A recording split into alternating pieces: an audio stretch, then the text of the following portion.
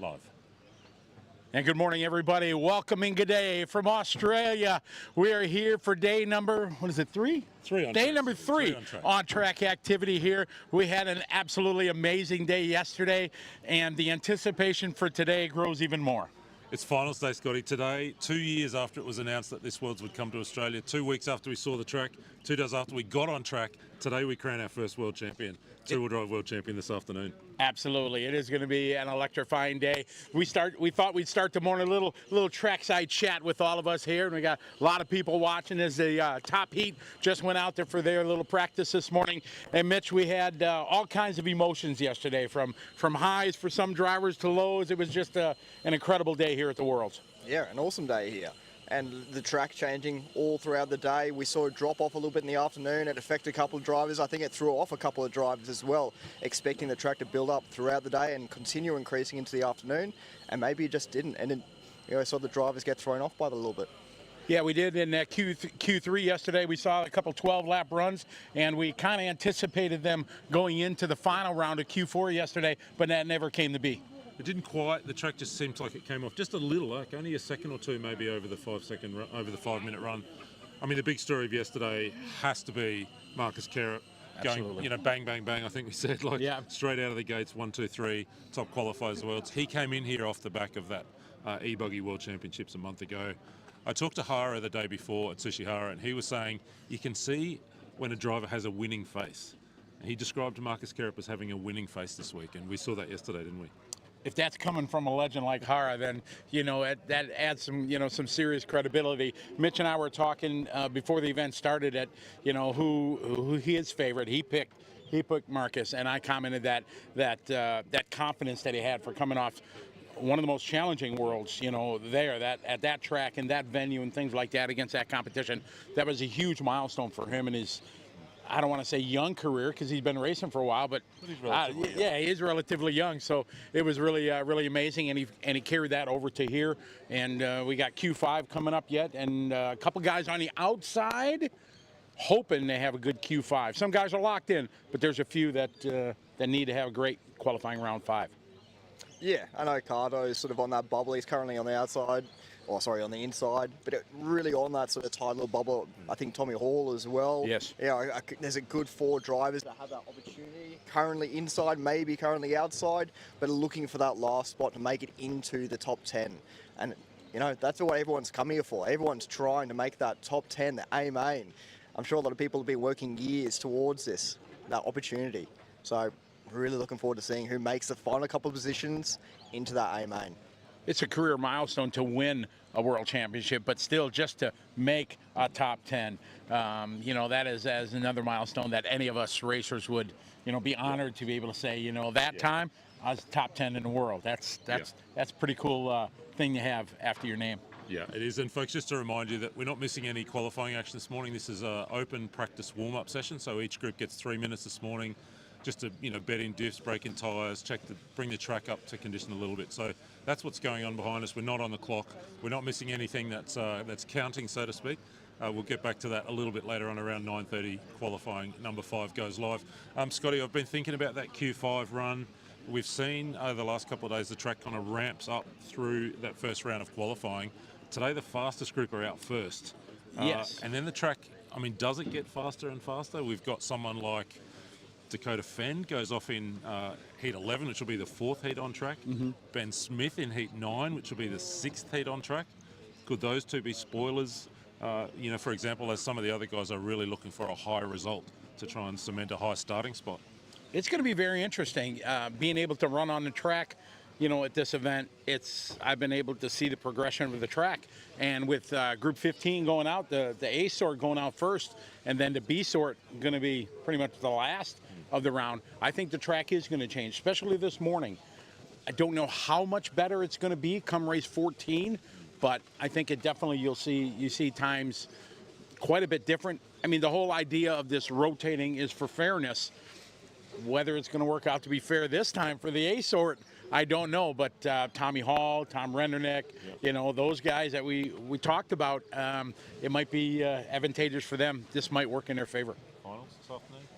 Finals, man. The World Championship, everybody's excited. but I think all of us as commentators and pundits, we even more exciting, especially at this venue and this vibe. This grandstand is going to be absolutely packed with people, standing line in the fence in this whole kind of park setting. It's going to make for just an electrifying event. Who's going to do it? Is Marcus going to be able to, check out Gone? Don't know. That's going to be a heck of a tall order to be able to do it with all these guys behind him. He joined us in our closeout last night. It was great. We were doing our closeout. He just jumped up behind Scott and I and like, hey, and you asked him a great question. Who would he want behind him? Does he want a teammate behind him? And he's like, Davey Bata. That would be the best. They've worked together. They've really gelled and had a great friendship and teamwork here this weekend. So it's going to be exciting, and we're really excited to bring it to you here on RC Race Media, courtesy Campbelltown Hobbies. It's something we all wait for, and it's going to be exciting. Yeah. Coming into the finals as well, as you mentioned there, we have seen a couple of associated drivers in particular, but even the Schumacher team as well. They've all sort of been working either as groups or pairs coming into the finals. Do you think they'll play much of a part of it? Last qualifying session, how much do you think they've changed overnight coming into this last qualifier and into the finals today? Interesting. We talked, when we were off air that, how well the teams are really working together. And you've heard it in all your interviews that you've done, is that how they all sharing setups and things like that. And we've heard that before, but you and I, we noticed that it was even more so this year, that they're all talking about, Kovacic did it, and Arnowski did it, and everybody was talking about how they work together. And it was really encouraging, refreshing, whatever adjective you want to say. It was good to hear. Yeah. Folks, that's just about enough of a warm-up for us. We've got something special for you now. A couple of days ago, we walked the track with Aidan Horn, the irrepressible Aidan Horn, and David Ronnefalk to get you a look at this two-wheel drive racetrack. So as we start this day off, Ben Panick's going to take us for a tour of the track with Aidan and David. They're going to tell you a little bit of some of the fast lines. We pressed Aidan for some setup information. He's got some good shock setup tips in this video. So join us for this track walk. On the other side of this, we're going to take you for a live walkabout around the facility here. Check out the pits, check out Manufacturer Alley, talk to some of the racers, get ready for Q5, and of course all of the finals action that is ahead of us this afternoon. So enjoy this track video. Come back on the other side of that. We'll take you for a walk here at Hills Off-Road RC on two-wheel drive finals day at the 2025 World Championships, brought to you by Team Coyote. We'll be back with you shortly.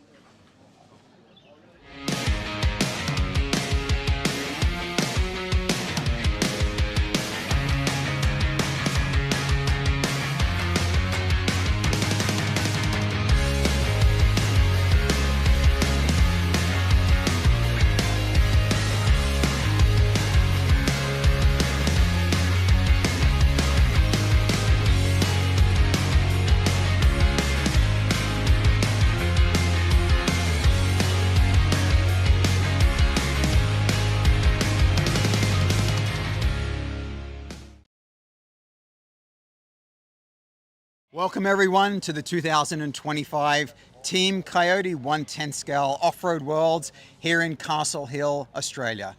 Today's been day one. We've had laps on track. I tell you what, you guys tore it up. It's a little bit warm underneath because they were ripping so hard. We're going to get into a track walk. Both David and Aidan have put in some stellar top 10 runs today. We just had that last fast heat under lights.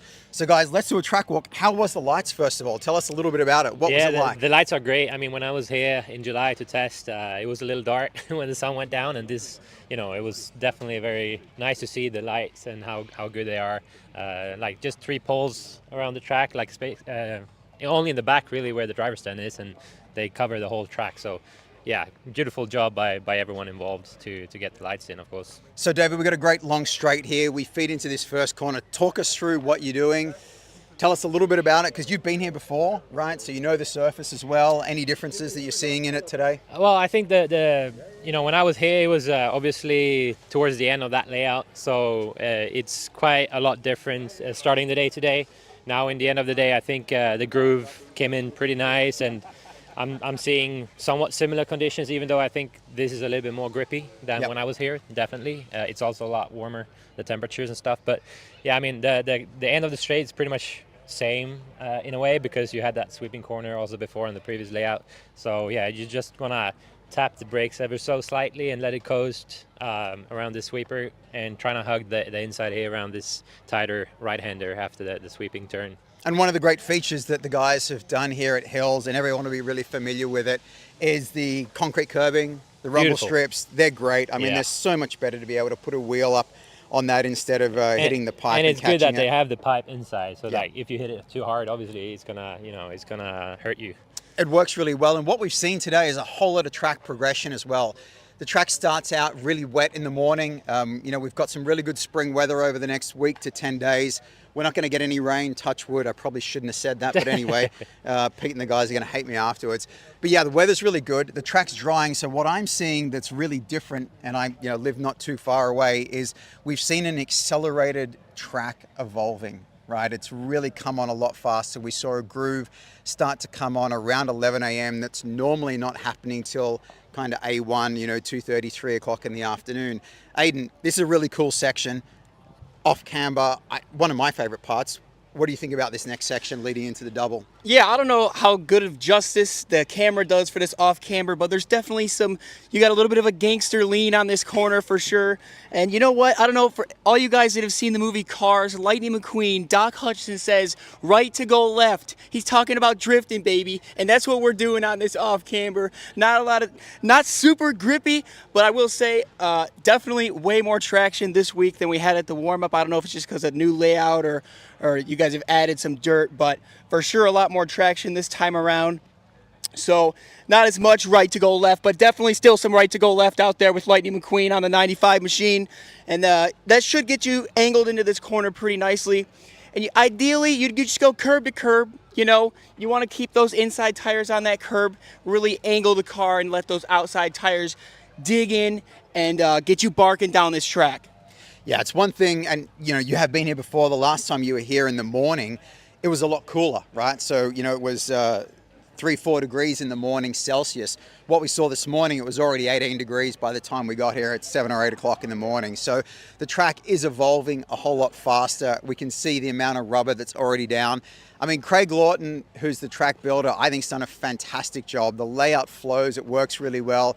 Peter and the guys have put so much effort into this, and what you'll see after this is they'll go ahead and they'll water it all again. So they'll soak the track tonight, and the reason they'll do that is they know their dirt really well, they know their surface, they want it to be able to stay together for the next week of the Worlds, and full credit to them. They've done so much work over the last year or two to understand the natural dirt and how it works, and what it means for us racers is we've got to deal with adapting our setups from the morning to the mid-morning to the afternoon, and even now to the night under lights. So David, I'm going to call this kind of the roller coaster section.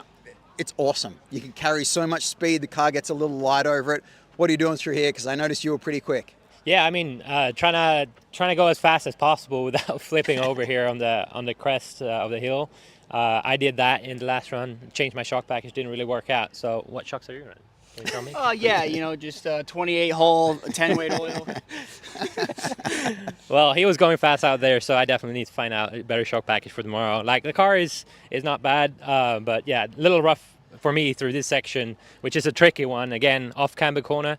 And I feel like if you're able to stay like close to the curbing, like close to the inside, there's a lot more grip, but it's very easy to kind of miss that inside, and then the car will wash out a bit and you'll struggle to get back up the hill after this off camber corner right here. Yeah, curb to curb is definitely really good. What I found was if you don't overcook it coming in, you can be really nice and tight on the rumble strip and then just drive straight up there with plenty of grip. If you fall away and you wash out a little bit, and Tony, I don't know if you can see, but even from to where David is compared to me, the elevation difference, we've probably got 3 or 4 feet of elevation difference, and that's really hard to tell in some of the photos. Pictures really doesn't the do it pictures justice. don't do it justice, but I mean, standing up there to here, you're driving up a hill. Big mount, definitely. Yeah, it's a tricky section, and like you said, you want to stay tight, go curb to curb, and like when you're up the hill here, you also want to be pretty close to the curb. It's very hard to see from where we're standing, but yeah, you definitely want to be tight on the inside, otherwise you're gonna have a bit of push over this. And like you can see over here as well, there are some bumps developing. So Aiden, you were flying in the last control practice there. I think, was it 6th? Fourth overall, 4th overall, so it's super fast. This one, this you got to dodge. I saw a couple of cars literally explode when they hit this rut. Yeah. Talk to us about the rut. Where are you? You're inside of the rut, Yeah, surely, so right? this corner is probably one of the hardest corners on the track just to put your car exactly where you want it, just because it's the farthest away and you're kind of driving away from yourself. So the depth perception, it's a little bit trickier. So that could make it a little bit harder to put exactly where you want in this lane. And you're going to want to put it exactly where you want in this lane because we got a little bumpy poo in the middle of the track. And that does make things rather difficult when you hit it. Your car has a little bit of a twerking effect. And that does make it kind of unsettled, and you could be flying or, doing a lot of cool stuff on this back section. So you're going to want to try to probably avoid that unless you're running 30-hole shock pistons like myself, and you can kind of just motorboat over that, John. But no, you're going to want to try to go around that. I can't really see it super well, so I definitely hit it a couple times, but we'll watch some game film, dial it in, and then we're back on this curb. Just like all the other corners, we try to stay on them curbs. We love those curbs, right? And again, what everyone will probably notice here as we're walking through is there's no flat sections. We're going up and down. We're kind of tilting left or right on camber. There's something always going on, to talk about what you just said. You got to twerk the car around. I like that. Maybe we'll pick that up in the vernacular. Through this section in the morning, this was probably the slicker side of the track for me. What was it like for you? Yeah, this is probably one of the loosest corners on the track. Coming out of this corner, you got to be really careful getting on the throttle because the rear end does kind of get away from you pretty fast if you give it too much beans too quickly. So I don't know if it's just a little bit uphill that could be causing a little bit of the looseness, because I do believe that this corner over here, this left-hander in the back, is also one of the looser corners on the track. So I believe all the uphill sections you have a little bit less grip for whatever reason. I'm not a scientist. I just tell you what I feel. You're not the dirt whisperer. You're a comedian, though. I'm the dirt screamer. The dirt screamer. I yell at it. The uphill sections being slippery though, that is really a feature of this dirt or this track. It was the same on the old layout. Like if you remember, any of the sections where there was a little bit of an incline, it was always skatey going up the hill. I mean, it got better as the day progressed, which was great. And to be honest, I actually kind of really enjoyed this section. For whatever reason, I've also noticed everyone's really wide here.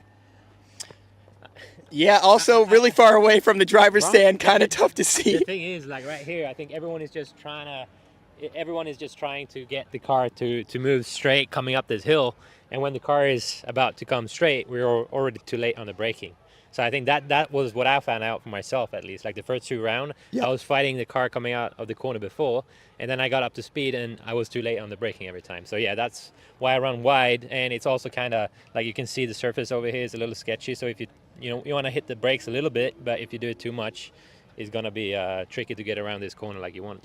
Yeah, and that's one of the great things that we got here with the natural dirt, right? It's going to evolve. It's going to see a lot of progression because we're putting thousands of laps down each day, right? And then tomorrow morning, what's going to happen is they're going to water it tonight. So we're going to be presented with something that's even a little different to this morning because of all the rubber that's down now. So it's probably going to be even slicker tomorrow morning than it was today, which will be really interesting. So Aiden, you're going to have to hold on to yourself. So here we go. Let's talk about what we got coming up here. Because for me, this was one of the coolest sections on the track. And then there was one witch's hat put in. And then there was 2. I don't know if there's going to be 3 or 4 or 5 put in, but all the witches' hats need to be removed. This is a cool hip jump, nice corner tabletop.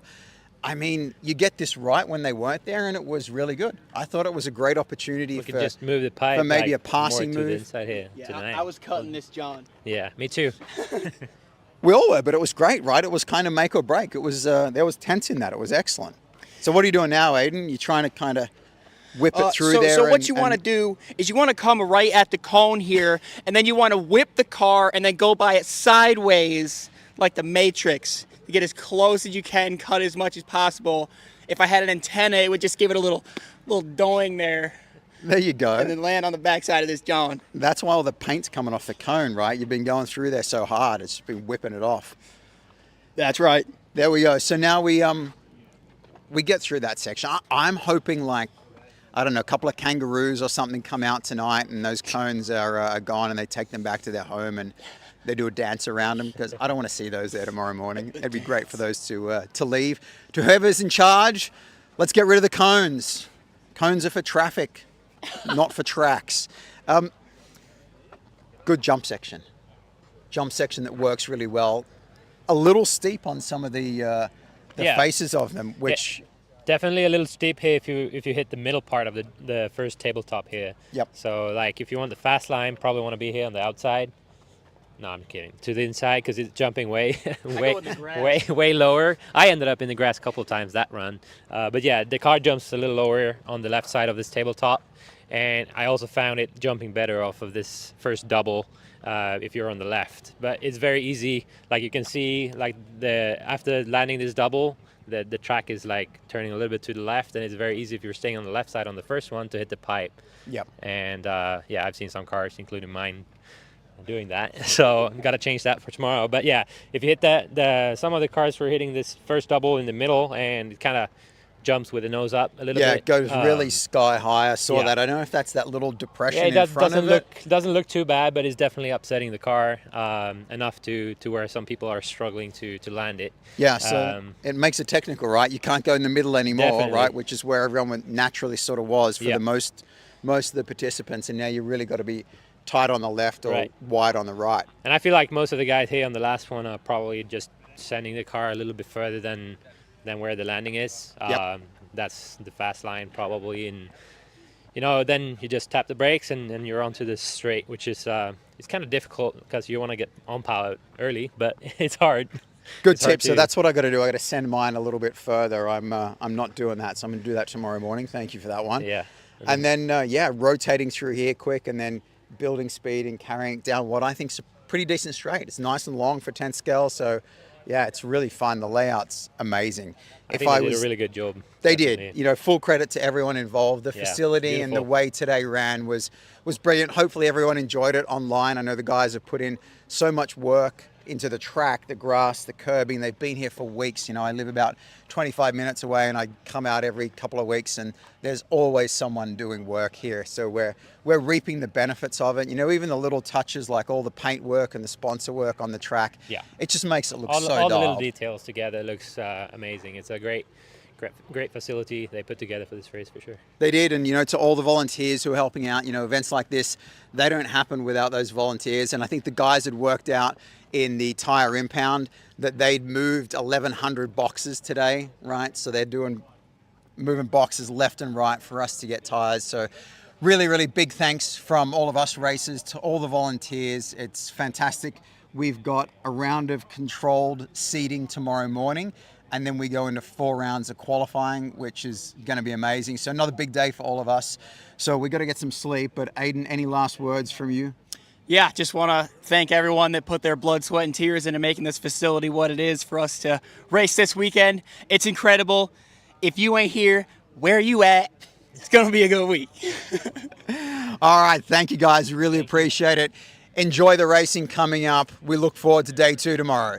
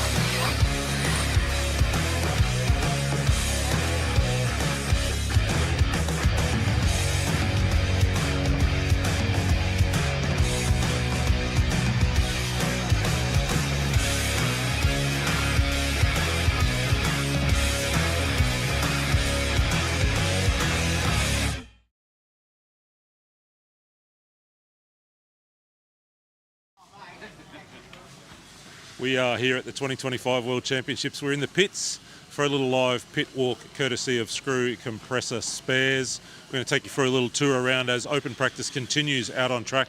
If you were with us earlier for the opener, we're going through 3-minute practice sessions for each of the heats, just letting everyone dial in this morning, running diffs and tyres and all those sorts of things.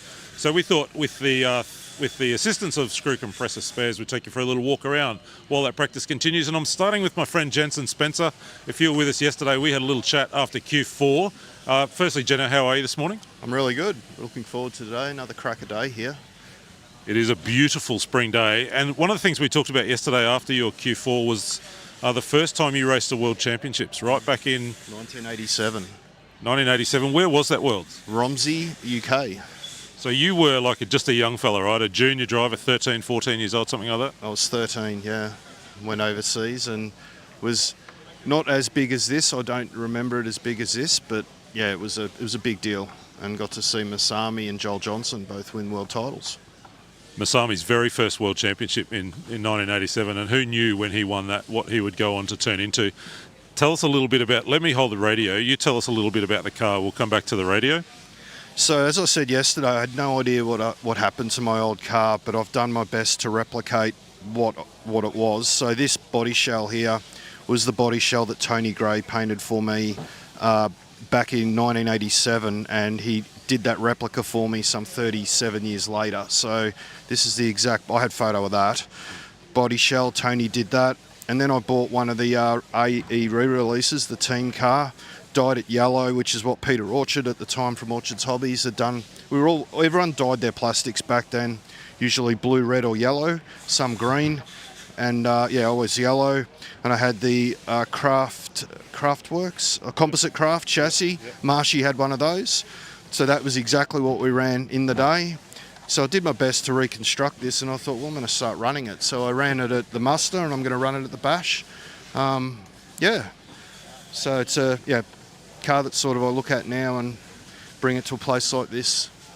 How cool to come back and run another World Championships 38 years later with a bunch of mates on a beautiful racetrack, after that first experience. And let me be clear, I'm a blow-in. I didn't qualify formally, but there were some spots at the end, so I thought I'd come, as you said, with some friends and share the experience, and it's been awesome. Yeah, it's nice. And, it's serious but casual. We're a casual group of guys trying to do the best that we can, but in amongst some of the world's best drivers, we're sort of put in our place. Some of us down at the back end of the field, but that's okay. We're still having fun. I've got your radio here in my hand as well. Let me give you that. Tell us a little bit about that radio. I want to hold the beast. Yeah, so this was, I think, probably there weren't that many. It was either Fataba or KO back in the day, but this, this was what people ran. And the funny thing was, you knew if someone was frustrated with their car, because by the end of the day the aerial would be bent as they slammed it down and were angry. But yeah, it still feels good, we picked it up yesterday, and Watto had an EX5 and Grubb had one as well, and we actually think these still feel better than the new ones. And I did hear on the grapevine that there's potentially re-releases of radios coming out with modern electronics, so you can not worry about the crystals. Channel 6, that was me. So it's very different these days. We're actually blessed with LiPo batteries and radios that you don't also need to hand in to scrutineering because of interference. But yeah, it's something special about this radio. And Jason Millwood tracked this down for me and gave it a spruce up, and it's like essentially brand new. So thanks to Jace. One of the wonderful things about this hobby is all of the history, the explosion in vintage racing. And we've been celebrating a little bit of that heritage here at the 40th anniversary of the IFMAR World Championships. Mate, great to have you with us. We better let you go because you've got your morning warm-up this morning. All the best for the warm-up and for Q5. Thank you. You guys are doing a cracker job. Thanks very much. That's Jensen Spencer from Australia. He's from the Chargers RC Club. Chris has just shown you some of the other history that's on display here.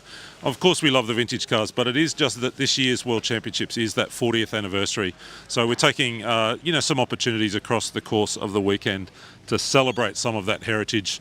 We've talked a little bit about some of the drivers. These cars are reproductions from the 1989 World Championships finals. One on the left there, 1987, and a Kyosho Ultima from the Worlds in 1987. So yeah, just a little bit of the history that goes along with this fabulous hobby with 40 years of our story. We're going to take you for a little walk around the pits now, give you a little bit of a sense of what's happening. We'll see if we can grab a couple of drivers just to see what track conditions are like this morning. But we'll give you a little bit of a sense of where we're at. So we'll take you inside the pit tent here for a moment, and then we'll come back out and we'll kind of wander around together. The organising team here at Hills Off-Road have set up this fabulous marquee. The whole entire entry, 150 drivers filling the marquee from end to end, kind of set up in team areas. So we're here in the Schumacher team area at the moment, Team Associated down the far end, X-Ray in behind us. I'm going to see if I can just grab Daniel Kobovic. Have you got a sec for a chat? We'll grab Daniel Kobovic for a chat. He's just been out on track for his 3-minute warm-up. So Daniel, don't want to kind of, look at anything we're not supposed to look at there behind you, but I just want to ask you how the track conditions were this morning. This will be the earliest you've been on track all week, right, in that morning warm-up? Yeah, that's true. I didn't change much from the car from the last round yesterday, and the grip was very low, so it would be nice to change something on the car now to make a bit more grip, but I'm sure the grip is going to come up, and it was so slippery out there now. Big important Q5 for you, the chance to kind of work out, if you can hold on to that P2 starting position. That's the goal? Yeah, that would be very nice. And there's a couple of guys like Davey, Brock as well maybe, and Spencer, I don't know. Yeah. But yeah, at least just trying to go out there and try to make a top 3 run again and hopefully beat them. And look forward to so much to what happens after lunch today. Yeah, that'll be exciting. The Triple A's on this track will be fun for sure, so nice fighting. Do you feel like the layout's going to allow for some passing opportunities? It's difficult to say, really. Yeah. Haven't really tried yet, but for sure the doubles will play a part of it, and also maybe in the middle or the uphill, maybe there if you don't have enough grip. But yeah, we will see. All the best for all that today holds. Thank you. That's Daniel Kovacic. He was one of the drivers out early this morning. We're looking down to the end of the pits area here. This is where the whole X-Ray team are. X-Ray Europe, some of the Australian drivers, the European, the US drivers down there as well. We'll go and see if we can grab one of them for a quick chat just to see how track conditions were this morning for them. There's a big opportunity for Dakota Fenn to have a good run. He'll start a little later than some of the other drivers working back there from heat 11. So we'll check in with Dakota and see how conditions were this morning for him. Dakota, do you have a sec for a quick chat with us? We're live on the stream. So this is the X-Ray kind of crew down here. We've got the Australian team over to our left, the international team here. Dakota Fenn, you've had a practice run this morning. How's conditions out there? Yeah, conditions are definitely lower grip, like it kind of is every morning with the water. So the whole team tried some stuff and maybe made a little bit of progress. It's hard to tell that every run it gets faster every heat. So I don't know. We'll see. We'll try to finish out Q5 strong and go from there. Little opportunity, I guess, for you in Q5 starting in what will be a little later heat than some of the other top guys. It's not the heat you want to be in, obviously. But is there an opportunity there to kind of, as you say, really finish off strong in this two-wheel drive qualifying? Yeah, for sure. Maybe move up a little bit. And then set our sights on full drive, reset, and see what we can do with that. What can you learn from two-wheel drive that can kind of help you go into that four-wheel drive portion of the event and really reset, as you say? Yeah, I think shocks are a big thing. I think we learned a lot at the warm-up here. We learned a lot testing before, and then we've all been trying a lot of stuff this weekend as well. So we've learned a lot with that, and we'll apply that to full drive and hopefully continue to work together and just get on pace a lot quicker in four-wheel. Well, all the best today, but we're really looking forward to seeing you guys go at it as we start four-wheel drive practice on Saturday. Yep, sounds good. Thanks. That's Dakota Fenn, one of the X-Ray team. It's probably not been quite the weekend yet that team were hoping for, but we are not even halfway through the event. We'll go back outside here. We'll take a little walk along what we're calling Manufacturers Alley. A whole bunch of supporters here, sponsors of the event, technical teams here supporting their drivers. We showed you that kind of J Concepts area with the vintage reproduction cars on display there. RC Discharger are here. A couple of the manufacturers rolling in a little late this morning. Elsaram here, just releasing their new speed control a couple of days ago. Hobbywing have been here with tech support for their drivers. Sanwa, of course, on site with radios, receivers, servos and support. And Team Coyote, the major sponsor, presenting partner of this 2025 IFMAR World Championships. A big presence here. Oscar Jansen's been here. Tsushi Hara's been here. You might have been with us a couple of days ago when we sat down in the Mob Boss Den for a good long chat with Hara. It's a fantastic interview. If you go back to Tuesday's practice broadcast, you can find us kind of around lunchtime on that broadcast. So full display here from Team Coyote. And then the last of our manufacturer areas, if you like, the Mob Boss graphics. Actually, we'll jump in and grab Oscar for a chat. Do you want to come and have a chat with me, Oscar? Where do we get in? We'll get somewhere where we'll have to face the sun, won't we? Just to make life a bit easier. Oscar, the sunshine. Yes. Fabulous to have morning, you. By the way, good morning. Good morning to you. Yeah. Fabulous to have you here. How's your week been? Quite interesting, of course. Every time I come to Australia, I really enjoy. Just move here. We'll have you as one of us. We are actually really thinking about this. Okay. So now, seriously, this event is, of course, second to none. It's brilliant organized. The deserved people are in front. Because they found the right things. They have the right tires, the right settings. So from this point of view, nothing anymore to add. I think the racing today will be unbelievable. And let's see who will be the new world champion. And you've had Hara here with you, a whole team from Team Coyote. You've been enjoying the week together? Yeah, we have a really good weekend. I think bringing Hara here is a kind of good joker. Because everybody really likes him. And I can see as an ambassador of Team Coyote, he's doing an incredible job. So, and it's always fun to have him with us because he's an amazing person, not only on the track but also private. Yeah. So we had a nice Chinese dinner yesterday and a lot of fun about it. So we actually ate Beijing duck in Sydney, in Castle Hills. Oh, so okay. that's quite impressive, right? That's very impressive. All right, I'm going to hold you to this. Yes. Who goes fastest in Q5? Q5.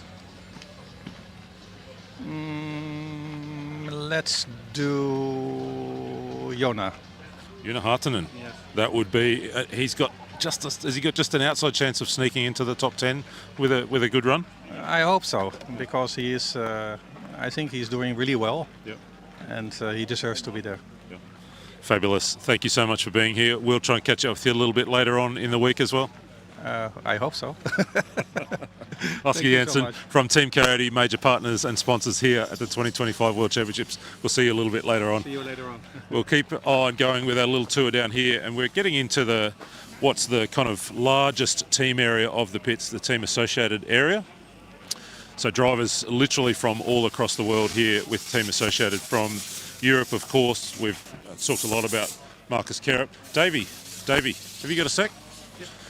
We'll just grab Davey Batter as he just emerges from the pit area. Davey, pretty strong start to yesterday for you, a couple of twos in those first couple of rounds of qualifying. We're just trying to get in the sun here. How are you feeling this morning about Q5? Feeling good. Last two rounds weren't that great for me, but I guess a bad round for me was a 5. I'll take that. Yeah, So, yeah, I think I just need.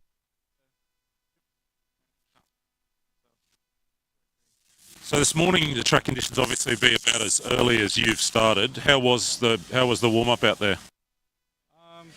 It was pretty good. My car was a little loose, but the faster laps in times. We're just having a little audio, so we're just having to back you up here, Davey. We'll come back down to the Coyote 10 if you've got a second. Just want to ask you about the teamwork that's been going on for you. We've heard a lot about working as teams, and Marcus has talked about working closely with you a little bit. What's that been like for you as an experience at this World Championship to be in such a team environment? Yeah, I mean, it's been really, really good. First it was Marcus that came over, asked me what some of the stuff was on my car, and he put it on with his package in it. It put him to the top by a lot, and then I went to some of his stuff, and that shot me up there too. And now Aiden and Spencer, we all start working together. We're all pretty close. I think we have a little bit different rear end setups and stuff, but yeah, it's been fun and great to work with them. Okay, so that means I do have to ask you, how do you juggle the team thing in finals this afternoon when you might be going up against, say, Marcus, for a World Championship? Like, you can be kind and polite and a good teammate only for so long, right? Yeah, I mean, I think we both want to race each other at our best. So, I mean, I haven't been really one to hide setup from anyone or Just I don't really drive any differently on who's my team and who's not. So I try to race everyone clean. So that won't change.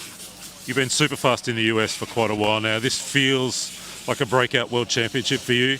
I mean, what are the ambitions for today and then going into four-wheel drive? You've got a world title on your mind, right?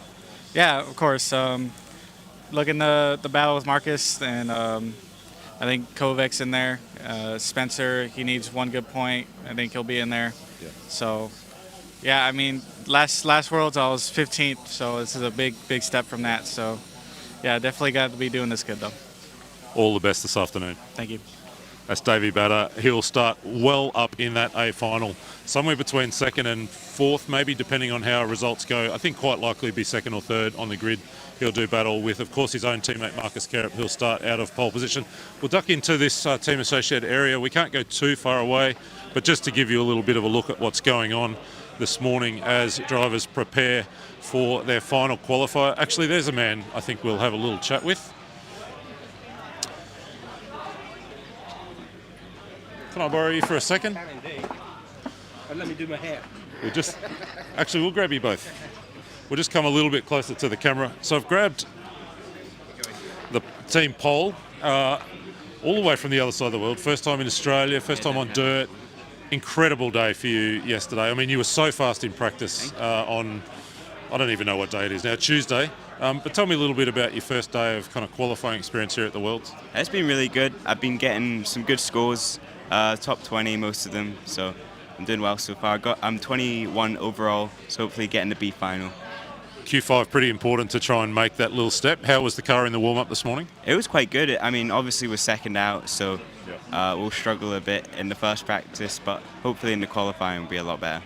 And let me just kind of cast our mind ahead a little bit, if I can, and ask you about your four-wheel drive. Do you prefer two-wheel or four-wheel, or you don't mind either way? You know, what's the weekend hold? I don't mind. Whatever's better, I prefer, to be honest. Like, whatever I drive better. Well, that's what I meant. The cars are both good, so. Fantastic. Duncan, let me ask you what it's been like to be here as a family on the other side of the world, watching your son do his thing, you're kind of wrenching on the tools, and, you know, what's the whole week been like for you as a family? It's just epic. Just trying to think. It just seems like a dream. You're wrenching. It's absolutely exhausting. It feels like you've done 24 hours in like 8 hours. It's just excellent. I think that it's like the RC families. You're meeting so many different people from all over. It's just epic, and we're learning. I mean, that's the main thing for us. This Worlds, our first Worlds, we're learning so much. Things like the tyres on dirt. It's the team are just being so good to us, and they're supporting us and helping us on our journey. Daniel, let me just ask you one last question. You're here in the kind of sprawling team associated end of the pits. You've got world champions like Ongaro and Rivkin and some of the Australian guys. What's that experience been like to be here in the midst of this team, working, I guess, with some of these people that you haven't met before or you haven't raced with before? How much fun for Daniel Pole? Oh, it's very good. They're helping out a lot. That's the main thing. So, yeah, I'm glad to be part of the team. And you're actually tucked in here next to Tommy and Jamie Hall as well across the table from you. So I guess it's nice to have some folks you know pretty well from back home in the UK national scene. Definitely. They're good fun as well. We're hoping that that Tommy makes it into the A. It would be really good to see him in the A. Yeah, Tommy's right on the bubble, isn't he? If he has a good one in Q5, there's a chance for him to force his way in. Hopefully. Hope he gets in. Thank you guys so much for chatting with us. It's been fabulous to watch what you've done already this week. Good luck for today, but especially as we go into the weekend. Can't wait to see forward drive. Thank you very much. Thank you. Thank you. That's the Pole family. One of the themes of this weekend, actually, and we wrote a little bit about this last night, has been the kind of family nature of this event. There's a whole bunch of father and son teams here, of course. We're well used to that. Teams like the Poles with, you know, the dad on the tools, the son on the radio. But there are fathers and sons racing both in this event. There are brothers racing in this event. There's a brother, daughter, son-in-law combo racing in this event. And that's something pretty special about this World Championships, that kind of family environment. The other thing is the team environment, which we've touched on there a little bit, but we will come back to that a little later in the weekend and maybe unpack that team environment a little bit further. Let me grab an Australian driver for a second. What do you mean? Come on. Jack, what's it been like to have a World Championship here on home soil? Oh, it's pretty awesome, to be honest. I've been looking forward to this for a while, and seeing all the world's best make it look so easy. It's really eye-opening, but no, it's awesome. No, they've done a really good job, the club. Really happy. And your own performances, you looking pretty speedy yesterday. Yeah, I started off a little slow, a little rough, but we slowly worked our way up. Yesterday afternoon I'm pretty happy with the pace. Hopefully I can get one more good one in today, and hopefully I can qualify in the top 30ish if I'm lucky. So you think with a good Q3 there's a chance to force your way into that C final? Oh, I think a few of the guys that are already in the 30 might need to have a bad last one, but yeah, fingers crossed. We'll give it a go. All the best. Thank you. It's 81 drivers from across Australia. The maximum entry for a World Championship is 150, and so what we've really tried to... Here's the man. Come and chat with me. The other side. Sorry, while I cough. Jason Rowena from J Concepts, one of the sponsors of the event, one of the kind of most well-travelled, I suppose, people involved in RC. Welcome to Australia. Thank you. It's good to be back. Obviously, we did the warm-up race, and this is even better. You know, it's even a better experience. We get a little bit of some amazing cool weather. Yep. And the track, I like the layout even better this time around. So obviously the event with the jumbo tent here beside us. So it's perfect. Are you like me, wishing that you had a transmitter in your hand and could turn some laps on this racetrack? You know, I wouldn't mind driving a couple laps, but racing is kind of a whole nother story. You know, driving a couple laps is good, but racing the event is kind of a whole different thing because it's so much commitment between the tires, mounting, you know, in and out of tech. It's a big commitment. It's hard for you to take in the event for other people and other drivers if you race because it uses a lot of time during the day to not to mention if you want to be, you know, focused on yourself. So it's nice to be able to do some of this stuff where you're concerned about yourself and your own results. But I like this side of it probably the best now because it's definitely less stressful and you don't get as mad at yourself as you do racing, but you don't get that thrill either of that great run or that great moment. So it's a little bit easier to be even keel, I guess, in this situation. But you try to live through the other guys a little bit too, and you know their exciting moments and some of the qualifiers. I mean, the one we saw with in the B qual was it Spencer, Brock, and Daniel. Man, that was an awesome three guys. Yeah. Lot to look forward to this afternoon. Can't wait to stand trackside with you and see it all unfold.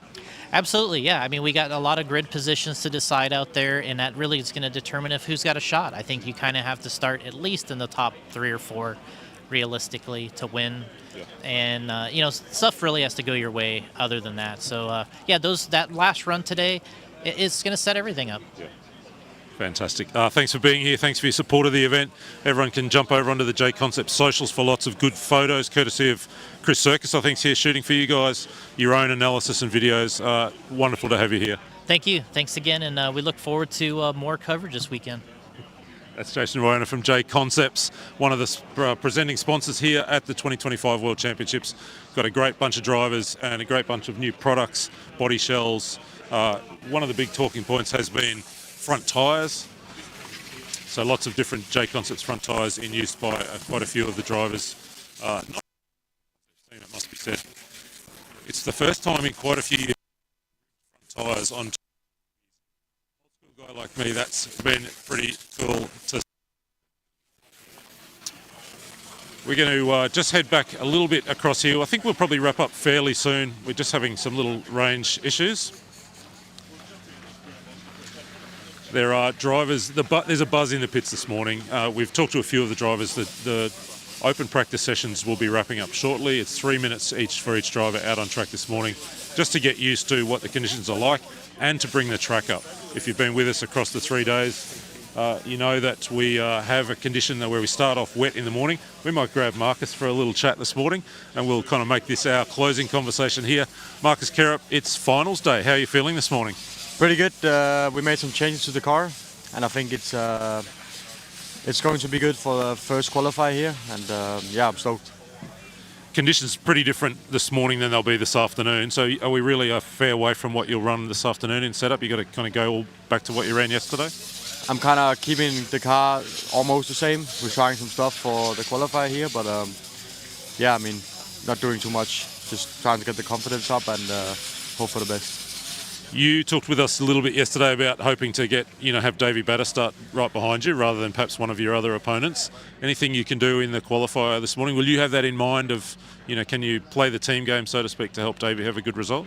Yeah, I mean, it's always in the back of the mind that, if you do a bad run, you're always inviting other people into the party. So, yeah, it's about keeping it on the reels and just go for it out there. All the best today. It's going to be a fantastic day. Thank you. That's Marcus Kerup, our top qualifier. He will start out of position 1 this afternoon for those two-wheel drive finals. Folks, that's probably enough of a walkabout for now. No, we've got a little bit more time. So that's really what we've got ahead of us this afternoon. We're just about wrapped up with that open practice. In a few minutes, we'll drop back over to Scotty and Mitch and pick up qualifying round number 5, remembering that we start at heat 15. So we'll start at 15, we'll work our way all the way back down to heat number 1. Schumacher Tris, there he is. Let's go and see if we can get Tris from Schumacher to talk to us for a moment. So yeah, it'll be qualifying heat number 5, round number 5, working from 15 all the way back down to 1. Tris, do you want to have a quick chat? We've just interrupted Tris Neal, Team Schumacher's engineer. Big day for you guys today. You've got 2 or 3 drivers right up the front, 3 drivers I think in the top 5, and maybe Tom Rinderneck with a chance to push his way in this morning. How's everyone feeling today? I think reasonably positive because yesterday we kind of worked towards getting pace. We know that yes, the track cooled down a little bit, so we gained some speed. But like for Daniel and Brock, they were like the 3 and 4. I know that Marcus and Davey they felt like a step ahead, but I'd like to hope we've closed that gap a bit. Yep. For today, small changes, try some things we've thought about, and we'll just try our best. Michael talked yesterday about perhaps not being quite as comfortable in the heat of the day. We'll probably see A1 and A2 in fairly warm conditions, so I'm assuming you've looked at some changes overnight for him to kind of find that comfort in the warm conditions. Yes, we've worked on damping. That's been one of the main things we've been working on to get the car right. It's got bumps on the tracks, it's elevation changes, jump landings, and it's low grip. So you've got to cater for everything and somehow, tick all the boxes. I think Michael, out of all of them, struggled that bit more. And then it was him he's made good progress. And on that last one, on the Q4, he was having a good run. And arguably there was a TQ in the bag. He just unfortunately collected another car when they made a mistake. So it's just one of those things, but he's still got a good score, which has pushed him up the ladder. Yep. Exciting day for you guys today. The chance to take your second ever Off-Road World Championships. First one all the way back in 1987. We're just chatting with a competitor from those world titles. All the best this afternoon. No, thank you. It's something that I've dreamed of. I've never had a World Championship under my kind of leadership of looking after the team and everything, and it's been 13 years now, and I'm hoping maybe one day I'll get one. And if today was today, that'd be amazing. It'd be quite a wonderful thing. But I don't count my chickens until it's the end of the day. Well, enjoy and all the best of racing luck to you guys. Thank you very much, and have a good day. Thank you. That's Tris Neal. We've grabbed one more gentleman for a chat. He's a gentleman. Michael Snedden, Campbelltown Hobbies. You're helping us with the coverage. You're one of the major partners here at the World Championships. You're on site with the shop. Yep. Firstly, welcome. And how's the week going for you? Yeah, it's been really good. Like lots of support. It's great to be out at the track. Atmosphere is awesome. Get to meet people I've never met before. So it's pretty starstruck on seeing a few of the drivers. So yeah, it's been really good. It's awesome. I did want to ask you. You've got Steve Watt from Brisbane down here taking some photos for you. Steve's a fabulous photographer. Is that being published over on the Campbelltown Hobbies Facebook page? Is that where we find those shots? Yeah, so they're on his page, and then we've shared them on our page as well, and we'll share them around the community on Facebook and everything. So yeah, we'll definitely be putting them up as he hands them out to us. So yeah. What does it mean for Campbelltown Hobbies to be involved in racing? You're obviously a hobby shop. You sell a whole wide range of products, but the racing market, if you like, is a particular kind of niche market. But you guys seem so committed to racing and to clubs and events like this. Tell me a bit about why that's the case. It's a passion, something that I grew up with. It's I think I first got my RC car when I was like 7, and from there, we were always at events. And when I worked for other hobby stores, and then eventually opened up my own, and then I noticed I was into drones, and then because I got out of RC racing, and there was just a massive hole in the market when I wanted to do it again, and I was like, okay, what can we do to help the drivers, buy local. So, we kind of slotted in, tried to stock as many parts as we could, support the events, and just grow the community, because, it's from where it was to what it's become now. I like to think that we've been a big part of it. And yeah, it's just a passion, really. And, I don't drive myself anymore, but, I get more enjoyment out of seeing everyone else, do their thing, oh, Mark, I need this, or Steve, or whoever's at the shop. It's, it's rewarding. And then the clubs, look at this event, it's massive. It's come such a long way, and I just want to give back. It gives a lot to me. So if I can give back, then, I'm happy. You've got the full store over there just outside the pit area. What have been the big sellers this weekend? What's going out the door? Oh, so obviously oils, but wings, rims, a lot of spare parts. We sold a lot of ready-to-run cars as well, to bypasses. So, I imagine after the event there's going to be millions of little cars running around. So, it's been a big mixture. It's different every day. Yeah. So, the week beforehand, me, Stu, Steve, we were just going, okay, what do we need? We must have had 100 boxes of stock, and then, every time we think we're done, we're like, oh, maybe we need this, maybe we need that. And then obviously there's been stuff that we haven't had. So once I finish here, I drive to the supplier's warehouse, pick up more stock, come back. So it's been 4 to 8 every day. So I will be glad once, it's over, so we can chill out a bit. But yeah, it's different every day. Where do people find you guys online if they want to kind of, grab some gear? I mean, obviously here at the track we know where to find you, but online and physically, where do people find Campbelltown Hobbies? Yep, so our shop is at 254 Queen Street, Campbelltown, campbelltownhobbies.com.au, and yeah, Campbelltown Hobbies on Facebook. You can message us, email us, call us, text us. We try to make it so you can communicate, by your preferred channel. So, but we're very easy to find. If you type in RC car on Google, I'm sure we're probably one of the first to pop up. So, Michael, thank you so much for your support of the event. Great to have you guys here. Who's your tip for the win today? I would love an Australian, but I'm feeling Marcus is, he's a fan favourite, nice guy, how good would it be before he's 18, to take the title? Another one, so.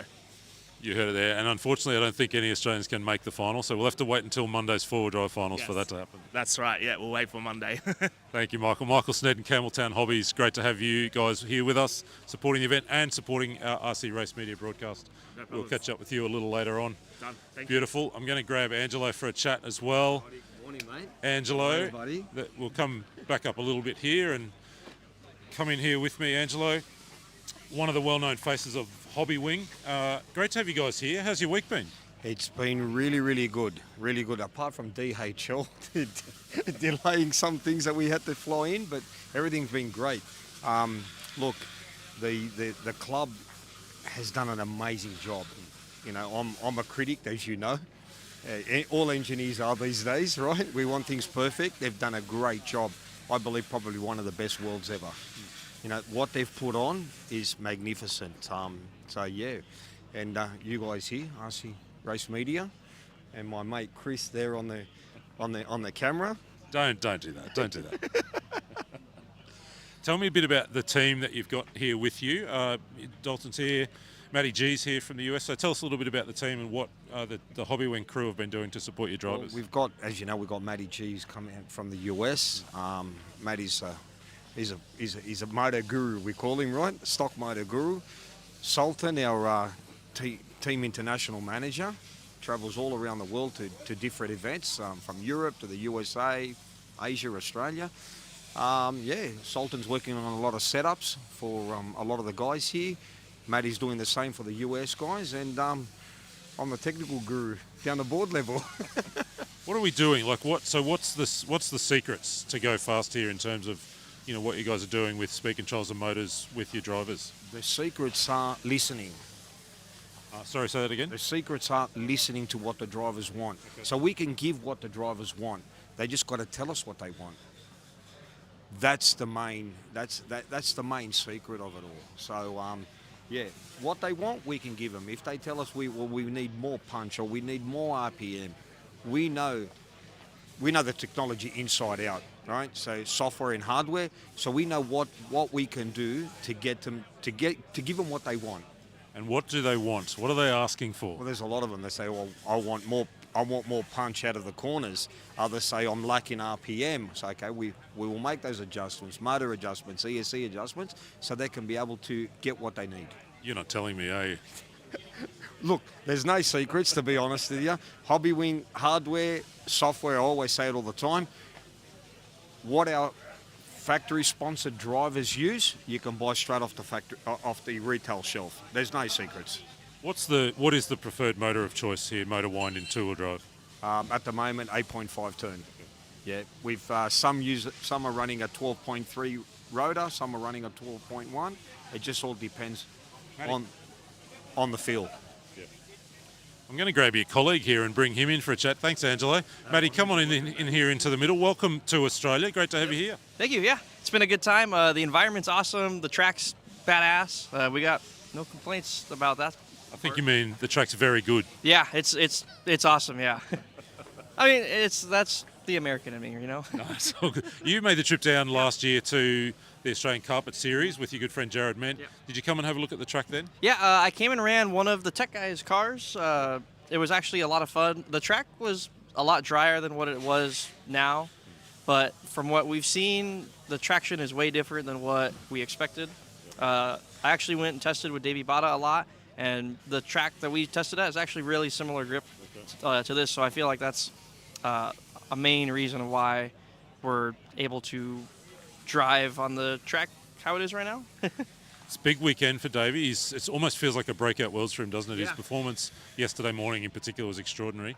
What are you doing with him in terms of setup for electronics, motor, speed controls to make that car really drivable? Yeah, I mean, I can't really get too crazy into his electronic stuff, but he's been putting in a lot of work. He puts in the time, he puts in the hours. His parents own a very well-known race and hobby shop in the Apple Valley area. So, I mean, he puts in the time, he puts in the effort, and the results are more than deserving of what he's doing right now.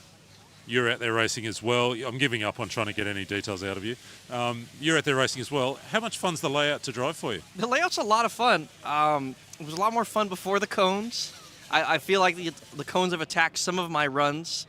But yeah, the layout's really fun. It flows well. It feels very US-like, where there's some off-camber sections, like the double-doubles. It's been a lot of fun. What's your call in terms of passing opportunities for the finals this afternoon? Where do you see people being able to maybe kind of throw it up the inside or make a move? I think how the entry of the corner is on the chicane section and on the off cambers. It's going to decide if you're riding the curb or if you blow the line and you don't want to lose any grip.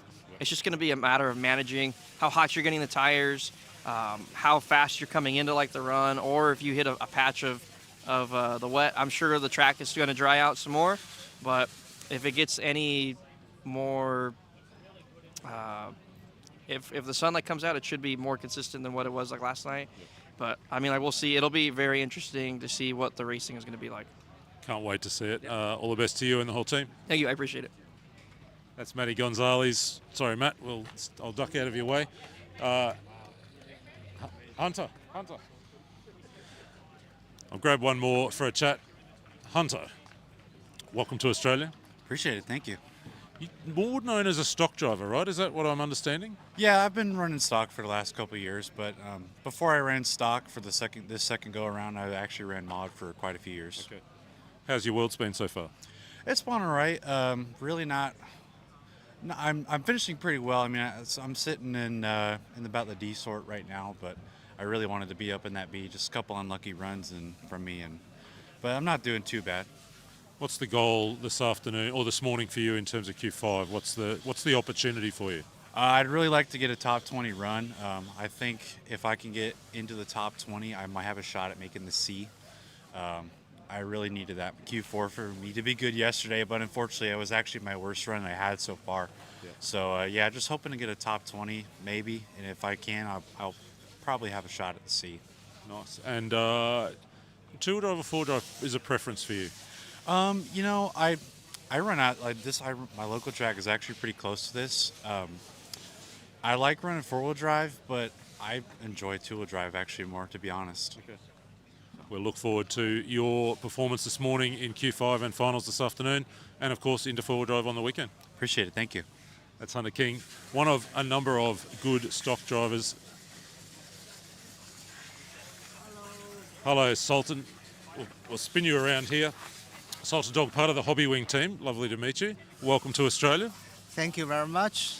And I also very like your media report. Every morning I read the Action RC, also RC media, Racing Media, RC Racing TV.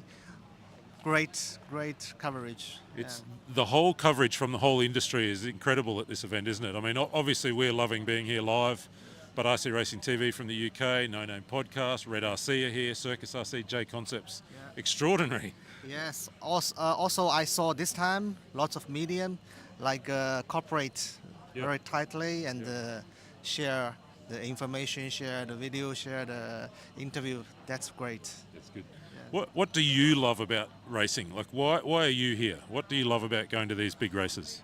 Actually, I can feel great achievement from our team, because now our team drivers, especially those young guys, they did very well, and that make me very happy and proud. Yeah. So who are your leading drivers as we go into finals this afternoon? Who are the Hobbywing drivers to watch? Basically, I take more care of European drivers like Marcos, Angelo, the young generation, and also Kovacic for sure. So they all did very well now. I'm super happy. Good luck this afternoon. Yes, thank you very much. That's Sultan Dong from Hobbywing. Great to have the whole team here. We're going to grab a man who needs almost no introduction, but we'll introduce him just briefly anyway. Josh Payne from Australia. Mate, how are you doing? Oh, fabulous. Two-wheel drive's almost over, thank God. Yeah, no, I'm not asking. Just give us a bit of a sense of the atmosphere around the event and, you know, what you're particularly enjoying about it. Oh, well, it's all that you would expect from a World Championships, except it's in our own backyard. Yeah. Pretty special. Obviously, in 2018, we had that in Perth, and, you know, I got to be heavily involved in it, and, you know, it's a special thing. And Craig built the track there as well. He's done it again here. But, look, there's a real camaraderie from the Australians here. It's really special for everyone to come together from all walks of the RC scene. You know, for some people who you may never have the opportunity to have done a Worlds are here, and they're making the most of it. You know, I've done 13, 12, something like that to World Championships. So it's definitely not my first rodeo.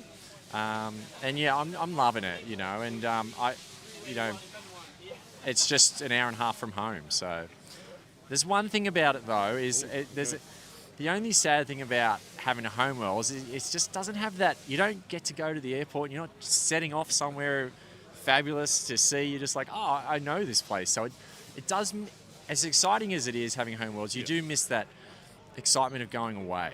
Yeah. You're not on the other side of the world, and what happens on tour stays on tour, right? Yeah, and when I set everything on fire, I can't just hop on a plane and escape. So, you know, I have to deal with it the week later. So I can't be as, you know, wild. You talked about Craig Lawton being the track builder here and over in 2018. What do you think of this track that Craig's built here with the Hills crew? Yeah, well, obviously the Hills crew sent, I think, 100 layouts to him. And that's not a joke. He literally was just, yes, no, that's shit, that's great. And then they, as a team, they came together with what they thought might be a really good racetrack. And it is. I think it's going to be awesome for racing. The previous layout didn't lend itself as much to that. It was a bit of follow the leader, but I think we're going to have some passing opportunities here and see some great racing. And the level of competition is the highest I've seen at a 10 scale Worlds, I think. Yeah, as far as how close everyone is and what we're going to see. So, who's your tip? Carrot. TQ, man. Pretty hard. Looks pretty hard to beat right now, doesn't he? Oh, he's running on that wave of confidence from 2-3 weeks ago. Yeah. You know, wins his first Worlds. And I was thinking straight away, I'm like, he's going to roll with that all the way here, and he has. Yeah. So, and this is maybe not the class you would expect him to do as well in, being, you know, probably more of a four-wheel drive specialist. But yeah, he's on a high. So. Your own day today. What's the goal here in Q5 and finals later? Where do we think we're going to line up this afternoon? Ahead of Scotty Ernst is the main goal, right? Yeah, we dealt with that on day one, so he stopped challenging me. Thank you, Scotty. We didn't need that. Look, before the event started, I would have said top 70 was a really achievable goal and maybe something that I could have done.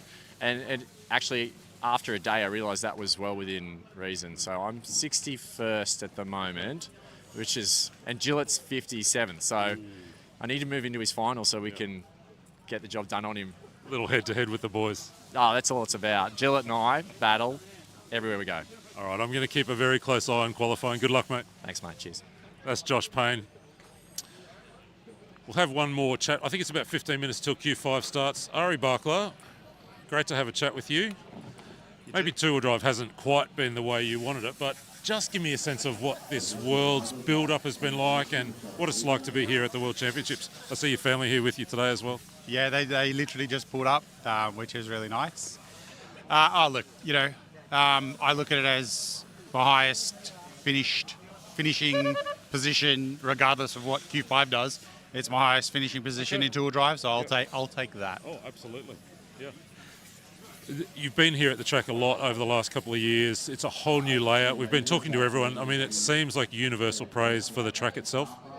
Yeah, look, the Castle Hill crew have done an awesome job. Everybody involved has put so much effort in.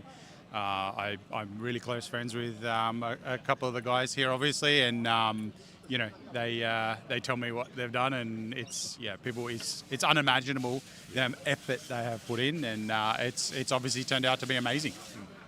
You're obviously deeply embedded in the X-Ray squad. You've got not only the Australian team, but the whole international team. What's it been like to have this week together as the kind of broader global X-Ray team? Yeah, look, it's obviously handy having the factory guys here, getting their insights and getting their information and the way their train of thought. Obviously, you know, we've been here for so long and doing so much testing and practicing, which hasn't helped one little bit, just quietly. We were literally saying, man, like, why did we even come here for the last 2 years? Like, the track is just completely different to what we're used to, which we kind of thought it would. And, you know, that's the beauty of a world titles. It's all new, it's all fresh, and you start from scratch. We all say that we know that the track might be different, but in the back of our mind, I'm still surprised at how different it actually has been to what we've seen here in the past. Honestly, I put my car out. I had my setting from you know, obviously the practicing and racing that we've been doing here. I'm like, don't change your car. The track will come to the car. The track will come to the car. Every round, the track will come to the car. The track did not come to the car. And it's now all a little bit too late, I'll say. But, you know, still happy, still having fun, which is the most important part, naturally. So what does that mean, I guess, for your mindset going into four-wheel drive? Because it's a complete reset. Obviously, we start from zero.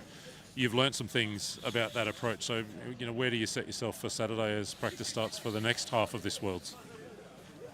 Fun. And honestly, like, it's the most important part. If you put too much pressure on yourself, you go backwards. It's a sliding scale where, you know, you just got to remember to have fun. And if you can just chill just a little bit, not tighten up when you drive, just relax, enjoy the moment for what it is, because we are never going to get this again. I've been racing for 37 years. I've never had a 10 scale Worlds in my own country, let alone my own club, say. Yes, I've raced an 8 scale Worlds in Perth, but I still travelled to that, and it wasn't my local. Yes, it was in my country, but so take that all in, enjoy the moment for what it is, and I think a lot of people have put way too much pressure on themselves. and you just need to let it flow, And if you can do that, the results will come. They're going to be the same regardless. You might be 5 positions higher or 5 positions less. That's it, right? That sounds like fabulous advice for racers all over the world. Focus on the fun, focus on the family. You've got your family here with you today and the team. Mate, hope you love today. Hope you have a great time. And we look forward to seeing how the rest of the week unfolds for you and the whole crew. Yeah, thank you guys. Cheers. That's Ari Barkla, Team X-Ray. Folks, that's probably a good place for us to call stumps on this little tour around the track and the pit area. We're going to go back out on track shortly for that all-important Q5. Remembering we're starting with the fastest heat. Race 15 will be off first. Scotty and Mitch on the mic can talk us through all that's going to involve. We're going to throw to some videos first. On the other side of that, come back for Scotty and Mitch as we prepare to count down to Q5 here on Two Wheel Drive Finals Day at the Team Coyote IFMAR 2025 World Championships. This has been a tour brought to you by Screw Compressor Spares. We're delighted for their support. Thanks, Chris, behind the camera as we've dragged people in and out of a chat. Come back on the other side of this break. Q5 not too far away.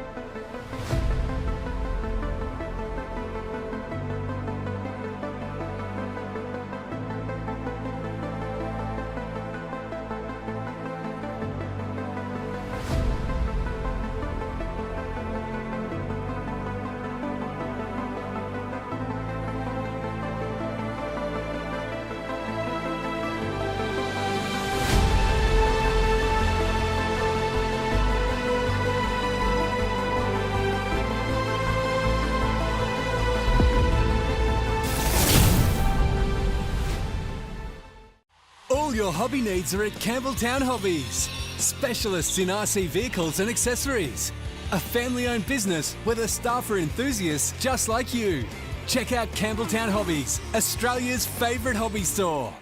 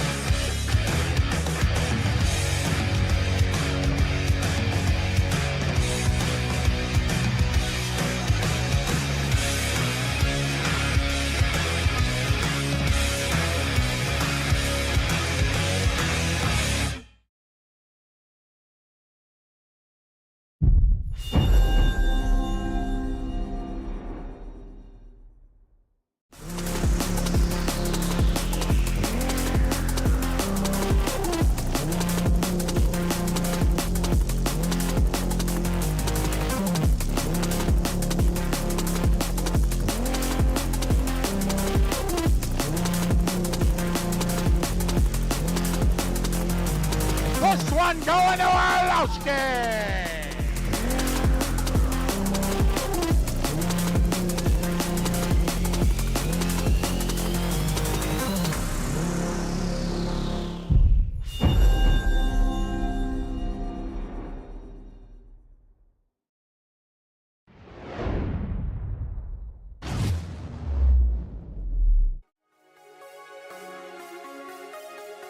As they work their way through the tricky tabletop. Down the hill they go. 5 seconds left on the clock. They should get through for one more lap. Donnelly across the line. Rivkin.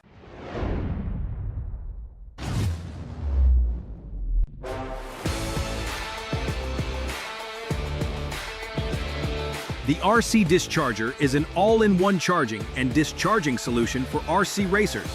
It integrates your charger and discharger with an integrated power supply to simplify your pit setup. By providing unbeatable IR performance, it enhances battery power, consistency, and longevity. Compatible with all iChargers, it's a powerful tool for serious racers, supporting dual charging for different classes.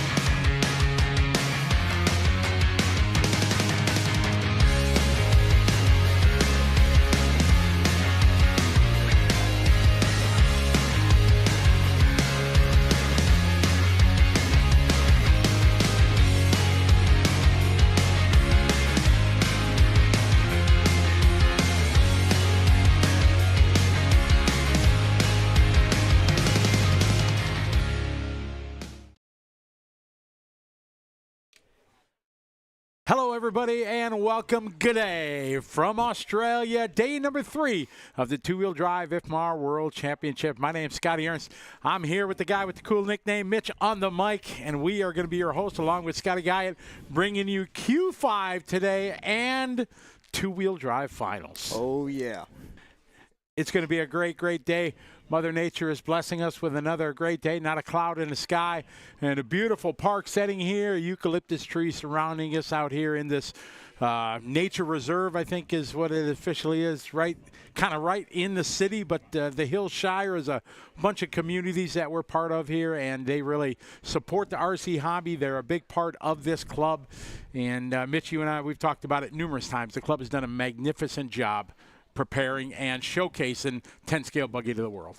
Yeah, no, they've done a massive amount of work to this place. The city council are here, put in the lights, helping out, funding, that sort of side of things. The whole pits area and stuff, that's actually been changed coming into this event as well to modify it for the pits area. So it's just been a massive amount of work, obviously, not just from the club, the council, the volunteers, everything to make this all come together and promote this incredible hobby that we have here. Looking into the pits here as well, our pit cam, all of our drivers here, as well as mechanics, we can't forget them as well, doing an incredible job here, trying and get their cars going as quick as they possibly can and having a good time. I think that's the main thing as well. Everyone seems to be having a great time here in Sydney, enjoying the weather, enjoying the track. Different perspective compared to what we've seen in the previous couple of years. We have outdoor setting. We have the sun out. We have the clouds coming over, a little bit of a breeze on the track as well. So that's the biggest thing, biggest difference. Instead of the last couple of years, we've been indoors. Everything's controlled and the environment is completely controlled, whereas outside here, it's completely changed. We don't have that controlled environment. The breeze will come through some heats. Other heats, it'll be completely dead. The track is changing as well. Just from this morning, it's already starting to dry out. We noticed the track from the get-go today. It's probably the driest it's been for the first qualifier. We're seeing those dry patches all the way around. Still a couple of damp spots, especially towards the back of the track, but from the get-go today, probably the driest we've seen it. I agree. It was this morning when we went out for practice.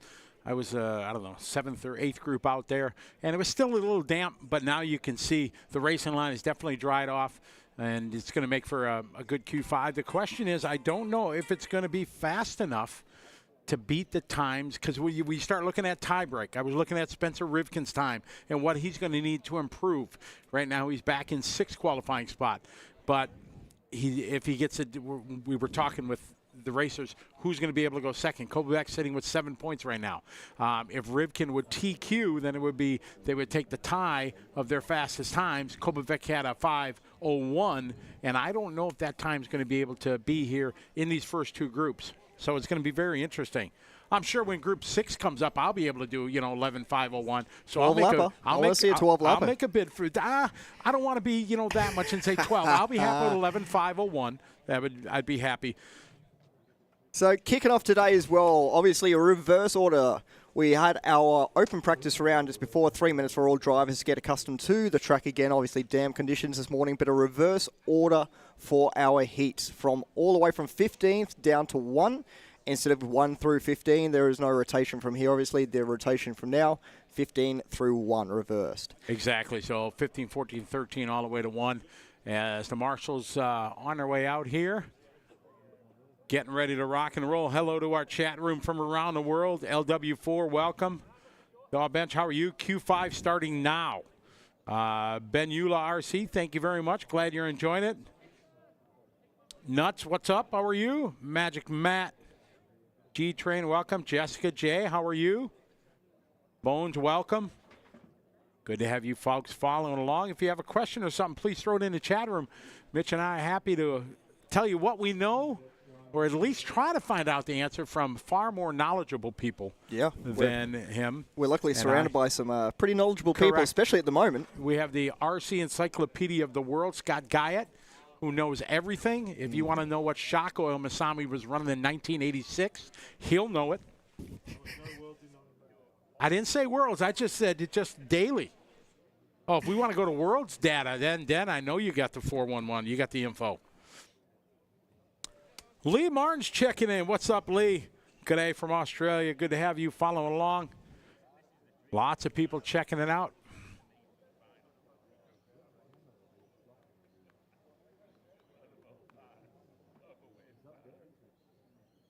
There's a great shot there, the Speedy RC cam.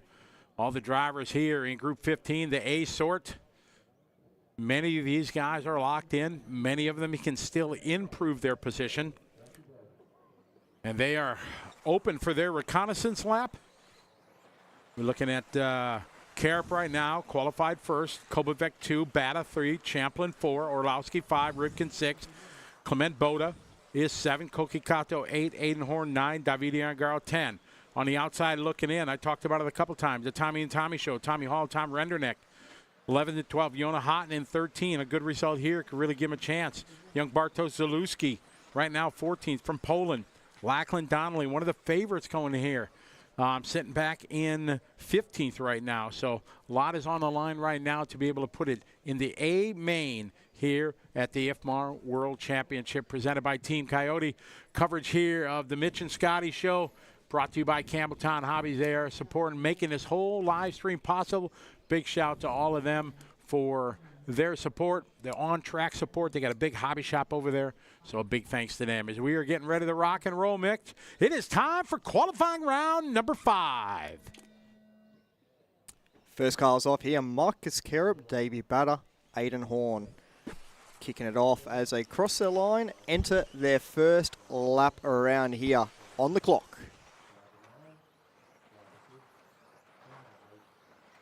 Sounds like maybe they're changing the starting procedure a little bit. There was lots of talk and questions about starting procedure. They let the computer do it and things like that. But so now it looks like they're allowing race director Jerry to maybe call the cars off. All right, as these guys are off for qualifying round number 5, each driver on their own clock. We saw the fastest runs in Q3 yesterday. It was kind of the rocket round, happy hour, if you will, of when the track was in its prime. Q3 Q4 was just a tick slower. We didn't see any 12-lap runs. As they come around, lap times definitely slower than normal. 28-1 from right Carrot. now. Davey Batter with a 28-0, 28-0 for Horn, 27-9 for Olowski out the gate. Boda with a 28-2, 28-1 for Kato. Rinderneck with a 28-4, Ongaro with a 28-1. Zalewski with a 28-4, and Donnelly with a 28-5. These guys here on 11-5-10 pace. We watched in most of the rounds. They were in sub 11 below 5, 4, 3, 2, 1. A couple 12-lap run between Marcus and Spencer. So the track definitely slower at this early stage. We've watched it, though, through the course of the couple days of track activity. That's the way it is. Karup with a 28-5. There's a 27-6 for Orlowski. So Orlowski finding some traction here. We're following Davey Bata right now through the center. 4-pack, double, and a double. Rocking that green and yellow. On yellow. Through the sweeper he goes. That tough off camber. Try to carry as much momentum as you can. Olowski another 27 there, 27.687. So back-to-back hot laps, those two laps around for Olowski. Bit of a slower first lap, which has hindered him leading into this one. 2:15 down. We've got 2:45 on the clock. Karup up top. Davey Batter in 2. Aiden Horn in 3. Karup that time putting his best lap in a 28-0. 27-9 for Davey Batter, a second and a half behind. Olowski that time a 27.8. Aiden Horn a 28.9. Boda with a 28.2. Ongaro, Rinderneck, and Zalewski all putting their hot laps in, as well as Donnelly. 27.9 for Donnelly that time round. Ongaro with a 27.8, 27.9 for Rinderneck. All very evenly matched out there in the moment. Unfortunately, Orlowski gave up about 5, almost 6 seconds on lap number 1 with a 33.2, and now he's been 27 seconds across the board. So Orlowski trying to climb up and gain that, but he's 3.9 off of Karup and Bata.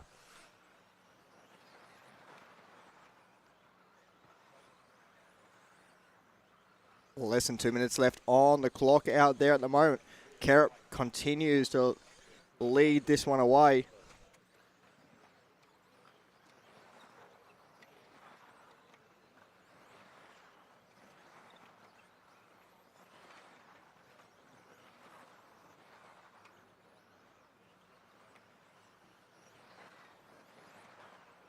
Minute 28 to go. We're looking at timing right now. I noticed on lap 1 that lap 1 didn't register correctly, as far as I can tell. It looks like it was, I don't know, but we'll see. We're looking into it. It's been fixed Looks now. like it's been fixed, and that does move Orlowski now to the top of the board. So now, yes, looking at everybody's lap times, those 30 and 40-second lap times are gone. It has been updated. So now Orlowski with a 27.618 right now, 11 lap 5.06. So Orlowski right now, he has a 3, a 4, and a 6 right now to give him 13 points overall. So a good run here would definitely help his efforts, would give him 7 points, a tie with Kobovic. So then it would look at the 0, and that 0 is a 5.01, which is not going to be able to be touched here in Q5. It's Orlowski with 28.2, Bata with a 28.0. Lachlan 28-0. Good sportsmanship there. Karup letting Bata by. See them through the rhythm section. Tabletop, double, and double. We talked in the opening, Mitch, that we asked Marcus last night who he wants behind him. He says Bata because they've been working very well together. Yeah, for sure. 10 seconds left on the clock. Olowski, we continue to follow along with Davey Bata and Karup as they work their way into the double down. Donnelly having a good run here, our Australian driver, top Australian driver in this heat. So we follow along through the double-double onto the front straight away as most drivers come to complete their lap here. Olowski looking to set the new pace to beat here. Olowski comes across the line there, finishing his lap on a 28.7. Bata with a 27.8 final lap. Kukikato with a 28.1, 28.1 also for Davide Ongaro. Boda with a 27.8, 27.7 for Aiden Horn. Tommy Rinderneck with a 28.0, and that is all times complete. Mikhail Olowski setting time to beat with an 11-lap run, 5.08.2. Solid run there for Orlowski, but Lachlan Donnelly, a good run for him. Right now puts him P3 for the round. I don't know if that's going to be enough, though, Mitch, for him to be able to work his way to the A. We're going to take it down to Scott Guide. He's got a chat with Mikhail Orlowski. Q5 underway. Mikhail Orlowski, a nice run there for you. Had those guys in front of you could kind of chase down and then make your way by. Pretty solid start to finals day. Yeah, car was good. We made some changes that I thought they would work, but yeah, disappointed with my driving. I made a mistake. Last lap was horrible, so I don't think it'll hold up for the rest of the round, but let's see. It's, at least I got first in my heat, and the pace is really good for the final, so I just need to hope for some good luck to line up as high as possible, and we'll see. But yeah, disappointed with my driving. The question, I guess, is those changes you've made to the car, does that kind of give you a feeling to go further in that direction for finals later on? Track conditions will be very different by then. The changes we've done were for the hot conditions in the middle of the day, so I'm really happy they worked in the morning as well. And we'll not go any further. We'll stay there and make the car the best possible for the finals, and anything can happen. All the best. Thank you. That's Mikhail Orlowski taking race number 1, heat 15 in this final round of qualifying. Scotty and Mitch, we've got some fast guys in this next race. Straight back to you guys in the hybrid landscape shed. And welcome back. So heat number 14 coming up now. One of the comments in the chat there asking what the control tyre is here. The control tyre is a Raw Speed Super Mini. It's a pin tyre here. The majority of drivers using a... What are you using on the front of your car? I started using the control tire and then the rips. Yep. Yeah, that's what most guys doing it. But the whole open two-wheel drive tire thing, I think, is that needs to be gone. Okay. It needs to be controlled 100%. Because it's just not fair to the average Joe. You know, the pro guys, they got unlimited tires, all tread designs and everything. All right, we're getting ready to rock and roll. 14 on the track. This one kicking off with Rivkin, Kobovic, and Champlin. Your top 3 making their way around. First lap around there. Ooh. Rivkin getting way out of shape around turn 1. Luckily, he stayed in front of Kobovic. Now that's going to give Kobovic a target. Oh, no, Spencer upside down. Catching that curbing there. Lachlan Donnelly right on it, marshalling back there. Oh, my, this is going to give Kobovic now. He took advantage of it yesterday, Mitch, when he had nothing but racetrack out of the front window. He took full advantage of it. TQ the last round yesterday, and now he is on 11.502. TQ time right now by 5 seconds over Orlowski. Yeah, first lap around, a great first lap as well for Kobovic as 27.501. Very first tour around the track here. Tricky conditions here. Racing line looks nice and dry. Just outside of that, you'll find damp conditions. You will lose a whole bunch of time. I think we saw that with Rivkin just there. Just going that slightest bit wide, losing a whole bucket of traction. 27.5 that time by for Kobovic. That's hot lap so far right now. Faster than Orlowski's 27.6 in the opening round. And we'll see the track conditions dry up, continue and get faster. Hotton going second right now, 28.0. Champlin with a 27.7. Ronefalk 28.2. Sturdy with a 28.2. Tommy Hall 28.0. Rack Kilich 28.5. Daniel Pole 28.4. Jordan Isergen 29.1. And Spencer Rivkin 28.0. We're expecting to see quick times all the way down the order here, all right, until about heat number 10 as we got some surprise drivers. Not really seating well, but it might help them out here as the track continues to dry each and every heat out there. We're at the minute 45 mark with 3:15 left to go. Daniel Kobovic continuing to lead this one as we jump on board now with Ronefalk working his way into the double down. Around the sweeper on the gas hard. Around the hip jump into the front rhythm section over the tabletop to the doubles. Jumps and lands, a doubles clean onto the front straight away. Last time by 27.6, this time by another 26 for Ronefalk. X3 guys working hard, trying to move up the order. Ronefalk having one of his best runs, but it's Kobovic out front, just resetting fast. Lap right now, hot lap there, 27.4 for Kobovic. Kobovic resets it that time by. As Ronefalk goes through the rhythm section, perfect there through there. Gripping and ripping down the straightaway across the stripe. That time, 27.5 for David. David throwing down his best lap there on lap number 5. 2:15 left on the clock. Kobovic working his way through the doubles. Getting it wrong there. Losing a bit of time in this heat. We'll have to see what cost him when he comes to the line. Working all the way to the pipe as well. Bouncing it like a pinball off that front straight. Ronnefalk over through the double nicely. Cross the line, a wide line there for David. David, 27.8. Ronnefalk now to the point. Ronnefalk in and out of the shadows. Over that roller in the back. That's a tough section. If you hit it too fast and you float over it and you're turning, we've seen many people, including myself, crash numerous times over that one. Ronnefalk looking locked down here in Q5. Over the tabletop. Ooh, a little short. Punches the throttle. Saves it. Coming around a complete lap number 7 here for Ronnefalk. Ronnefalk on 11.506. Kobovic a bit faster that lap. Moves back to the lead.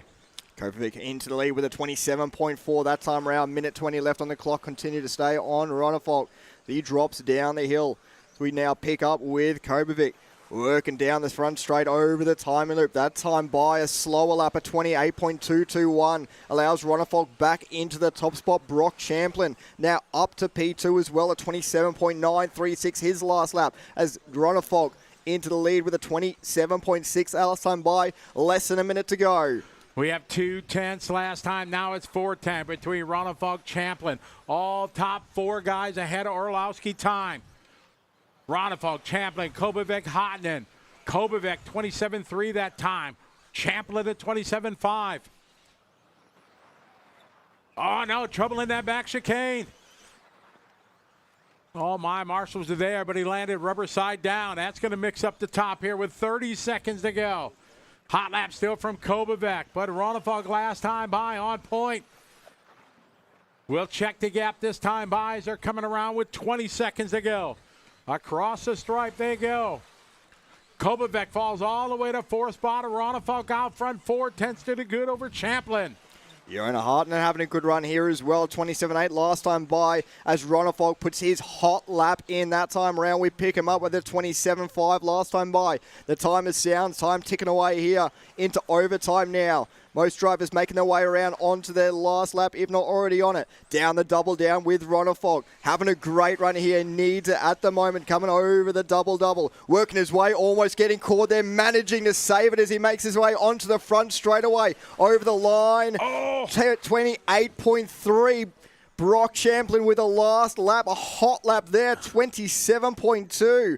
Johanna Hartnett with a 27.6. Kobovic with a 27.4. Time going in the way. 11 lap run. 5:05.8 going to Brock Champlin. The last lap changes everything at 28.3 from Ronnefalk to hot lap 27.2. Brock Champlin right now to the top of the board here in Q5. Ronnefalk going to pull out a 2. Hotnen goes 3. Then it's Orlowski, Kobovic, Bada, Donnelly, Kilich, Kato, and Ongaro. That's your top 10 as of right now with the A and B group in the books. We're going to throw it down to Scott Gott. He's going to have a chat down in the interview area. We're with Brock Champlin, who is in the thick of a fight between 2nd, 3rd, 4th starting grid positions. Puts you in a pretty good position now early in this round of qualifying. Yeah, if the time doesn't get beat, I should start 2nd. So, yeah, the track changed so much from the morning practice. Honestly, I was not expecting. I went out there. I didn't really have I probably had half the steering that I had in the practice. So it took a bit to get going. And then at the end, I was just like, if you don't start in the top 3, you're not winning. So I was just like full throttle everywhere. But, yeah, hopefully it holds. We'll see. And we'll go from there. Any changes to the car overnight ahead of this afternoon's final? Yeah, I just keep going to more American setup stuff every single run. Right now, like my setup compared to what I would run at home on like a high traction track is literally just shock oil and front axle height, rear axle height, and like that's basically it. And bone sweep, and even that isn't even that extreme. So, yeah, it's just going further to what I know, and just honestly, the biggest thing to get around this track is comfort. It's not a very easy track. I know that everybody's comments on the outdoor stuff, it's not easy at all. So, yeah, just going to see. Hopefully that holds, start 2nd, and then fight for the win. All the best this afternoon. Yeah, thanks. That's Brock Champlin. Currently sits on top, but we are early here in Q5, and there's some very, very fast drivers ahead. I'm looking at Dakota Fend, who'll come up a little later. Ben Smith, who'll come up even later after that as the track continues to ramp up. Scotty, Mitch, back to you guys. Thank you very much, Scott. That was great to see David Ronafalk in the X-Ray running so well. That was one of the best results I think they've had here so far in qualifying, and it bodes well with a good chance, like you said there, with Dakota Fenn coming up in a couple races. Ben Smith will be up really soon. Cole Tollard here, he's got a good chance. Chase Lemieux, they need some magic to happen, that's for sure. Cole right now has got a 10 and a 13, so he's got 23 points to work with. Chase Lemieux, Chase has been on a struggle. He's got a 17 and a 19, his two best results. So not sure they can make the A, but a B result would still be definitely good for them. All right, we got Cole Tollard, pink and yellow, white wheels over that backside roller. Into the back chicane nicely, a little shake loose as he gets on power. Around the back U-boat, climbing up the hill. Into the double down he goes. Oh, sideways there. Into the hip jump, nice. He's got his fellow cheesehead, Chase Lemieux, right behind him. Down the straightaway they go here, completing lap number 2, Lemieux on point. Second lap around there for Chase Lemieux at 27.9. Jared Ment looking quick at the moment as this one, Yui Kaino at 27.9 as well. We continue to follow on board with Chase Lemieux. Working it up the hill into the double down. Long sweeper on the gas hard. Through the hip jump, avoiding those coyote cones. Through the front rhythm over the two doubles. Gets it nice and clean. Squares it up for the corner. A little hard on the gas there. Gets it a little bit squirrely. That time around, though, for Chase Lemieux at 27.772. New hot lap of the heat. Very good lap there for Lemieux. He's on 11 lap 506. Put him 3 for the round right now. So he's off to a good start here in Q5. Yui Kaino sitting second. Yui would be in his top 10. Jamie Hall on a top 10 run. Jared Ment on a top 10 run. All these guys looking good. Q5, everything on the line right now to try to make the show. Lemieux that time around a slightly slower lap at 28.2. Jamie Hall bumps his way up at 28.4 for him. Jared Ment again back up to P2 at 28.0 on a good run here. Lemieux currently sitting around the P3 spot. 28.2 last time by as he works his way around through the hip jump into the front rhythm section. So we now pick up with Ment down the double down to the hip jump, avoiding those coyote cones to the front rhythm section. Tabletop clean through the doubles. A little bit of traffic around him as well, coming down the front straight away. This time around for Jared Ment, 28.273. On a good run here, bumping up the order a little bit in the last few laps as he works his way to the top of the track through the U-bolt. Around the Coyote Carousel, using that curbing over the roller, down the hill, back up the hill again to the double down. Last time by, that 28.2. Around the hip, looking for another clean lap here. Got that traffic around him, not holding him up anything though, as he works his way onto the front straight away. Yui that time by a 28.4. Ment up to the top of the order with a 28.5 that time by. Ment looking good here, showing some strength right now, trying to get a top 10 run early here with just about 2 minutes to go. 28.5 that time. Kaino second. Lemieux with a 30.1. Jared Ment, orange and white, over the hip jump perfectly. Into the rhythm section. Table, double. A little bit sideways there. Saves it. Rips it down the straightaway. Goes across the line. 28.2. Lemieux just setting a hot lap there at 27.772. Trying to come back after that tough 30-second lap, leaving a couple seconds on the table. Ment trying to capitalize on that. Coming down the hill he goes. Round U-belt, up the hill to the double down they go. Up to this challenging hip jump. You see the cones that they put out after the first round. There's like, yeah, these guys cutting it a bit too much. Here we go, Ment across the line, completing lap number 8. He's on 11 lap 5:10, good enough to go P10. The 127-second lap this time around for Jared Ment, but he's keeping it consistent, ever so important. Low 28s every single other lap so far. So he worked his way down the hill with only 45 seconds left on the clock. Cars all around him now, working his way through the hip. One of the Hall boys just in front of him through the doubles. Nice clean lines there. Squares it up for the corner. Punches the gas down the front straight with 30 seconds to go. That time around for Jared Ment at 28.3. Meanwhile, though, Chase Lemieux, he's been working hard, getting back to the top of the order now with a 27.5. Excellent lap there for Lemieux. Puts him 11.5.10. Good enough for P8 right now. In the closing stage, there's a couple laps yet to go. Everybody looking to go 11. Lemieux 27.5, Ment 28.3. Lemieux answers with a 28.3. Takes him to, we got 1, 2, 3, 4, 5, 6 guys on a 5.10 time that they've had. Chase Lemieux in that red and white on white. X-Ray, Motive Power. Into the rhythm section he goes. He goes tabletop double-double. See what he's got. This is his 11th lap. Grips it across the line. He's got an 11 lap, 5:09. That was a huge couple tenths he just gained on that last lap there. He went from 11th to 7th right now. 4 tenths behind Davey Bada overall for Q5. Jared Ment with a good run going 11.5.10. That puts him 12 for the round. As this one winded down, just waiting for Nico. Come around to finish up. And time. Chase Lemieux going to take this one 11.509. Jared Ment right behind him. Yui Kaino followed by Jamie Hall, Hunter King, Cole Tollard, Matty G, Brendan, Nico, and Doug. Another good run there for one of our fellow Aussies, Jared Ment. 11 lap run, 11.5.10. He walks past. Going to go on ahead and chuck it on over to Scotty Guy for another interview.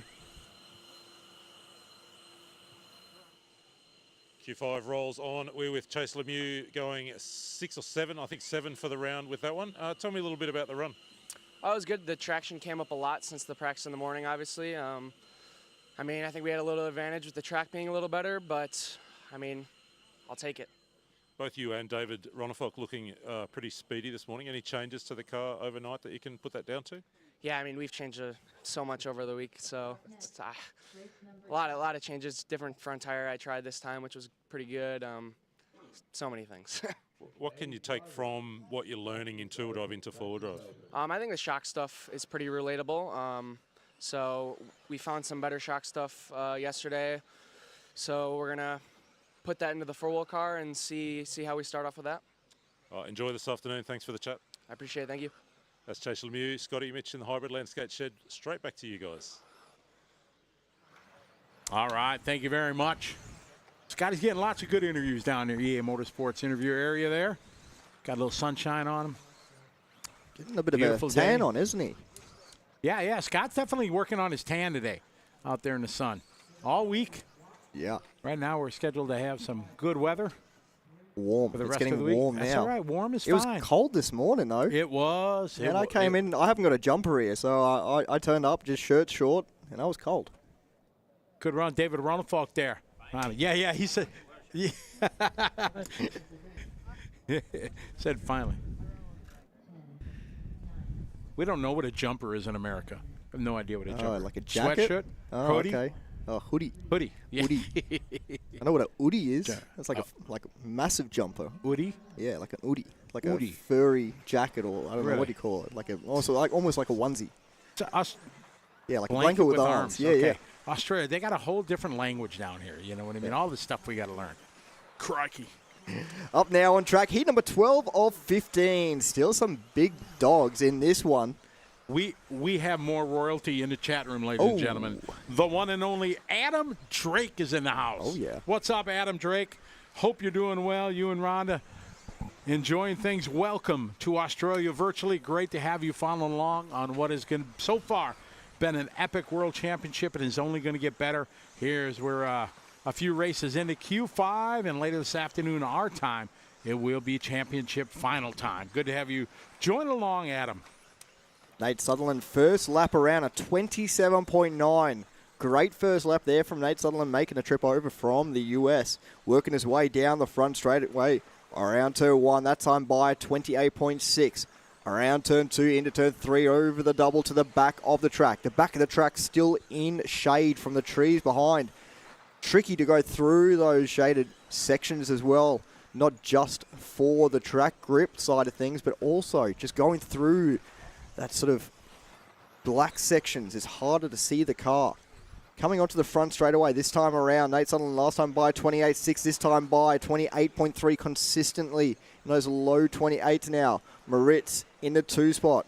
Mason Hubert in 3. Luke Holdsworth in 4. Ari Barkler now up to the 3 spot with a 28.2 that time by. Good lap there from Ari. Nate still rocking it out in the top spot. Around the sweeper to the hip jump to the front rhythm section.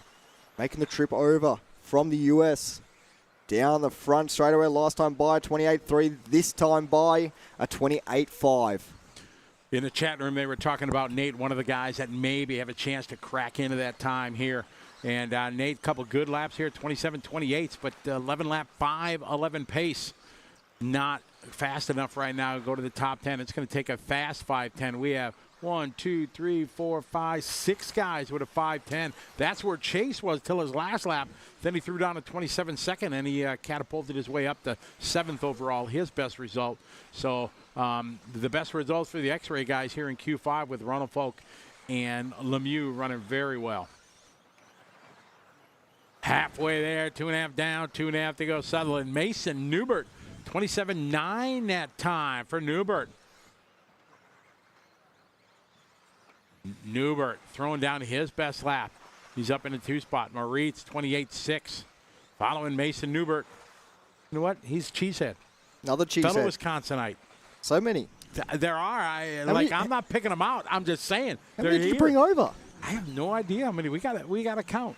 Because I really don't. I still count my daughter and son-in-law as cheeseheads because, that's where they're from. But they say they're Carolinians, whatever, from North Carolina now. But they're still cheeseheads. Nate out front. Mason, Moritz. Mason, 2 great laps, 27.9 and 27.7 back-to-back. Oh, Nate says, I'm going to go a little bit faster. Mitch, he goes 27.719. Fuma Sato, though, comes out swinging a 27.537. We've seen some quick times from Fuma throughout the week. Minute 20 left on the clock. He's currently down the order in about 6th. Trying to work his way back into this one. Looking at an 11-lap run here, 5.16.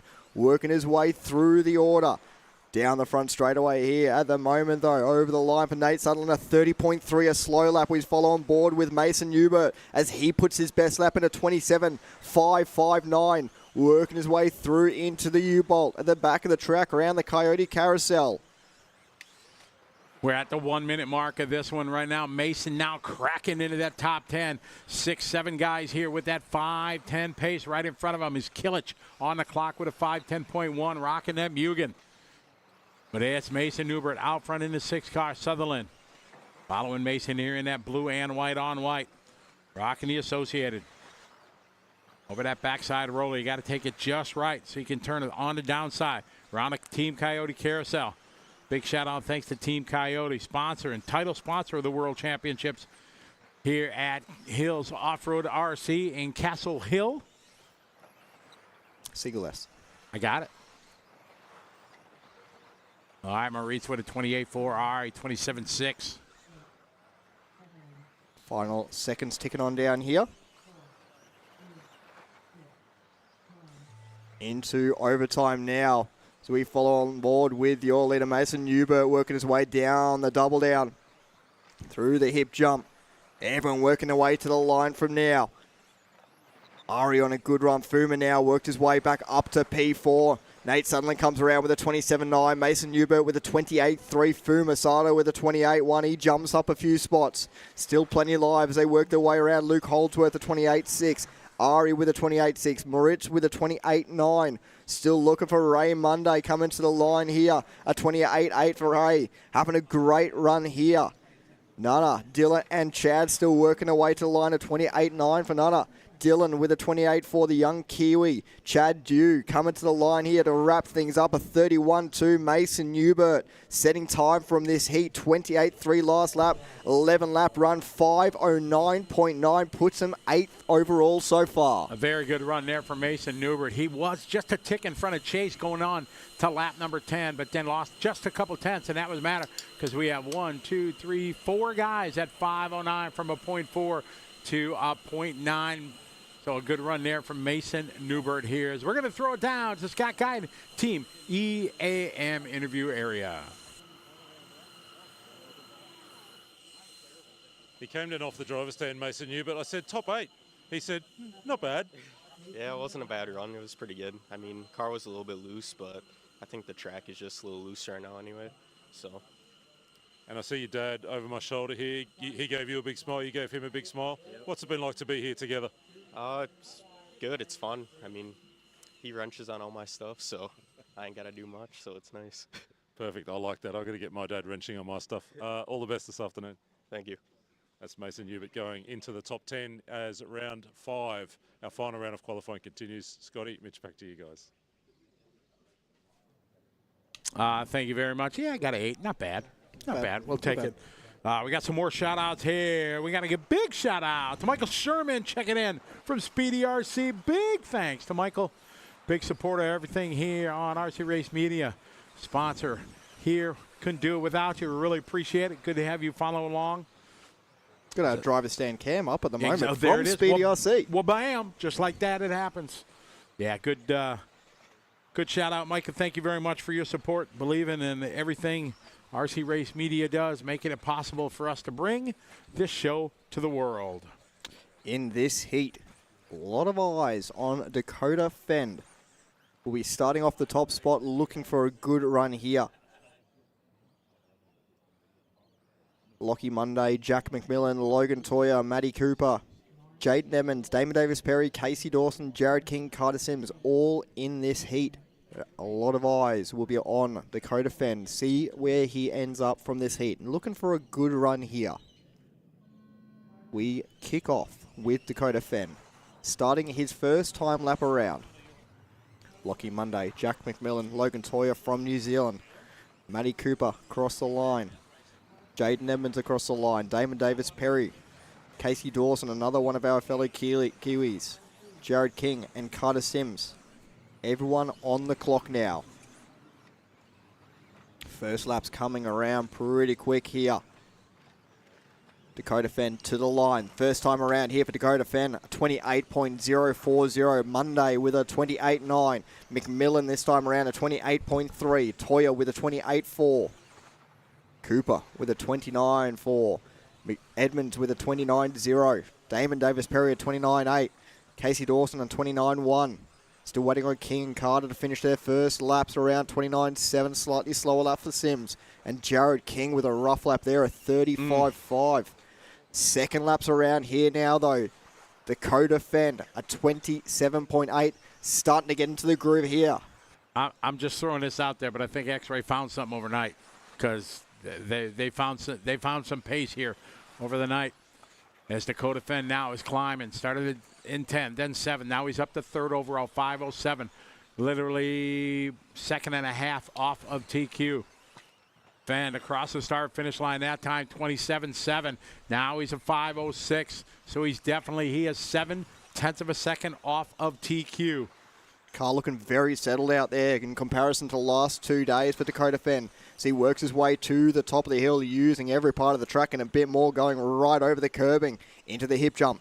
Nice and careful. Doesn't send it too long there. Working his way through the double-double upside down. Car on the outside there. Managed to skirt around the outside of that. Fend across the line, slightly slower. Oh, goes for a roll. Dakota's Fend upside down from turn number 1. Does that put an end to his charge? He has still got clear track all around him. It'll be a slow lap this time by. We'll have to see where that puts him. Currently sitting in P4 overall on expected times.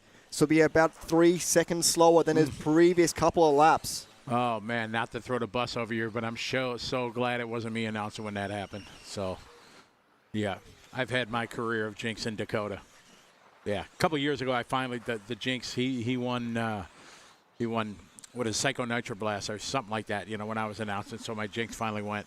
Tough luck here for Dakota. Dakota, Jack, Jaden, Logan.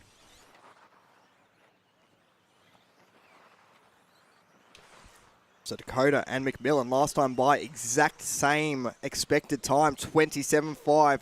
Better lap there from Dakota Fend. He's still in the hunt here. Works his way right back up the order. Looking for a couple more of those laps that will put him back in the game here. Still has an opportunity with 2 minutes left to go. 27.5, his best lap there. That's not much off. Champlin at a 27.2. And on a 11 lap, 5.11. Got to drop about a second yet to crack the top 10. That time around a 27.9. Needing to stay in the mid-27s for the rest of this heat to try and get that top 15 run. Minute 30 left on the clock. Likely won't put him anywhere near the A main, but at least a good solid start for the B main likely. Through the front rhythm section into the double, second double around. Onto the front straight with 1 minute 10 left on the clock. Comes across the line, this time by a 27.8, getting plenty of room from his fellow drivers out there. And over the left side, double. Climbing over the back roller nicely. Aggressive into that chicane. Into the back, Team Coyote Carousel.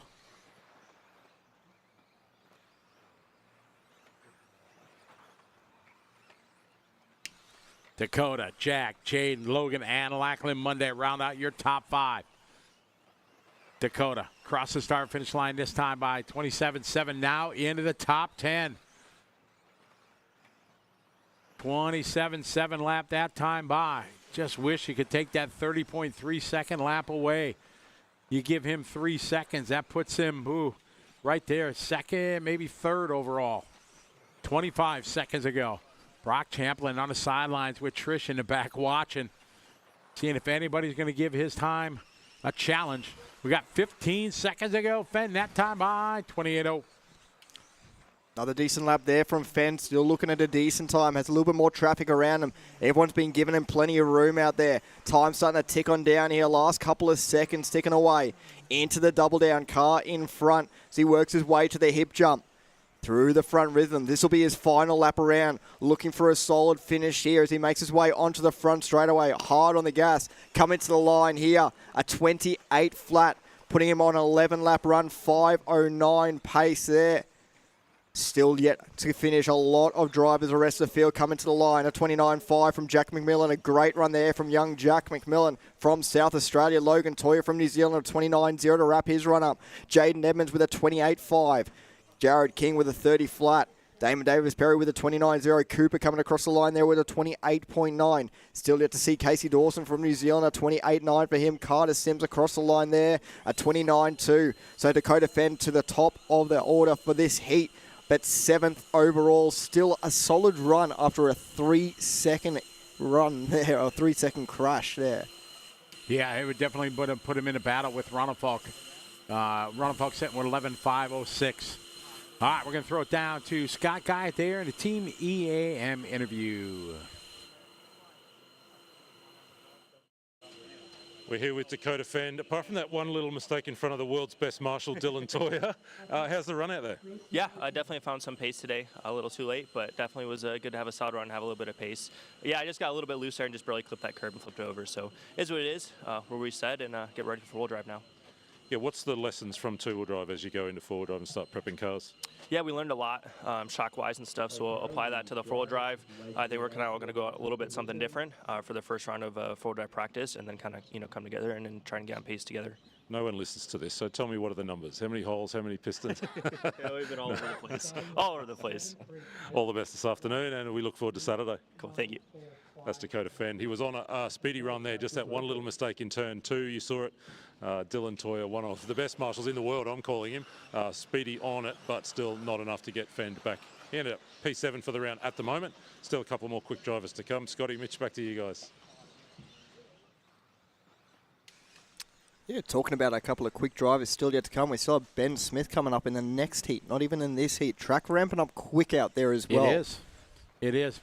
But I got my World Championship arch nemesis here, yes, Josh Payne. You do. See, but that's 100% my fault because I was just proud that, I beat Payne in the mud in round one of control practice. That's my highlight of the Worlds, that I beat Payne. And now after every run, he just come back. He don't even say nothing anymore. He just kind of side-eyes me and just eyeballs me as he goes out to Marshall. I'm like, yeah, you got me, buddy. Got a good chance in this heat, though, or this run. With him being here, you're a couple more heats away. Oh, yeah, right. Track's going to ramp up maybe a second or so before you get out there. And we know what sort We'll of see. times you can do in that dry conditions. Correct. Those 40-second laps. So out on track in this one, heat number 10 of 15. Working our way backwards this round from 15 down to 1. Martin Scar, Peter Seckold, Samuel Muffet, the Muffin Man, Florian, William, Glenn, Takaya, Josh Payne, Caretti, and Joe Cathy. Everyone on the clock out there for their first laps around. We'll see Martin Scar first across the line, followed by Pete and Samuel. So Martin's in a line, just shaking, dancing down the straight there. Peter Seckold as well. Martin with a 28.8 that time around. Peter Seckold a 28.6. Florian with a 28.7. William Venables with a 29.3. Glenn Benetti a 28.9. Josh Payne a 29.6. Caretti with a 29.0. Joe Cathy as well a 29.6. So Seckold, decent first lap. Good start to his final qualifier. 11 lap 5:15 out of the gate. Another good start for Florian Schmidt. Now he moves to the top of the board. Florian and brother Nico making a trip here from Switzerland. Slow lap though. 28.7 that time. Caretti having a 29.0. Best for him. He having a good start to this one. Martin Scar, the youngster from Norway, 29.4. So quite a mix of countries represented here in heat number 10, qualifying round number 5. Martin that time around a better lap at 28.5. Hot lap of the heat. Minute and a half down, 3.5 to go. Plenty of time left in this one as William goes his best lap as well at 28.8. Seckold at 28.9. Almost everyone on an 11-lap heat. Just a couple of drivers down the order, not quite onto that 11-lap pace yet, but still time to find that pace out there. Martin Scar working his way onto the front straightaway. Across the line again, dancing down the front straightaway. 29.3. Seckold with a 28.8 that time by. Samuel Muffet with a 29.2. Currently sitting in P6 for Samuel Muffet. William Venables in the 4th spot that time around at 29.3. He's doing some awesome footage here for RC Racing TV. Glenn Benetti with a 29.1 that time around as well. 2.5 down, 2.5 to go.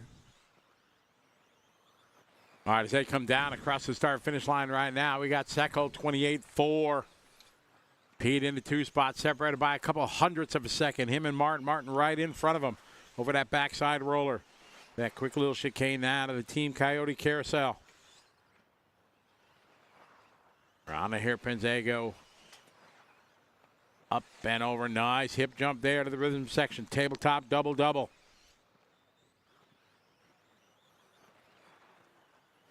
Across the start-finish line there, that time by Seckold 28. Martin right in front of him, 29. Got both these cars, first and second in shot right here. We're at 2 minutes, just under 2 minutes to go. Peter and Martin, William, then Glenn, Antonio, Samuel, Joe, Takaya, Florian, and Josh. Martin looking good, a little whip there over the tabletop. Comes across start-finish line. Scar with a 28.2. Here's Pete. Pete at 28.7, so Scar now to the point. Like a tennis match out there going back and forth. Absolutely. Martin Scar leading this one away. 0.3 of a second in it between the two of them, Peter and Martin. Glenn Benetti a couple of seconds back after that. William Venables. After that, we continue on with Martin Scar and Peter Seckold working their way through that front rhythm section. Track still ramping up out there at the moment. Martin across the line at 28.3. Peter Seckold at 28.6. Majority of the track already dry.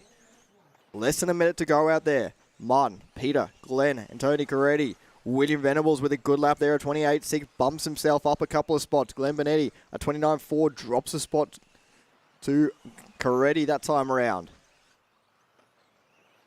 Martin Scar working his way to the line here. Oh, issues there for Martin going for a roll. So Seckold now at 29.0. Had to make a void in action there around Martin Scar. Ended up in the middle of the double-double. So Peter Seckold now. Room to breathe all around him. Has got a bit of track in front of him. No cars around. 20 seconds left on the clock for Peter Seckold. 3 seconds in hand over the rest of this heat. On a good run here is Seckold as he works his way through the double-double. Making his way through to the front straightaway. One of the local Sydney drivers here. His brother currently on the camera following him around. Into the off-camber. Over the double to the back of the track, into the shade, through the U-bolt. Around the Coyote Carousel. Time wrapping up here as Peter Secol works his way down the double down into the sweeper. Around the Coyote cones, using every bit of inch of the track there, avoiding those cones through the doubles. Making his way onto the front straight, looking at a good run here for Secol. Across the line, a 28.5, very consistent run there from Secol, running around with 11-lap run, 5:16. Very good run. Oh, a tragic lap from Martin Scar. 32.5 on the last lap. Florian also having a tough last lap, but a great one there for Secol. 11-lap, 5:16. A great last lap for Coretti. He bumps up a few spots with his best lap of the heat. 28.8 bumps him up to P2 on the very last lap. 800 to the second in front of William Venables. Good run for Coretti there. That was nice. Blowers come out again. See the dust already starting to pick up a little bit out there. Peter Secol from his good run there. 34th overall. We're going to go ahead and chuck it over to Scotty for another Team EAM interview. We're here with Peter Secol. Nice run, Pete. I think 34 for the round so far. We're kind of just having a little discussion here about whether that's enough to bump you from 41st up to maybe 40th or 39th. What do you think? Oh, it'll be very close. I think I was only 1 point out, but it depends on how everyone else in that round went. I know there's a couple of people that had a result they needed to drop as well, so see how we go. How's the car this morning? Oh, before I ask that, any changes? And how's the car this morning? Yeah, a couple of little changes this morning, and yeah, much happy with the car. Probably could use a little bit more steering, but I think that's the same story for almost everyone. That's a little theme for a few of the XJ drivers we've spoken to. Finding some pace today. I guess you guys are wishing this was Q1, not Q5. Yeah, possibly. I think we've all kind of gone away, made a few changes, and we've come back swinging today. Yep. All the best for this afternoon's finals. Hope you get up into that, what would be D main, wouldn't it? Yeah, something like that. Have a good one. Thank you. That's Peter Secol. He's going to be counting the numbers as qualifying round 5 continues. We're back out on track. This is one of the big threats here. I think we're coming up with Ben Smith right now on track. Mitch, unless I've calculated that completely wrong. But back to you guys. You are correct, sir. Ben Smith is in this one, and he's got a chance here. Oh, yeah. He's kind of one of the last guys that of the top level guys that have a chance to put in a top 10 run. Had a rough seeding, which has put him down the order a little bit into one of these lower heat, but could play into his hands here as the track continues to ramp on up here. So, will be Ben off the first, Eggleton, Healy, Eldridge, Gillett, Piggott, Alt, Horn, Hunting, and another Healy. Simon Healy off the rear. So, first lap's underway here. Ben Smith looking for a good start. All right, let's see how this one rolls out. Ben, the first to roll. All right, putting a little distance between him and second. He's been the fastest of this. He's just got to keep it together. Rubber side down. Got to come out with 27s and 28-second laps. Looks like a pretty good start for him here with a 28.6. Needs to find a half a second yet. Definitely got the skills to do it. First lap around a 28.646, a good start for William. We follow on board with him as he works his way through the front rhythm. Nice tidy lines out there. Gets it squared up into the front straightaway. Hard on the gas down the straight, that time around a 28.230, another solid lap there. As he works his way through the off-camber, towards the back of the track, through the shade, into the U-bolt. Using a little bit of the curbing, not exceptional amount of the curbing as he works his way to the top of the hill into the double down through the sweeper. Alan Horn just doing a front flip down the straightaway there. Caught it out at the side of my eye.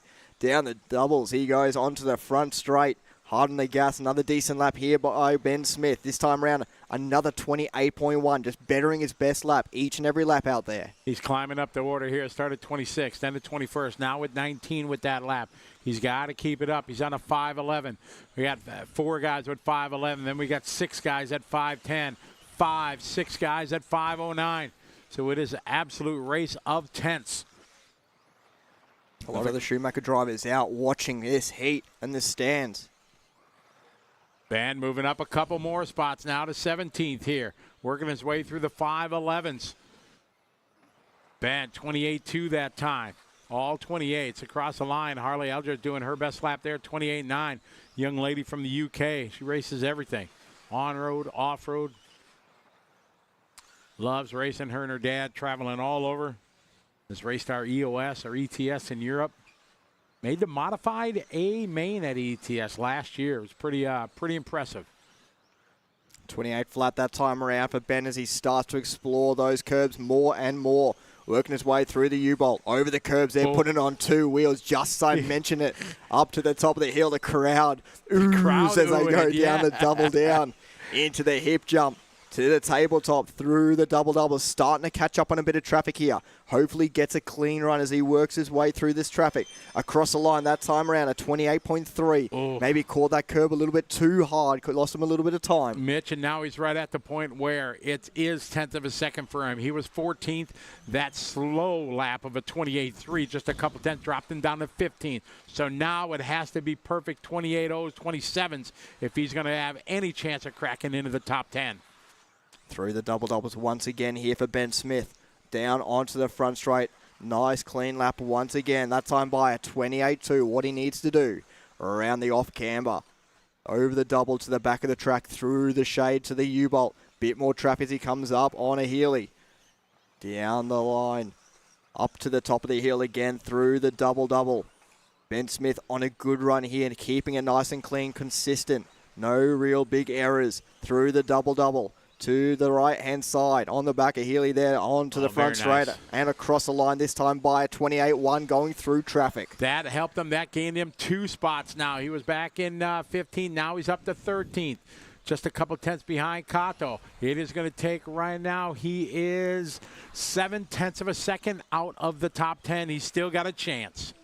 Using all the curbings out there now, starting to get really aggressive. Mitch, the crowd is absolutely into it here. You can hear the oohs and ahs every time he gets up on two wheels. Oh, the racers are giving him all the love he needs there with a 28.0. He's at P13 right now. Moving up the order. Once again through the back of the track. Down the hill, getting out of shape there. Another ooh as he slides it out sideways with less than 30 seconds left on the clock. Coming down the hill, down the double down. Around the sweeper, over the hip jump, starting to push a little bit harder out there is Ben Smith. Tyres maybe going away from him. Comes up short on the double, managing to save it though. 15 seconds left on the clock. This will be his last lap around here, I would say. And he drops from 13th down to 17th by just that little bit of shortness there on that jump. A couple tenths here, a couple tenths there. It's not only the Schumacher guys that are watching, but the X-Ray guys over there. Lemieux is over there with Bartek and Rinderneck. Trying to see what Ben's got. Coming to the line here with Ben Smith. Final tour around in qualifying. Finishes off with his hot lap of the heat, a 28 flat. Just missing out on that top 15. Good run there for Ben, for sure. Only had 129 second lap the whole race. And that cost him a second. That puts him at a 5:10.0. 5:10.0 puts him 11th. Tell you what, though, Alan Horn, after his gymnastics down the front straightaway, he has a great run. Absolutely, yeah. Bit of showboating. It was.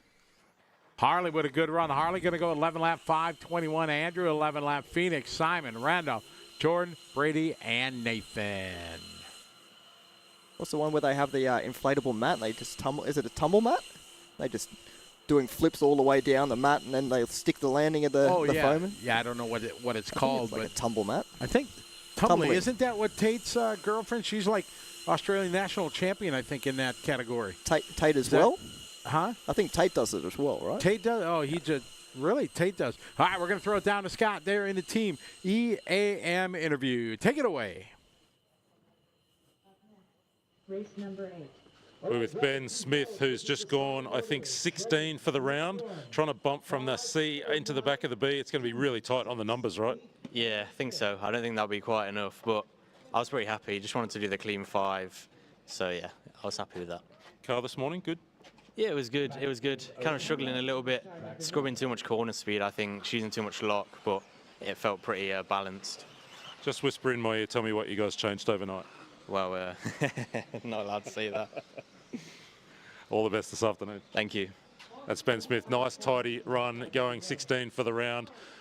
Perhaps an illustration of just how important seeding actually is. We call it seeding practice, but getting stuck down in the field if seeding doesn't go your way for both Dakota Fan and Ben Smith's been a challenge all the way through qualifying. Nice way to finish off for him, 16 for the round, perhaps showing what could have been.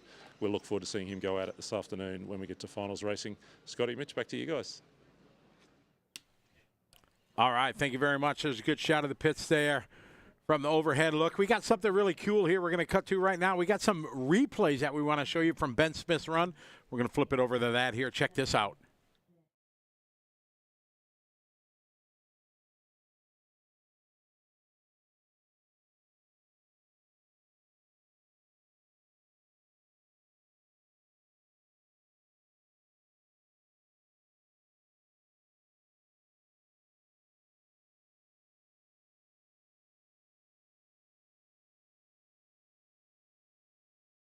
That was his 29-second lap, that one. Yeah. Unfortunate. And unfortunately, that took him from almost a top 10 run. All right, race 8 coming up. Off and rolling. In this one, Yolan, Tatsuya, Camden, Billy Hayden, Sarah Dew, Ben Cribben, Ben Panic, Josh, John, and Brad. First lap's coming around here. Yolan with a 29-1, 29-2, 29-6 from Tatsuya. Ben Panic with a 29.5, good first lap for Ben Panic. Josh Mason with a 29.7. Yolan, first lap around, good first lap, a 29.195 for Yolan. We currently follow on board with Camden Camilleri. This is race number 8 here. We're working our way backwards, started at 15, working our way backwards to number 1. Billy Hayden, his team associated engineer, making a trip over. Got a 29.2 that tap. Then we got the Ben and Ben show, Cribben and Panic. Got Sarah Dew with a 29.5. John Philpott, 29.9. Brad Verico, 30.4. Camden Camilleri, 30.0. Yolan, though, hot lapping there on lap 2, 28.9. Backs it up with 28.7. So Yolan having a good run right now. Put him 39th overall. Billy Hayden at 28.8.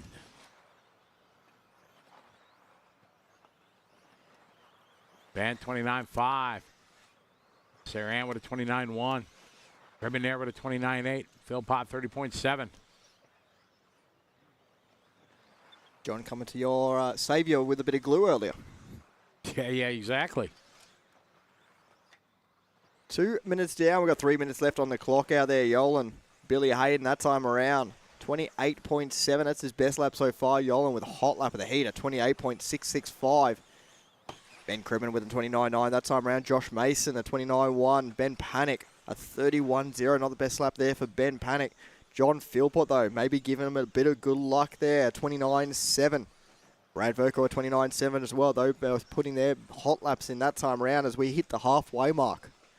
Halfway there, Yolan. Billy, a new fast lap there for him. 28.6. Josh Mason, 29.1.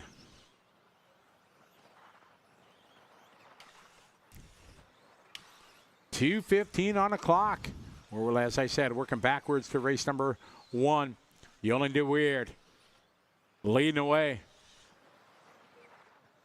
Follow him across start finish line. 28.5 that time. Coming up to the left side double. Gets a little love there from the orange car. Very nice. Love to see it. Good sportsmanship. Down the hill he goes, climbing back up the hill. The double down there, coming up to the hip jump. Nicely. Over the front side table, into the 4-pack. Double and double. Minute 30 to go. Yolan on a good run here, actually. He's made his way, currently sitting around 36 mark, having a really good run. So they say that goes onto the grass. They're using a bit more in the track there. Finding a bit of the green stuff out there. Coming onto the double down, around the sweeper, into the hip jump. Last time by 28.9, lost a little bit of time from that lap. Through the doubles, goes nose high into the first double. Coming onto the front straight away with 1 minute to go. That time round at 28.787. Still on a good run out there for Yolan. Yolan, Billy, Josh, Ben, Tatsuya, Camden, John, Brad, and Sarah. Brad just doing his best lap there, 29.4. Yolan still in control right now.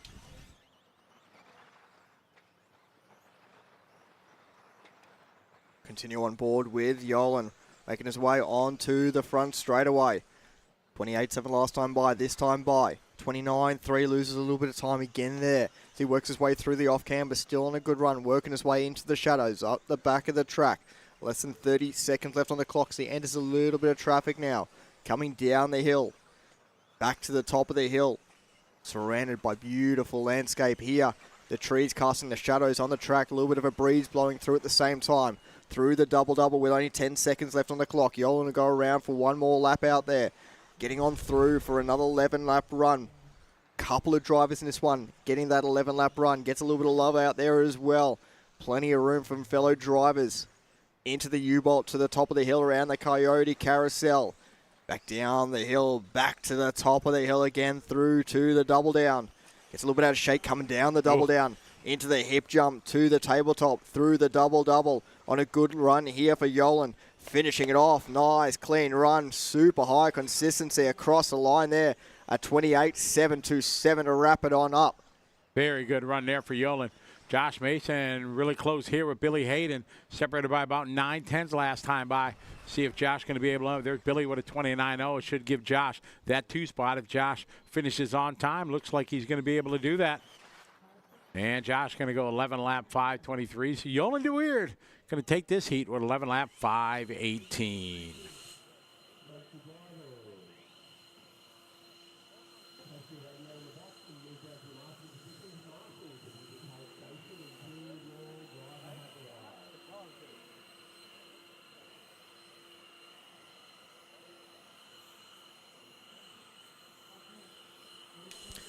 We're going to go ahead and chuck it on down to Scotty Guyatt for another Team EAM interview. Take it away, Scotty.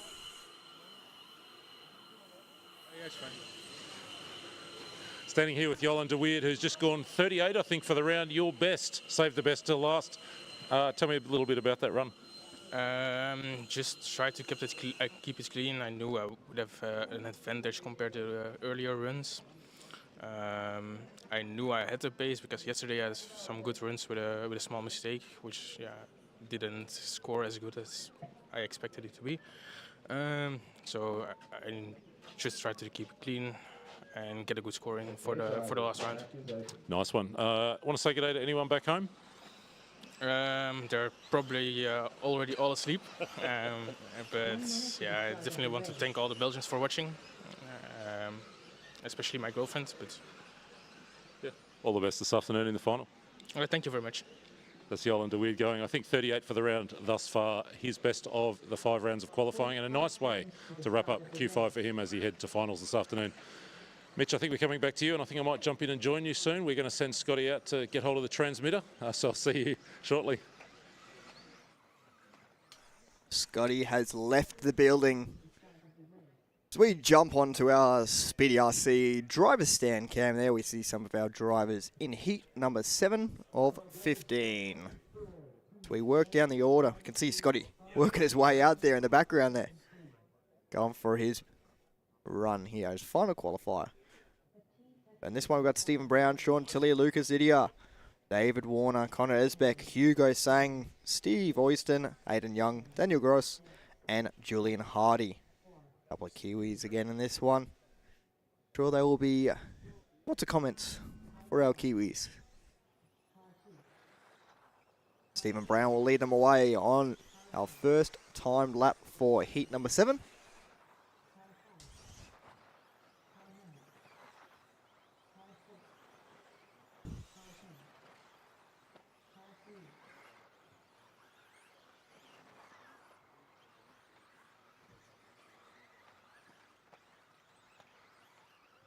So working their way around first laps here. Stephen Brown to lead them around first time around.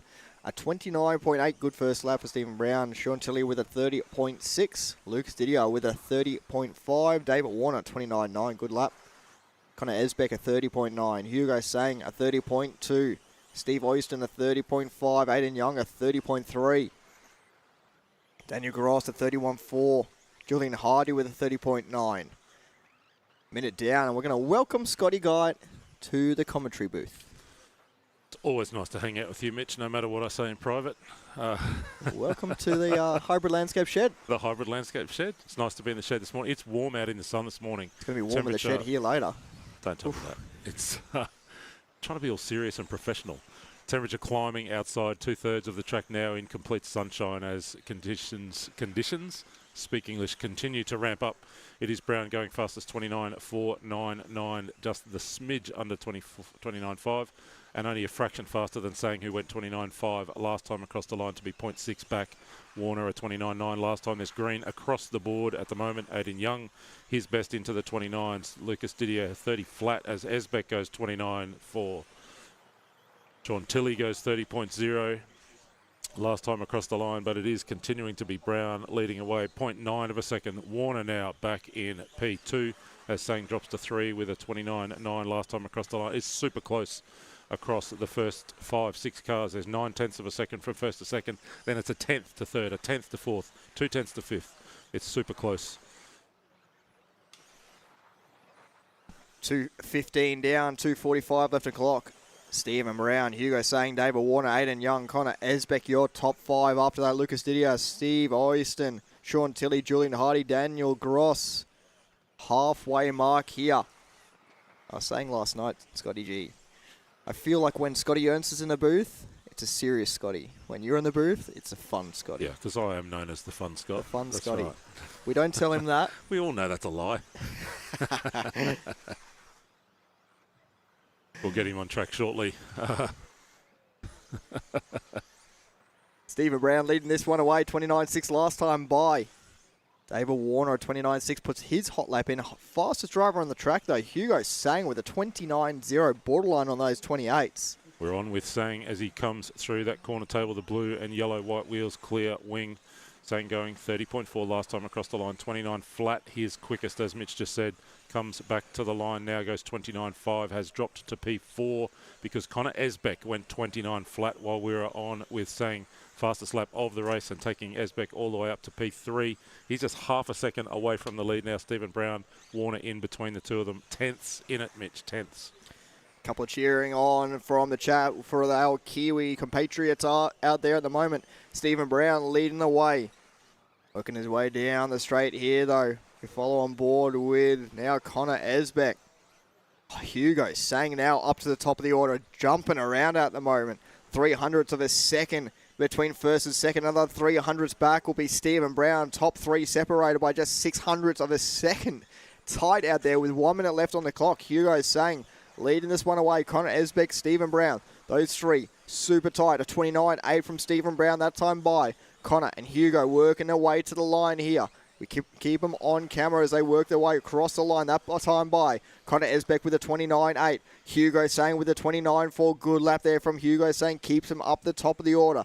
3/10 of a second in it now between Hugo and Connor. Stephen Brown and another 10th of a second after that.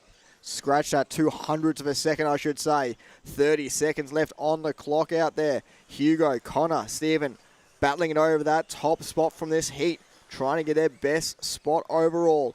20 seconds left to go. Connor that time around, 29.7, 29.7 also for Hugo Sang. Gap remains identical from the previous lap. 15 seconds left on the clock. They'll be on their final lap. Issues there. Working together by looks of it, giving each other plenty of room. They're just in qualifying for now. We'll get into racing after this. Time expires out there. Stephen Brown comes across with his best lap right when he needed it. Goes around for his 11th lap now. Sneaks it on through. A 29.0 from him. Hugo Sang across the line. He gets another lap in as well. So the top 3 all getting the 11 laps in. Top 5 even all going for an 11 lap run here. Hugo Sang, Stephen Brown, Connor Esbeck, Lucas Didier, Sean Tilley all on an 11 lap run. Everyone else starting to finish up their lap. We see Stephen Brown across the line here at 29.5. Good last lap there. Needed it as well. Across the line now, Sean Tilley. Lucas Didier with a 29.7. Connor Esbeck with a 29.6. Hugo Sang with a 29.7. Top 3 separated by 0.5 of a second. Connor Esbeck last lap of 29.6. Stephen Brown at 29.5, 29.7 for Hugo Sang. Goes toward Hugo Sang right at the end there. 11 lap run, 5.26. A good run for young Hugo. Stephen Brown just 0.4 of a second behind. Another 10th after that. Connor Esbeck comes into play. That was heat number 7. A good heat there. Nice and tight. We're going to go chuck it on down to Scotty with another Team EAM interview. We just heard the call from Mitch Brown, Esbeck, saying nothing between the three of you. How fun out there to be battling so closely. It's great. I think last time I had this was like 3 months ago, and the new layout, just racing is so much more fun, and the track feels so much more flowy, and you can get just so close with each other. Next time you're out on track, it's head-to-head racing. It's your final this afternoon. You're looking forward to that? 100%. It'll be so fun. What do you think about this turn 1-2 kind of complex on the first lap? Do you think it'll be good clean starts? I can't do it. I can't make any promises, but these first couple of corners will be really tight, and hopefully there's no crashes. Look forward to seeing it. All the best. Thank you. Hugo saying making no promises about a clean start. We'll look forward to that going a little bit later on. Mitch, straight back to you, and I'll come join you in the hybrid landscape shed in just a sec. Looking forward to it, Scotty. So in this heat number 6 of 15, we'll have Lachlan Williams, Loic Didier, Lee Cheeseman, Scotty Ernst, Cheesehead, Rob Maycock, Cam Sortel, Matthew Van Beers, Chris Davies, Scotty Giles, and Alex Grigio. Luckily, Scott Guy didn't have his headphones on then to correct me when I Scotty Giles. I heard you. No, you didn't. Just don't start calling me Scotty Giant. A soft G. Giles. A soft G. So coming across the line here, Lachlan Williams. Whoa, too many Scots around here. We need to start racing a few of them. Lachie Williams to kick things off on his first lap around. We followed by Loic and Lee. Everyone working their way around onto their first lap on the time now. So Lachlan Williams to head them away. We'll have Loic Didier right on his tail, along with Lee Cheeseman coming to the line for their first laps around here. Lachlan Williams, one of our young guns here from Australia, predominantly a stock driver, has changed over to mod coming into this Worlds. Lachlan Williams a 30.0 first lap around. Rob Maycock a 29.9. Loic with a 29.8. It's not to take away from what's happening on track, but a little bit of debate in the chat here about where the positions are going to land around 10, 11, 12. There's 3 drivers look like they're going to come in on 23 points, fighting over the final position. That's going to be Davide Ongaro. Una Hartinen, I think, will be on 23 as well. I've just lost track of who the other one is, but there will be 3 on 23 points. So 2 to 3-way tiebreak for that final starting position. I'm not going to call it. We'll let Lifetime crunch the numbers a little bit later, and we're going to keep will be his waiting. published. Oh, we got one over big time in the front straight. Oh, getting caught in the pipe on the front straightaway. You're in the chat and you've crunched the numbers. You let us know who you think it's going to be starting out of 9, 10, 11, 12 when we go finals racing a little later. I'm happy to leave him hanging. So Maycock continues out front, 0.015, a massive margin ahead of Lachie Williams. Chris Davies, another 0.9 back in 3. Cheeseman in 4. Didier, in fact, Giles jumps around Didier with a 30.4 last time across the line. It is Didier fastest of the run thus far, 29.380. Williams, 29.795 last time for him, 29.5 for Matty Van Beers, his quickest of the run so far. Williams, a 31.3, gets in a little bit of trouble, drops back down the order. Back down to P3 as Davies goes around him. In fact, Davies goes to the top now with a slow lap from Maycock as well, a 31.49 for the Queenslander. Van Beers, the only one showing green this time around, Mitch. Couple of rough laps here for Rob.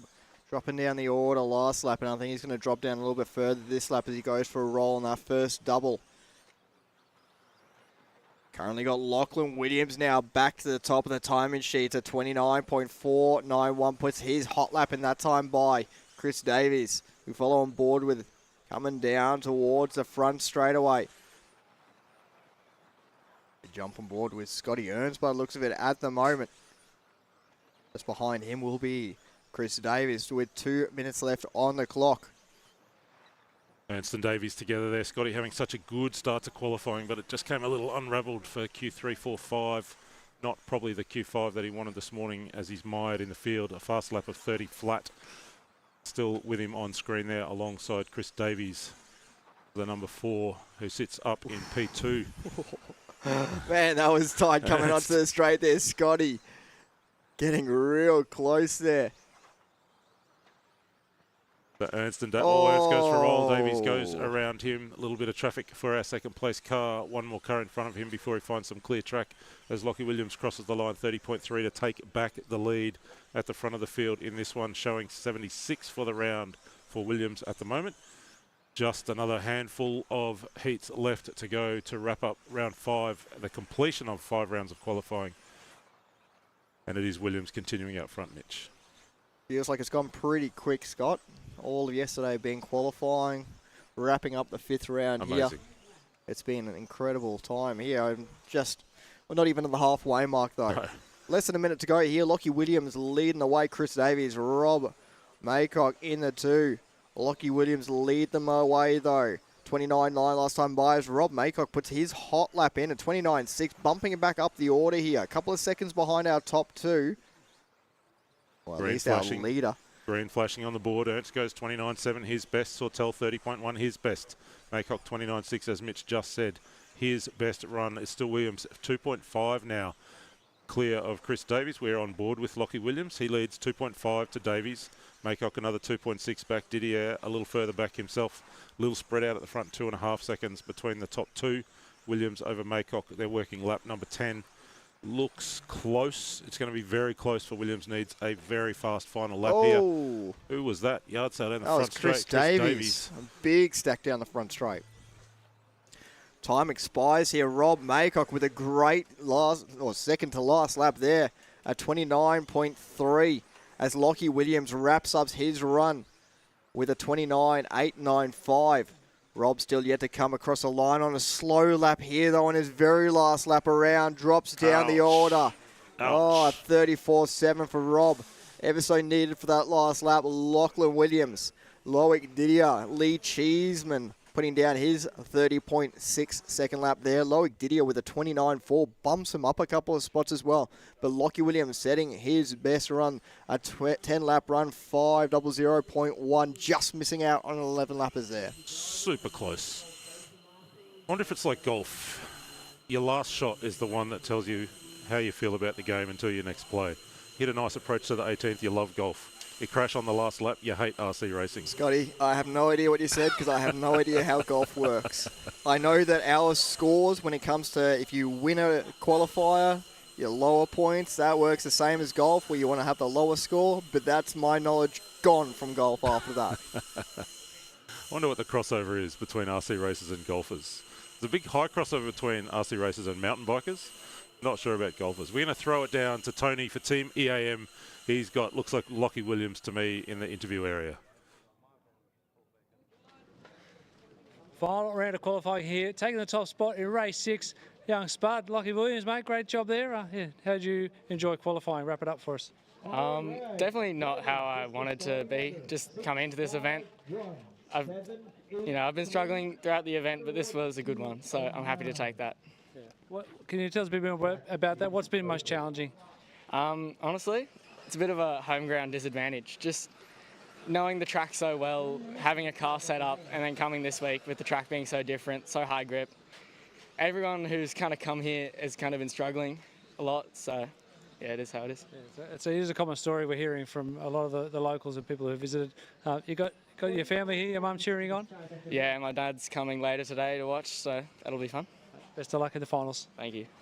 All right, back to you guys in the Hybrid Landscape Studio.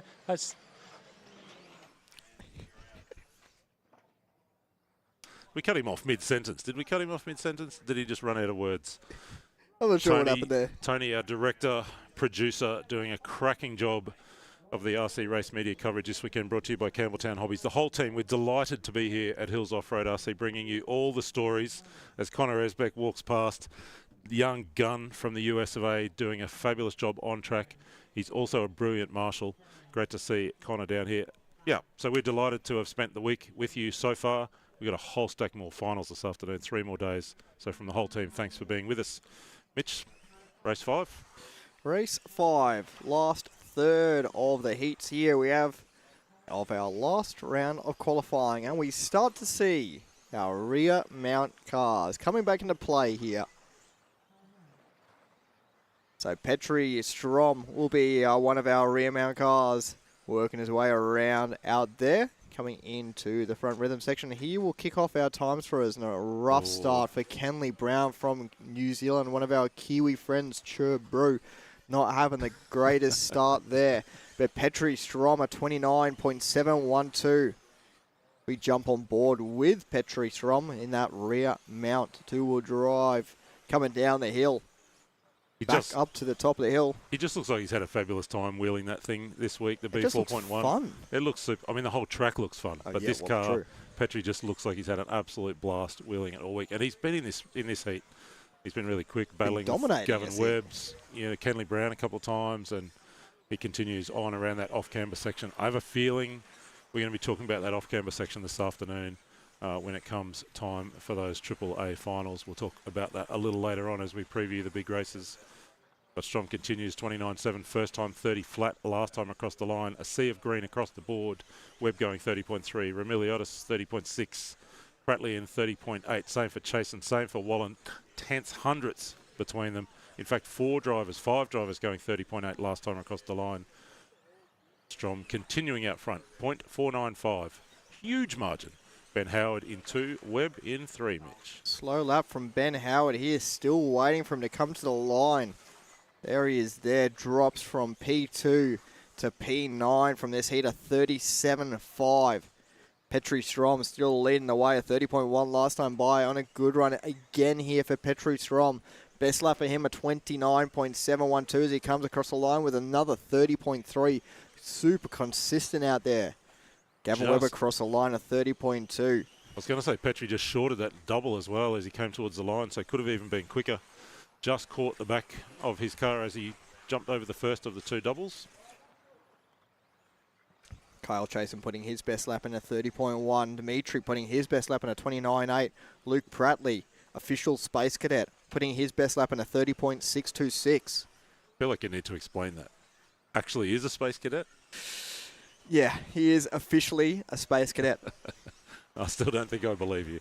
I'll have to ask him. 28.9, Strom going into the 28s last time across the line. 2.3 seconds ahead of Gavin Webb. We're following on screen. So Webb now just 2.3 back, but Strom's gone 28.9 to make it very hard for him to be chased down. Webb going 30.3 last time across the line. Just 2 tenths slower than his best to date, a 30.1. Getting himself in trouble in that double-double section. I think that might have been Kenley Brown going over the top. Brown, I think it is, down the front straight. Car number 5 going 29.8. Webb going 34.6. Expensive. 7.9 seconds back of Strom now as Webb continues. Climbs the hill under the shade of Scotty, the tree. look what we've been brought. Holy cow, there's sugar galore coming into race control. We could be hyped this afternoon. What That's did we get up to? dangerous. So it's Gavin Webb comes down the double down. He's got Kenley Brown right in front of him. They're still well back of our race leader. So Brown and Webb together to the end of the lap. What's between them in terms of the overall? Just half a second. They come back to the line. Webb 29.7, Brown 29.9. The margin 0.57 as we get close to the final minute for this Heat 5. Kenley Brown on a recovery effort out there from an early stack. Looking good as well. He's made his way up into the battle for P2, P3 with 1 minute left on the clock. Only 0.5 of a second behind Gavin Webb. Gavin putting his best lap in last time at 29.9. Petri Strom though, 8 seconds out front for this one. 45 seconds left on the clock. Gavin and Kenley coming across the line here. 29.8 from Gavin. Kenley with a rough lap of 32.1. Now in Space Cadet territory with Luke Pratley starting to close on in. 35 seconds to go. I feel like that was our second and third place cars. Webb and Brown getting tangled together on screen in turn 1. They continue to the double down. Brown in the front on the racetrack, but Webb continues to lead on the timing charts. We'll get them across the line this time by. Someone's asking in the chat, what car is it that Petri is driving? I'm not sure if you're taking the mickey out of us because we've said it a million times. The team associated B4.1. I'll say it again. Fabulous rear motor action. So what did we get? 33.2 for Webb, 31.2 for Brown. The margin between the two of them, 7/10 into what looks to be their final lap, Mitch. Everyone making their way around. Storm's going to go through into an 11-lap run, likely the only driver from this heat to make 11 laps. So Petrie with that rear mount B4, working his way around on his last lap. Coming down the hill, back to the top of the hill, into the double down. Everyone else wrapping up their runs here. Issues going on into the doubles. Petrie's going to go over the top of it, makes it work there. Onto the front straight away as everyone else starts to wrap on up. P69 for the round. Petrie Strom, the B4.1. Nice. Top 70, top half the field at the World Championships here in Australia Hills Off-Road RC. If there's ever a track where the old B4.1 will work, it's probably this one. Designed for conditions, perhaps a little lower grip than this, but a really nice performance. Gavin Webb in second with a 10-lap run, 5:08. Kenley with a 5:12 10-lap run. Prattley, Space Cadet, 10-lap run, 5:12.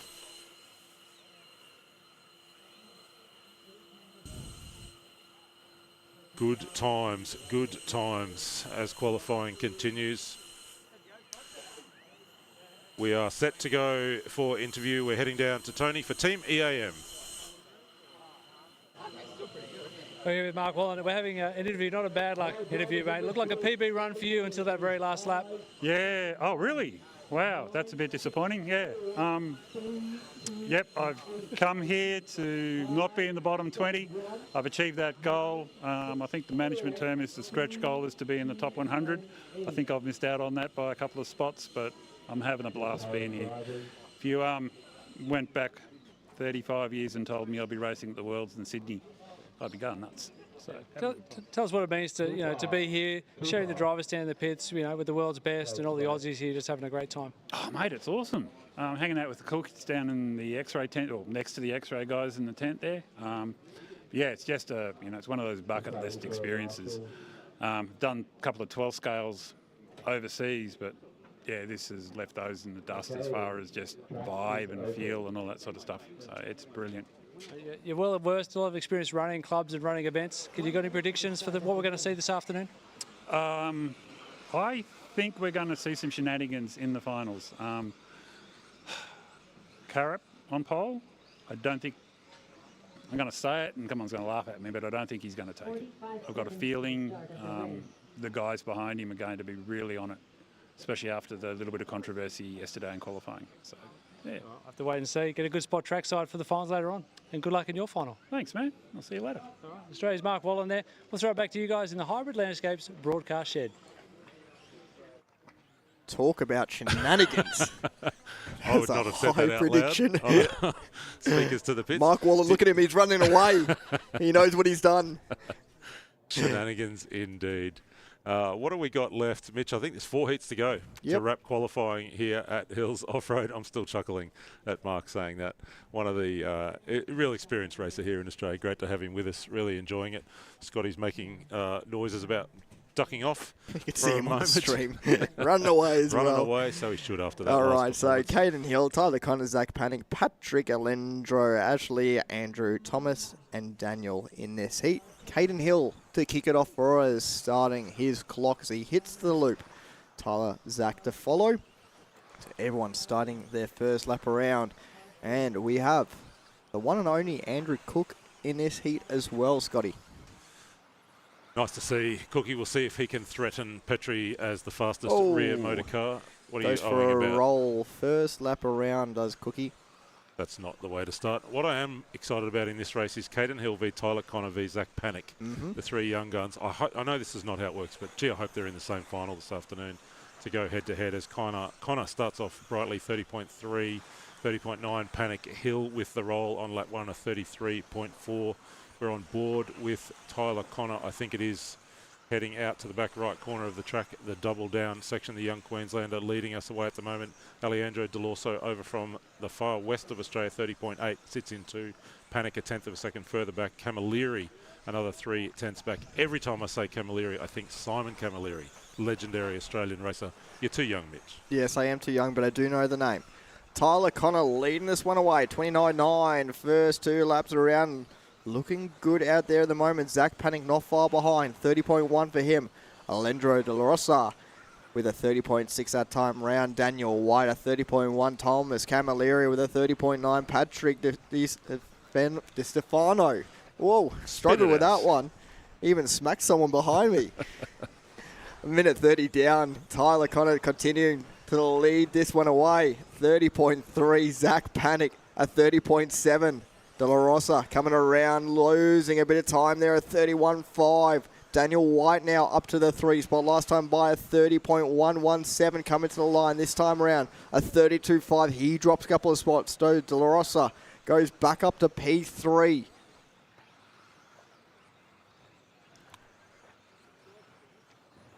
Connor continues, 30.2, 29.9 fast lap of the run. We're picking up on board with Zach Panic now, our number 2, place car 2.5, back of Connor at the moment, 31.5 last time, just a little slower than Panic's best. Stood trackside and watched him yesterday, Mitch, wrap up Q4 it was. He went quickest in this heat. One of the most excited interviews we did all day, and I sat and watched his dad be super excited. His dad, Ben, of course, and we're still continuing with Panic on screen through that corner hip jump into the double-double section right now, continuing to be P2, 2.5 seconds back of Connor. Caden Hill tucked up in between the pair of them, 30.5 that time by better for Panic. The gap still 2.9. It's also having a bit of a chat with Scott Hill, Caden Hill's father as well. Caden having such a good time out here. He's pretty much said to his dad he wants to go for the next 10 years worth of world championships, so he's already looking to lock that in for his old man. I wish I could have said that to my old man, so I want to go to the next 10 worlds. Start saving, Scotty, start saving. Some of those are going to be a long way away. 29.848. Tyler Connor last time by. Zach Panic with 30.7. Alejandro De La Rosa, 29.783. New hot lap of the heat for De La Rosa. That time around, so 1:30 left on the clock. Zach Panic still in the hunt here with a 30.7 last time by. He's not far behind at all. Tyler Connor, though, building up that gap to 2.9 seconds. Tyler again that time around. Tyler putting down the hot lap of the heat. Now it's starting to spice on up a bit. 29.751 that time around. We're on board. We jump on board with De La Rosa. Caden Hill, a 29.8 last time by. 1 minute left on the clock. 2.9 the margin between Connor and De La Rosa. Hill just another 1.2 back in 3. Panic another 1.6, and then Di Stefano a little further back inside the final minute on the master clock. Connor, it is going 78 for the round. That's midfield in a world championship list for the young Queenslander. Only been racing a couple of years. Hope he gets to see all of the world championships over the next 10 years. Along with Caden Hill and Zach Panic. Wouldn't that be a trio to take to the next 5 worlds on the Australian team? Yeah, some quick young guns here in Australia, up-and-coming drivers. We've seen the likes of Lachlan Donnelly. We all know his name. But a couple of these young guns, their future as well in the next 2 to 6 years. We should see them coming up through the ranks as well. Tyler Connor, a great example of that. Only been driving for a year or so, couple of years at most. We now jump back on board with Tyler Connor, currently leading this heat out, looking for a mid-pack run at a World Championships with about 140 drivers. The last time by, a 30.0. Best lap for Tyler Connor, a 29.7. He's got a great average lap out there, super consistent driver. He's currently leading this one away. Time ticking on down here. Tyler looking for a good run to finish his qualifying up here at the two-wheel drive segment of the World Championship.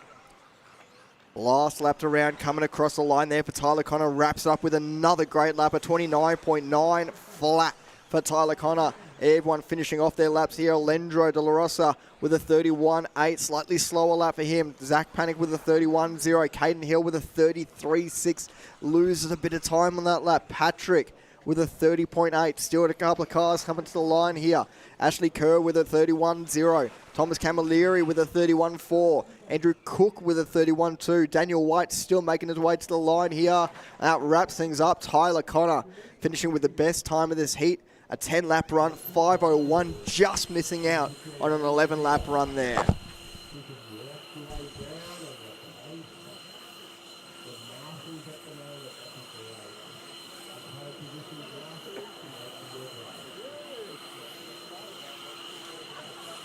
So that was heat number 4.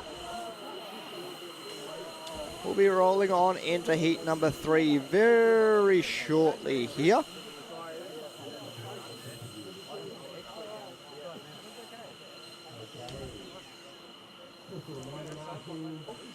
All right, we're going to chuck it on over here for another Team EAM interview. Take it away, Scotty. I keep checking the letters and numbers. The RCX 36 designer, Andy Cook, wearing the 1989 Associated Worlds T-shirt from right back in the day. Mate, how's your qualifying session been? That was a lot of fun. A lot of fun, so really enjoyable. Car was feeling great, yeah. So I drove it pretty decent, so yeah. So if I understand, it's a mix of kind of some old parts, some 3D printed parts of your own design, some modern gearbox parts maybe, all kind of combined together in a genuinely your own creation. Yes, so the concept was to make a retro-looking car, based on the RC10, but using some of the modern geometries and designs. So, an associated B6.4 or B7 as a donor. Use the uprights and the shocks and the gears and everything else I designed to make it look like an old-school RC10. And it does, and it looks fantastic. We better let you go, Marshall. Congrats on running this weekend. Congrats on the T-shirt. Love it. I lost mine years ago. Have fun this afternoon. Brilliant. Thanks a lot, Scotty. That's Andy Cook, one of the good guys in Australian RC and one of the big team behind the Vintage Bash, the 450 car race coming up the first weekend in November in Melbourne, Australia. Look forward to that one. And we'll be covering that live here on RC Race Media. So look forward to hanging out with you for that event in just a month's time. Scotty, Mitch, I think bring us home for the end of qualifying round number 5. Welcome back. We're back. Mr. Scotty Ernst, Hi top there. 15 run. No. My car was really good that time there, so I made a couple mistakes. Otherwise, I was pretty happy with it. It was good. So heat number 3. I heard you guys moan one time when I crashed, so you must have been watching on me. I heard you. We were. Oh! There he goes. Oh. Yep. Wah, wah, wah.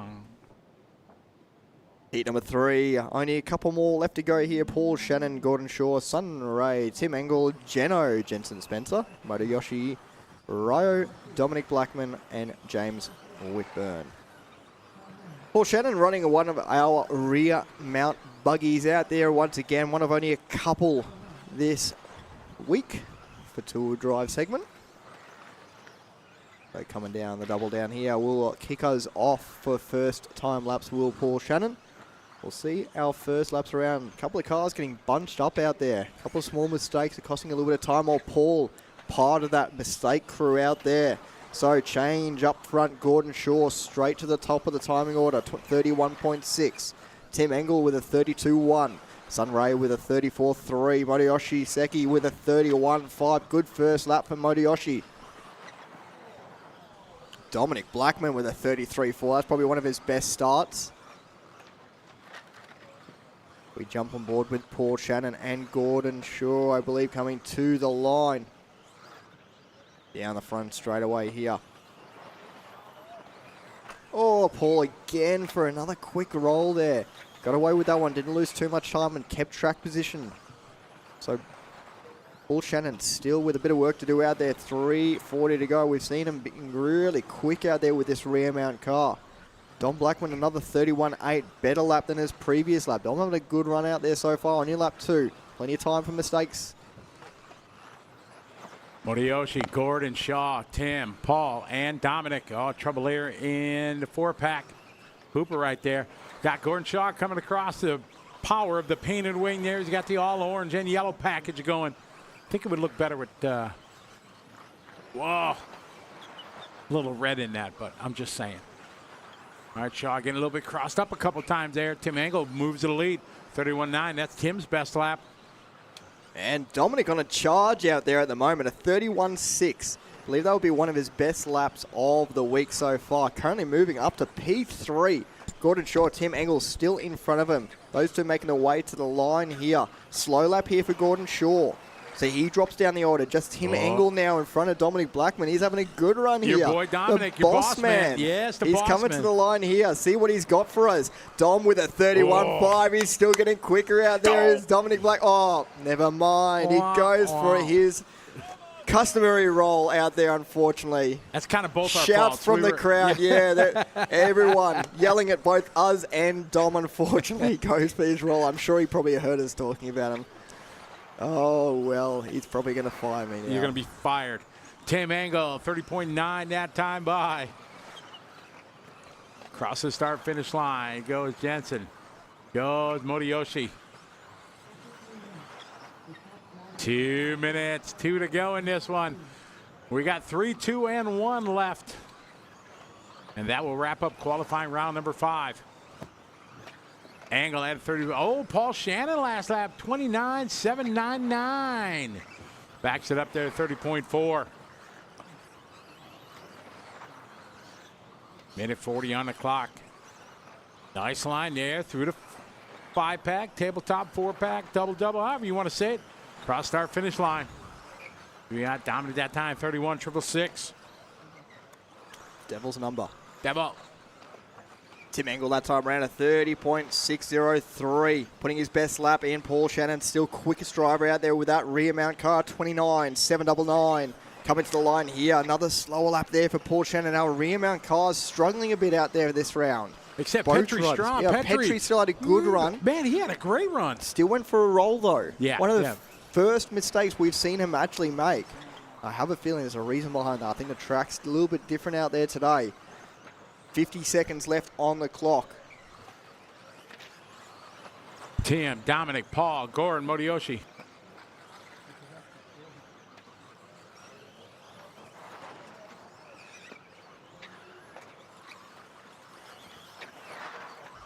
.40 seconds to go, Angle. Leading the way.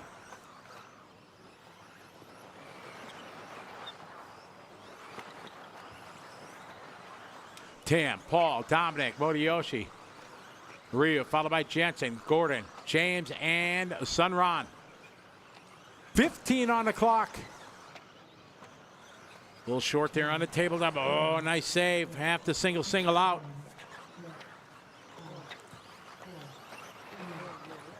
Tim, 31.9. Paul Shannon going to go by. Oh, man, Tim just rolls it again.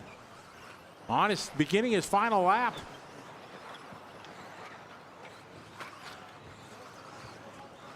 Oh, left side double. Marshall's converge.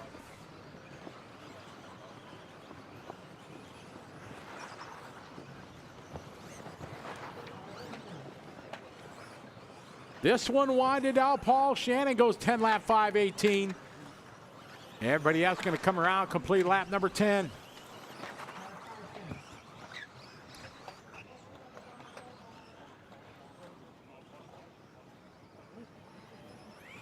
Across the line, race number 3 coming to a close. Paul Shannon going to take this one, 10 lap 5:18. Oh, full send down the line. Jensen just sends it. That's going to wrap this one. Paul Shannon going to take this one. Tim second, Gordon third. I'll give some shout outs. Alexander Wild, my good friend from Germany. How are you doing, Alexander Wild? Good to have you following along. Thank you.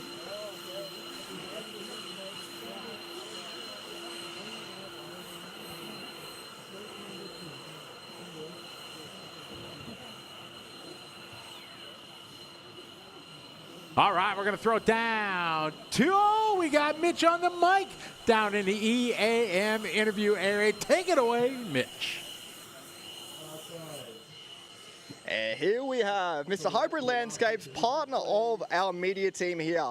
Dominic Blackman running his two-wheel drive, having a great weekend here. How's it all going, Dom? Oh, having a great time. Yeah, it's awesome. So the track is unreal.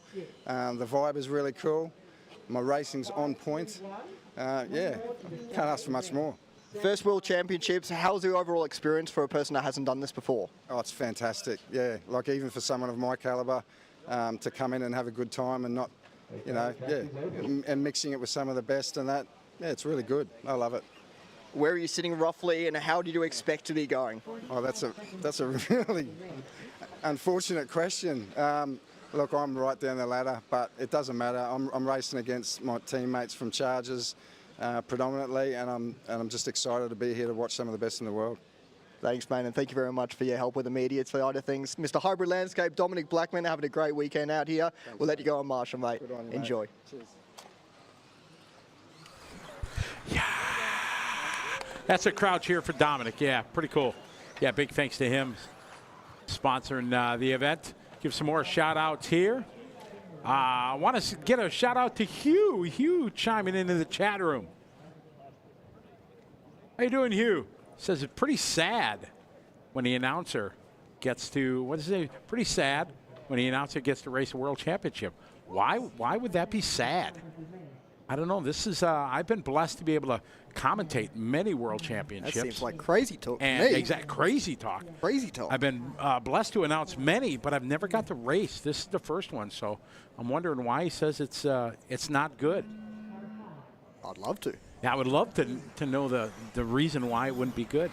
It's great. I mean, I enjoy being able to race track and then, you know, share my thoughts of the track as it changes rather than just observing. Yeah. I get to share my experience, not just my experience, whether I'm right or wrong. It's how I felt, whether it was loose or it was, you know, traction coming up.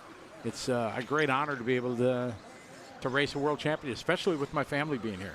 That just makes it extra special. Yeah, we're getting intel that realistically I don't think any other worlds has probably ever gotten an actual commentator giving us updated feedback every single run of how the track is changing, developing throughout the races.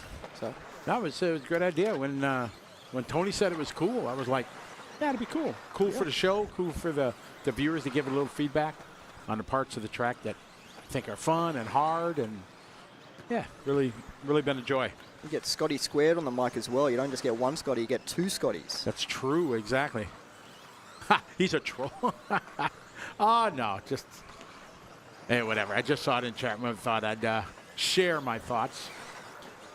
All right, Brent Jeffries, 31.6. Looking good here out of the gate here in Group 2.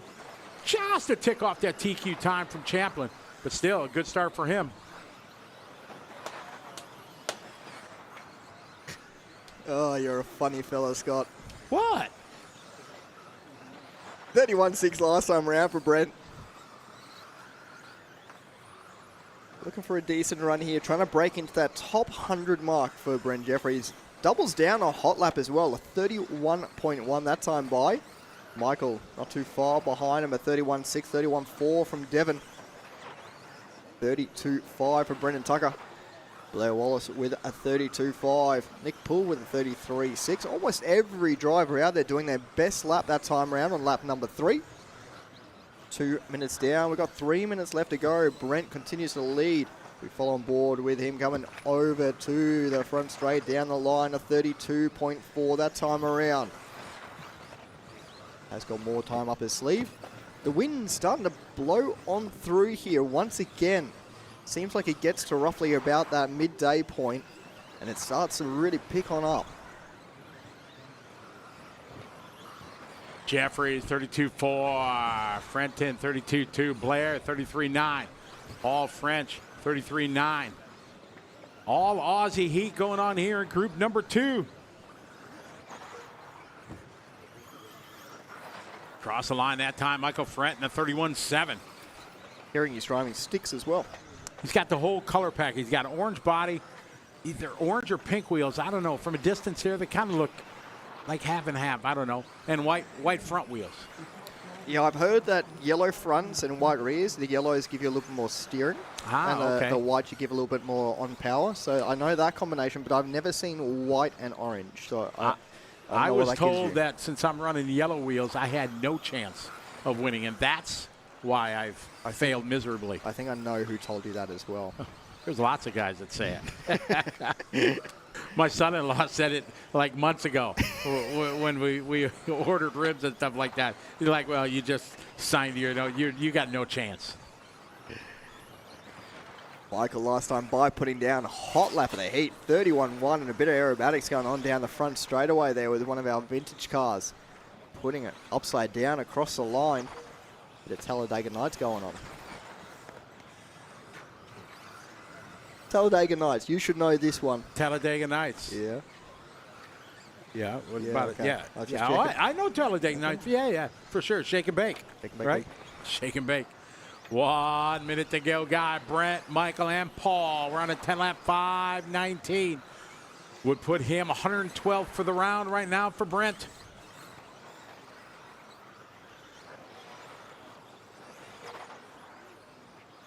Probably ahead of me in this round. That was one of my throwouts. Yeah. 30 seconds to go in this one, 30 to go. Brian and Michelle, I agree. Yellow wheels are faster. I'm with you. It's more cheeseheads from back home. Oh. Brian and his wife, Michelle. Yep, they race. We jump back on board with Brent Jeffries with 15 seconds left on the clock. Getting a little bit wrong through that double there. Doesn't cost him any time because he didn't end up on his roof, though. It's all that matters at 32.5. Trying to break that 100 driver mark. 3 seconds on the clock as time ticks on down here. All drivers looking at that 10-lap pace. At least a couple of them. Nick Poole, Ashley Cobble, Blair, Brennan, Ron just outside of that. So everyone making their way around on their final laps out there. Poole managing to go for another lap though. So Nick Poole coming across the line to finish his lap on a 37.8. Brendan Tucker with a 33.3. Brent Jeffries with a 31.1. 10-lap run, 5.19. Michael Frenton with a 10-lap run, 5.21. Paul French and Devon still live out there as they work their way to the line. Devon to the line here, a 32.7. Paul having a rough last lap, just waiting on Paul coming to the line. Down the straightaway here. And a 35.2. Lost a spot to Devon on the last lap around.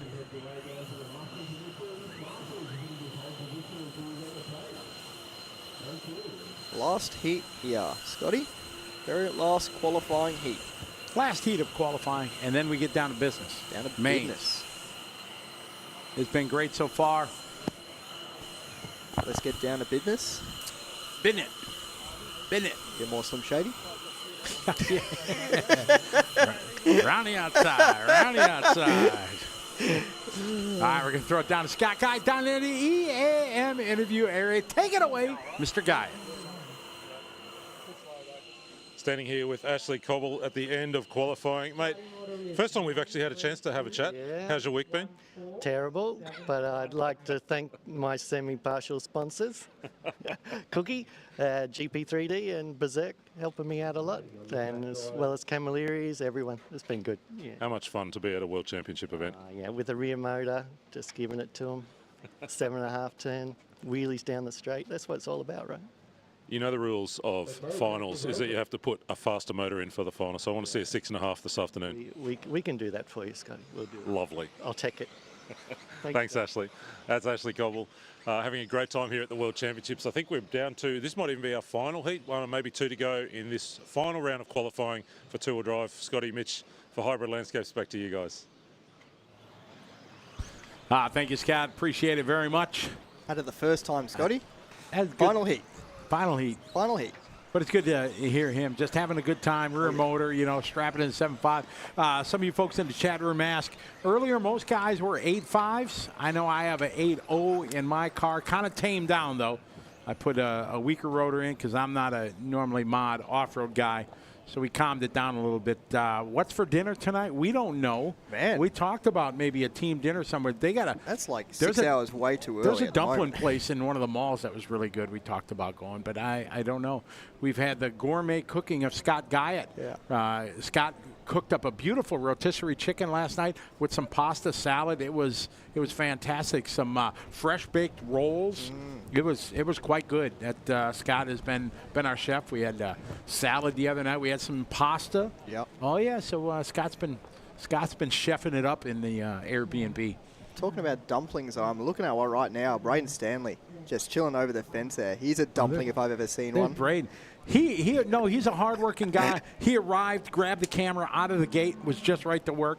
He's got his new hairdo all going there, exactly. Got his Hollywoods on. He's kind of a big deal. See the badge that says VIP. He's got an autograph signing at about 2 o'clock on Manufacturers Row. He'll be down there, Team Coyote booth, signing autographs. First laps underway here of our last heat of qualifying. Mike Remy will take us away. I don't know if you folks can tell we're having a good time. Oh, man, we're exactly. having a Love blast. sharing the World Championship. Whoa. With, Oh, hey now. jeez. That was awesome.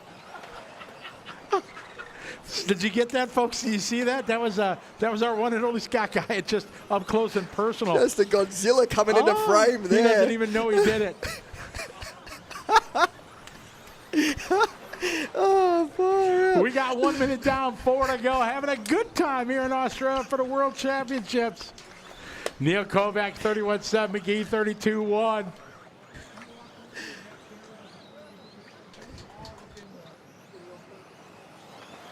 He said he did it on purpose. All right, we got Neil out front, 31-2 opening lap there for Neil. Scott McGee with a 32-2, Stewart with a 32-3, Mike Remy 31-6. So Neil Kovacs leading this one away, 1.4 seconds in front of Scott. 1.5 down, 3.5 to go. Plenty of time left in this one, our final heat of qualifying for the day. Before we get into some racing action. That was a long racing. We're going to have a lot of spectators. A lot of people have come down. There's a father and son who came over from New Zealand. They just flew in to watch. Oh, wow. And people here from all over Australia that have came here for finals day today. It's Mike Remy out front. He's kind of been at the top of the heat here through him and Neil Kovacs back and forth throughout the course. Kovacs, the Hungarian hitman, they say. Yep. You say, I don't want to know why that's the name, but hey, we roll with it. You got Mike, Scott McGee, then Neil, Stewart, Howard. Howard had some good luck earlier. I think it was maybe Q1 that Howard took the win in this group. Andrew Carrick, 39-2, then Stephen and Peter. Not sure if he's Hungarian or a hitman, to be honest. Don't know, but hey, that's I the like nickname. it. There's got to be a story behind it. You know, we get Scott Guyot on it when he's not grandstanding the camera. Maybe you can find out. Yeah. Mike Remy out front in this one. Neil Kovacs, Hungarian hitman. MP2, Stuart McMahon in 3. Scott McGee in 4. Howard Crooks in the 5 spot as Mike Remy comes around. New hot lap of the heat there, a 30.916. Solid lap there from Mike Remy. 2 minutes to go. They just asked if Nicole Kidman, any sightings of her being here. She just announced her divorce, and now just look, we haven't seen her yet, though. We got a lot of single men around here. Probably a couple more at the end of this week, Got I'd the say. RC physique going on, yeah. Yeah, a couple more, yeah. Yeah. You spent how much to go toy car racing? It's Remy again leading this one here, looking strong. 30.9 that time. Kovacs 31.9. Scott McGee with a 34.2. Stewart, tough lap there, 40.2. We got a minute 40 to go in this one, Mitch. Mike Remy continues to lead this away. Best lap of a 30.9. Last lap of a 31.7. Lose a little bit of time in that last lap around. 1:15 is predicted position from this round for Mike Remy. Looking for a good run to wrap things up here. Mike coming towards the line, getting a little bit wrong through that double section. He comes towards the front straight down the line here, cross the line. 32.8 loses a little bit of time. We now pick up Neil Kovacs, a Hungarian hitman, coming on to the front straight away. Across the line for Neil, a 33 flat. He loses a bit of time as well. With less than a minute on the clock now. Time ticking away. Our final minute of qualifying. 50 seconds to go. Mike Remy with a 4.5 second gap over the rest of the field here. Neil Kovacs in 2, Scott McGee in 3, Stuart McMahon in 4, Howard Crooks in the 5 spot. 40 seconds on the clock. A solid lead right now for Remy from Belgium. Kovacs, McGee, and McMahon. We have a break after this. I think there's about an hour-ish break before we begin our finals. Our finals are scheduled here to start at 12. Well, there's a 12:30 international A-main practice at 12:30 our time. So that's an hour from now. We will have practice. Talking about practice. That's right. So here's a little, well, we'll give you the heads up after this race. We follow Mike Remy here around. See, looking to take this one. Kovacs closing up a little bit. There's Remy that time, 32.0. Cross the line that time. Here's Crooks. There's Neil across the line. Wind it down. The tone has gone as we're in the final lap here, qualifying.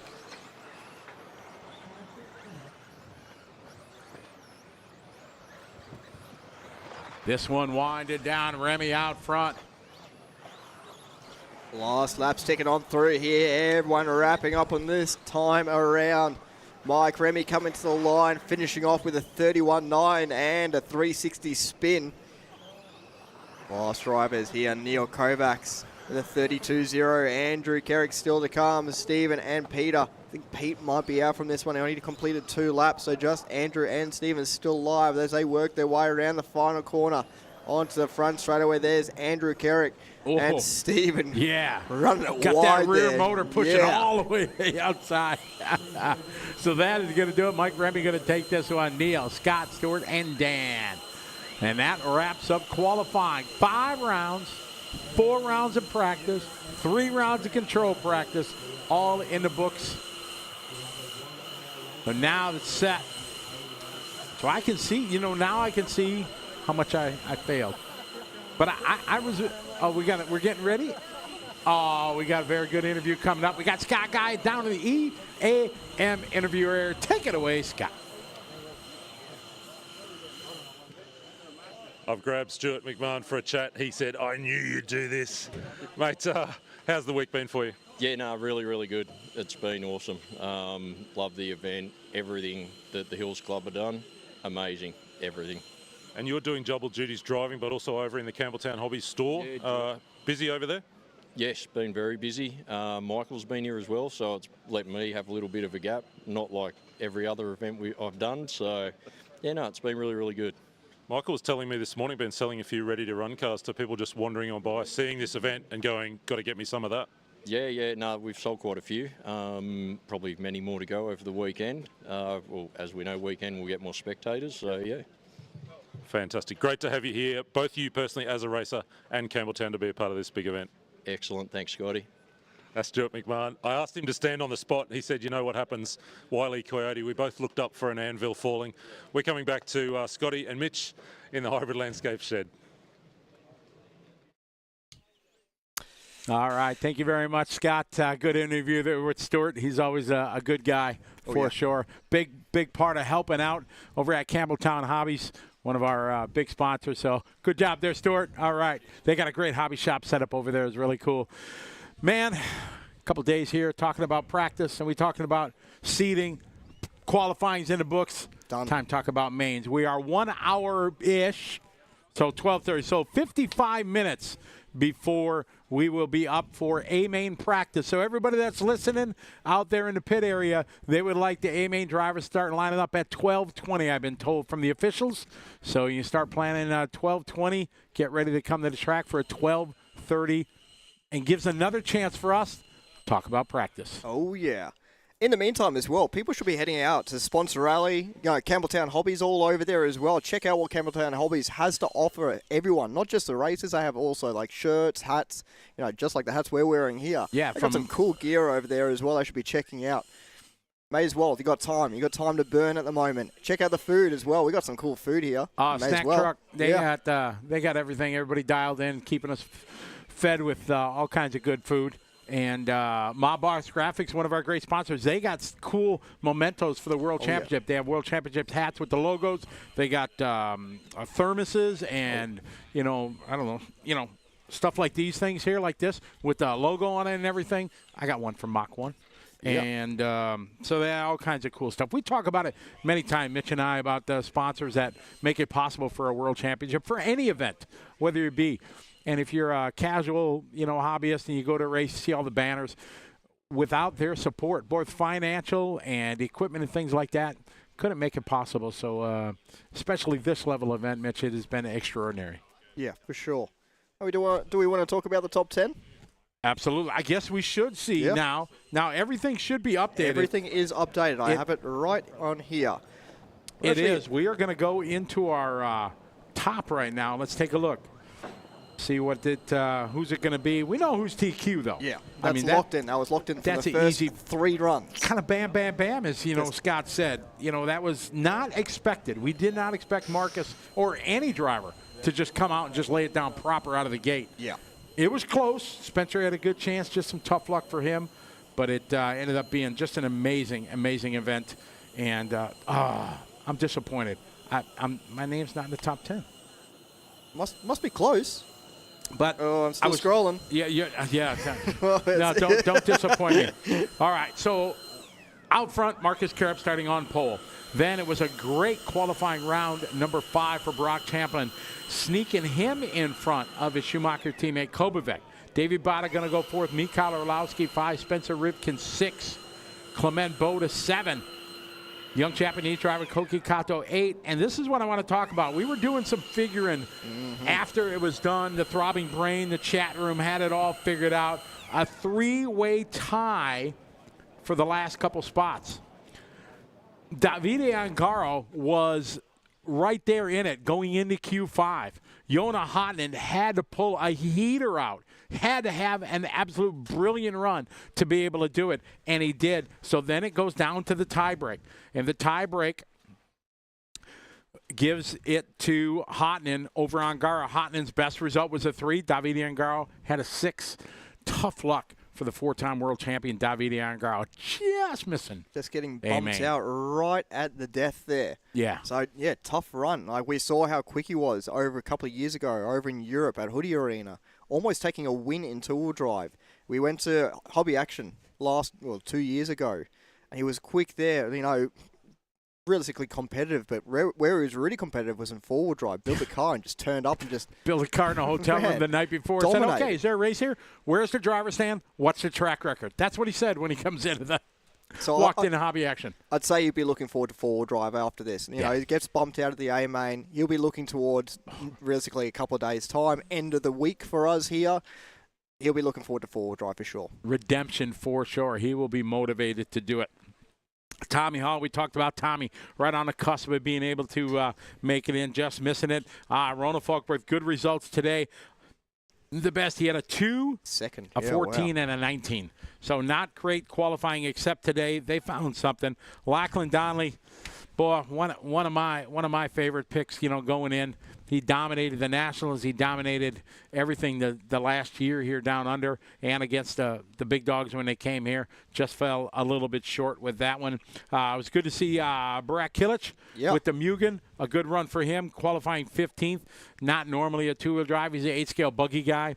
And I had a bit of a chat with him as well. All right, he's saying he's looking a lot more forward to the four-wheel drive segment. Because they have their own four-wheel drive now as well. They bring a four-wheel drive. They ran at the Euros, and they're bringing it here to the world as well. The Mugen four-wheel drive. It'll be one of their first tests with it, or first proper runs with it on the world level. He said he's really looking forward to that. He says the car feels really good. So be interesting to see how he goes with the four-wheel drive segment. And that's his forte, four-wheel drive, being such a great, one of the Europeans' top 8-scale buggy drivers, and he gets on this track. I think good things. If the platform works for them and they'll be able to work with it as the changing track conditions, I think he'll be in there like swimwear for sure. Renderneck just missing out, dropping to 16th. Young Bartosz Zaluski 17th. Dakota Fend. And great last run in the end, even after a 3-second stack. Still coming back to finish 7th. He maybe could have had a 2. Yeah. So, you know, if you would have dropped 4 points, probably just would have put him 14th or 15th. But it just shows that they never quit, even though cards were stacked against him after qualifying and seeding and everything like that. He kept digging. Cole Tollard, Chase Lemieux in the top 20. A couple cheeseheads. Good for them. Cheeseheads. All right, so I guess I got to keep scrolling because, you know, everybody wants to know. We going all the way down to your position? All right, Chad Dew is my son-in-law's 46th. Yep. All right, where's my daughter, Sarah Ann? Sarah Ann, 75th. Very good. Not bad. So if she's 75th, I'm quite sure I didn't make the top 100.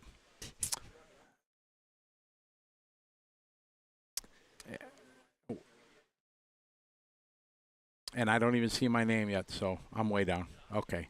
Did I even... am I 145th? I missed we're going to head on over to our 10 cam. How about we'll see if we can get as many people chucking their hands up in the air, waving them like they don't care. So anyone in the pits that can't hear us, chuck your hands up. Give us a wave to the camera.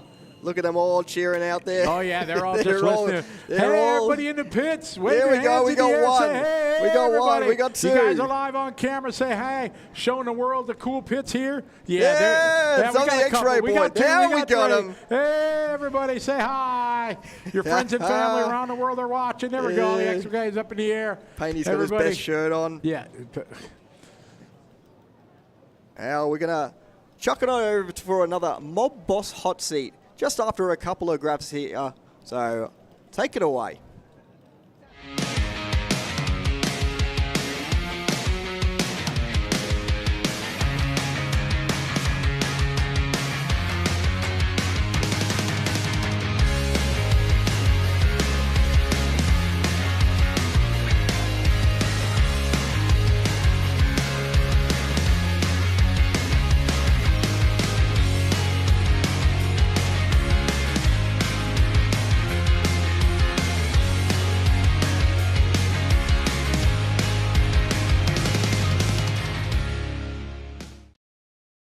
All your hobby needs are at Campbelltown Hobbies. Specialists in RC vehicles and accessories.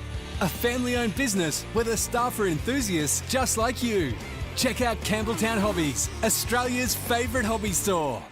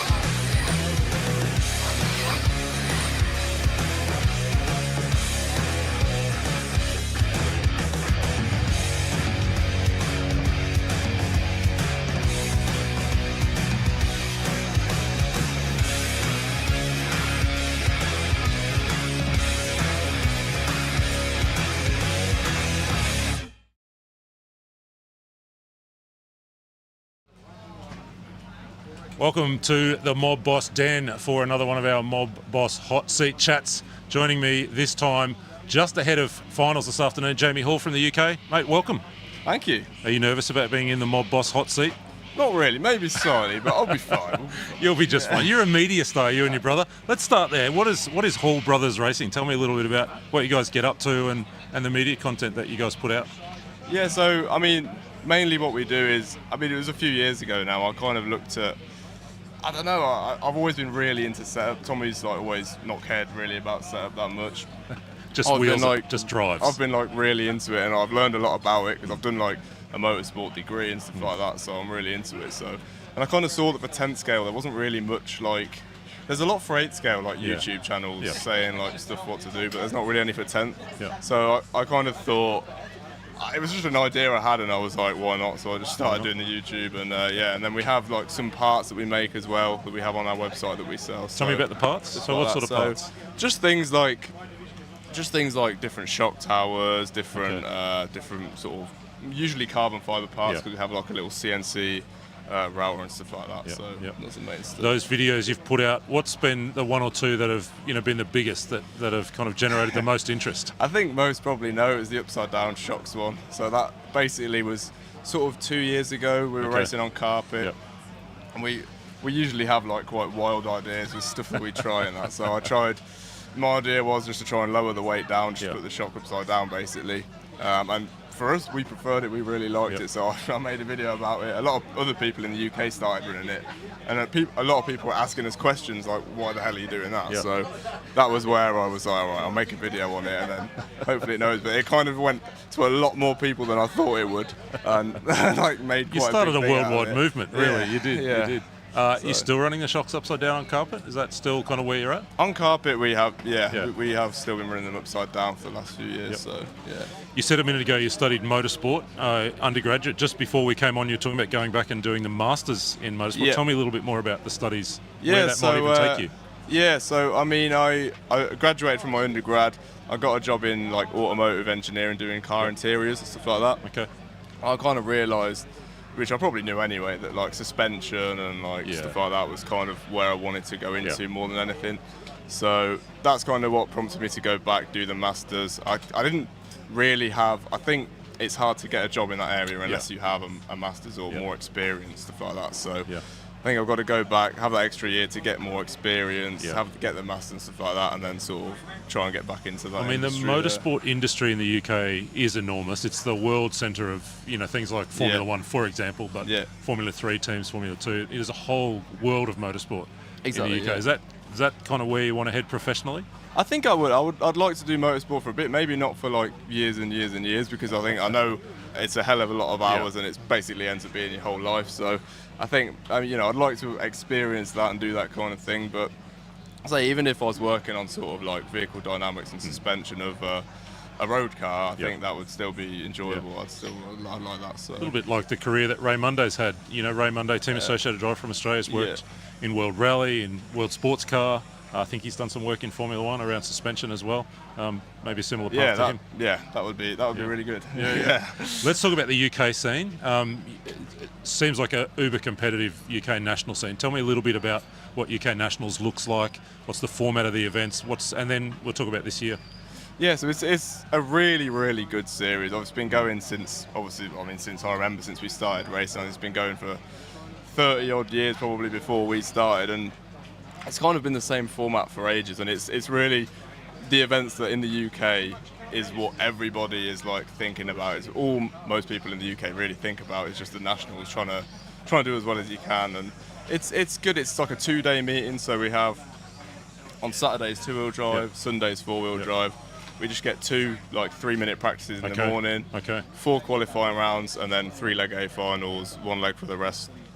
But that's the tough thing, is only having 2 3-minute practices in the morning. You've kind of got to be on it like straight away. So it's a really, really good format that's worked for a long time, and I hope it stays like it is for many more years as well. So 7 practices here is luxury for you guys. It is. It's actually a very big difference. When people have like come to the UK before from Europe, they like struggle with the lack of practice, and then I think sometimes when we come abroad and we have more practice, I think we're used to. You have to push harder because you've learned the track more and more. You've got more time to learn the track. In qualifying, you can afford to like drive harder and like really push more. Because in the UK, because we don't know the track as much, we're kind of like we kind of have to take it a little bit more study. So it is a difference. It is a fresh layout every time, though, isn't it? So it's the same venue, but a fresh layout. It's always because it's all AstroTurf tracks. The pipes are usually all like movable, or the track markers are all movable, it's always a different layout as well. So. Super competitive year. Yourself, your brother Ben Smith, Lee Martin, Neil Cragg, his final National Series. Just tell us a little bit about how this year's British National Series unfolded. It's gone well. So I mean, it started off obviously Neil's last year is probably like the main thing, the main story of the Nationals. But Tommy's had a really good year. He managed to get the 2-wheel drive championship.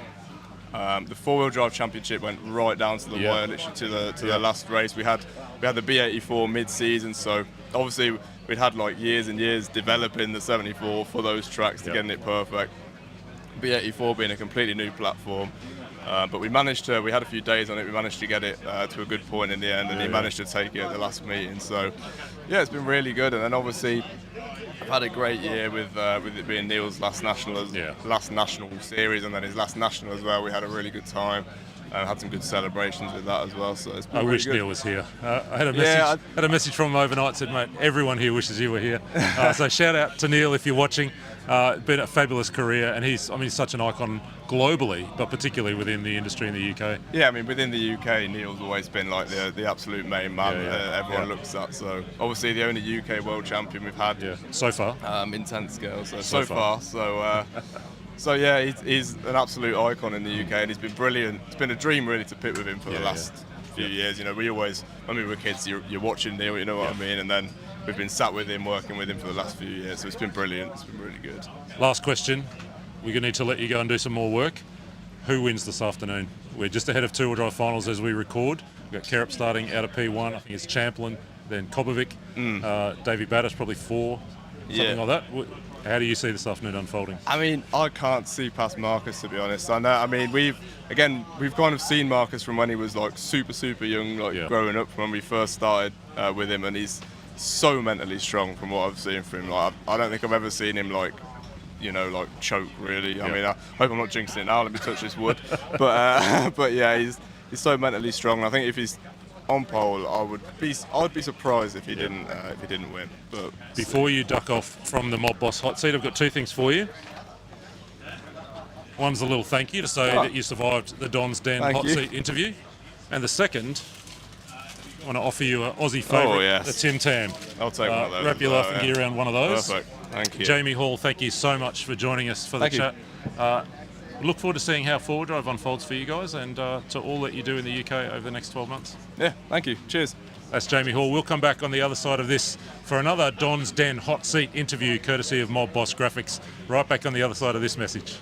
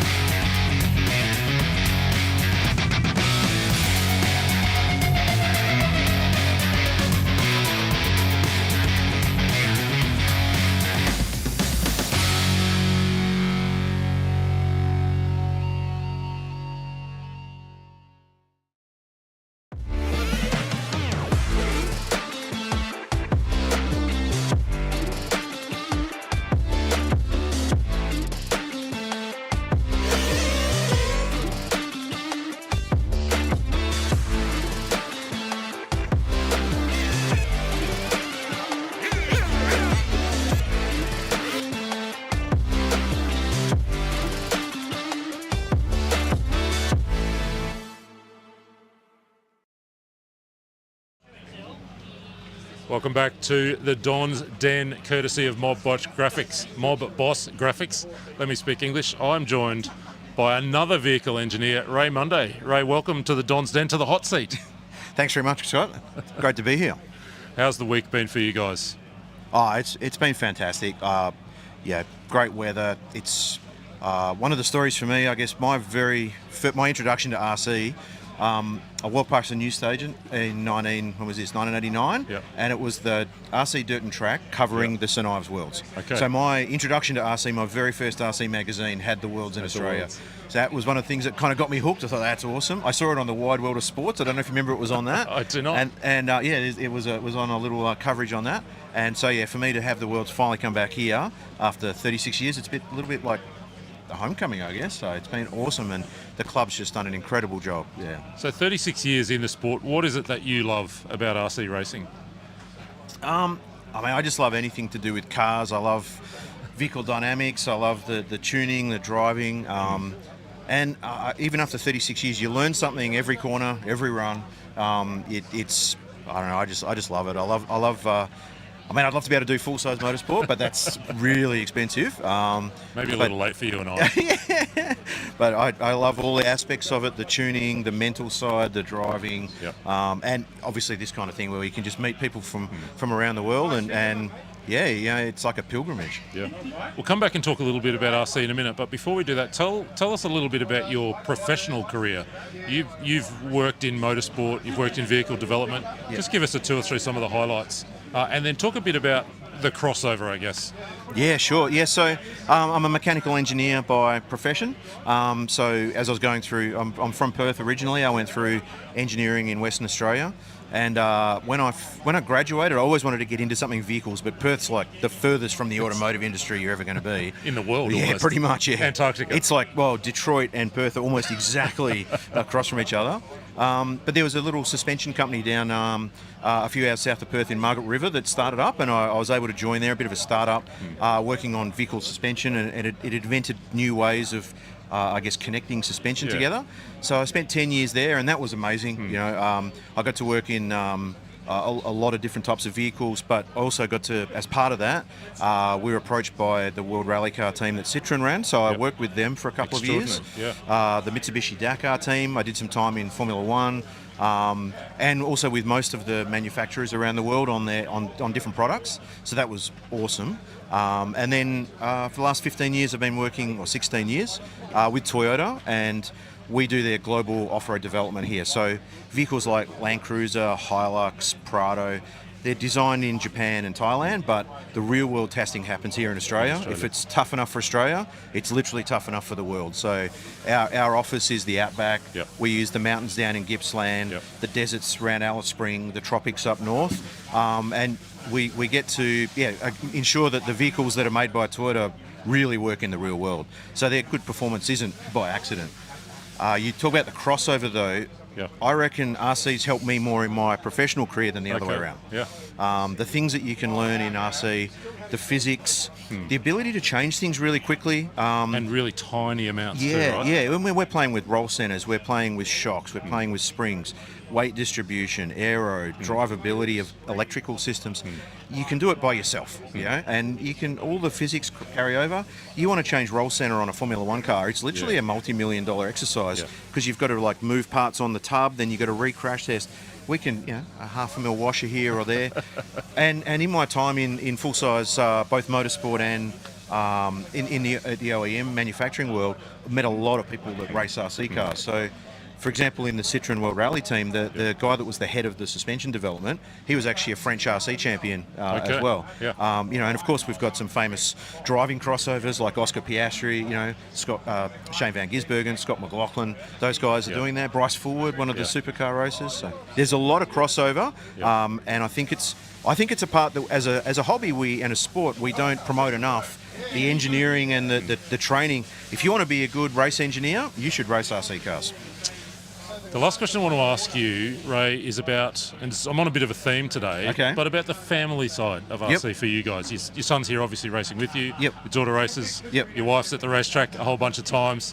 It's been a family affair for you, and it's something I've noticed around this Worlds. Talk to me a little bit about the family affair.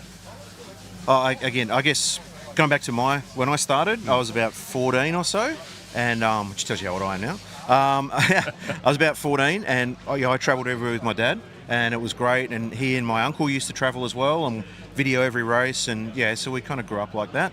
And then I've got some of those videos, by the way. And then when Lockie was born, I did a couple of different things for a few years. I did a bit of like club rallying and karting, but I hurt myself pretty bad karting when Lockie was young. And my wife's like, no, that's just get back into your RC. And it's been great because he's grown up at the track with us. It's helped him. He's now going through engineering actually at university, and this kind of work, I think it's a great experience. So we do that, club days. My daughter helps out in the canteen. She loves the social side. She's not so much into the driving side. She enjoys it, but being around your family at a hobby like this, it's such a good thing. And there's a lot of families you can see that travel around and hopefully making great experiences.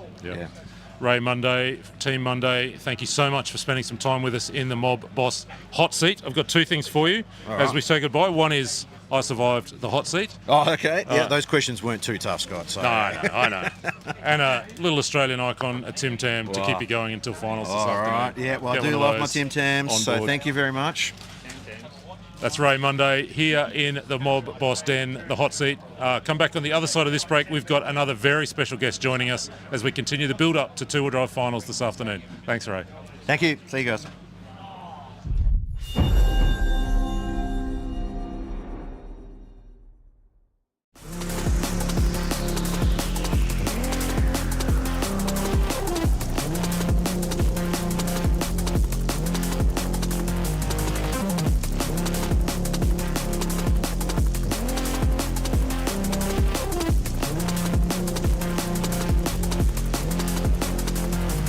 This one going to Orlowski.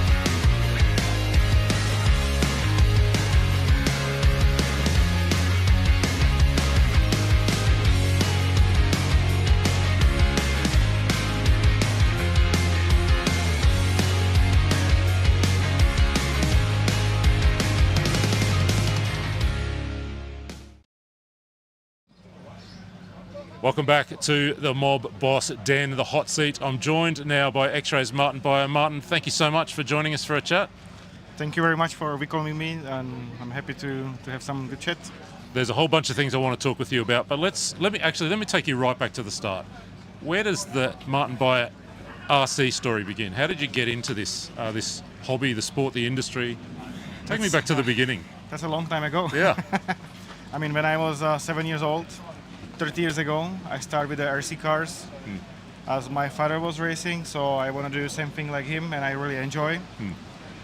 I had a high possibility to do also the real scale motorsport, as I was good in go-karting, but I still like RC a lot more than real racing, so I choose this one, and I'm very happy with it. What's the difference between sitting in a cart and driving with the transmitter? I mean, tell me about, well, why do you love this one more? I think it was people around in the sport. Yeah. A lot more friendly. Yeah. Very, very safe. That's true. Nothing can really happen. No. So very, very safe, very good racing. You can actually work a lot more on the cars than actually the real cars. Yeah. And I think also the budget difference. Yeah. it's huge. For good reasons. Money, safety, friendliness. Yeah, for sure. I want to fast forward now to just a month or so ago in Hoodie Arena. You drove the lights out to win the European Championship. Talk me through that event a little bit. I mean, firstly, congratulations. It was a fabulous win. We were up until all hours here watching live, watching you take the win. And I think was it second in the other class? Or you're right up the top? I was fourth. Fourth in the other class? Yeah. Just talk to me about that event and what it meant to you to win that European Championship in essentially home soil. Yeah, I mean, first of all, racing at home is always the most difficult you can probably have. As you can also see here, yeah, bit of pressure. It's the same thing. It's a lot more difficult than you just come for the race and you follow the race. But I did everything I could. I prepared myself a lot. Yep. I had many helps from my friends, which helped me a lot mentally because this sport is a lot about that also. Yeah. So I think I was ready with my cars. I was ready with mentally, and I just drove the best I could. Yeah. I was not looking much left and right, and it works out. What does mental preparation look like for you? How do you, Martin Beyer, get mentally in the zone? Actually, some people had to help me. As basically in every professional sport, I think it's very important to be mentally set for the race. Yeah. You need to be really, let's say, clean. You cannot have any. I could not have any problems before the race. It needs to be everything set. You need to be really free to think about just the race and the driving. Yep. And few friends helped me Yeah. to do this. Yeah. I was able to do this. Still, I could feel there was a lot of pressure because I had a family there. Yeah. 100 people that works at X-Ray. They know we race over there. So, Yeah. and then I know if I do, I will be the first one winning Tour Drive. Yeah. As I did also with our race before. So it was a lot of pressure, Yeah. but I did everything I could, and it happened. So, and it means a lot for me. And I was so happy that actually when I did it, I lost a little bit of my focus for the follow drive race. Understandable. And I could not come back during race. I still was on top 5. I finished 4th, I think, overall, Yeah. which is still really, Amazing. really amazing Yeah, for yeah. me. But I was so happy about it too. Yeah. That And your teammate managed to take the win. yes. David So Ronnefeld we taking both the win. went So. home, you know, like very happy because Yeah. each one class. So Do you think that mental preparation, sports psychology, coaching is something that RC racers should do more of? Should we be using those kinds of mental preparation tools more in our sport? definitely. Yep. Yeah, I think it's needed. I know I have very good friends in big motorsports, and they all do. And when they don't do, they don't have good results. Yep. So I think this is something, and I'm sure many of the good guys do. Yep. And you need to be really head ready for the Yeah, race. yeah. I'm often watching Formula One, watching the drivers do those reflex exercises before they go out for a session. I don't see that necessarily in the pits here, and I wonder if maybe we should see more of that. Maybe I need to do some more of that. My reflexes are long gone. Martin, tell me a little bit about your role with X-Ray. So let's kind of shift over to the X-Ray side. Just describe your role in the company for us. So I joined X-Ray 8 years ago when I moved to the factory and started to work the daily on the cars and helping on the development. And each year I went deeper into the development, and today I basically take a role of me and Uri designing the main. We are the guys who decide what will be the new cars, new parts, what we develop. Just on the off-road side or right Yes, across? Just on the off-road side. Because it's already a lot of cars and the year is super Yeah. short. The days Yeah. are super short. So we do this, and it's for me it's as a dream to work Yeah. with Mr. Hoodie. Yeah. Because he's the guy who built it from Yeah. the zero, from the ground, and I'm learning from him every day. Yeah. And it's just amazing. And when you're at a race, say this week, for example, you're here at the World Championships, you've chosen not to race. What does the role look like here with the team on the ground at a race like this? I mean, race like this is very difficult because not only the team drivers but also the customers expect somebody come and then helps with the car. And it's normal that nobody have the car perfect. That always can be like some part not really perfectly built, or it can be broken or whatever. So I try to help everybody to make sure their car is good. Yeah. And if I drive, I want to drive and I want to do best. Yeah. And I know I cannot help and focus the others. Yeah. So I decide to just come and help the people, the customer, the team drivers, to make it best they could, and they could enjoy the race. Yeah. I want to take a quick step back to the vehicle development side of the work. I'm thinking about, you have quite a number of off-road platforms, the two-wheel drive and four-wheel drive electric, 8-scale, buggy, electric buggy, truggy. Yep. Still running the mini truggy as well. That was around a little while ago, wasn't it? Yeah, a little bit, but mainly 10-scale two-wheel, four-wheel, 8-scale 8-scale. nitro electric. And then we have some little bit side, like truck, short course a little bit. Yeah. And So what's the development cycle like? So let's next week you'll release, or in the next few weeks you'll release a new two-wheel drive, and then where do you go from there? What's the next 12 months look like so that you're ready to kind of, how does that development happen? I mean, everything needs to start a lot earlier. Let's say next week or this week we release the two-wheel drive XB2, but the work needs to always start like 12 months ago. Yeah. Because we need the time to produce the car, to make ready the manuals, and there is many stuff we need to make ready before the release. So we need to really start minimum like 6 months before to start to produce the car and make everything ready. Yeah. That means the testing for the new cars needs to start a lot earlier. Yeah. So we are going to release 26 car, but we have to already start work on 27. Yeah. So we need to be always minimum 8 months ahead. Yeah. and try to work and try to find the new things and move the stuff forward. So it's very, very hard. And how, I mean, the other question I guess for me is how difficult is it to try and design a car when that car will be used in so many different conditions, from say an off-road car, from carpet to AstroTurf to high grip indoor clay to loose, I mean high grip outdoor dirt we have here, loose dirt. Your customers will use this car in all sorts of conditions. What a challenge for an engineer. I mean, 10 scale turbo 4-wheel is, I think, is the most difficult class to develop from all. Because as you say, so many different surfaces and the car needs to work on all of them, which is crazy.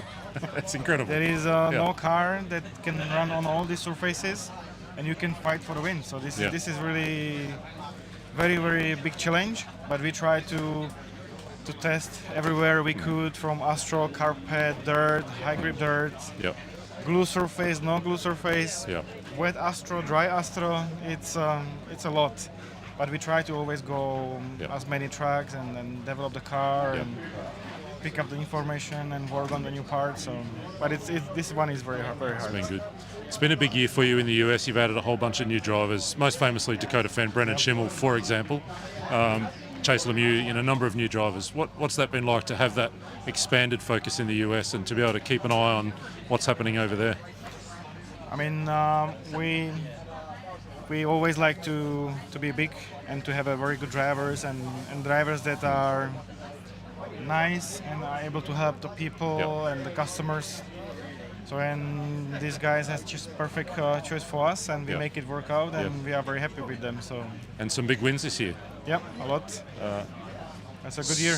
Swept the US 10 scale dirt nationals between Brennan and Dakota.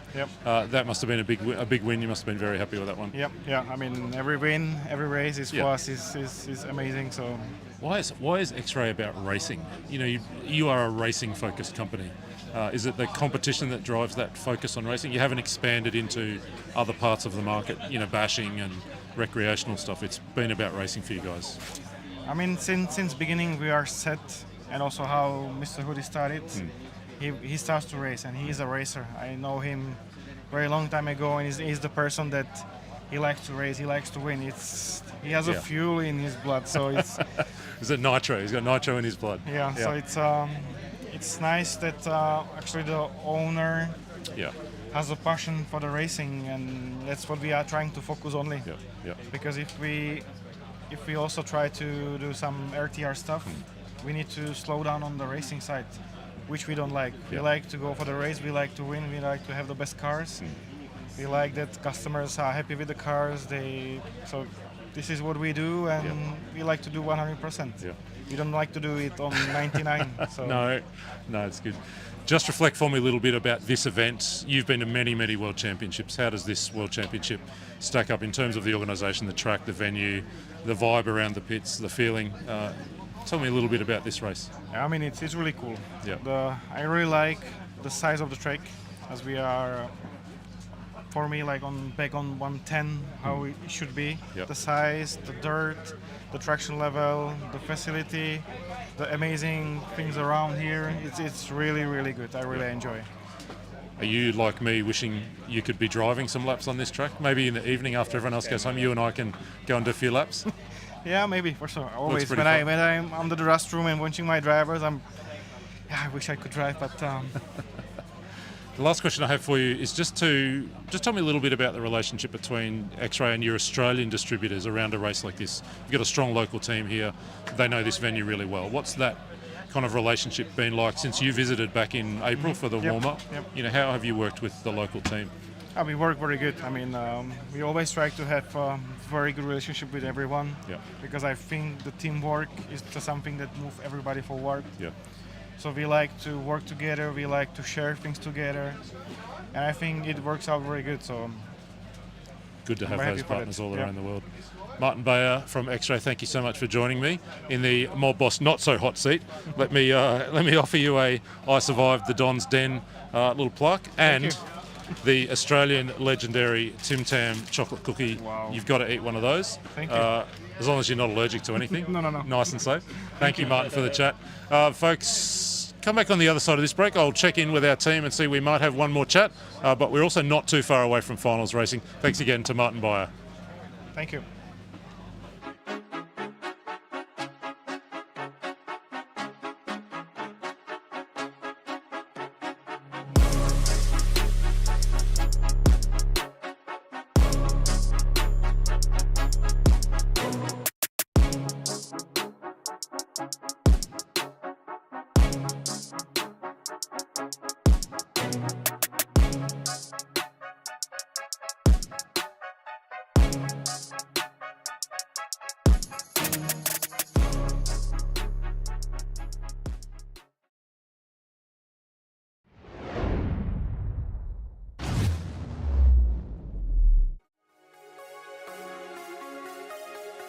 As they work their way through the tricky tabletop. Down the hill they go. 5 seconds left on the clock. They should get through for one more lap. Donnelly across the line. Rivkin.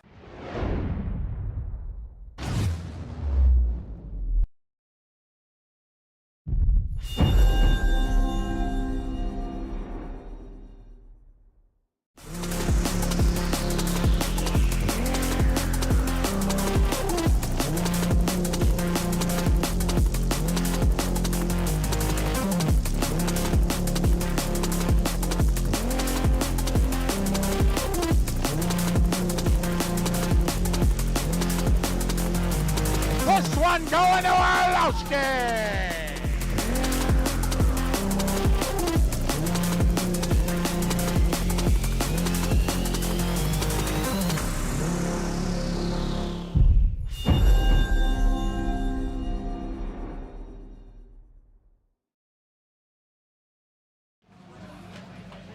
Welcome back to the Den, the Mob Boss Den, courtesy of Mob Boss Graphics, the hot seat. I'm joined by Schumacher's Tris Neal. Hello. Welcome to the Den. I hope we're not too frightening for you. No, it's. I kind of like the table. Yeah. Do you want a cold drink? I can get you a cold drink What if have you you like. got? Oh, Have you got like a I don't know if I you can got do a Diet beer Coke for you, or but we've anything, got a or- range of other cold drinks. Yeah. You want Diet Coke? I'd love a Diet Coke. I have one a day, and I haven't had my one a day yet. This is I used to riveting drink far too much. television, folks. We I probably was- should have done this before we started. Look at that. Thank you so much. Tell me about Mob Boss. So Mob Boss is a graphic design company here in Sydney. Stickers, banners, T-shirts, clothing, all that stuff. And they're one of the event sponsors here at the 2025 Worlds. And they've created this lovely den for us to hang out in and have Is some this of his these table? conversations. I think this comes straight from his lounge room back home. Do you think he wants to keep it? I 'Cause think, I he could fit that in my hand You luggage. could fit it in your luggage to Yeah. go back home. This conversation already sounds like it could go anywhere. Okay. Tris, welcome back to Australia. Thank you. Second time this year. Yep, I'm really pleased. I've been so with work. I've travelled lots of places, and when I came to the warm up, I flew on my own. So a nice 23-hour flight plus the waiting around time. So it's something like 28 hours by the Yeah. time you get to where you Yeah, need we to be. know. We know. Yeah, and it was exhausting, but I loved it. Yeah. Like, I'm someone that loves the sun. Yeah. I don't like the winter. It knocks me back. But when I was here, it was just kind of like, that kind of, you feel that light on you all the time. Even when it gets dark, it feels like you're still feeling good. And I think it really helps. You're surrounded by the trees. I said this on the interview that we had before. Yeah. But it's filtering the air. It's looking after us. Like today, blue skies. Yeah, it's all It's right. not over hot. We got a bit of breeze.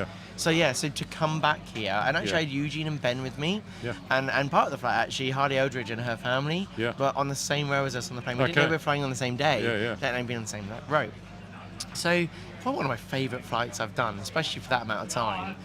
So we just had a giggle on the way. I'm like, when you're sitting in the seats, obviously this isn't really anyone's really interested in, but you can turn your lights on, like Yes. secret reading. Yep. You can also turn your mates one on, and they don't always want that. So then we can have all these lights that are like ping, ping, ping, ping. So we just had a giggle. So no, lovely to be here. Like the track's stunning as well. It's You've probably incredible, had so many isn't it? people say Yeah, this to you yeah. already, but I the- want to go turn some laps, really. Yeah, Tonight well, after finals, I just want to even borrow a car. just sitting in this big gazebo, tent, structure, house. Hanger. It's really good atmosphere. Yeah, yeah. Really, really good atmosphere. Yeah, you can fit an aircraft in this. And I've been really enjoying it. And Yeah, like good. the commentary coming through, I was saying to, obviously, the co-star that's with Scotty, Mitch. It's been really nice listening to it in there. You've got the TVs up, so you've got one that's showing a stream of Yeah. the running, Yeah. as well as times. My Timing. eyesight's terrible, so I have to get my phone out and do it. But no, it's really great. You've got all the sponsors down here. We've got great food. The chips are stunning. The chips are good. Or hot chips, I think you guys might call them. Chips, yeah.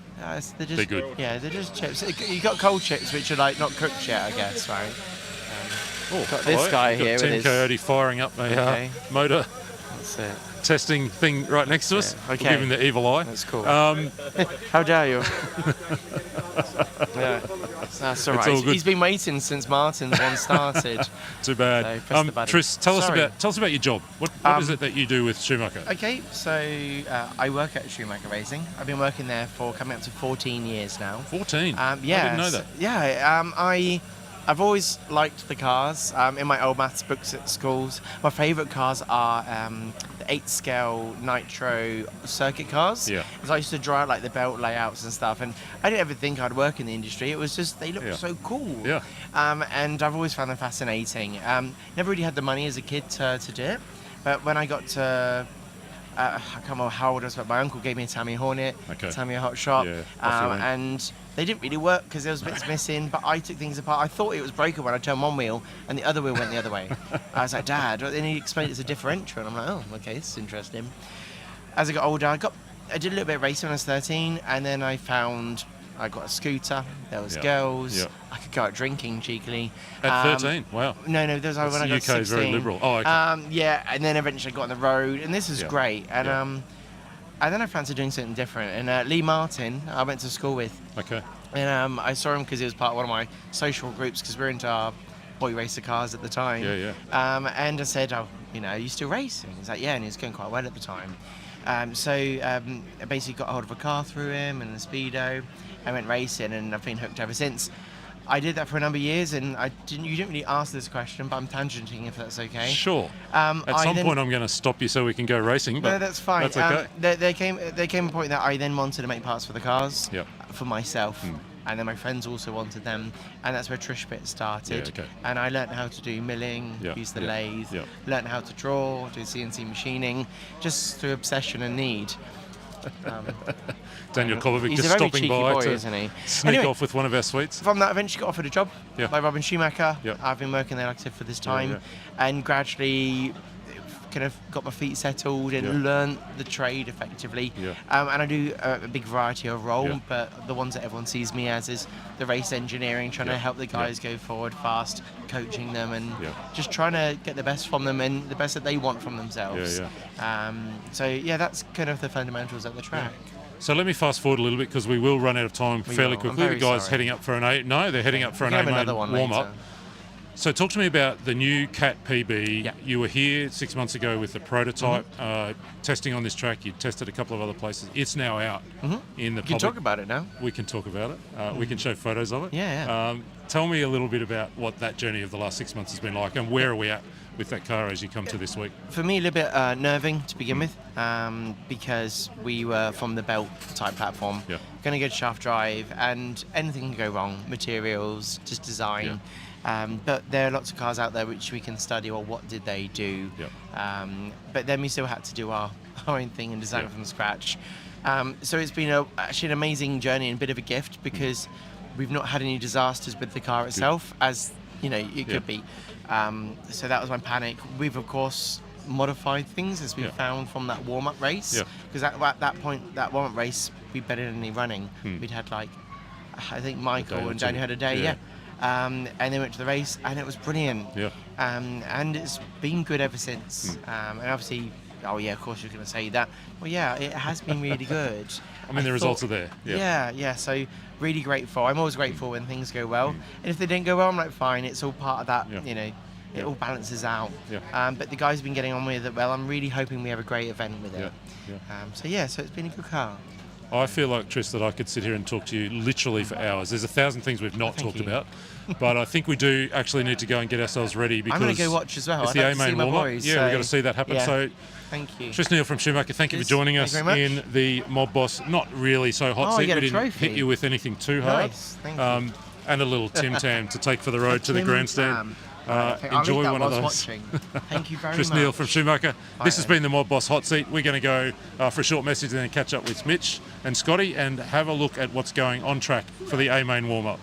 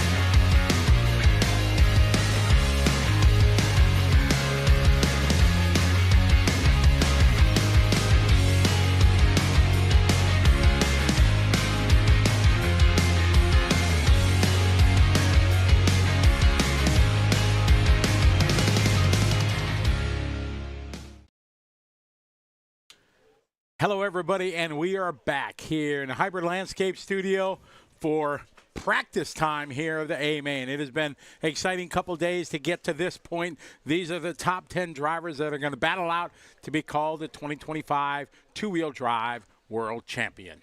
Yeah, it's been a long time coming. It feels like it's been a long time, like 2 days realistically, but man, it felt a lot longer coming to this point. 2 years, in fact, it feels like it's coming to this point. It truly has since hobby action, but these guys are out and rolling here. Looks like just rolling off the grid. They get the fresh grid painted. So these guys are out. You wonder, what to do. Did they do a setup change? Are they scrubbing in new tires? You always wonder what they're going to do. Are they going out on, one runs or whatever?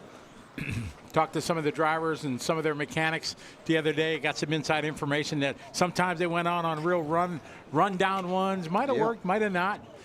Mixed feelings on that as well. Like some people were saying like third run tires were the goods. Right. And other people were saying, nah, third run do not work at all. I got some inside information that, maybe it didn't work, but I can't, like any reporter, I can't I can't expose my sources for that information, A couple of nodding heads around.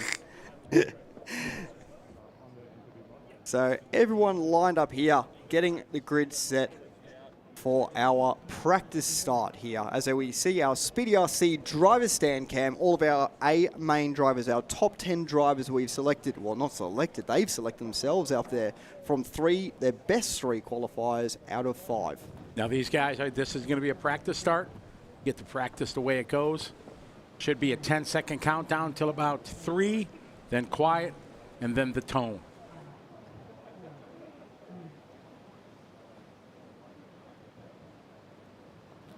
All right, here we go. Practice start. Very nice. Ooh. Nice clean start. A little contact in the back there, bumping and banging. Good start out front. Carrot bringing the field around. Taking the first 3 qualifiers. We did not have that on the bingo card going into this World Championship. That one driver would take the first 3, but Marcus was able to do it. Rivkin was close, both of them with 12 lap runs. So a really good start here. Lap number 1, Carrot. What a perfect start. Carrot getting hung up on the pipes just slightly there. They work their way down into the back section, into the U-bolt. Pushing hard there on the tail of Carrot. Back up to the top of the track into the double down. So Carrot continues to lead the field around. Bit of a freight train as they work their way into the double doubles. Champlin right on the tail of Carrot. All right, Carrot. Oh, there was an opening. There's a couple great spots to pass on this there track. We go. Oh, beautiful pass there, Champlin. Diving to the inside. That's one. Oh, another one there. Had a good look. There's 3 or 4 good spots, Mitch, where there's opportunities to make a pass. And they're just finding them out now. Like, I'm sure they've been looking at them through the last 2 days, but now they're actually testing those opportunities out in racing conditions. Maybe a practice, but these guys are learning as much as they can coming into the next 3 finals for these A-Main drivers. Rod Champlin looking good here with a good pass there on Carrot. Talking about practice, but it don't matter. It's a good fight right now. It's the Schumacher right now. Champlin out front, followed by Carrot and the Associated. Kobovic, Bada, Orlowski, Boda, Kato, Horn, Hotton, and Rivkin. The 2 Schumachers, 1 and 3 out there. Carrot, the meat in the sandwich situation. Bit of a breakaway here. The top 2 start to pull a bit of a gap over Kobovic. Then there's an even bigger gap back to Davey Bada in the 4 spot. Down to the back, around the Coyote Carousel they go. Down the hill and up the hill. Top 3 pulling away just a little bit to the double down. They go to the hip jump. Oh, that's one of the spots that's going to be a good passing opportunity. You get pressured from second spot or whatever position. You overcook that a little bit. The door will be open. And here comes Carrot now knocking on the door. Oof. Take a look to the inside. Deny there. They're nose to tail here going over the left side double. To that back roller here into the back chicane. Left side right on the curbing. Into the Coyote Carousel. They go down the hill around the U-bolt. Oh, a little touch of the curbing. Down the step down they go. Oh, nice line there, Chill. Oh, here come Kobovic had a chance. Not close enough there. Slicing and dicing here. Champ, there's Simon. Oh, contact coming onto the front straightaway. Side by side all the way to the line. Kobovic taking full advantage of that. Oh, and it comes to grief now. Now it starts to get messy. Lucky this is only a practice here as Olowski from the P4 spot all the way to the top spot now as they work their way into the double down. Freight train down the hill there into the hip jump. Minute 45 left on the clock. The wind maybe playing a little bit of effect out there as the biggest gust we've seen all day coming on through past the track. Mitch, you say it's only practice, but there's one thing for sure, an RC racer never forgets. They will take this practice back to the pits as they get ready for A-Main number 1. But we saw some slicing and dicing here, bit of contact here in practice. A final. Got Orlowski to the point. How about Clement Boda and Koki Kato from the back to the front, a little bit sideways there. There's Boda. But it's Orlowski rocking the all blue. Out front, anything can happen. This track, many people online said, oh, it looks, kind of easy, not a lot of jumps. But until you've been here with the elevation changes, so many off-camber section, it is an absolute challenge and one of the best layouts ever for a 10-scale World Championships. Olowski continues to lead out there. A little bit of a gap back to the third spot of Koki Kato. Once again, coming from 8th on the grid up to P3. Clement Boda from 7th up to 2nd. So this will be a massive confidence boost going into the finals for both those two drivers. Davey Batter from the P4 staying in 4th out of all that tussle and bustle that was going on out there as they work their way through the Coyote Carousel with only 20 seconds left on the clock. What a good practice here to just a prelude to what we're going to see. Orlowski very wide there. Said that earlier, that is going to be a passing opportunity if they overcook it. They're going to go one more time, 10 seconds to go. Orlowski, Boda, Kato just doing a hot lap there, sitting back in 3rd. How's this one go? Oh, excuse me. And good sportsmanship there, Koki Kato. Big break there for Orlowski. Down the hill he goes, up the hill, to the double down, to the hip jump one final time. Davey pushing hard, looking up the inside. There it was. Oh my, Davey Bottom making it happen. To the line they go. There you go. That is a prelude to what we're going to see here. The top 10 drivers in the world showing us right there practice time for our upcoming A-Main. And Bardo is setting that up from the double down there. Was looking at that line from the get-go all the way through the sweeper and set up perfectly coming into that hip jump. He knew was coming.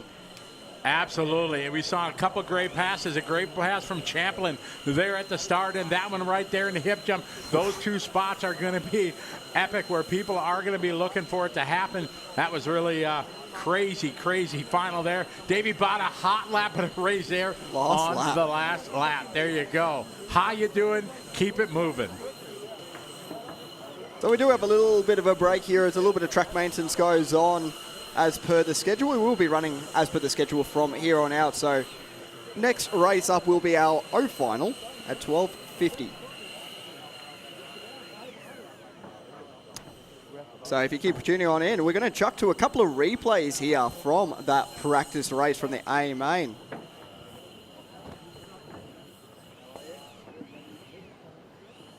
We have our start there.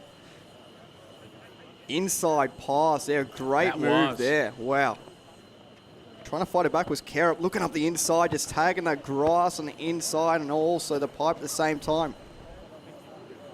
We see it again here, just tagging that pipe. Yeah, and he just got sideways there, got two pipes there on the, two wheels on the pipe.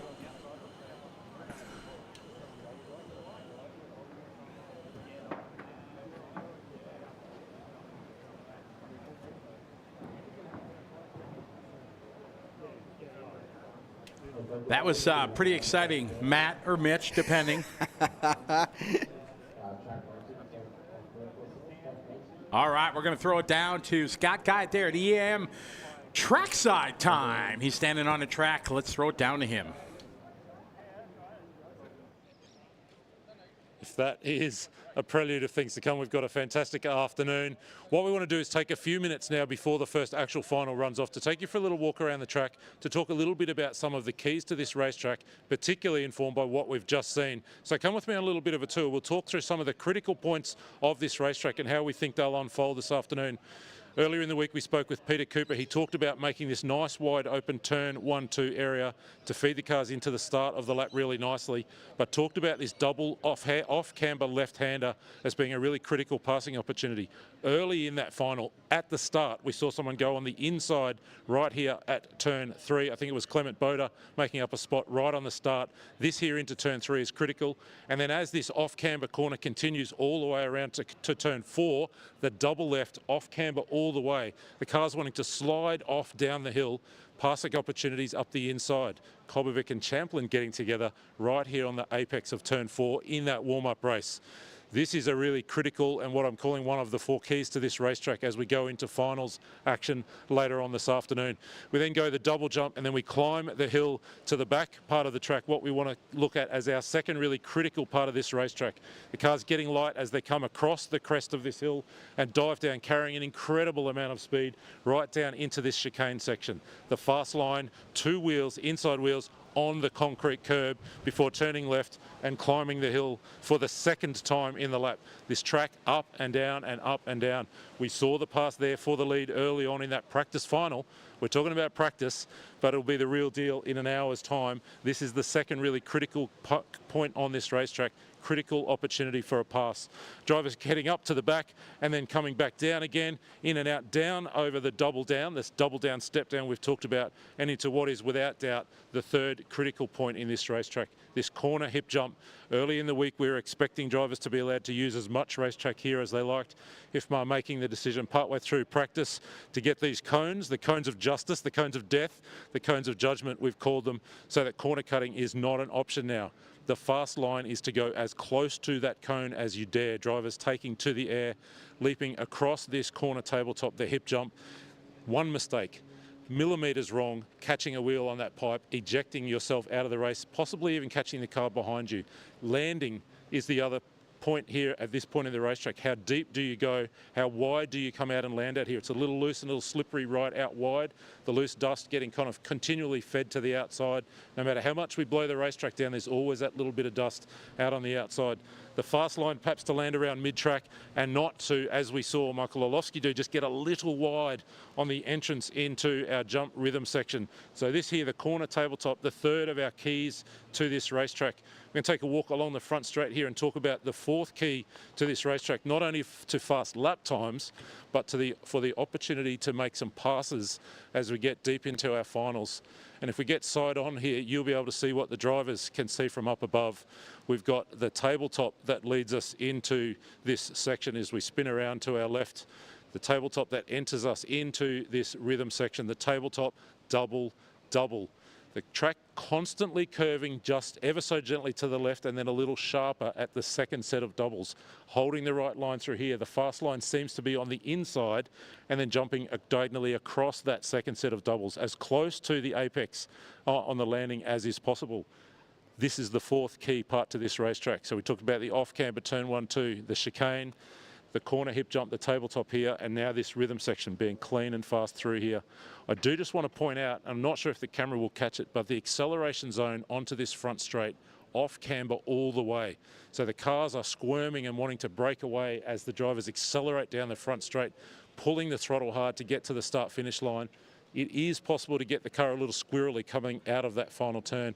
That off camber, it's deceiving. You almost can't see it until you come and stand down there in the corner. This is the racetrack, Scotty and Mitch. It is a fabulous racetrack that Hills Off-Road RC have put together, designed by Peter Cooper, built by Craig Lawton, the master. We've got 3 encounters this afternoon to decide who will be our first world champion here for 2025, the Team Coyote IFMAR World Championships for this year. Can't wait to see it all live on the broadcast. You guys are going to be calling all the action. Let me come back to you now as we continue the build-up to this afternoon's World Championship crowning encounters. Back to you guys in the Hybrid Landscape shed.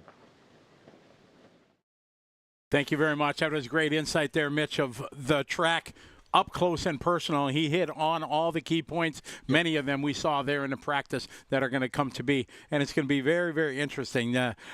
you know, the nerves were probably there a little bit, but not like they're going to be at the sound and the tone here for main number 1 and what can happen. A very tight grid set here, and that's going to make for a very, very close freight train going into this front section. And as Scott pointed out, it's nice and wide open, but that second turn there, it is very off camber. And if you give it a little bit too much, you could break it in the end loose and lose all your momentum. Or if you have the bite, you can easily wash up and then open that door going into that double section. It's going to be very tricky. Going to make for interesting starts for sure. Yeah, I'm surprised at how clean that first start was. Everyone's first racing conditions there. Everyone came in super close, super smooth though. No one bumping each other. Everyone just keeping toe, keeping line with each other, making sure there was no tags. It took a couple of minutes for it to really start to kick off before we started to see, a couple of drivers getting to the back of each other, getting side by side. But once it did, it started to kick off pretty quickly. A couple of drivers, testing the waters, where they could overtake, where they couldn't overtake. And man, it got pretty exciting pretty quick just for a practice run. It did. They put the elbows out, and they were dancing early. So any of you folks, while we got a few minutes here, we need to let everybody know, and that's it. Listen in the pits. B-main drivers out to Marshall. They'd like you guys to come out right now as we are just a few minutes from start time. All right, we got a little replay package that Tony has put together. We're going to take a look at here of that practice run of our A group. Top 10 drivers here at the Worlds. See here, there's a good look there. Just went a little wide. They got together there at the door. Was there enough room? Was there not? You don't know, but you see how it changed it around. Here's Orlowski coming into the hip jump. A little bit wide there, and you can see it. If somebody was closer going in, he would have lost that spot. You're over to the left side, double A go. Oh, oof.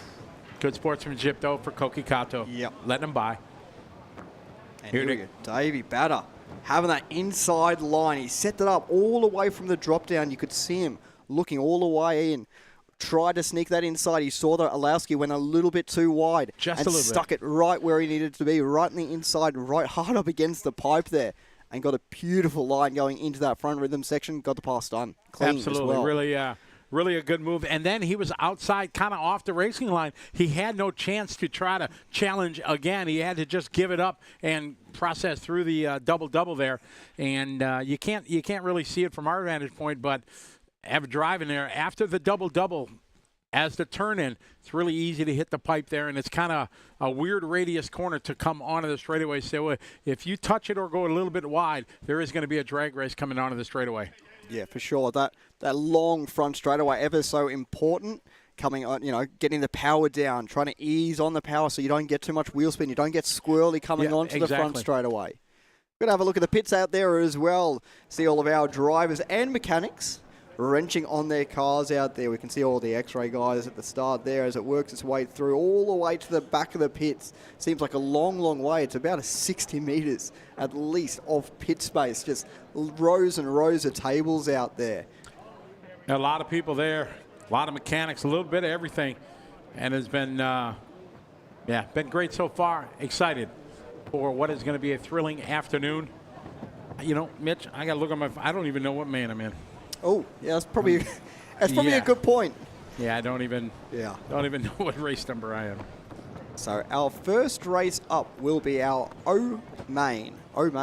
Ashley Koppel, Ron Kirby, Peter, Andrew, and Stephen Hargensen. So, first proper main of the day. No practice main here for our O-Main drivers. Everyone checking on through. Just Stephen still to check. Well, one of our vintage cars in this race. Arrest. All fairly modern. Once again, Ron Kirby. He was our driver that was testing the waters with a experimental line early in this segment, a two-wheel drive segment, trying to jump from the tabletop all the way into the doubles, trying to change things up here. But it looks like it may or not have worked. We didn't see any top-level drivers giving it a go. They're going to do a change for four-wheel drive. They're going to change direction, do some modifications to the track layout. I believe it's going to be the complete opposite direction. You are correct, sir. So, when you get spun up, you spin around 6 or 7 times. Yeah. The way to fix that is by going the other direction. So maybe that's what we're trying to do here. Maybe we're all too dizzy. We'll reverse it now. So that way we undizzy ourselves. Ah, okay. Oh, boy. Did I I just thought of something. The first race up.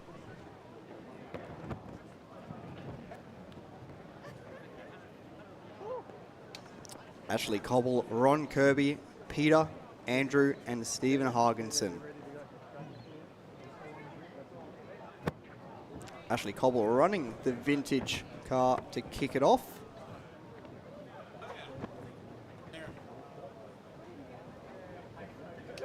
Got 15 seconds here.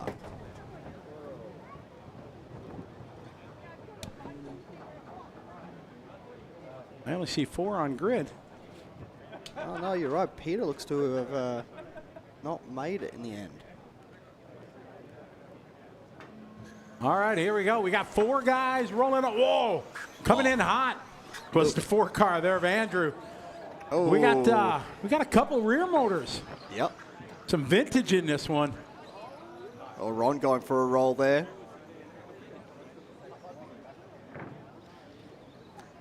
Good start out front for one of our vintage cars. Car number 5, Peter. Sorry, Stefan, from the back of the grid up to the top spot from the get-go. You know, I talked too soon. That's it. A commentator's curse. Oh, and I think it's broken just to add insult to injury. No. Man. Ashley going to take the lead. I did a number on that one. Chase is like, no, it's like way broke. That 1986 aluminum is not. No, there we go. Oh, we got it. Chase got the badge. Good job, The Chase. crowd yells. Yay. Cheers from the All right. crowd. Steve's going to keep going. 4 different color wheels on it. Look at that. There you go. All right, so out front, Ashley Cobble, the other vintage car out there. Andrew trying to close on in. 31-2 from Ashley Cobble. Andrew, 32-2. So Ashley trying to build a bit of a gap out there early on. Hearing a little bit of crunch and also a couple of oohs and ahs from the crowd still going on out there. You see guys like this, this is what the hobby's absolutely about. They're coming here, World Championship, coming having fun. Bunch of Aussies, some guys running old vintage cars. Vintage is massive here down under. Got the big vintage bash started in November. Almost 500 entries for that. Huge. Yeah, huge. Ashley, Andrew, Ron, Stephen. Unfortunately, Peter having trouble on the warm-up lap. Now they're able to make the call here for his final.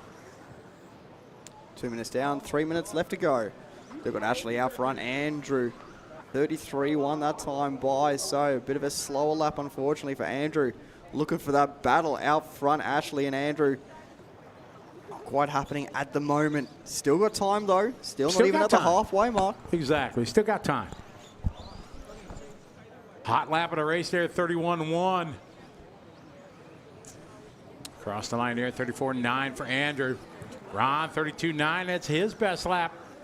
Ron trying to close that gap, make a bid for that 2 spot. Ashley out front. Oh, a little bit short there in the double-double.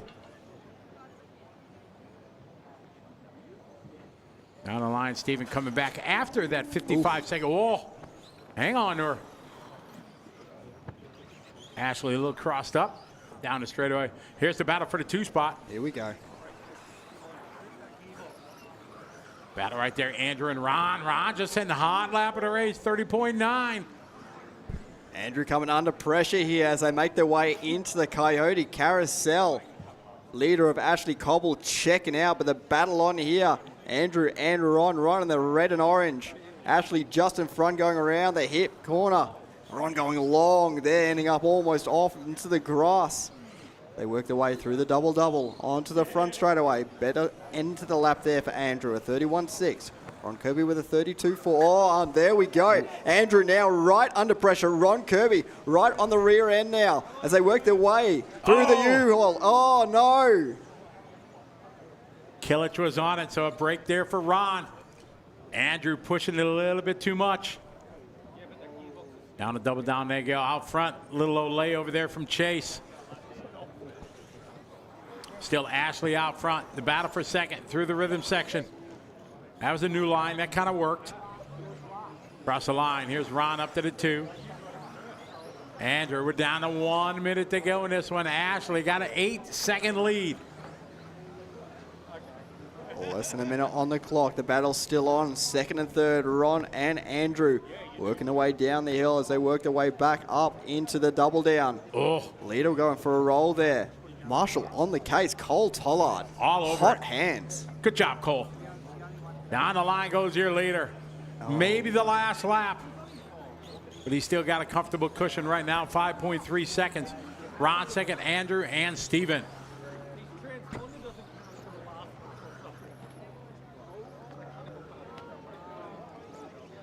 "15 seconds ago, Ashley, Ron, Andrew, and Steven. 10 seconds left on the clock. Ashley Cobble looking to wrap this one up. Final corner, might go around for another one. Still getting there, so crosses around for another lap. Gets a victory lap here. Does Ashley Cobble.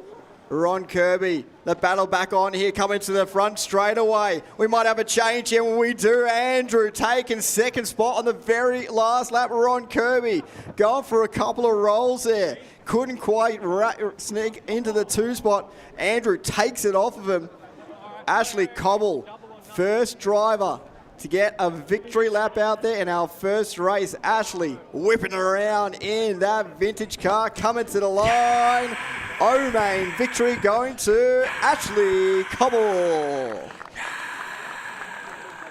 Crowd going crazy. No matter what main you're in, you go out and try to win it, right? Oh, yeah. That's what you got to do.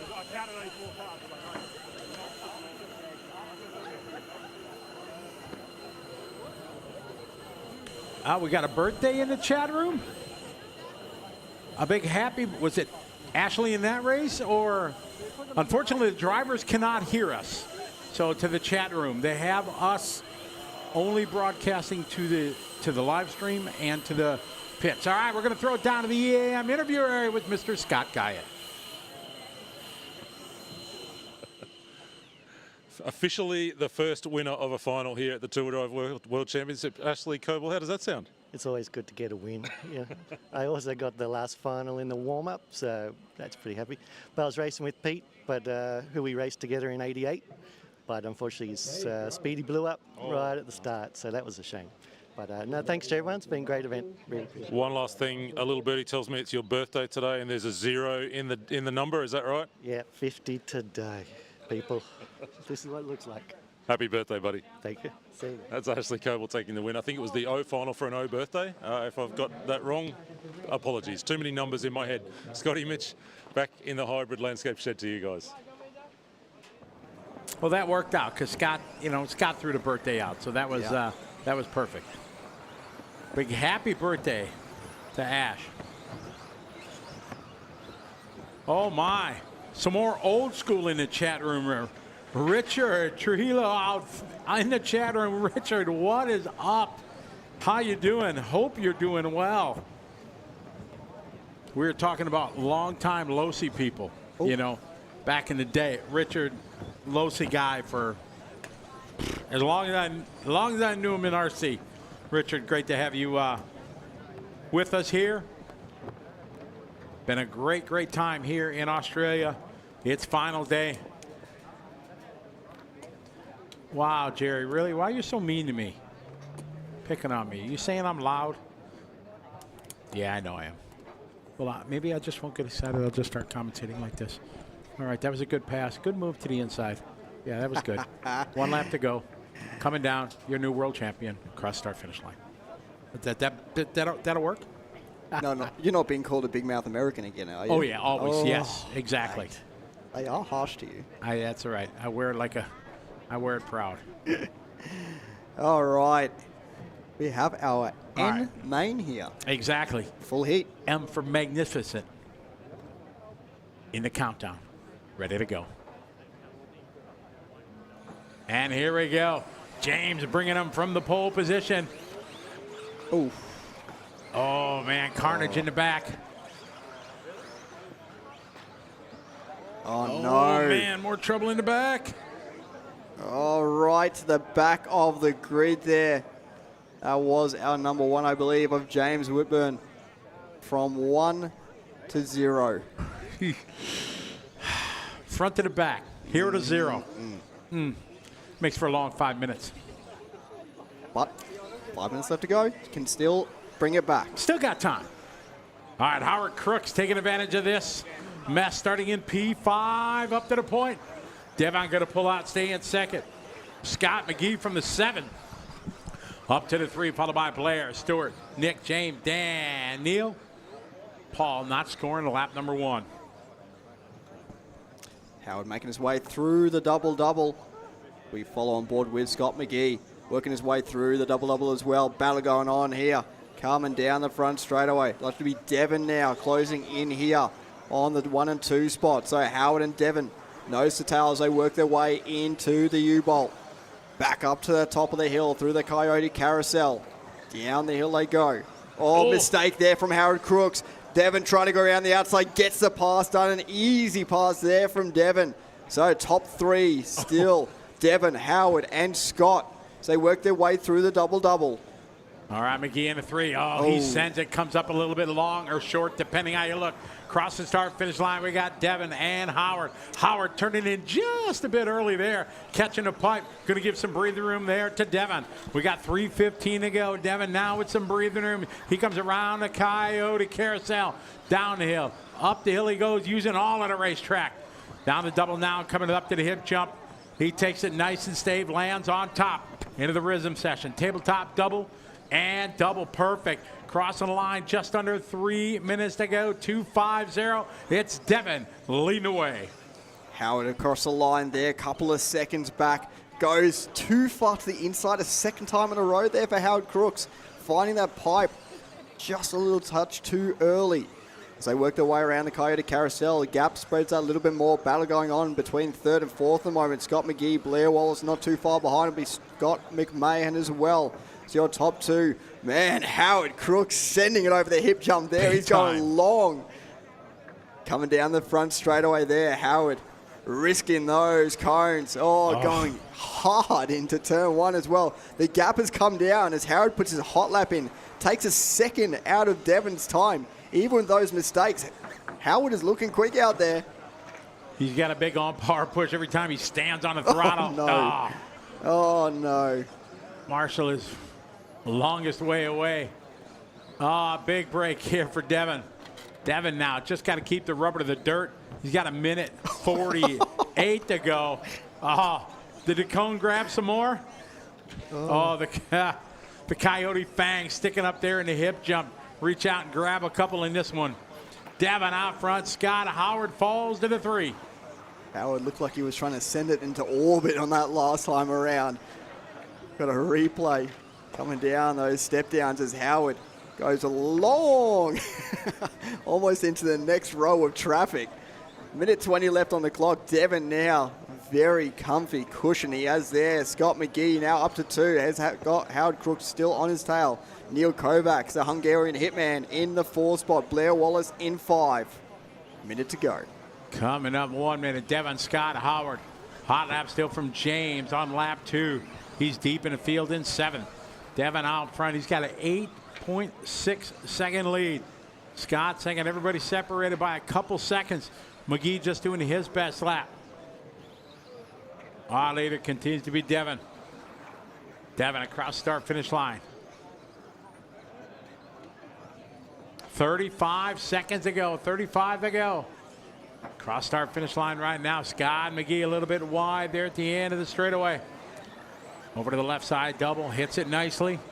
Over this back roller, the car lightens up just as he hit the crest. Like rally, right? Easy crest, easy right. Hit Devon, Scott, Howard, Neil. Devon that time around a 31.0, likely on his last lap around here. 9th lap so far. Will cross for a lap 10 very shortly as Scott goes around for another lap as well. Time expires, so no one else will be crossing for another lap. Howard Crooks, Neil Kovacs coming to the line there. James picking up a spot in the last lap around. Stewart coming down in P6. Blair Wallace across the line in 7 as your leader makes his way around in the final time here. Devon taking a win here in our end main. Scott McGee working his way around on his final lap as well. Got in his lap number 10 as well as he makes his way down the front straight. A round of applause rings out. Crossing the line for Scott McGee as well. Good run there for Devin. James still with that hot lap early in the race with 30.7 on lap number 2. Saw Travis Amescu in the chat room. What's up, Travis? How are you? Hope you're doing well. Great to have people from all over the world joining us. Hey, we're going to chuck it down to Scott Guy here at the Team EA Motorsports interview area. Finals actions continues here. Devin Middleditch, that is a nice way to wrap up two-wheel drive. It really is, and look, it's been a great event, and you know, I think this has been an Achilles heel at the old circuit, but this one here is so fun to drive, and it's nice to finish it off with, you know, taking out the main that we are in. Yeah. Any thank yous or shout outs? Oh, look, I'll shout out to the St. Ives guys. You know, they've got a great vintage scene going on there at the moment, and yeah, and it's been fantastic. So yeah, hi to everyone out there. Great, mate. Congrats. We seeing you for forward drive? Yeah, looking forward to it. Glue and Ties this afternoon. See you Saturday. Great. Thanks very much. See you. That's Devin Middleditch taking the N final as we continue with finals actions here on two-wheel drive day. Scotty and Mitch, back to you guys. Thank you very much. We appreciate it. Good chat there. Again, greetings to everybody watching online. We got a whole lot of people from around the world. Big shout out to Team GFRP's own Dustin Malicote checking in from the US of A. How are you? Hope you're doing well. Great to have you following a little off-road. Dustin, this is arguably will go down as one of the greatest off-road 10-scale track designs ever for a world championship. It's done, given everything we want. Driving it, it is very, very difficult. All the off-cambers are, as I call them, simple difficulties. It's easy to drive through them, but very difficult to go faster. The rhythm section, you got to nail that tabletop right, because if you don't, you lose your rhythm for the other one. The pros, they can do it, do the whip and everything, but us old guys, no, not happening. So hip jump, that's tough. You overshoot a little bit. We saw it in the practice warm-up. You can open up the door for a pass way up at the top in the Campbelltown Hobby Sandwich corner over there. Very easy to, you know, go wide by a couple feet. Then you just added 25 feet to the racetrack, or 2.6 meters. Good race we got coming up here. A couple of big names in Australia. Andrew Cook, the GP3D vehicle, off the pole position. Thomas Camilleri, Michael Fretton, Motoyushi, Mike Daniel, Glenn Grinter the Grub, Dominic Blackman, Brendan and Ryo. Good grid. This will be a fun one. And here we go. Cookie bringing them on from pole in that old school vintage Masami replica. Car number 1. Carnage in the back. Somebody's waiting. Oh. Couple of big movers from earlier. I can see we'll check them as they make their way to the line, but a great start there from Cookie. Holding the field there. Thomas Camilleri right there looking for a way through. Looking up the inside. Couldn't quite get it done. Cook went wide there. Oh, it comes to pain once they go through the doubles. Old school leading the way. Cookie out front.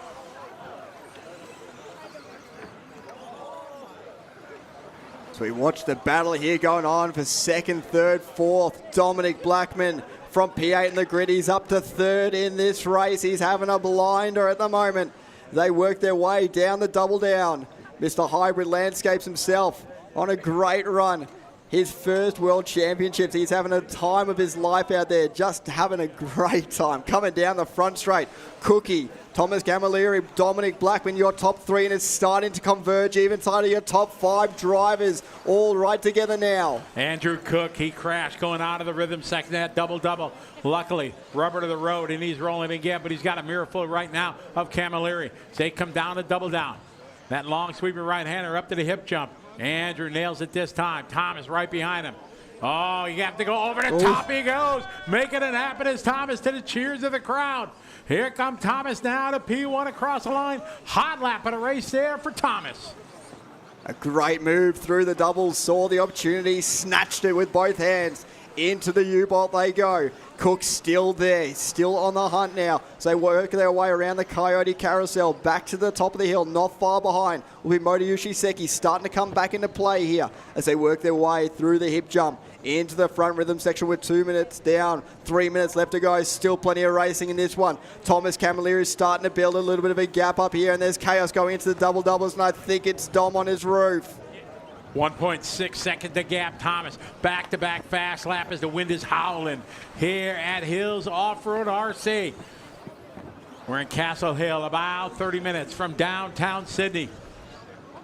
Down to double downs, they go to the hip jump. Thomas on point, good line there. Andrew a little bit long over the hip jump. We're halfway there, 2.5 down, 2.5 to go. It's Thomas, Andrew, Motoyoshi, Rio, and Michael Frenton, your top 5. 2 Aussies, 2 Japanese drivers, your top 4 at the moment as it stands. Thomas Camilleri, Andrew Cook. Cook with a decent lap there. He puts his best lap in a 31.1, but Thomas Camilleri continues to extend that lead out with a 30.5. We've got 2 minutes left on the clock. Motoyoshi still holding on to third. Our other Japanese driver, Ryo, with a real rough lap, drops right down the order to P10. Just under 2 minutes. Oh, big stretch there for Cookie, stretching to try to make that double-double, but he does it. Thomas across the line, Cookie across the line. Cook just doing his best lap, 30.9 the gap, 2.3 seconds for Thomas. Over the backside roller he goes. Into the back, Coyote Carousel, down the hill. Good line there through the U-bolt. Top of the hill. Man, carving through the corner very well. Oh, a little wide there in the hip jump. Couldn't give Cookie a chance to close the gap. Cookie, double. Nice line, take it in inside. That's the preferred line. Last time by 2.3. This time by 1.6. Cookie back-to-back fast laps. Closing in on Camilleri. Just over a minute remaining. Cook is starting to close on here. He's on the hunt now. So they work their way around the carousel. Back to the top of the hill, a little wide there for Andrew Cook. Doesn't lose him too much time though. Camilleri starting to feel the pressure out there as they work their way into the double doubles. Almost nose to tail coming onto the front straight away.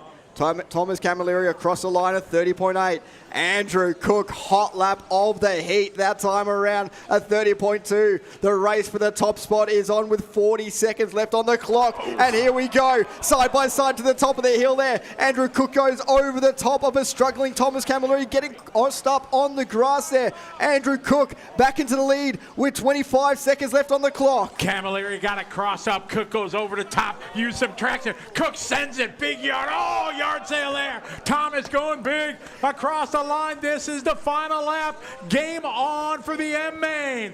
It is Andrew out front. Here comes Thomas. Is Thomas going to be able to come up with something? Good line through the chicane. Couple meters apart. Down the hill. There you go. Cookie got to keep that door shut. It's going to come down to the hip jump. Who's going to get it better? Thomas trying to get a run. Cookie opens the door. Thomas right there. Can they get the double-double? Cookie comes up short. Oh. Thomas goes up. Thomas shorts it. To the line they go, to the cheers of the crowd. And Thomas Camilleri, fast lap at a race, taking the win. Oh, great run from Andrew Cook, rocking the old school out there. It is a stretch to try to make them double-double, but a good run. That was the M-Main that were having fun. Well done. Good round of applause there for Thomas Camilleri. Michael and Brendan also battling into the line there. Michael getting the better of Brendan, but what a race out front we saw. Ebb and flow between the two drivers, back and forth. Camilleri coming out on top through those double doubles on the last lap around. We're going to chuck it on over now for another Team EAM interview. We're with Thomas Camilleri. He's got some fans in the crowd. The place is going nuts. That was a fun one. Yeah, it was fantastic. It was awesome racing with Cookie. Yeah, it was unbelievable. It was a really good run. Any shout-outs, any thank yous, any kind of last thoughts as we wrap two-wheel drive? Firstly, shout-out to the boys in the pits. Ali's been a massive help, and Ari, Stoney, all the gang, they've been amazing. Shout-out to the family and the missus. Even the Swiss boys, Huntos and Damo, everyone. Appreciate all the help, the hard work, and yeah, thank you. We see you in four-wheel drive? Yeah, we'll be there. Hopefully top 20, we'll see how it goes. No, I'm joking. Nice. Enjoy, have a good one. Thanks, everyone. Ciao. Thomas Camilleri taking the M-Main. I'm telling you, Scotty Mitch, the crowd is going to be wild by the time we get to an A final a little later this afternoon. They're going off already. Camilleri still getting the cheers as he walks out to Marshall. Back to you guys. Oh, that was awesome. Oh, man, the wind is absolutely howling, Mitch. It is moving at the moment. Eucalyptus trees just dancing in the sky. Yeah. You know we're one race away, right? Oh, yeah. You know what's up next, ladies and gentlemen? A-Main number 1. It is the big show coming up next. But the prelude to this right now, El-Main. Mm-hmm. Looking like a good race as well out there, Mark Wallen, Gordon Shaw, Kyle Chasen, Dimitri, Tim Engel, Geno, Sunray, Patrick, Ashley, and Brent. This will be a good one as well. We knew that last one was going to be a good one. Yeah. But man, this one will be I think this one will be a barn burner, as you say. So everyone getting lined up, or we see all of our drivers up there on the Speedy RC cam, and now we chop on over to the Complete Pneumatic Solutions high track cam as everyone getting lined up.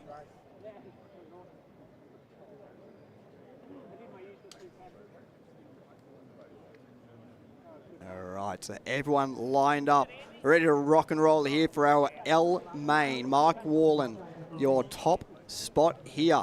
Looking for a good start. We'll have 9 hungry drivers just after him. Gordon Shaw, Kyle Chasen, the next 2 right on his tail from the get-go. Looking for a clean start with 15 seconds on the countdown. 10, 9, 8, 7, 6. The countdown has begun from 10, down to 3, then quiet, then the tone. All right, here we go. Whoa! Trying to go to the inside there was Kyle. Oh.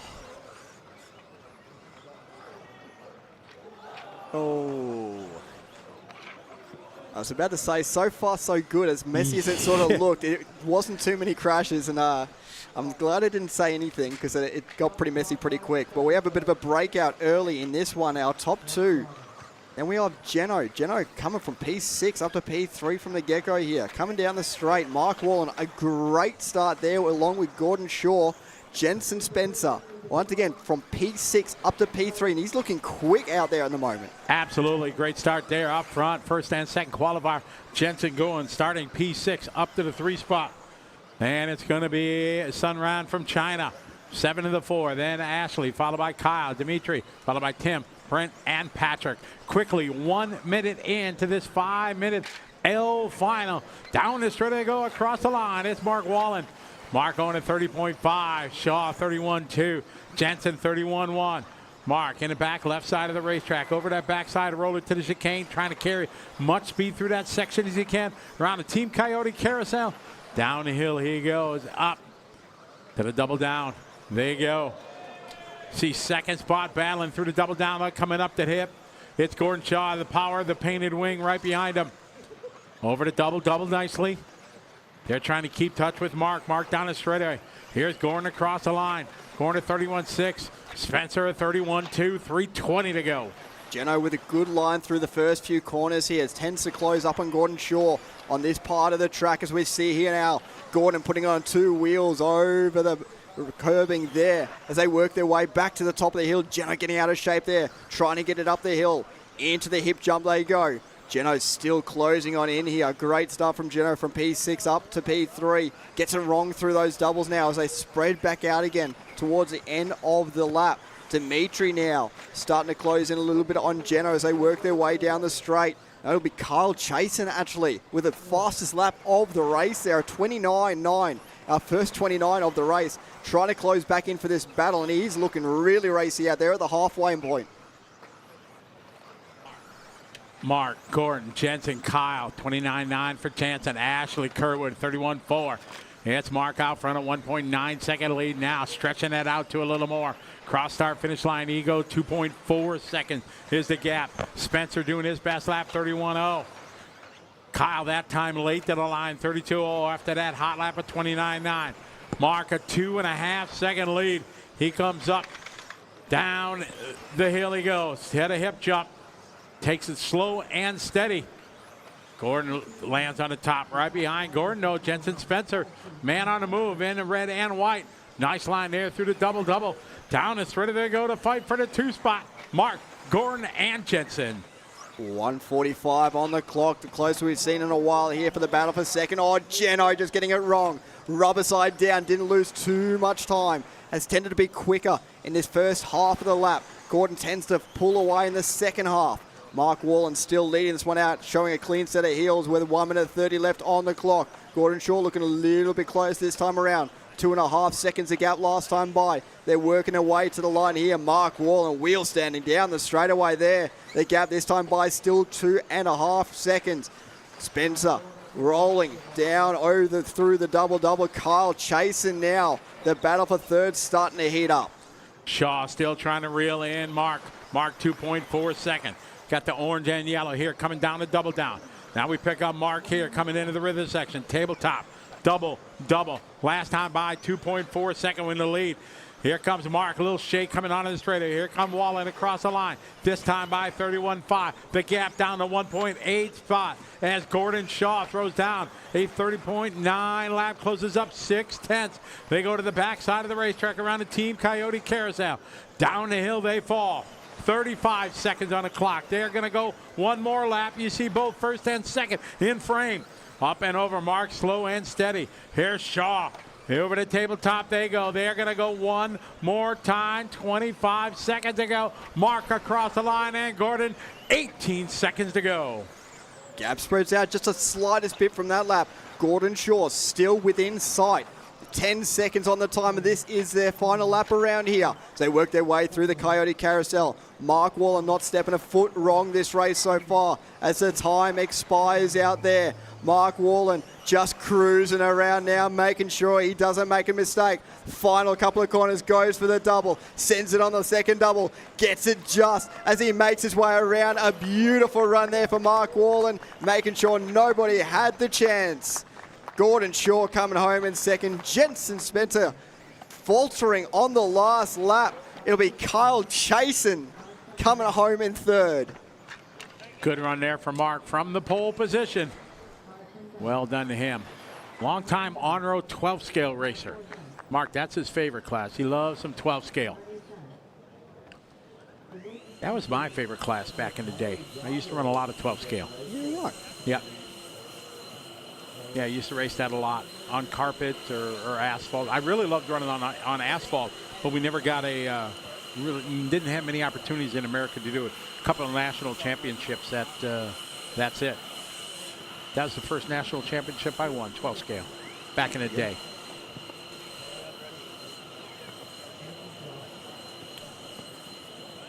All right, we're going to chuck it down to Scott Guy there. Team EAM interview area. Take it away, Scott. M final, M for Mark, M for Master. L. What's that? L final. L final. Oh, I looked on the screen. I thought I said M. L for Levicious. No, I don't know. Nice drive, mate. Thank you very much. I bet it was really boring to watch. That's the way you want it, right, when you're out front? Oh, yeah. No, I just got into it and went for it and knew if I kept it on the wheels, I was going to come away with a 1 at the World Championships. And I figured, yeah, that's great. It's official. It is. Any shout-outs, thank yous? Oh, mate, Christian and Alex over there in the crowd, all the boys from the ACT MCRC. It's a big moment, isn't it? World Championship racing, it really matters. And my wife, Karen. Yeah, it is. Yeah.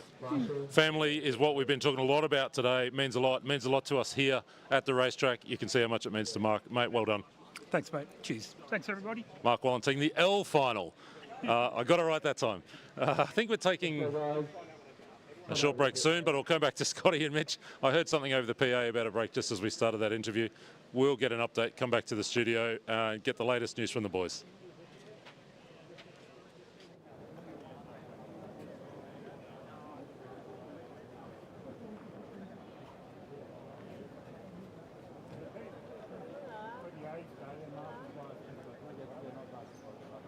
All right, there's a great shot of the pit area. Here is the Chetco wide cam. And man, oh man, this is what we've been waiting for. We've been working hard for the last 3 days, 8 days, whatever it's been. It's been exciting. Time flies when you're having fun, doesn't it, Mitch? Oh, it does. And oh, look I at don't that think shot. we're the only ones looking forward to this. Have a look at the crowd here that has gathered. Stands are absolutely packed out there. every single driver, every single mechanic on their feet out there to watch this race, and we know that there's a lot of people online that will be looking forward to this one as well. A lot of people waiting a long time to see this A-Main two-wheel drive. This is only the halfway point here at the Worlds. We still have all of our four-wheel drive segment to come, but everyone watching on for our two-wheel drive segment right now, our first A-Main. Man, the anticipation is so much. We had a great practice run there. Anything could have happened, and we had a mix of everything. We had some good passing. We had a little bit of elbows out. We had a takeout. We had a cut through the grass. You know, we had a whole bunch of stuff. So it's going to be very exciting to see how it plays out as they get ready for A-Main number 1.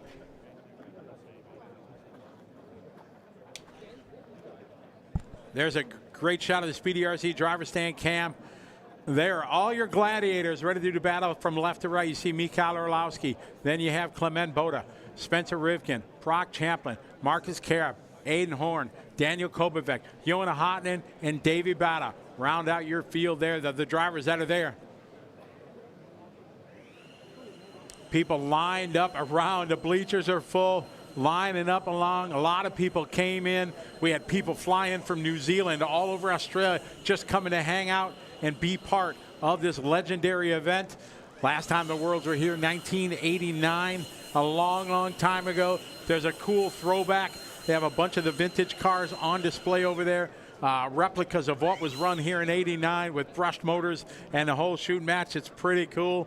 And these guys are ready to rock and roll.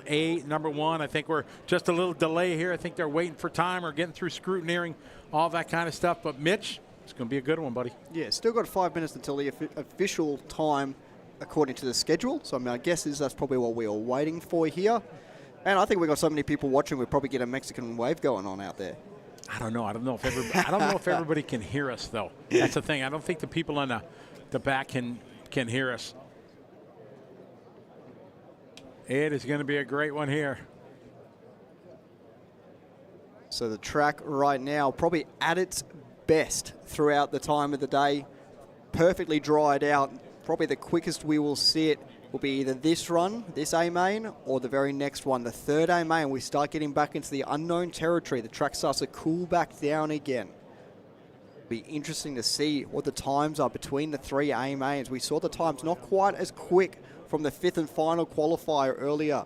We didn't see those 26-second laps. In fact, we didn't really see too many really quick 27-second laps. So the track has dropped off a little bit today.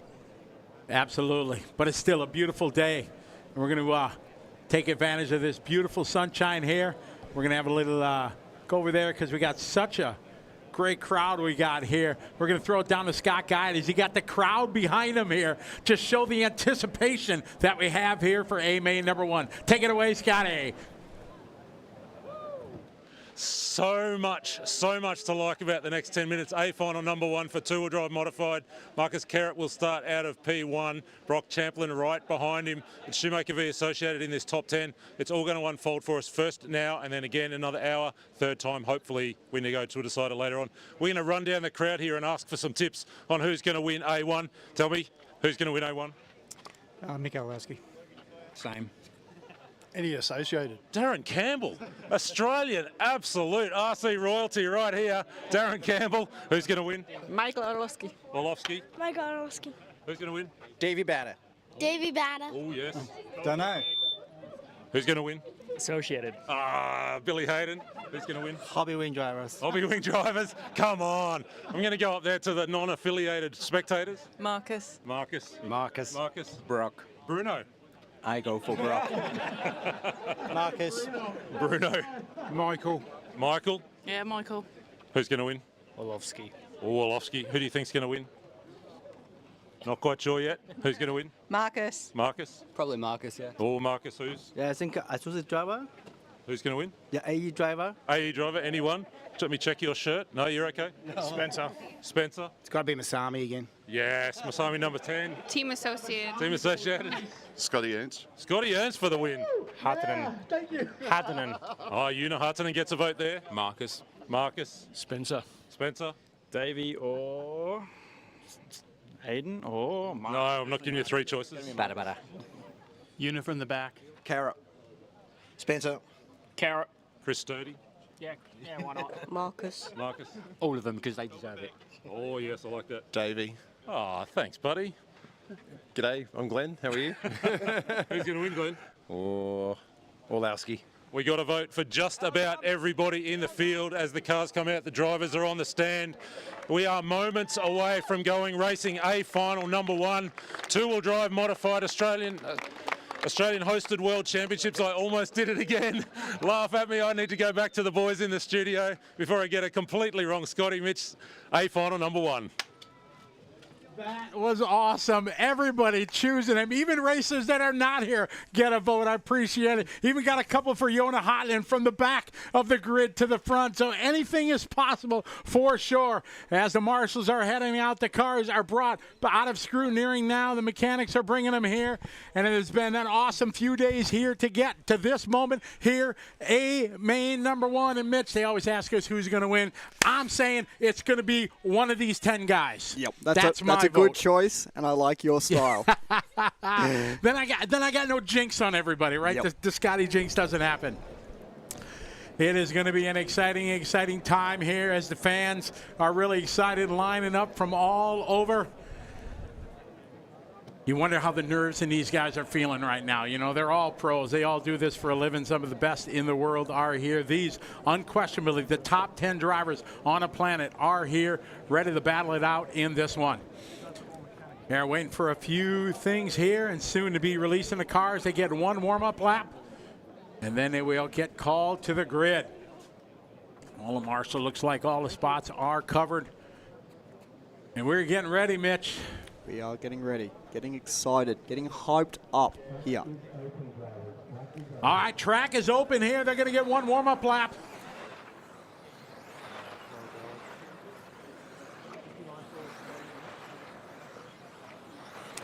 So everyone on their warm-up lap out there.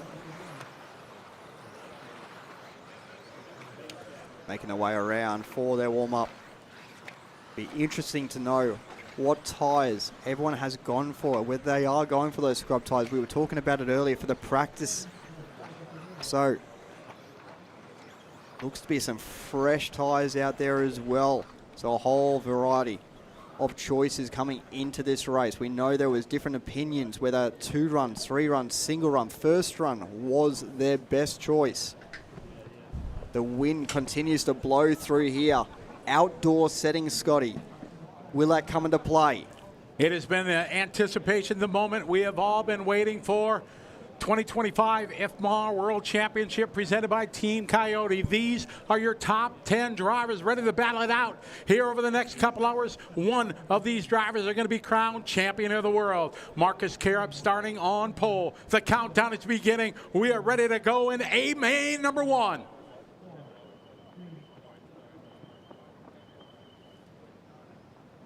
And on the tone, Marcus Carup bringing the field around. He's got a mirror full of Brock Champlin. Pretty much single file. They roll off the starting line. To the back roller they go. Nice and easy into the chicane. Perfect line. Carup from Denmark rocking the Associated out front leading away. He's got Champlin and Kovac behind him. To the step down they go. To the hip jump, one of the hardest parts of the track. They all single file there. Carup a little bit wide. Here comes Champlin to the inside. They are nose to tail here. Down the straightaway. It's Carup leading lap number 1.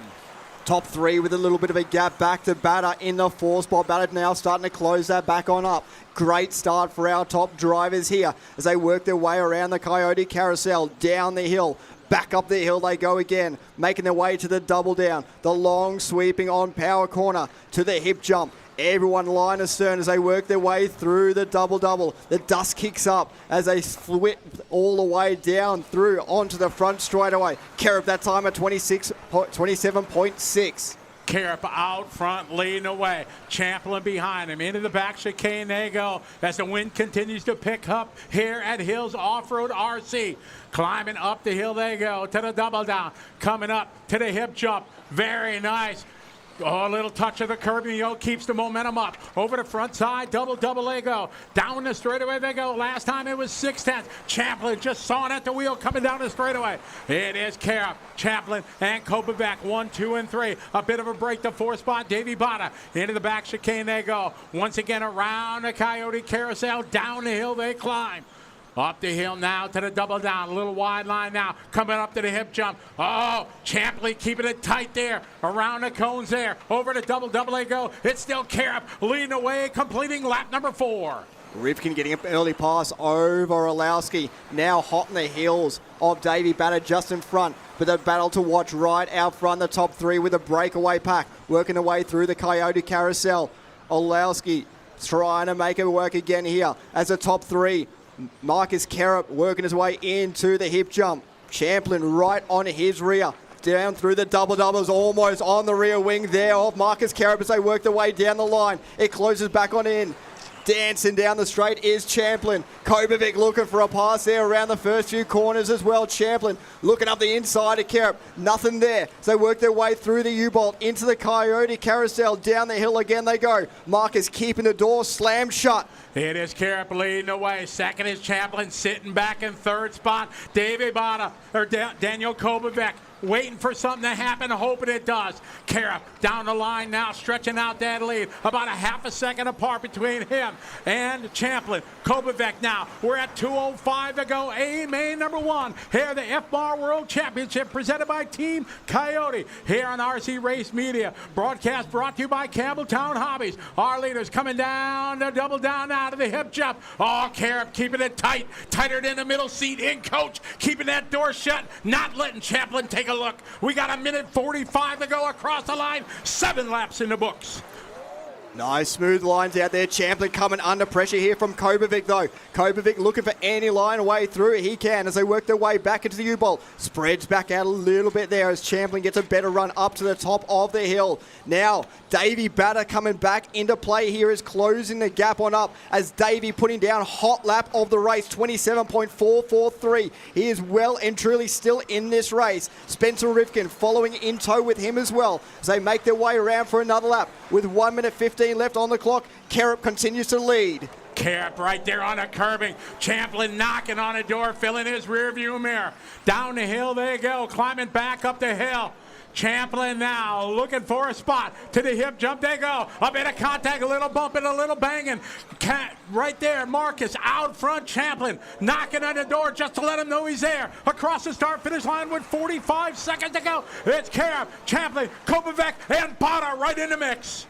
Round into the back of the track they go, line astern into the U-Bolt to the Coyote Carousel. Davy has worked his way back into this race right on the tail of Kopevac. Kopevac under pressure as well as Marcus Karup from right behind Champlin. Still on his tail, they use all the curbing and a bit more side by side as they go through the double.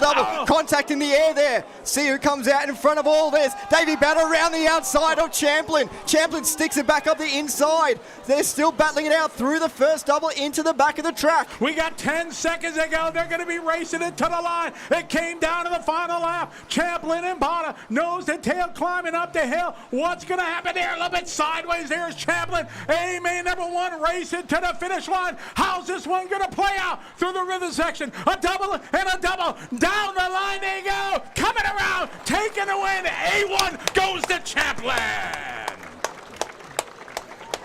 Davy Bada gonna go 2. Rivkin goes from the 6 to the 3. Kopevac 4. Karup falls to 5. Orlowski, Horn, Hodnan, Boda, and Koki Kato round out your top 10 here in A-Main number 1. What an absolute barn burner. You said it was going to be a barn burner from the get-go. That was a barn burner.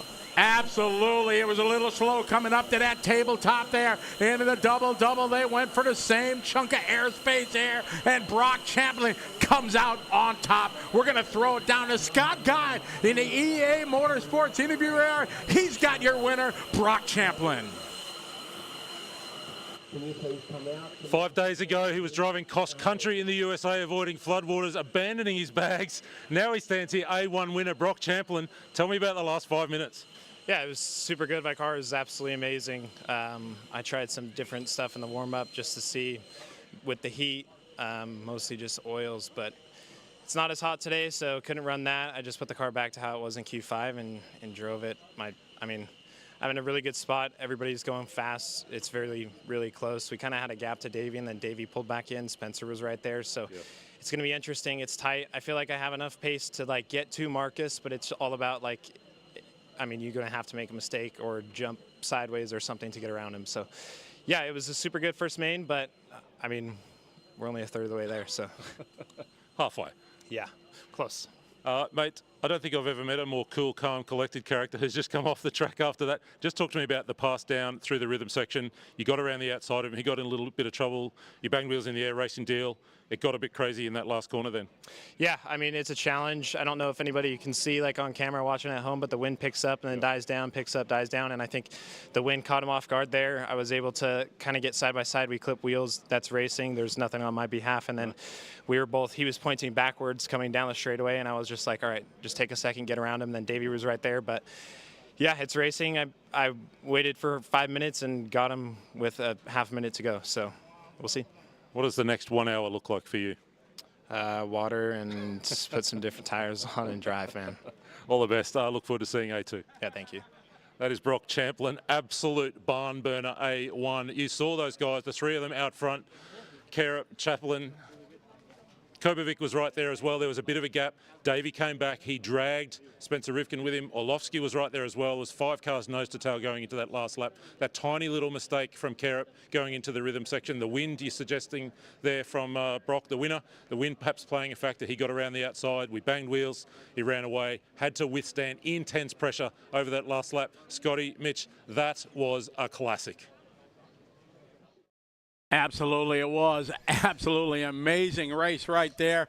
It all came down to the final, and just that little momentum that he lost going over to the tabletop. We got a replay of that action that we're going to show you because it was very, very exciting. And from our vantage point, it's hard to see that second double on the land or where they land, but they came up going for the same bit of real estate there, and unfortunately a bit of contact here. We're going to pull up the replay here so you can see exactly. All right, from the start. All right, so here is the replay of the A main. Going to chunk through here. Marcus leading this way. It was a pretty uneventful start. Follow the leader. Then it tightened up a little bit.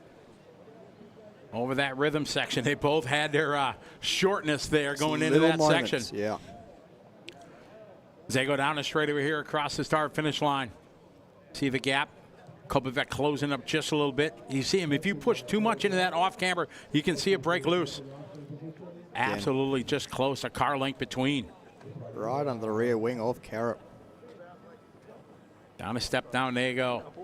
Again, it looked like he just bumped the back of him a little bit there as they went into that hip jump. You can see there, oh man, here it is, side by side. 2 different lines going in, over the top, Carup going into the grass. They're side by side there. Davey trying to go around the outside, just ran out of real estate. Good blocking move there from Champlin. As they go into the double-double again. As they come down the line, final time here. Absolute standing his ground, taking this one here for A main number 1. That was well done for sure. Man, what a race. What a race to start us off. That was the very first race. One thing I noticed as well, like the top 3 were all Americans. And Spencer Rivkin coming from P6 up to P3. That's a good run. That's a good start for Rivkin.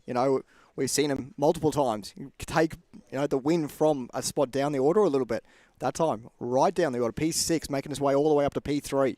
So it's good to see because something was definitely not right with his car in that practice run. Oh, yeah. Something was not right. So good to see for him.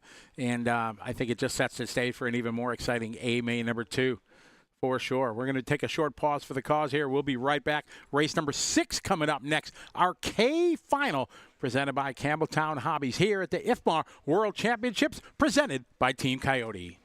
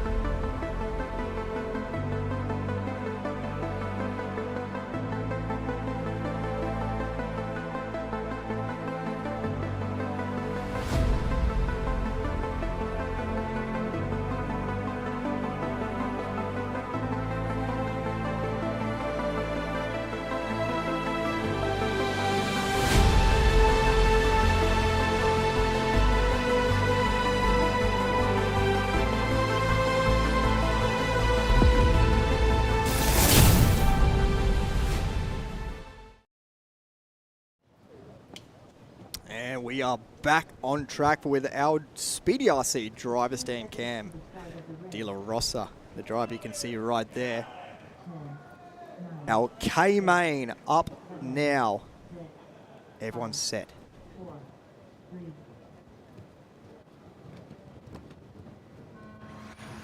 And underway here, Chris Davis will lead them away in the orange and yellow. Bit of chaos in the background there. Our couple of rear mount cars in this one. Oh, it turns to chaos here. Up the inside there.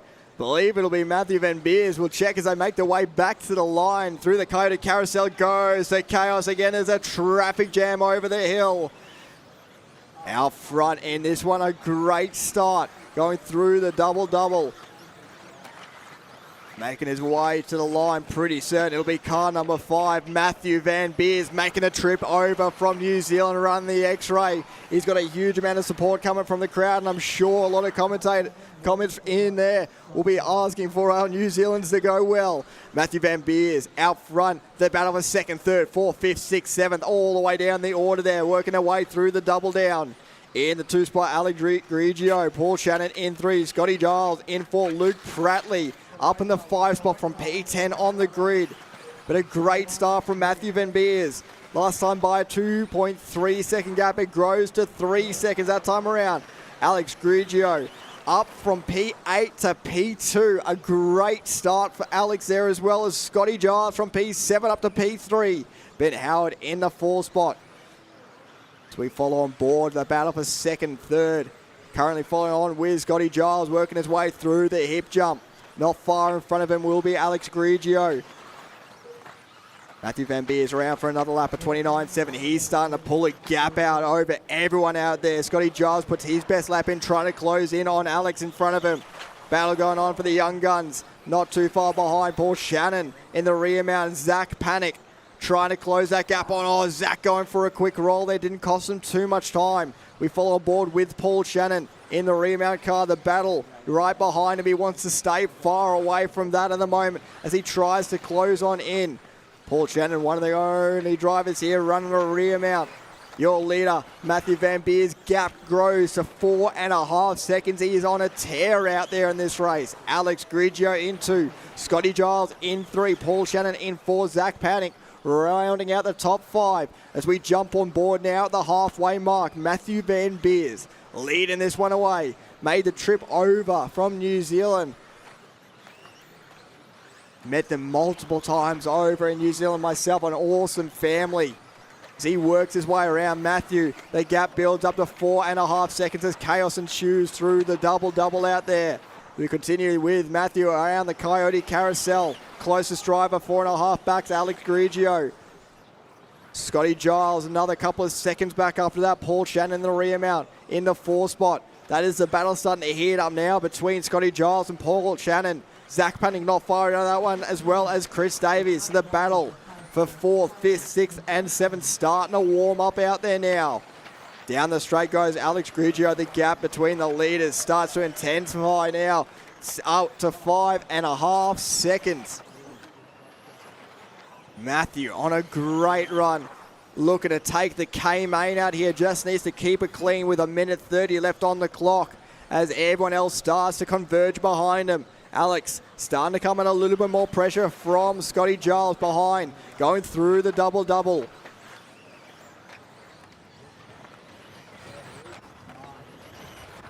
And Matthew with a 29.3 that time around. Alex Grigio 1.6 behind him will be Scotty Giles as they work their way through back the U-Bolt into the Coyote Carousel. Scotty starting to close on in here with 1 minute left on the clock. Down the double down, Matthew Van Beers just about got this in the bag, and the battle's starting to heat up now. Alex with a slight mistake through the hip jump. Scotty Giles on his tails. They work their way through the double-double down the front straight away. The gap last time by 1.6, the gap this time by less than a second. They work their way through the first few corners. A battle for 2nd and 3rd on here. Scotty on the hunt, putting it on one wheel over the piping there to the back of the track through the Coyote Carousel. Matthew Van Beers, he's run away with this one. Checked out, gone. 30 seconds left to go in this race. A battle on for 2nd and 3rd. Alex over Scotty Giles. Through the double-double slide, little catch of the pipe there. Alex managing to bring it back down on all four in the end, but the gap is even closer now. Scotty right under the rear wing of Alex Grigio. Oh, they come together there. Oh, Scotty up the inside. Maybe some wheel-to-wheel contact in that one. They work their way around. Matthew Van Beers looking to take this one. We pick him back up over the right-hand side. He'll make his way down the front straight away, taking a win in the K-Main. And we'll have Scotty Giles coming home in second. Zach Panic coming home in third. Alex Grigio in 4. Chris Davies in 5. Ben Howard in 6. Paul Shannon, the rear mount, in 7. Luke Pratley in 8. Julian Hardy, another fellow Kiwi, in 9. And Alejandro De La Rosso in the 10th spot.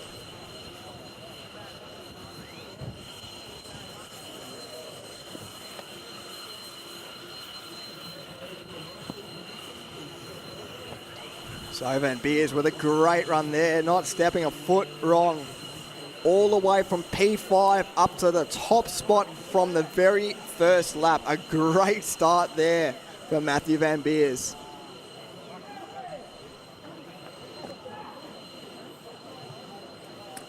Alrighty, going to take it on over to Tony Firth for another Team EAM interview. Matthew Van Beers, congratulations, taking a nice win there. Yeah, it's pretty clean out front. Talk us through how that feels. Yeah, just saw a few gaps open up at the start, so went for it, and yeah, I made a couple changes to my car for that one. Yeah, so the car was really good and just managed to break away. Yeah, made it happen. This brings your two-wheel drive campaign to a close. What's been a highlight for you this week so far? Just getting to race on this track. It's awesome, eh? I've never raced on dirt this high grip before. It's probably closer to carpet than dirt just about. So yeah, it's been really awesome. Anyone you'd like to thank or give a shout out to? Yeah, just the sponsors and supporters. 17RC, Hyperspeed Lab, X-Ray NZ, Lightyear RC, as well as Mum, Dad, and Melissa, who are here watching. Yeah, and also everyone back home as well. Congratulations, well done, and yeah, enjoy the rest of the day. Thank you. Matthew Van Beers taking the win there. We're going to throw it back to Mitch in the hybrid landscape shed. Back to you, Mitch. Working solo here in the hybrid landscape shed as per usual. Oh no, Scotty Ernst losing a wheel on the first lap. It must be a commentator's thing, I think. Looking for a wheel nut. So everyone else gridding up here as we see Scotty Ernst's car getting pulled off here. Mechanic is allowed to fix the car.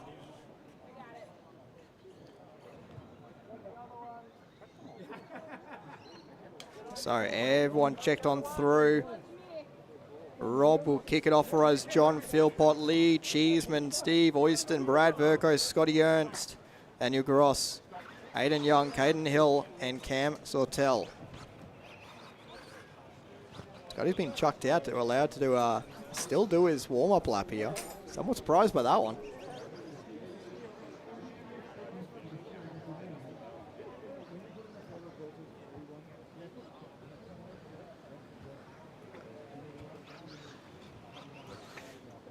So another good race shaping up here for our J Main. Once again, the wind blowing on through as Scotty is directed to his grid spot. Didn't need to call a timeout. Luckily, parks it in perfect spot there. Tim giving him the thumbs up.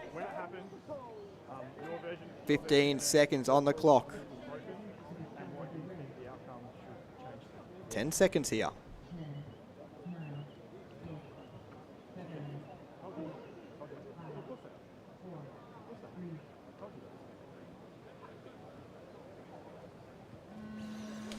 And we are off and running. Rob Maycock leading them away here. So far, a fairly clean start. Gets a little bit shaky towards the back of the grid, though. Everyone getting away pretty well. A couple of cars at the back getting caught together. But Rob working his way around. I'll have John Philpott right on his heel. Lee Cheeseman there as well. Top three drivers working their way through into the rhythm section. Linus Stern. Freight train through the double-double down the front straightaway here. Rob Maycock, John Philpott, Lee Cheeseman, Steve Oyston, Brad Verco, Scotty Ernst. 1, 2, 3, 4, 5 as they were. Daniel Gross as well in the 7th spot. No changes for the order for the top 7 drivers. Everyone being nice and patient out there. What we love to see. Down the step downs we go. Rob leading them out. John Philpott trying to keep toe. Lee Cheeseman right there as well. Second lap's coming out. Scotty having issues. Oh, issues in the double as well now. Quick Marshall and away he goes there. It's going to cost him a few spots. I think it was John Philpott. And it was Lee Cheeseman now up to the 2 spot. Steve Oyston to 3. Brad Verco up to the 4. Scotty Ernst in the end. All of that. Still managed to get an upper spot. Issues for Lee Cheeseman there now. So Rob now with a good gap out there. So he works his way into the hip jump. The battle on. 2nd and 3rd spot. Brad Verco right there, along with Steve Oyston. Steve making the trip over from New Zealand. Brad with a mistake. He's one of our locals here as well. Minute 30 down, 3.5 left on the clock. Steve Oyston over Brad Verco. But meanwhile, Rob Maycock starts to build a gap up. 2.5 seconds last time by. Steve Oyston pushing hard out there through that U-bolt section. Trying to close the gap on up here. So gap last time by, 2.7 seconds over Steve Oyston, and we'll check the gap as they make their way around. Steve looking considerably quicker on this lap around. Down the front straight away, your leader goes Rob that time around at 29.7. Steve across the line at 29.4. So Steve is on a bit of a push out there. We pick up the battle between 4, 5 and 6. Lee Cheeseman, Scotty Ernst and Cam Sortel. Scotty the meat and the sandwich there between 2 Aussies. So they work their way around the back of the track through the U-bolt. Lee in front of him, Cam right behind him. We're talking about Scotty Ernst in the middle there. So they work their way to the double down. Mistake there from your leader, Rob Maycock. Just managed to bring it down, a little bit gust of a wind. Managed to catch him there. But the battle on still between 4th, 5th and 6th. Lee Cheeseman, Scotty Ernst, Cam Sortel. Those 3 working their way down the front straight away as we continue on with Scotty Ernst. They're working their way through the off camber, into the left-hand double, to the top of the track, into the U-bolt, to the Coyote Carousel. Line astern still out there. Battle starting to shape up here for the 2 spot now. Steve Oyston, Brad Verco. Oh no, Steve Oyston goes straight into the cones there. Now Lee Cheeseman getting an easy pass. It's starting to heat up here for 2nd, 3rd, 4th, 5th. All the way through the order with 2 minutes remaining. Replay here of Steve getting it wrong in through the hip jump, catching those cones out. Back into action here. Lee Cheeseman under pressure from behind. Steve Oyston, Cam Sortel, Scotty Ernst starting to get into the mix here as well. Another one getting caught by those cones there. That was car number 4, Steve Oyston, going for another time into those Coyote cones. Brad Verco into 2. Lee Cheeseman are back up to P3. His starting spot, Lee Cheeseman working his way back into this race. Brad trying to pull that gap up as we watch the battle for 4th and 5th. Cam Sortel and Scotty Ernst working their way down the hill. Back to the top of the hill into the double down.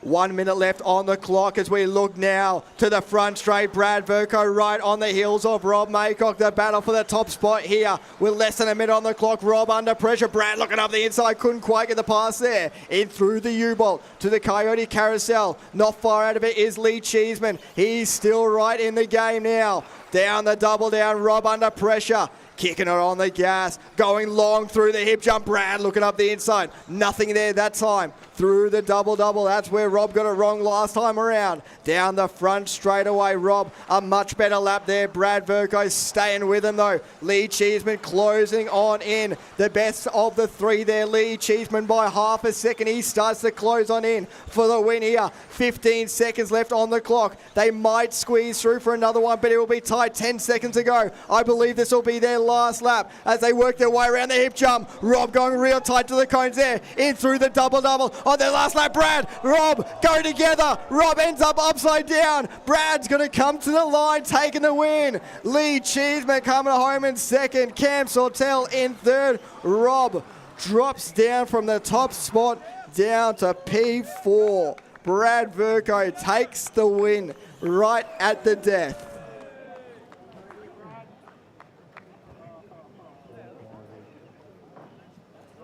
Another contact in the air situation there through the doubles. Rewards Brad Verco in the end with the win. Rob, the unfortunate recipient out of all of that. Has not come off with a smile on his face either. So Brad Verco, Lee Cheeseman, Cam Sortel, your top 3 for that one. All right, we are ready for another Team EAM interview. Take it away, Scotty. I'm with Brad Verco. First time we've chatted all weekend. Pretty nice way to have a chat. What a last corner win. Yeah, unfortunate way to end it. We had a really good race up till then. I wasn't sure whether to redress it or not, but how I saw it was he went sideways up the jump and we got caught in the air, and just a bit unfortunate that it come out that way. But yeah, the director didn't call it. I felt it was a bit marginal, so I went through there. Good to have a nice run. I think I've been disqualified 2 out of the 5 heats, which put me back in the 90s. So not exactly where I wanted to be after at the end of the day, but it'd be nice to have one run that I didn't make any unforced errors, which is a good day. So a good way to finish. Hopefully forward drive goes a little bit better. Not have a 9 in my qualifying number. Mate, you've answered every question I could possibly have asked. I can see the adrenaline still coursing. Like, it's pretty exciting a race like that, isn't it? We're laughing on the grid there. I think the average age was about 45. I think Scotty Ernst was our eldest gentleman. He was 59? I think he said he was. I think Caden Hill brought down the average by about 20 years. He's 15. But the rest of us, we all had popped a bit of the heart medication before we went up there to keep things under control, but it's still not quite working. But yeah, it's good fun. We better let you go, Marshall. Well done. Thank you. That's Brad. Mitch, back to you in the hybrid landscape shed as we continue through our finals action. On track now, I-Main.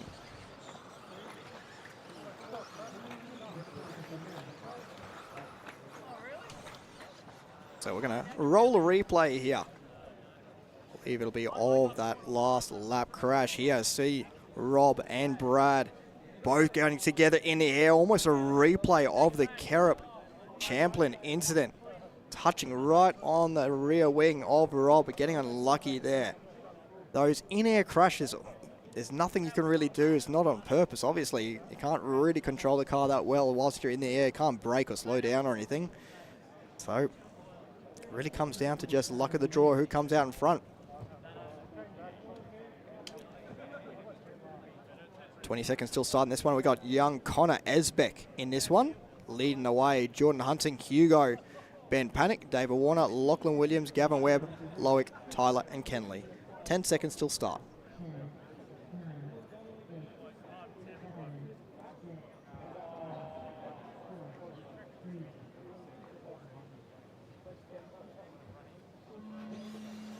And underway here, our I-Main. Ooh, a little bit of contact there for our top 3. Ben Panic up the inside early. Doesn't work though.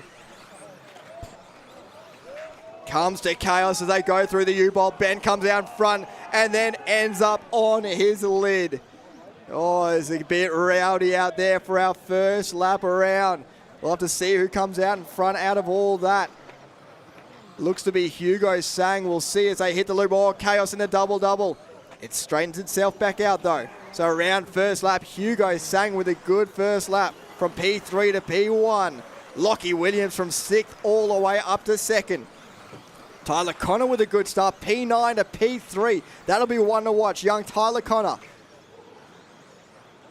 Only fairly new to the sport here as he works his way down the double down. He'll be on the tail of Lockie Williams, really pushing those cones tight there, working their way through the double-double. Onto the front straight away.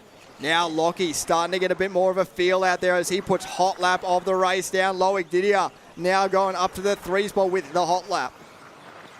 Gap between top 2, Hugo and Lockie Williams, 0.8 of a second.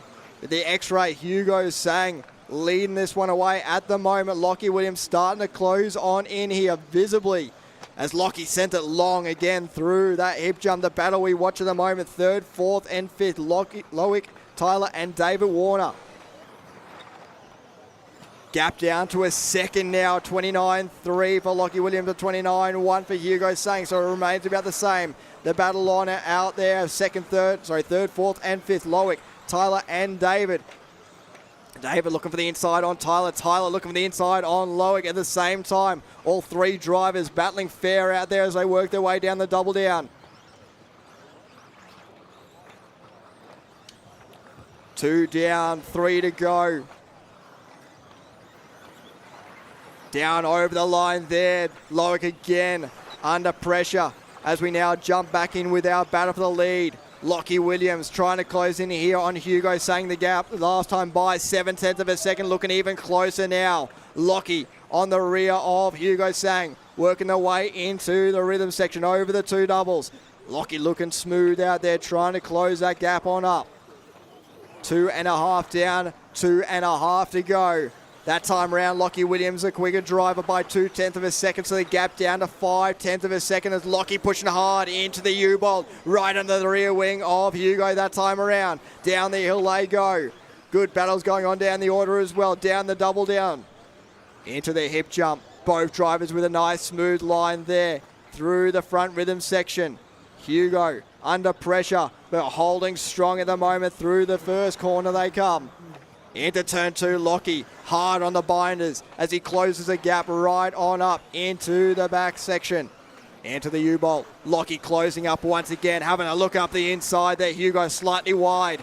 Into the double down they go. Lockie on the power hard up the hill. Usually a stock driver running the mod. Oh, and the cones take a first victim.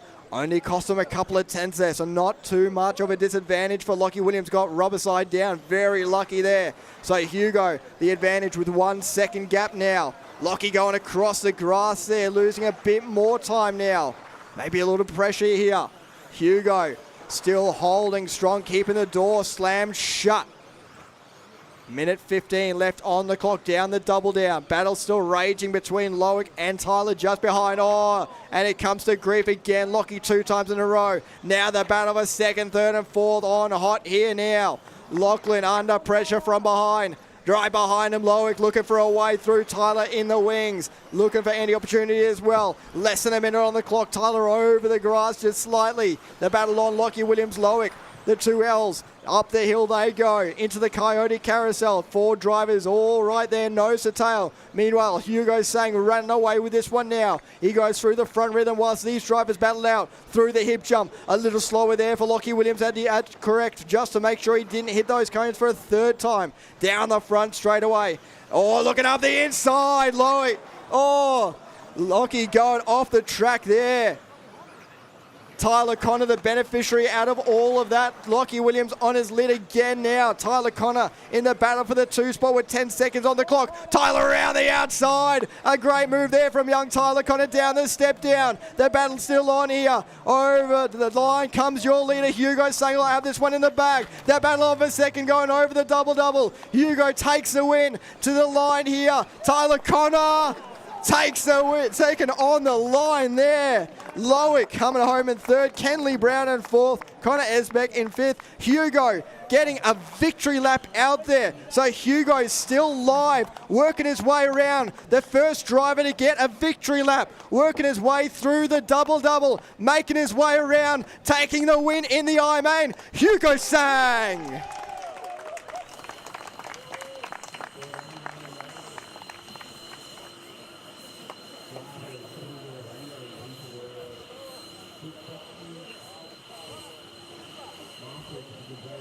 Hugo sneaking on through for a victory lap out there by tenths of a second. He was right on the cusp the entire time. He managed to get it in the end. We're going to throw it on down here for another Team EAM interview.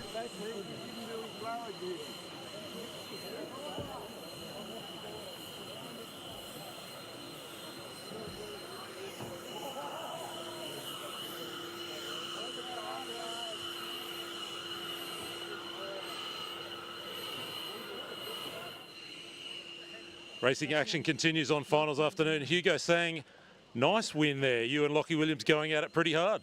Thank you. It was a pretty difficult race. I want to thank Lockie Williams for putting up such a tough fight. And it's unfortunate how things have to go, but I'm glad to get the win. Anyone you want to give a shout out or a thank you to that's helped you this week? First of all, my dad and all the Yokomo guys. Without them, I don't know what I could have done.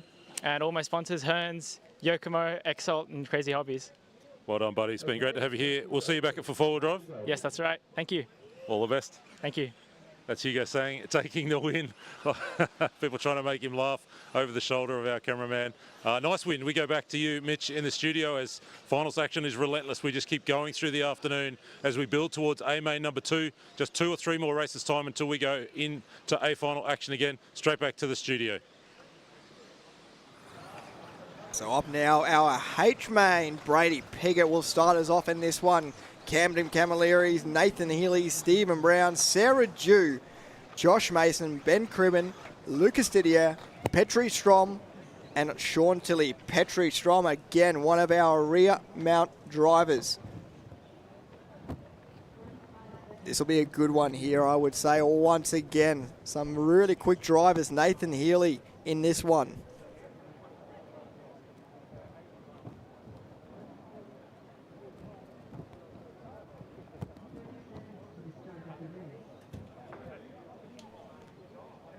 Second countdown here for our H main. Everyone getting gridded up here with 15 seconds left on the clock.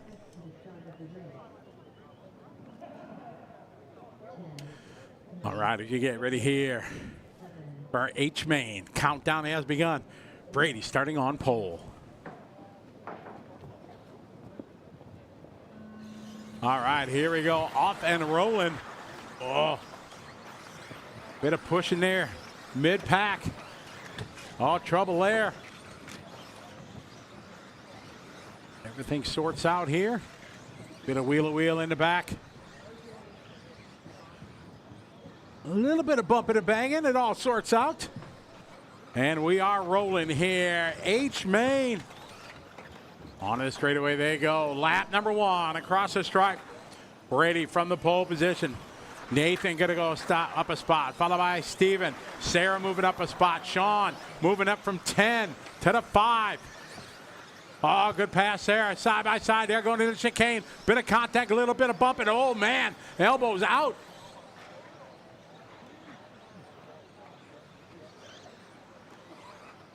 Brady having a perfect start, though, from the pole position. We got 1 minute down, 4 to go. Oh, trouble. Going into the double-double. Brady out front, Steven, Nathan. Then we're going to see how it's going to sort out here. Lucas, then Ben, Camden, Sarah, Josh, Petrie, and Sean. Traction up big time from the earlier runs. Perfect start there through the double-double they go. So this battle coming down a step down there to the hip jump. This the battle 3, 4, and 5. 6 and 7 over to double-doubles they go.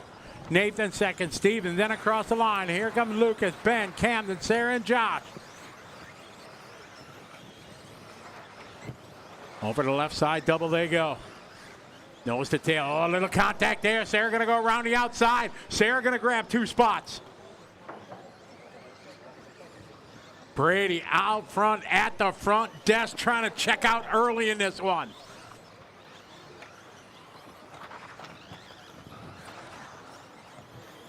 Brady, Nathan, Steven, Lucas, Ben. And it's going to be Camden. 2:45 to go. Brady with a huge lead. 4.5 seconds here with 2.5 down. 2.5 to go. Brady, Nathan, Steven, Lucas, and Ben Cribben, your top 5. Following Brady Piggott out front, 28-4, doing a hot lap that time.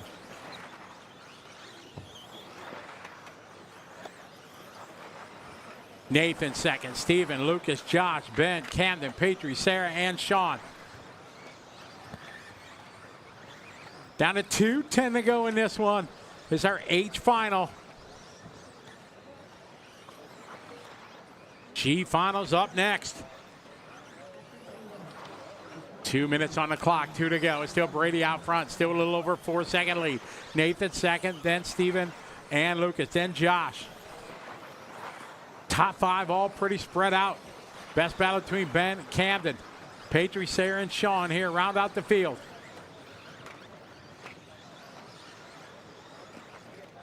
Oh, trouble going in. Petrie getting it wrong. Sarah going to move up a spot, but it's still Brady out front, stretching out that lead. 4.6. We'll see this time by 4.4. Nathan able to close in just a couple tenths that lap. But a minute 20 to go. Brady out front. They get to the top of the hill. He goes. Coming over to step downs. Up to the hip jump he goes nicely. Squares up nicely here for the rhythm session. Tabletop double and double. Down is ready to go. He's going to have a minute 5 left on the clock. Brady leading the way. Cross the line, Nathan, 5.6. Brady, dare I say, dominating this H main.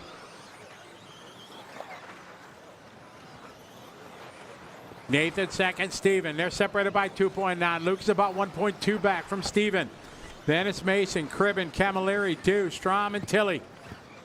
4-0 seconds to go, 40 to go. Brady across the start finish line. Hot lap of the race right there. On lap 9 with a 5+ second lead. Here Nathan across the line. Stephen Brown closing the gap there for the battle for the 2.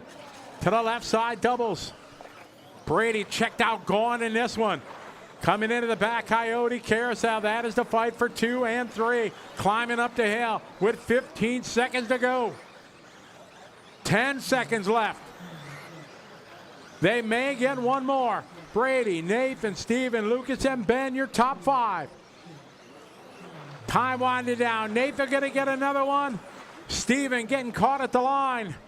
Race to the finish line. Finish the lap you're on. As our H final coming to a close. Waiting for Brady, Nathan, and Josh.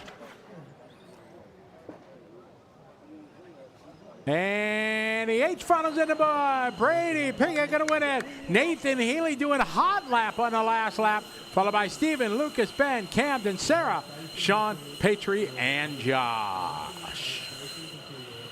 H final in the books.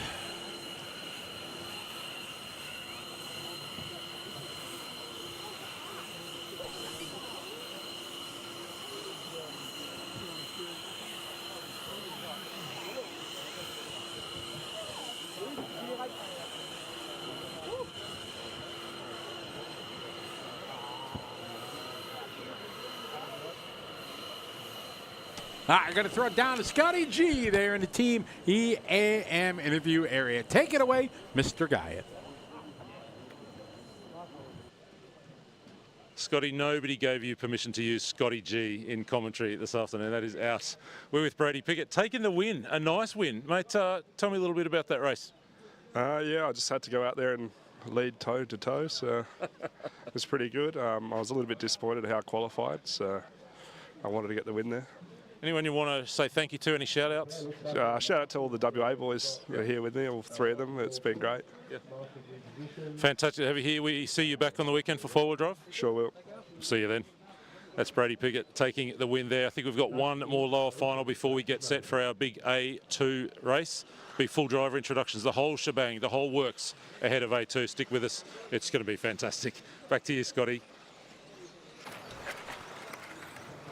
Scotty and Mitch here now in this race. The G-Main, the Alan Horn, Takaya, Carter Sims, Tatsuya, Josh Payne, Randolph, Billy, Joe, Jared, and Simon Healy.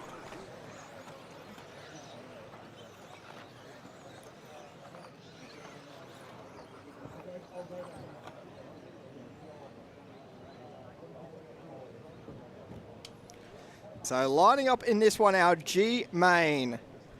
Everyone working their way into their positions.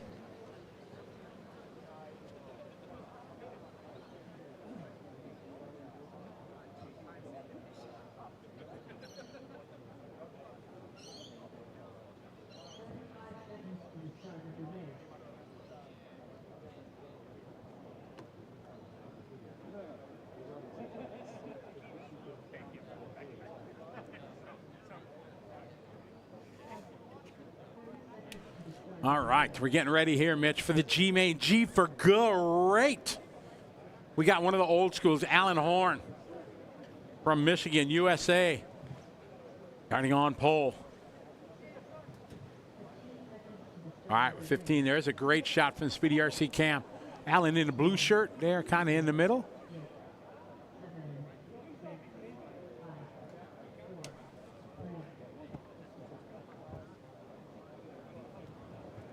And here we go, Alan Horn bringing him around from pole. Very nice start. Oh, Allen opens the door. Oh, and then contact and good sportsmanship there. He's waiting. Well done, well done. Oh, and we got a bunch of lined up single file behind them.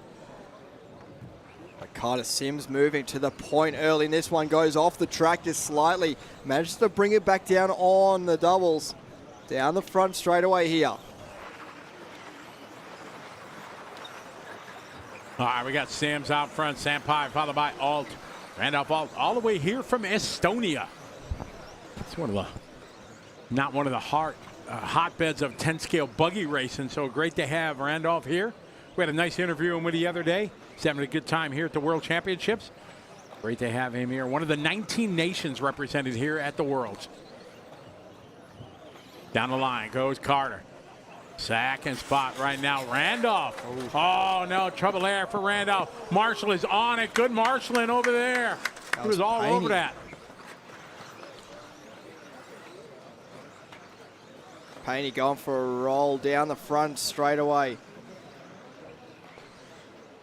Same time, Randolph going for a roll in turn 2. So your leader still Carter Sims working his way down the front straight away, putting in hot lap last time by another 28.5, trying to break away here. Tatsuya up to the 2 spot. Takaya into the 3, our 2 Japanese drivers in second and third. Carter Sims, the lone Aussie out front in this one. Carter up to the top of the hill, down the double down. The top 3 spread out. The pack to watch at the moment coming around the Coyote Carousel, making their way up to the double down. All bunched up there as they make their way to their hip jump. 3 minutes to go in this one. Sims stretching out to over a straightaway lead. But then the battle hot and heavy. 4, 5, 6, 7, 8, 9, 10. Cross the stripe. Jared, Billy, Randolph, Joe, Allen, Josh, and Simon all trouble in the back of the pack. You got a mess coming at the end of the straightaway. Back out front, though. Carter still leading away. Coming into the hip jump right now. Good battle here. 4, 5, 6, 7, 8. Great shot there. You can see this beautiful racetrack. You see through the rhythm section. It is definitely a difficult section. You got to nail it just right. Cross the start finish line. There you go. That's Jared, Billy Hayden, Team Associated Engineer right behind him. Over to the left side, double A go onto the back straight. Billy had a little look over that backside roller. Oh, Billy having to check up a little bit as he had some daylight. Right behind Billy right now, Randolph. Down the step downs they go. Coming up to the hip jump. Oh, Billy had a good look to the inside. Billy single file. Over to double A go. Nose to tail, just a couple of car lengths to go. Billy swings it wide. Cross the line, Jared King holding on to that 5-4 spot. Billy all over him. Here to the double. Billy a little short, but he saves it. Over that easy crest. Quick left hand, right hand combination. We got a minute 40 to go. Carter, Takaya, Tatsuya, Jared, and the battle here with Billy Hayden. Ooh, Billy having a daylight there to the inside. And now they're all bunched up going into the rhythm. Down onto the front straight away, a 4-car race down the front way. Here, Randolph right in the fight there as they go side by side. Payne looking for easy passes here. They're making him work for it though. Randolph now just in front. Payne gets into the ring. Oh, they do a little dance. They both get back underway now, but it spreads them back into the back of the pack. Back into the fight here. We have Jared King back up to P4. Randolph, I think, still in 5. The battle on for second and third. The 2 Japanese drivers, Takaya and Tatsuya, down through the U-bolt into the Coyote Carousel. Still spread out by about a second between them. Meanwhile, Carter Sims checking out there, gone down the front straight away. 40 seconds left on the clock. Through the hip jump, we follow our 2 Japanese drivers through the double-double. Gap continues to spread between these 2. Now Jared King in a world of his own.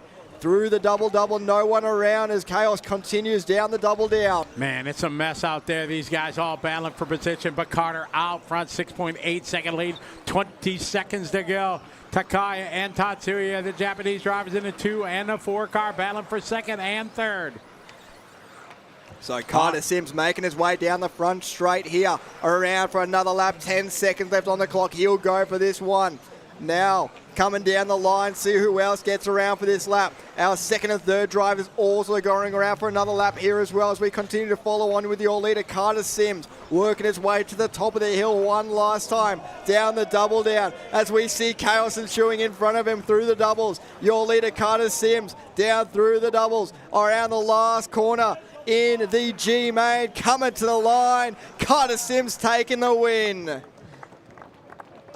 Takaya and Tatsuya still making their way to the line for second and third.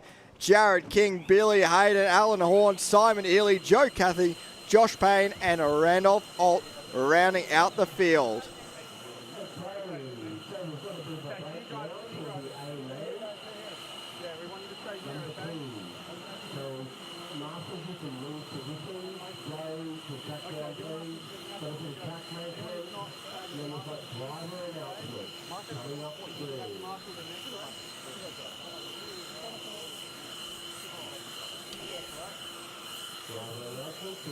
Now, as we line ourselves up for our next A main final, we have to give a huge thank you, obviously, to Team Coyote, our major partner here for the 10-scale IFMA Off-Road World Championships here at Hills Off-Road RC, along with Campbelltown Hobbies, J Concepts, Hybrid Landscapes, Team EA Motorsport, Mob Boss Graphics, Screw Compressor Sales, Speedy RC, Jetco, Pop-Up Wi-Fi, Mach 1, Complete Pneumatic Solutions. Massive thank you has to go out to all of those sponsors helping us here in the broadcast studio. We have had a couple of massive days leading into this. We've already had one win from A1. Some controversy involved in that one, all being resolved. Our second A main, drivers making their way up onto the stand. The cars being brought out to the grids. The anticipation continues to build. The crowd continues to build. The comments going off. Everyone putting their pick in to take the winner here in A main number 2 for our two-wheel drive portion.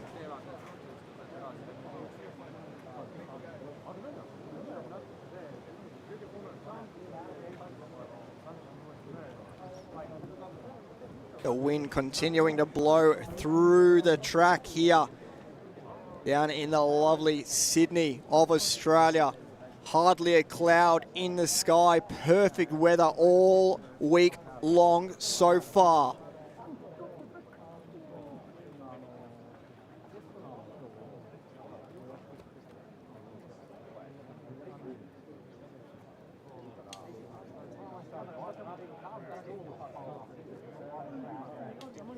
We're going to have just a little pause for a cause here. Don't go anywhere.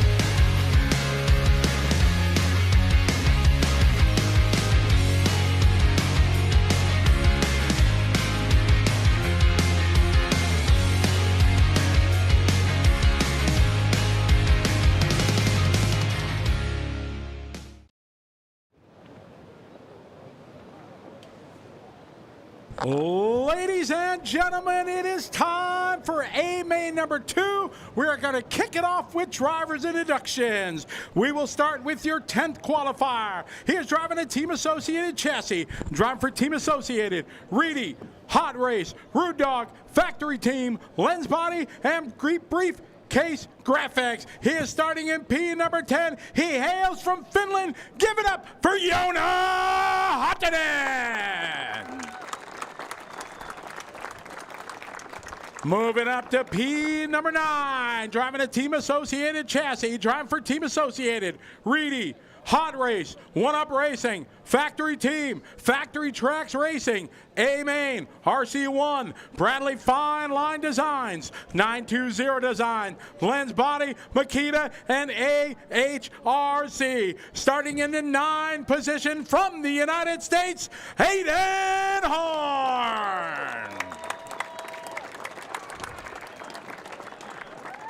Starting in position number 8, driving for Team Associated, driving for Team Associated, Team AJ, Sanwa, Hobbywing, Sun Padao, Square, T-Works, TD Paint, and Della Pauls. He hails from Japan, starting in position number 8. Give it up for Koki Kato.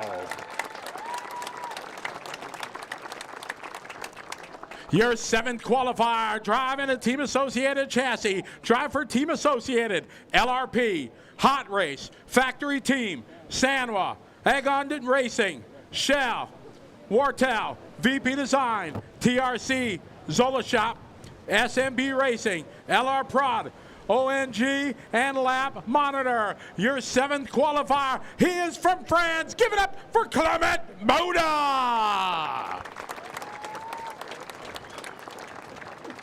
Moving up to position number 6, driving for Team Associated chassis. He driving for Team Associated, Hobbywing, J Concepts, Savox, Futaba, A-Main Hobbies, ProTech, Reds, StickItOneRacing.com, Hobby Action, SR Racing. He wants to give a big special huge thanks to Peter, Scott, Ben, and the Hills RC crew, and everybody at RC Race Media. He is no stranger to the world champion, as he is a 2-time champion of the world from the United States. Give it up for your 6th qualifier, Mr. Spencer Rifkin.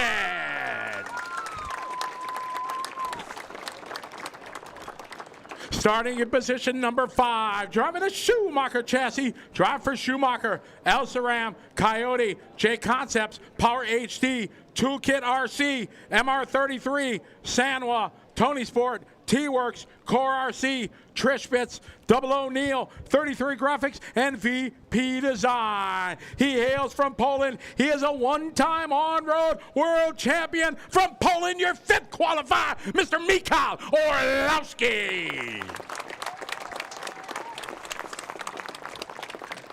Moving up to P4, driving a Team Associated chassis. Drive for Team Associated, J Concepts, R1 Works, Factory Team, TDK, Cichlids, Mint Print Media, TNR, Coyote Hobbies, and Mod. He hails from the United States, starting in P4. Give it up for Mr. Davey Botta. Moving up to 3rd on the grid, driving a Schumacher chassis. Drive for Schumacher, Hobbywing, Team EAM, Power HD, Sanwa, MR33, One Up Racing, 33 Graphics, Elefun, Trishbit, and Fasta. He is your 3rd qualifier from Norway, Mr. Daniel Kobevek. Starting in position number 2, driving a Schumacher chassis. Drive for Schumacher, Wits Racing Products, Hobbywing, J Concepts, Gen Ace, Power HD, Core RC, Trish Bits, Easy Custom Paint, 920 Design, and Easton's IRC. He is your number 2 qualifier for the United States. It is Brock Chaplin.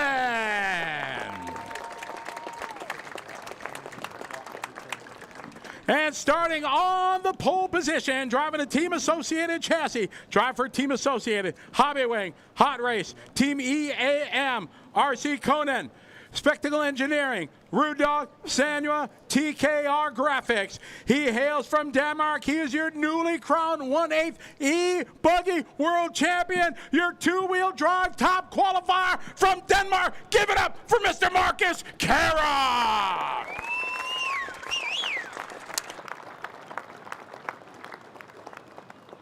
Those are your top 10 drivers here, ready to battle it out in A main number 2. We'd have had an absolute thriller in A main number 1 coming down to the final lap. It was Brock Champlin with the win. Davey Batta finished 2. Spencer Rivian brought a 3. Kovacic was 4, Karup was 5, Orlowski was 6, Horn was 7, Houghton in 8, Clement Boda 9, and Koki Kato rounded out A main number 1. These guys are locked and loaded, ready to go for A main number 2. Anticipation building here once again. The crowd absolutely jam-packed. We watch on now with our Speedy RC cam. All of our drivers here in the top 10, our A main, the best of the best here in this race.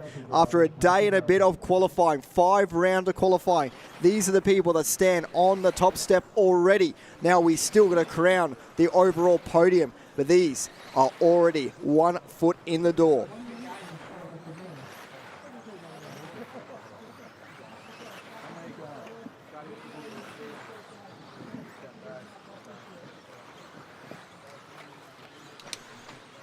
All right, Mitch.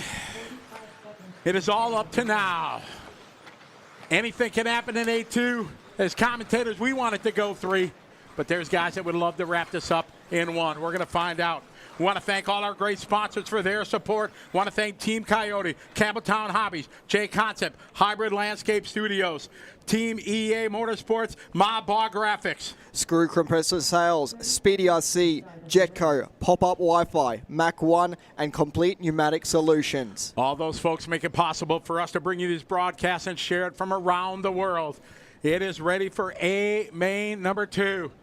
These guys are on grid.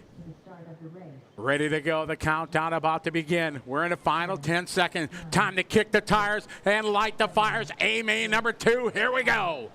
4, 3.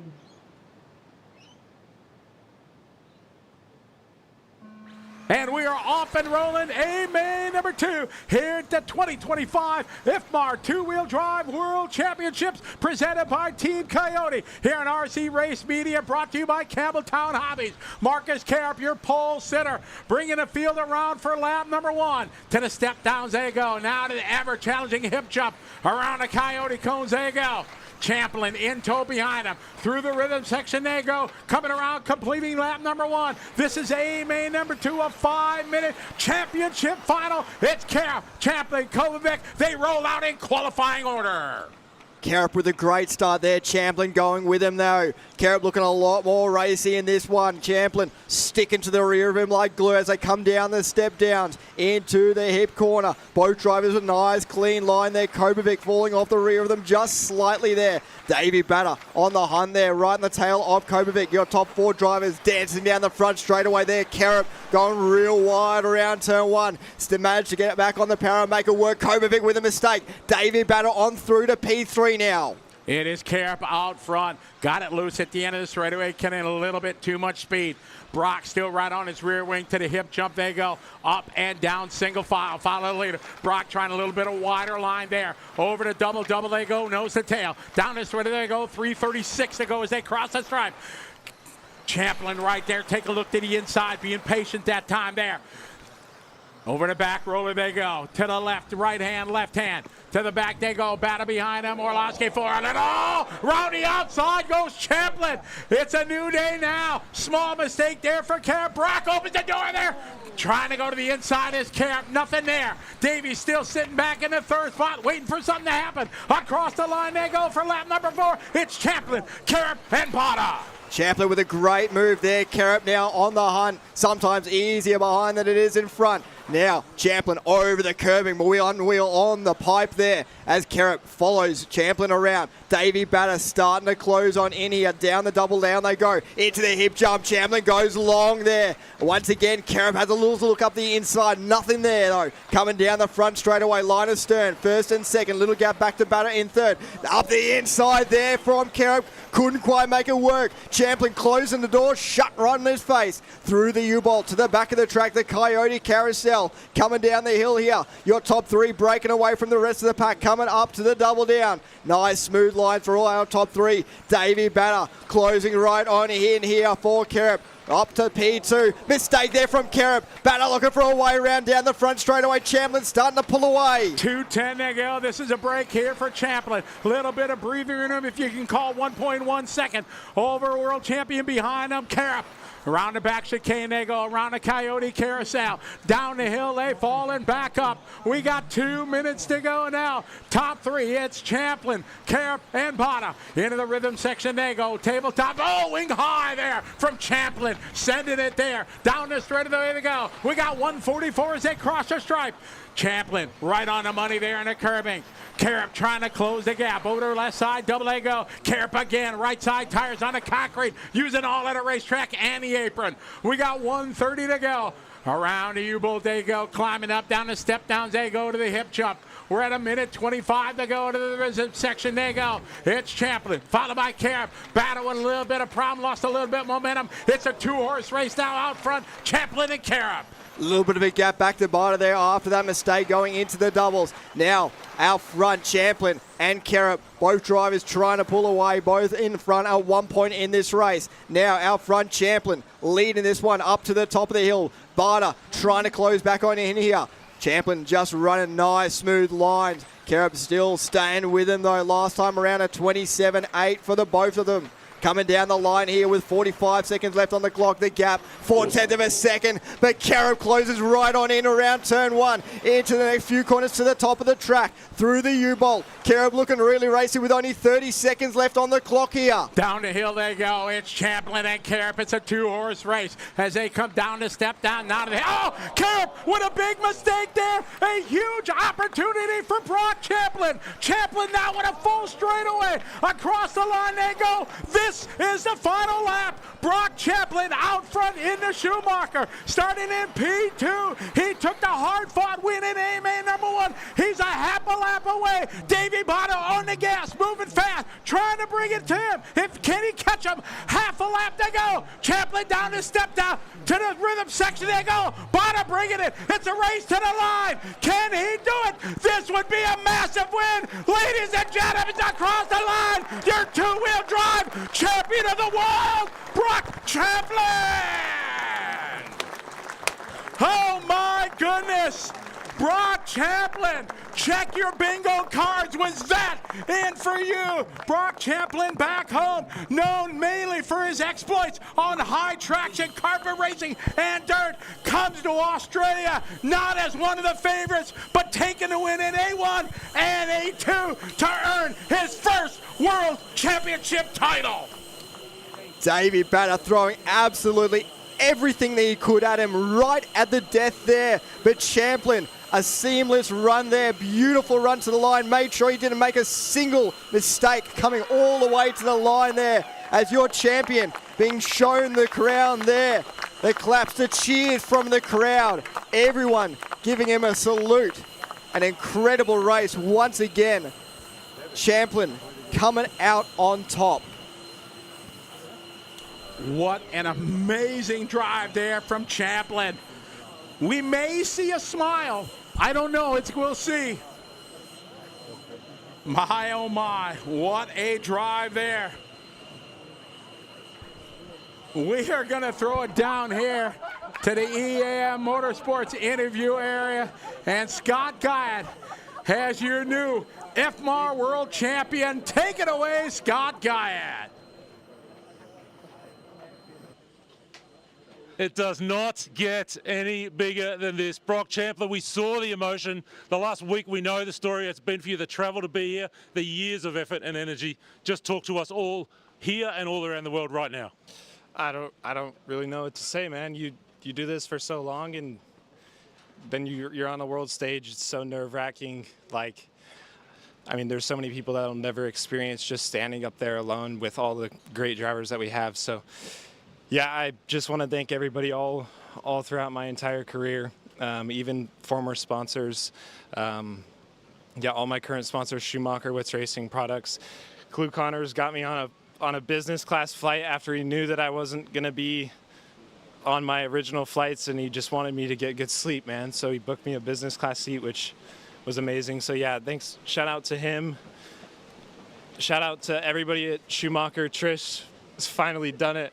He's worked so long for this. So shout out to him. Shout out to Robin, Muzz, my teammates, Michael, Daniel, Tom, everybody else involved.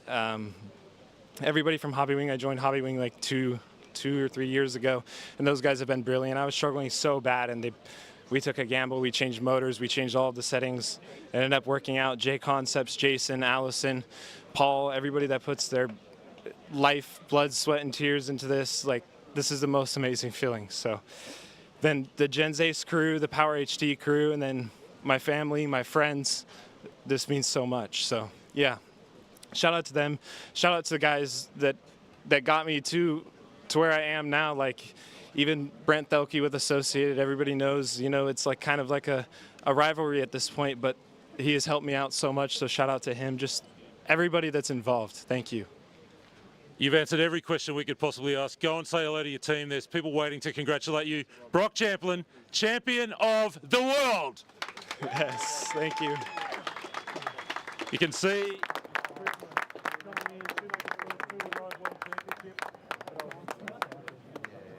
What a moment there. Trish, the engineer from Schumacher, coming over there, congratulating Brock.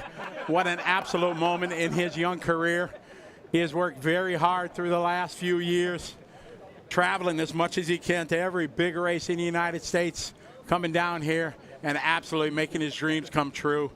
Taking a main 1 and main number 2 to earn a two-wheel drive world title.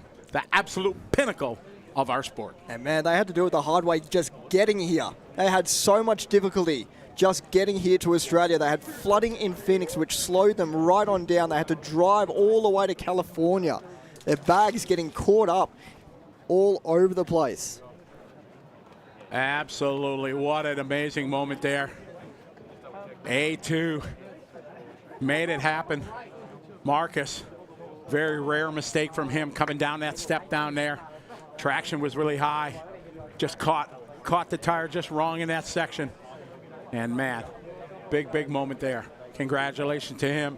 Schumacher, Wits Racing. All the companies that make it happen. Hobbywing, J Concept, Gen Ace, Power HD, all his sponsors. We're going to throw it back down to Scott Guide. He's got a word with Trish. you guys just won another world championship, Tris. Well, it's my first, as an engineer, so that's amazing. Normally when you have a good leg, you can think, oh, the other legs aren't going to go your way. He was brilliant. So I was so grateful, and I've spent many years dreaming of this day. So I didn't necessarily think it was going to be today, especially yesterday in the beginning of the day when Marcus was so strong, and even Davey. We didn't have a patch on them, and we changed the cars so much, just little bits here and there. And Brock was from the beginning of the meeting, obviously his flight issues that he had. Oh yeah. Oh no, he had his flight issues. Yeah. He then got here, he didn't have his bags. Yeah. And then he was just tired and jet lagged. I took him to my room so then he could use my shower and everything. And each day, like yesterday, he felt rubbish. And by the end of the day, we were stronger. And so yeah, he's a little legend. Well, very tall legend. So yeah, I'm very grateful. What about back at the factory? There's a whole bunch of people behind a win like this. Talk about, maybe a couple of people back at the factory that have worked hard. Absolutely. Well, firstly, they're going to wake up with something nice because it's 5:40. They're watching. They're watching. I'd like to think so. So I've got an office full of fantastic engineers to work with for these things. So starting with the guy that I work with most closely, a guy called Robin Child. He's been a fantastic guy to spend time with. And then you've got Aaron Rose, who runs R&D. You've got Ian Robbins, who's made me loads of little parts to help me going so far. There's a guy in the that was also called Mike Stevenson, you've got Andy Murray. Obviously, he looks after the touring car side of things, but over the years I've learned things from him. Then I don't want to miss anyone in the office. And then there's Dan Robbins. You've got Matthew Dambreen. He's recently joined us.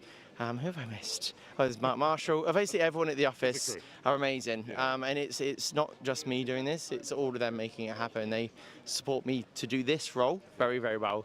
And I'm so grateful. Big party tonight? I don't know. I feel like having an early night after that. A cup of tea and a lie down, mate. Yeah, I'm very British and like very reserved. Like you want to go through those moments, start crying. It's just like, okay, I'll probably realise about 2 days' time and start weeping. Yeah, I'll hold it for you. How's that feel? That's all right. I don't think it's going to fit my hand luggage on the way back, though. I have to get it shipped back, but that's pretty cool. Because normally we take trophies back to the factory. Don't know if Brock will let us have it, so we'll have to negotiate with him. So that's cool. Yeah, we get a little fake done. So which one's the real one?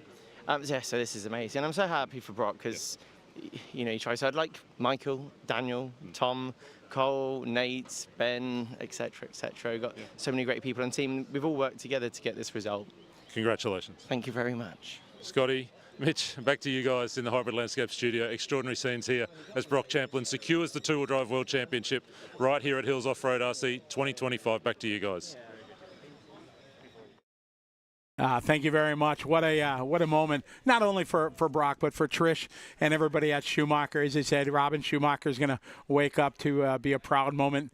A great heritage in that company, been around since the beginning of off-road. Yeah, look at a flashback of all the old school cars with Da Vinci and everything. Schumacher has been a staple in the off-road world for so many years, and it's great to see them do so well and to win another title here under the tutelage of Robin and Trish and all the team.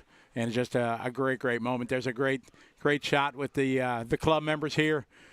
Peter, Scott, Ben. Those are the guys that spearheaded this entire World Championship here at this venue. And Brock is proud. He's going to be able to sit out AMA number 3 and take it. Well done, buddy. Yeah, good job, buddy. Thanks, man. It was an honor to call it, man. Congratulations. Well done. Well done. Absolutely. Sorry, that wasn't the best TV, but I had a chance to congratulate him. So Mitch and I are going to take the moment if we can. Oh, yeah. Just an absolute moment there. Well done to the Schumacher team. All right, well done. Absolutely. Legendary. My, oh, my. Hello to everybody in the chat room. What do you think about that? I hope you enjoyed that. That was amazing. And Mitch, just one for the memories for sure. Man, 100%. And I feel as if a lot of people still have that sort of feeling that Schumacher are a carpet car or an Astro car or extreme high grip sort of car. Man, they've come out here absolutely swinging for the fence, and they've nailed it. Taking the win in A2 with Brock Champlin on a medium to low grip surface here at Sydney. I'm watching there. You got Brock just going through the pits here, getting high fives and congratulations from everyone, even the moms and the pit dads, everybody giving them a high five. What a moment. There's Brennan Schimmel. And just a great look at him. You see him just looking down at the trophy. What's going through your mind when you've worked so hard for years and years and years? He's had so many ups, so many downs on everybody. Every surface he's run carpet, he's run AstroTurf, he's run dirt on all kinds of surfaces. But to come to Australia, and there you go, hoisting it high in the air. So he takes it back to his Schumacher pit. What a moment there for Brock. I'm sure the Champlin family is watching back home. Clue Connors, I'm sure you're there from Wits Racing watching. And everybody at Schumacher that maybe is up early, congratulations on what is a well-deserved world title. Fought hard for that one. Made him work. They sure made him work. I just mentioned Wits Racing and Clue Connors, and there he goes on the phone call. Yeah, I don't care if it's $5 a minute. I'm dialing. Yeah, Clue, if you're listening, buddy, well done. Congratulations. Absolutely. What a moment here for Brock Champlin, taking a win, and that's awesome. I'm as happy for him as he. I mean, just a great moment to watch him over the last, like I said, 5-6 years, just work through the ranks to become one of the best, and now, argued without question, He is the best in the world, two-wheel drive world champion. Incredible. A name that Absolutely will be incredible. with him forever. Yep. Because when I announce people, I don't say former world champion, because you weren't a former. You will and you are and always will be a world champion. No matter when you win it, you're always a world champion. Unbelievable scenes. You got it. We're going to take a short pause for the cause and let everybody just relish in this moment. Two-wheel drive in the books. Brock Champlin, IFMAR world champion. We'll be right back.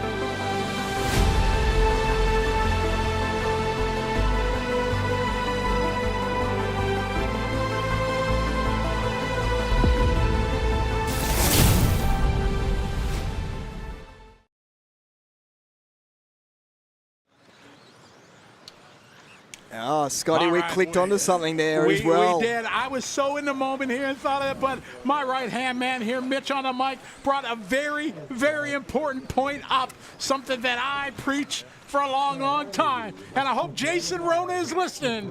What color wheels just won the World Championship? Yellow wheels for the win, baby. Woo! Jason, add that to the list, buddy.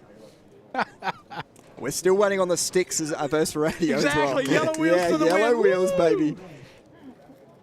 I didn't even think of that as that was all going on. Good job, Mitch. Up now, our F main. William Venables in this one, taking the top spot. Damon Davis Perry, Samuel Muffet, Florian Glenn Benetti, Harley Eldridge, Mudscar, Andrew Gillett, Antoni Coretti, and Casey Dawson. Now, if you thought that last one was going to be exciting, wait till this F main. F for fantastic, fabulous, phenomenal. 10, 9, 8, 7, 6, 5, 4, 3. And here we go. William Venables bringing him around from pole. The all white there, factory paint there. Damon Davis Perry right behind him. A good start up front. Very nice. William Venables leading the way from the UK. Working with RC Racing TV, doing the daily recaps and stuff like that. When you get home, make sure you go onto the YouTube and check it out. Venable leading the way. Perry behind him. Right behind him, the Muffin Man, Sam Muffet.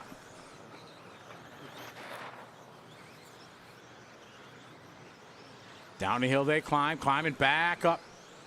Coming to the double down. Perfect line there from the top three. Good tight line there from Florian. Onto the front straight they go. Cross the stripe, Venables, Perry, Muffet, Schmidt.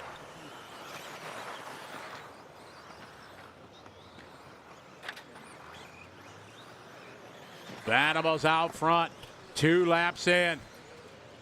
We got 1:15, 3:45 to go.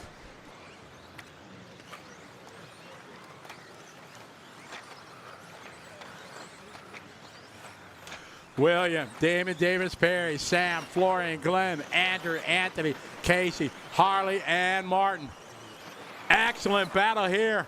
Going over the back crest, into that back right hand, left hand, quick combination. Trouble there from Muffet. Luckily, rubber to the dirt. Venable down the steps he goes.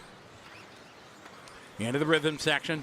Tabletop double, and double a little wide there. Taking it the hard way around, but he makes it. We'll check the gap this time by 1.1 second. This time by 1.5. Venable leading the F main right now. Into the back section, over to crest, into that chicane. Nice straight line there. Oh, Muffet going for a tumble. That's going to cost him 3, 4, maybe more. Venable still leading the way.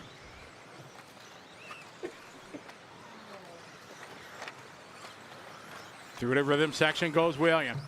This is our F main. We're halfway there. 2.5 down, 2.5 to go. William, Damon Davis Perry, Florian Schmidt, followed by Glenn, Andrew, Sam, Anthony, Harley, Casey, and Martin. Martin Scar in the back of the field just throws down a hot lap there. 28.2, hot lap of the race. William out front, a 1.7 second lead. Into the rhythm section nicely.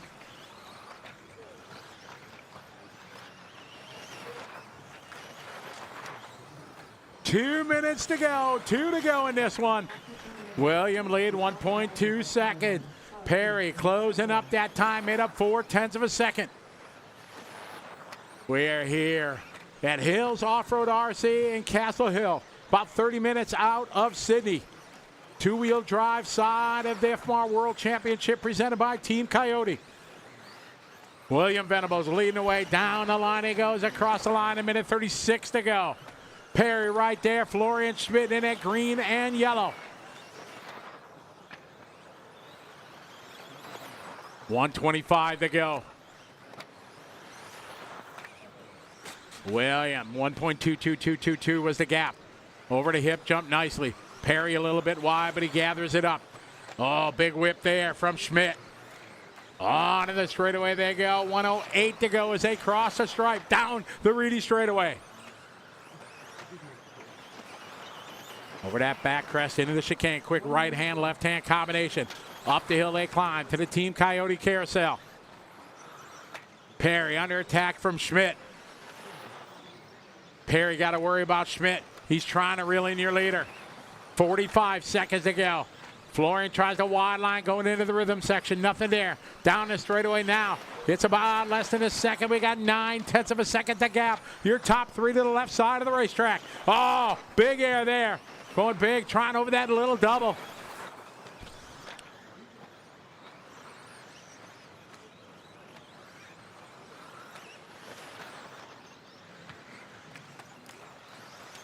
All right, Venables, Perry, followed by Schmidt, Andrew Gillott.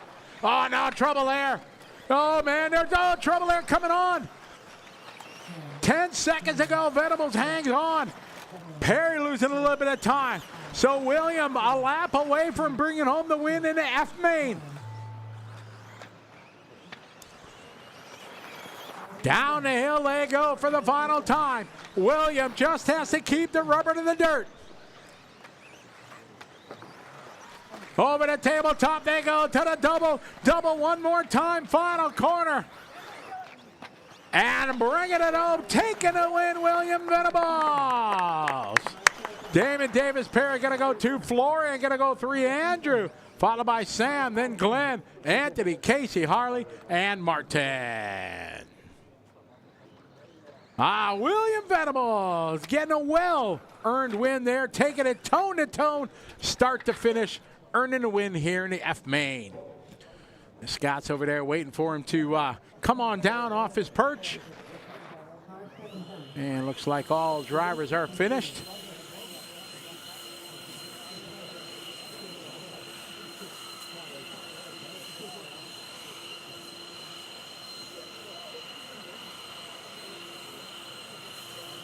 Good race there in the F main. No matter what main you're in, you got to go out and try to win it. All right, we're going to throw it down to Scott Guide in the Team EAM interview area. He came, he saw, he filmed, he vlogged. he conquered William Venables, taking the win. Tell me about that one. Yeah, to be honest, before that, I was a little bit gutted because I was aiming for top 50 and I got 50 first, but I guess it's only one place off my goal. But yeah, just that race, I was always just birdies for the first lap and kind of got into a groove, and the track was kind of grip level I was more comfortable with, and just managed to keep it clean, so I had to push a little bit. Small kind of like wind getting a bit get the car nose up, but other than that, it was a really good final, so really happy to take the win with that. Anyone back home you want to say good day to or a shout out? Oh man, there's so many to list, but yeah, I guess just thanks to all my sponsors like CMO Distribution, Team Associated, Reedy. Also massive thanks to J Concepts for sponsoring the vlog. You guys can check out the No Name RC podcast in a few weeks' time. So, and also huge thanks to everything you guys do. I know I've been working with you guys and it's been good so far. So bring on 4-wheel, and yeah, thanks for everything. You're very welcome. Great to have you here. Thank you so much. That's Will Venables taking that. I think it was an F main. Scotty, we're going to come back to you. Special guest, I believe, in the Hybrid Landscape studio. Thank you very much. Yes, we do have a special guest here, and for years we have had this this goof going on. He's got a spreadsheet with everything. This is Jason Rona, ladies and gentlemen, the man behind J Concepts, and we've been friends for a long time. We always goof about it. Yellow wheels against white wheels. Jason, good to have you here in the studio. You know, it's never been nicer to announce a yellow wheel world title here than with Brock Champlin winning first one since Cavalieri, I think.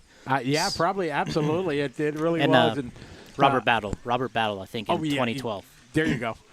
It's always, but it's still, the yellow wheels got a long way to climb, though, don't they? They do. You know, Yeah. and I think it.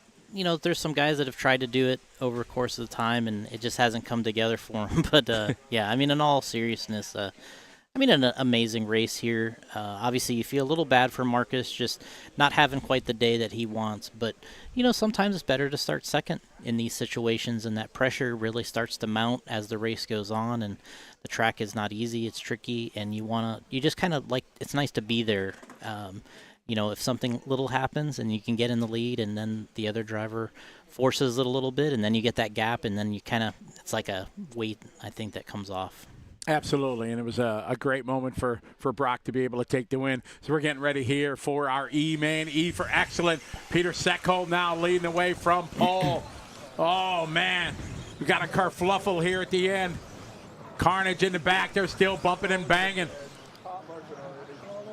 Oh, man, through the grass, trying every line possible back there. As the wind continues to pick up here at Hills Off-Road RC. Doug reaching for that double there. Oh, man, trouble in the double-double. Look at his lead here across the line. Doug gonna get it. Marshall working hard over there. Peter, second. Ray, Nana, Matthew, Nico, Yolan, Phoenix, Chad having tough luck. Dylan saw a mess in the back of the pack, changes everything around. One thing out front, Doug starting in P2.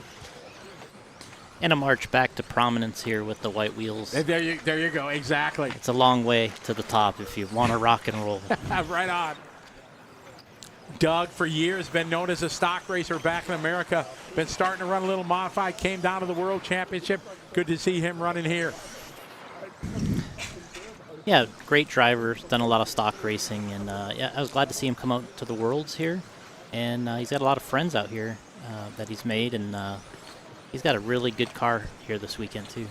Absolutely he does, and stretching out that lead right now is Secco, a staple here, having some trouble there. Comes across the line, going to maintain. Nana Kaiho from Japan in second. She's dropping back. Nico Schmidt going to move up to the 3 spot. It's Doug leading away. He's got a big lead here. A couple laps in. 4.3 seconds. Into the double-doubles they go. Year leader. Following the battle here. 4, 5, and 6.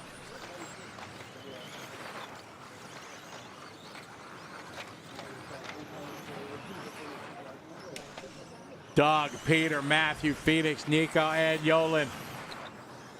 We got 2:45 to go. Chad Dew across the line there, just setting his best lap, 28.322. But it is Doug out front, stretching out his lead. 4.9 second lead that time by new hot lap of the race for Doug. while he's out front with a 5-second lead. Still laying the heater laps down. Secco second. Matty G up to the 3 spot. Talk about a guy that ran stock for a long, long time. Last couple years now, stand up, running modified. Big part of the Hobbywing team, doing a lot of work for their drivers and R&D. Good to have Matty G here. Just an amazing turnout of electronic support here between Coyote and Hobbywing. You can see they're definitely tightening up and trying to really support their drivers. And, you know, Matty's doing an on-track thing here. Absolutely. It is really good that they're putting a lot of effort into off-road, coming here and supporting it. Great manufacturer's row that they have set up here. Really nice as Doug continues to lead this one. Doug over to hip jump. He goes into the rhythm section. Tabletop, double wing high there. We got a minute 45 to go, 145. Oh, Doug up on 2 wheels as he come down the straightaway. Second, Gonzalez, Eggleton, Schmidt, DeWeerd, Kyle, Monde, Toya, and Duke. Matty G hot lapping here. He did, Matty G, 27.7, the only guy into the 27s. Matty trying to reel into Secco. They're separated about 2.9. Doug out front, nothing behind. Oh, Doug, big crash over to double. Oh, is he all right? Yes, all 4 corners on it. He had a 5.1 second. We're going to go to the instant replay. You see Doug over the double. Oh, caught the pipe there. Fumbling, tumbling, stumbling on that backside. Has to get it going again. He does. He almost pulled it out, too. He did. Good battle down the straightaway here, but it is still Doug out front. Ooh. 45 seconds to go. Oh, man. As I was watching the back crash there, we got a new leader to the cheers of the crowd. Peter Secco to the lead. Secco, LaRiviere, and Gonzalez. Feels like a cold front came through here. I mean, this arena feel of the track with the banners and the weather we've been having. I mean, it's been spectacular. We're down at 15 seconds to go. We got a race. They are going to go one more time. Secco down to Reedy straight across the line. Doug right behind him. These two to the left side of the track. Going to battle this out for the win here in the E-Main. Secco into the back chicane. Doug much faster through that section. Does he have enough time? Down the hill they go. Up the hill they climb. Here's Secco. Step down. Doug pushing it a little bit sideways. Over the hip jump to the hardest part here through the ribbon. One more corner for Secco. It's going to go to the cheers of the crowd. Peter Secco takes the win. What a run. Excellent run. Doug second, Matthew, Nico, Yola, Nana, Felix, Ray, Chad, and Dylan. Jason, before we go to the interview, spec tire thing is a big deal. You had open front tire. That makes it a big challenge for you as a tire manufacturer. Yeah, it does. I mean, but it also keeps us in the event a little bit. You know, we can bring something to provide to the drivers to hope, try to win something and try to provide a car that's better, easier to drive. And, the Rips tire is what a lot of the guys ended on, and it's won a Worlds before. And it's just a great tire when you got the pins in the rear, the ribs in the front. It's a great combination. But spec tire it's great for the racers, I think, because it's really kind of takes a lot of peace of mind for the driver knowing they're on the same thing as everybody else. Copy that. We're going to throw it down to Scott G in the Team EAM. Scott Guy, sorry about that, in the Team EAM Motorsports interview area.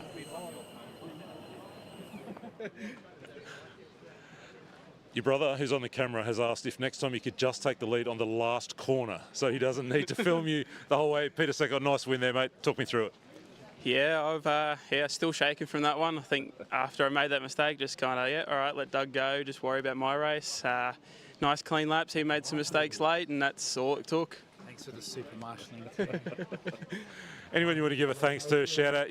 Big cheers in the crowd there when you took that win. Yeah, shout out to Creddy for that. Marshall, he just obviously walked past and reminded me. Shout out to work colleagues sitting back at home watching. Didn't forget this time. Shout out to Matt for actually following me, even though he probably didn't want to. Thanks to all the X-Ray guys, usual, and the club. Amazing track, amazing event. We'll see you back for 4-wheel drive on Saturday, I reckon. Look forward to that one. Thank you very much. That's Peter Sackle taking the win in the E-final. Folks, if you're with us on Facebook, you know what's about. I'm about to say we're going to reset the stream right now. We're bumping up against that time limit. We want you to have full coverage as we work our way through to A3 and the informal presentations later this afternoon. So on Facebook, we're resetting the stream right now. Yeah, that'll reset. Find the new stream. Keep joining us. Probably better coverage, better quality, I should say, streaming over on YouTube. If you're on YouTube, you don't need to do anything. Straight back to the studio with Scotty as we continue our build up to A3. Thank you very much. I thought he was going to call me Scotty E, you know, a little payback. Good to have Jason here in our hybrid landscape studios. And I asked him how many world titles. That's 19 for J Concepts because he was running the Rips tires. Awesome. All right, here we go. D-Main. We are off and rolling. D-Main, Luke Holdsworth from pole. Underway here, our D-Main, Luke Holdsworth, Jack McMillan and Moritz, your top three as they work their way around under racing conditions for first time for all of these drivers here. Down the double down. Linus Stern, great start, probably one of our best starts we've seen so far. So they work their way through the double-double. Down onto the front straight away. Luke, Jack, Moritz, as they were. Ari, Lockie, all right there. It comes to a bit of chaos as Luke with a mistake there. So now Jack McMillan up to the 2 spot. Good jump there from Jack. Saw the opportunity, took it. Luke with a slight mistake. Running it wide after the double. Over the hip jump. Jack with a good little gap now. Back to the 2 spot, coming down the front straight away. We watch the battle pack going through the double-double. Moritz up to the 2 spot, Luke in 3. Through the front double there, into the back section. Jack McMillan over the pipe there. We follow on with Lockie Monday in the midst of a battle in the moment with Ari Barkler and Hunter King. Those three working their way down the double down. McMillan out front still. Lautenbach just 1.2 back last time across the line. The gap closes in 0.7 now. Another 0.5 back for Luke Holdsworth in 3. Looks like he's closing in even further now on Lautenbach.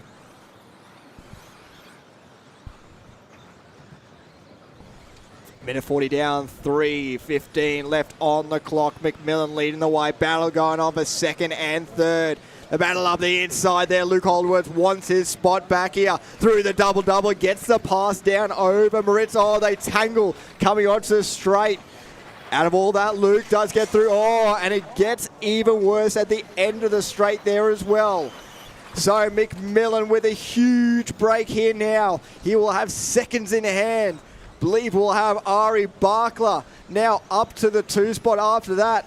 We should see Moritz and Holdsworth rejoining back into those positions. Lockie Monday up there in P3 at the moment, working their way through the doubles. Lockie getting it wrong. The wind catching him out there. So down the front straight away. Ari Barkler up to 2. Luke Holdsworth in 3. That is the battle to watch at the moment. 4.8 seconds to lead out front, but that almost doesn't matter. McMillan running away, but it is Barkler, Holdsworth. They work their way through the chicane up to the top of the track, the Coyote Carousel.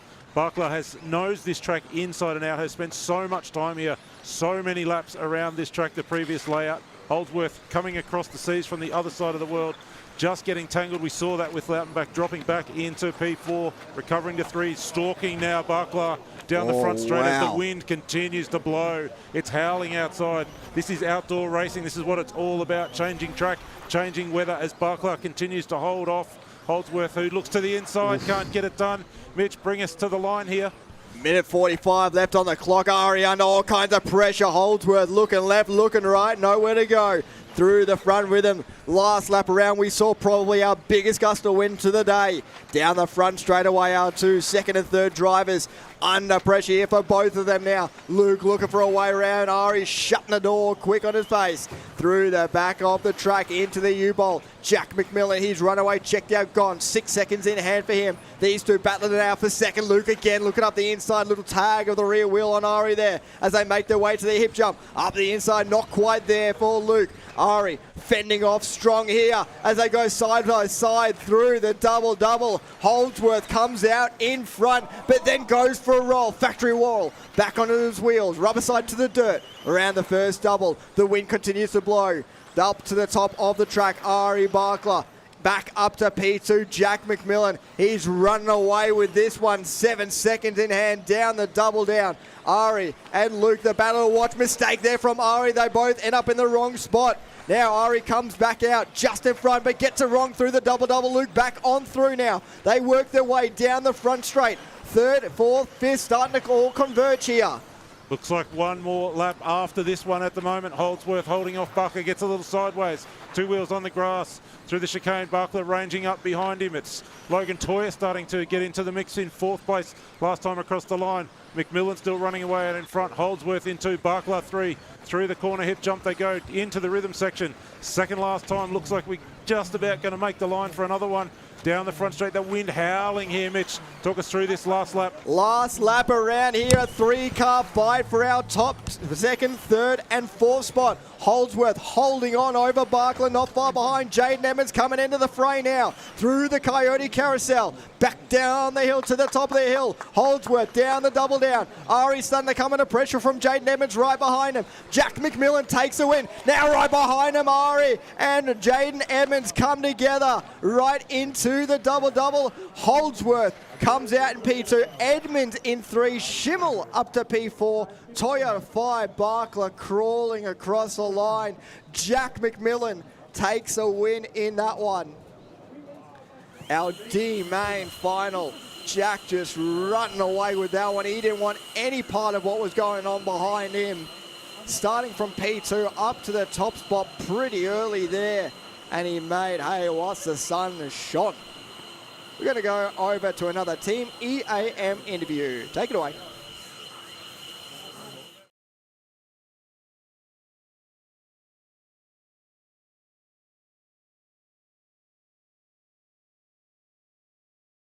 Lunchtime yesterday, we found something in the car, and I've been driving pretty decent, so I'm pretty happy with that. If you told me 30th before the weekend started, I would have taken it any day of the week.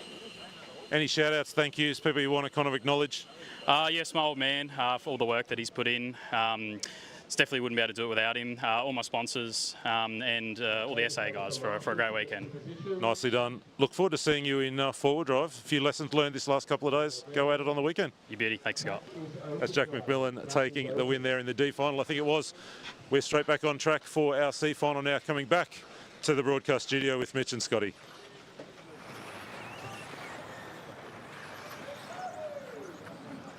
All right, we're back. Thank you, Scott. All right, as we get our C main, just got a report of some not so good weather coming in soon, so we got to hustle through here. Hopefully we can punch these next couple through. It is part out of our outdoor racing scene here that the wind, the weather in general can and often does affect races. We've been seeing it with the wind blowing on through. Man, it's a massive gusts out there recently. It's been throwing a couple of cars off with going through that double section. I just got a message. It was his birthday, Phoenix Eggleton. Did you mention something? No, I didn't. No. I gave him a big hug earlier. I didn't enjoy that. So happy birthday, young Phoenix. I missed that. Sorry, I'm a failure. All right, here we go. Nate Sutherland starting on pole. This is our C main. Oh, man, look at them trees leaning over.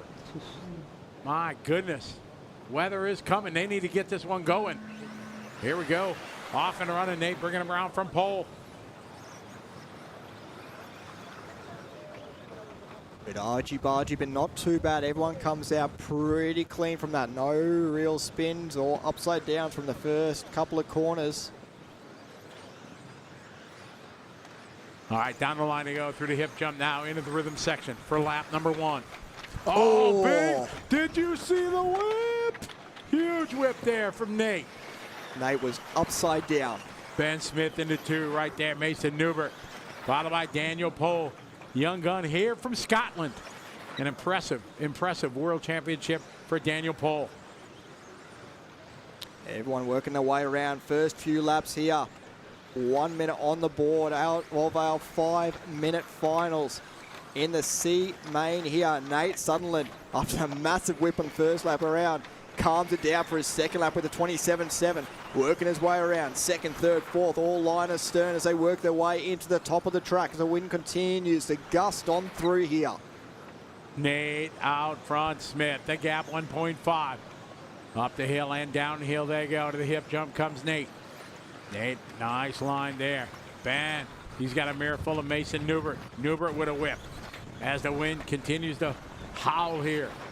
Down this ready goes your leader. 3:30 to go. B main's on deck, followed by A main number 3. Podium still undecided for the overall.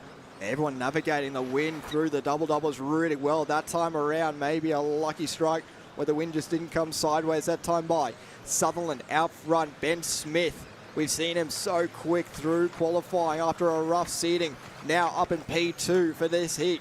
As they work their way down the front straight away, Ben will have pressure from behind. Mason Newbert right onto his heels. Daniel Pohl right there as those three start to battle it out through the double on the left-hand side now. Oh, it comes to grief. Sutherland, Smith, Newbert, Pohl, Sturdy. Sturdy doing hot lap to lap side though. Ment, Kano, Isergen, and Hall. 2:40 to go in this one. Nate out front, a 1.6 second lead. Much bigger lead this time by Ivor Smith, now 2.1 second. Sturdy now goes from 8 to 3. Newbert, Pohl, Ment, Saito, Kano, Isergen, and Hall. Sturdy on a great run here. He's trying to work his way through the order. Has managed a couple of positions already. Just gone past our halfway mark. Down the double down here, we see the pack working their way down the hill into the front rhythm section. Extremely treacherous out there at the moment. The wind gusting on through down the front straight. Sutherland, Ben Smith, Sturdy. Those three separate 1.5 each there. 2 minutes on the clock, guys. Sutherland, Smith, Sturdy, Newbert. Newbert just doing his best lap. Fumasato just doing a hot lap at 27.600.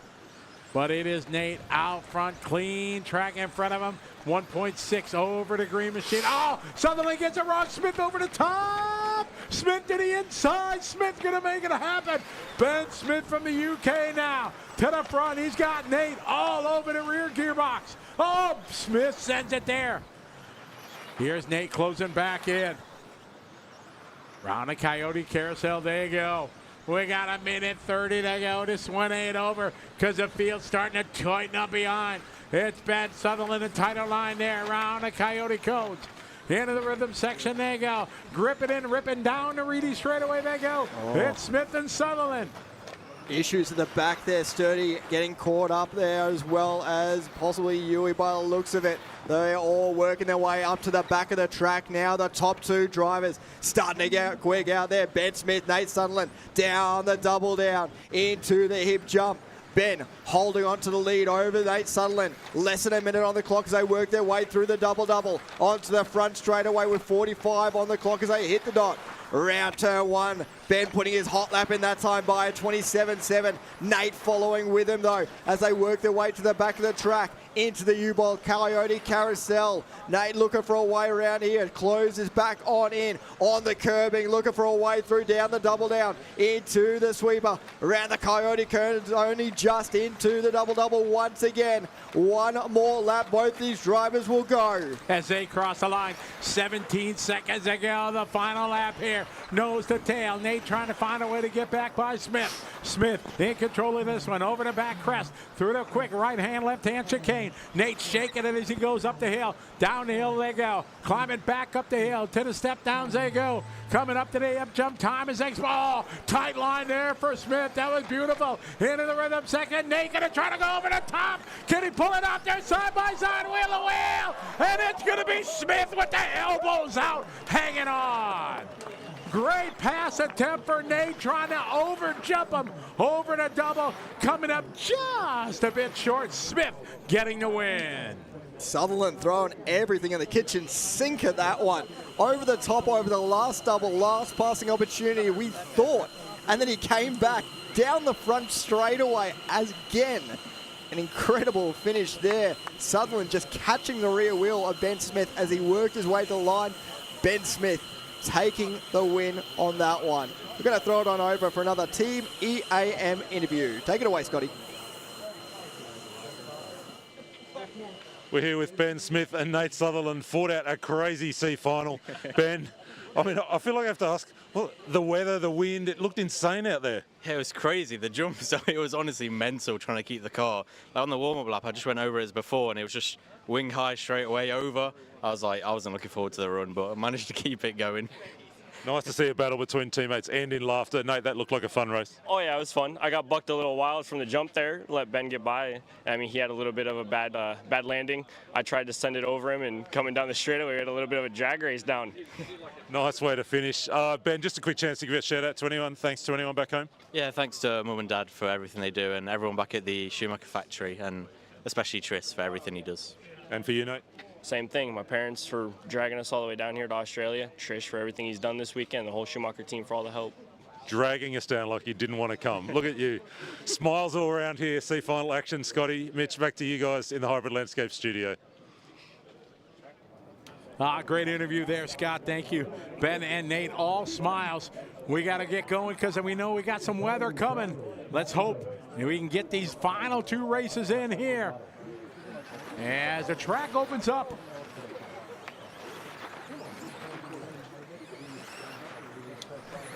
So our B main here, Davide Ongaro on the top spot, your BQ here for our 2-wheel drive portion of the Team Coyote IFMA 10 scale off-road World Championships.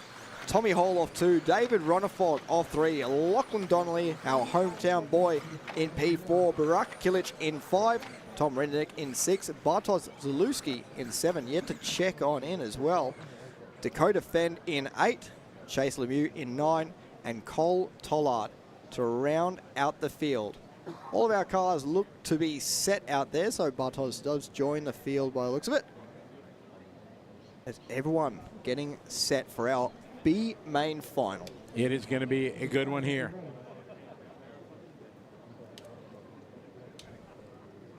Some big names in this one, Scotty. Absolutely. World champions in this one. 15 seconds. And I hope we can beat that weather, buddy. We got one more race to go after this. We'll be right. Let's hope. Positive thoughts. Here we go. 4, 3.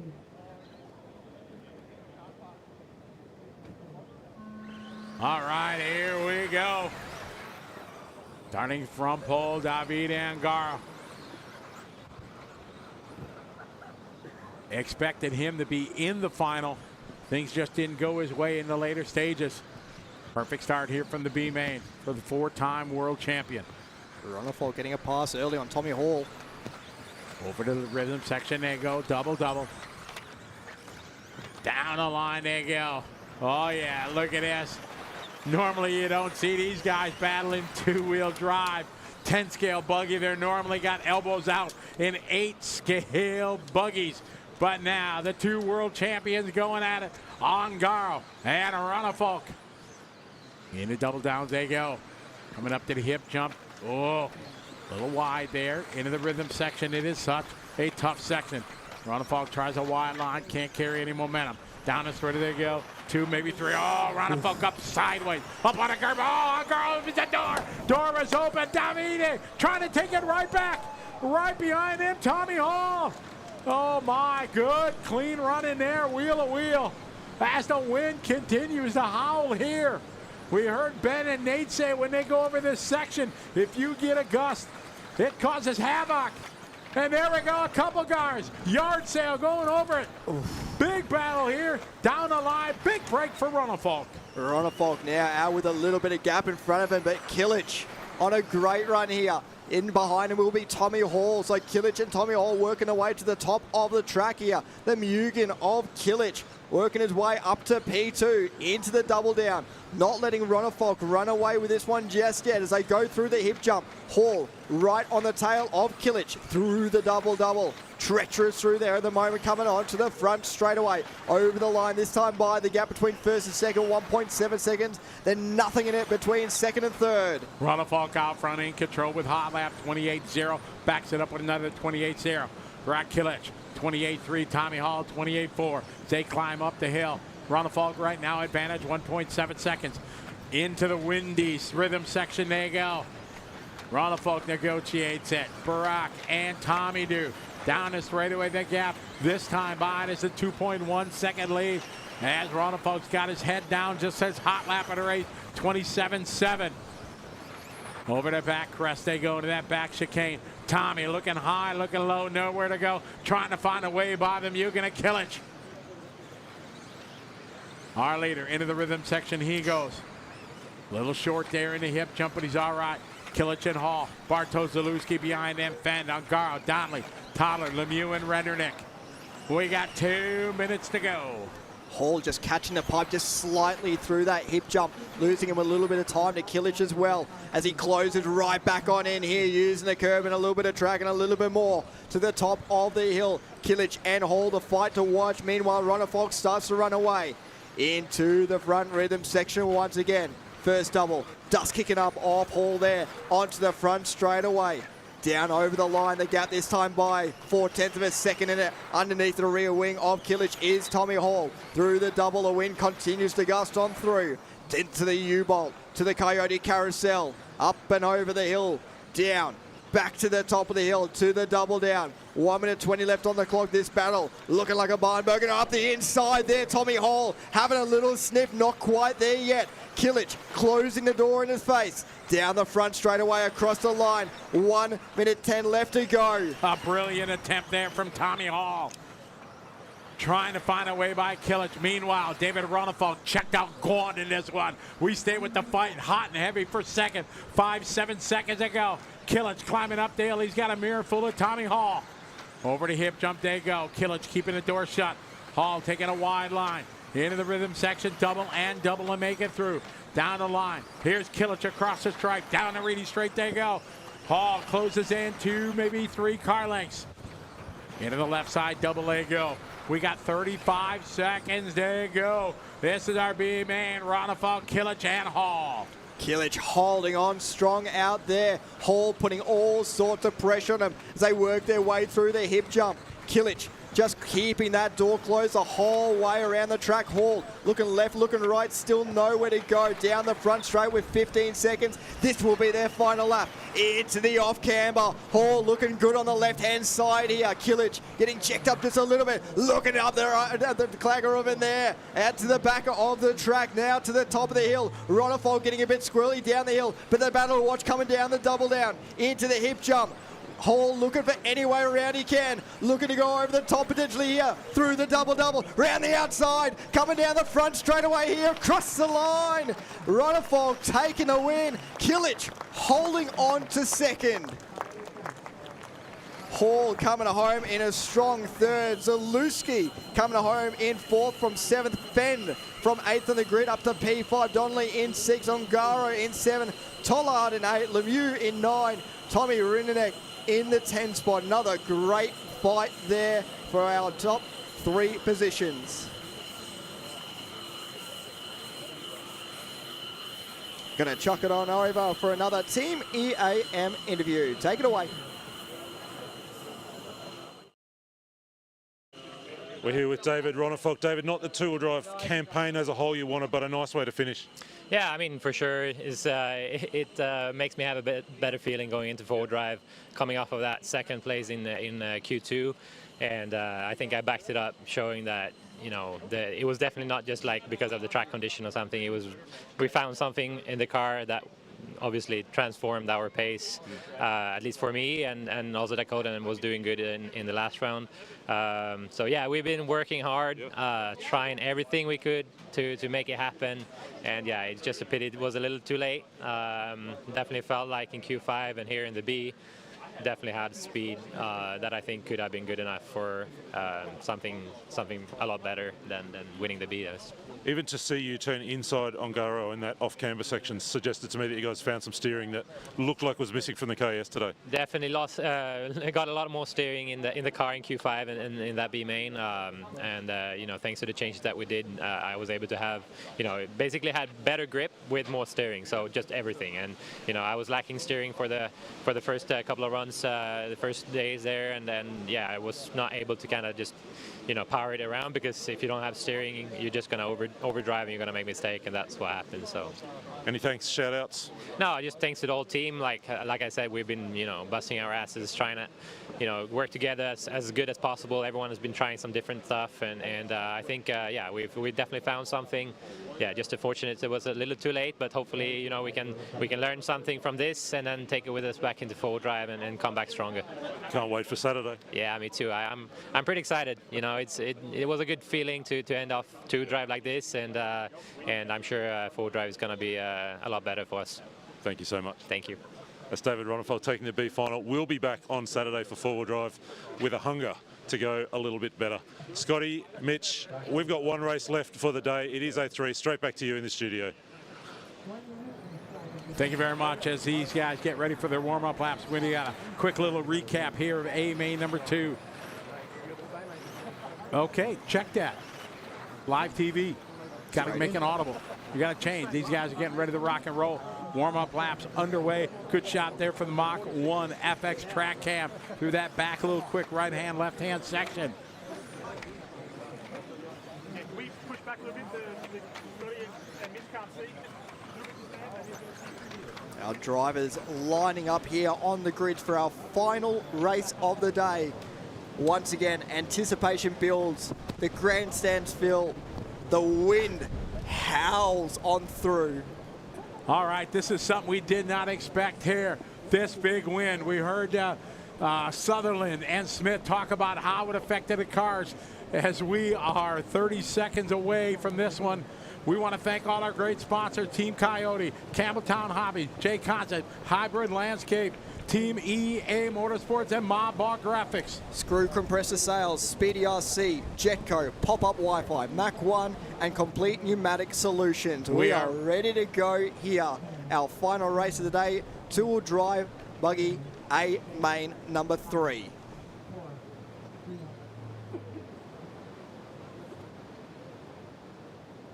And here we go, off and rolling. Marcus Kerr bringing around from pole. The number 2 position is vacant as Brock Chaplin has sealed the deal and has been crowned world champion. The podium to be decided right now. Kerr bringing them around the U-bolt. There you go, climbing up the hill to the double down. Sack and Spot Kopovic behind him.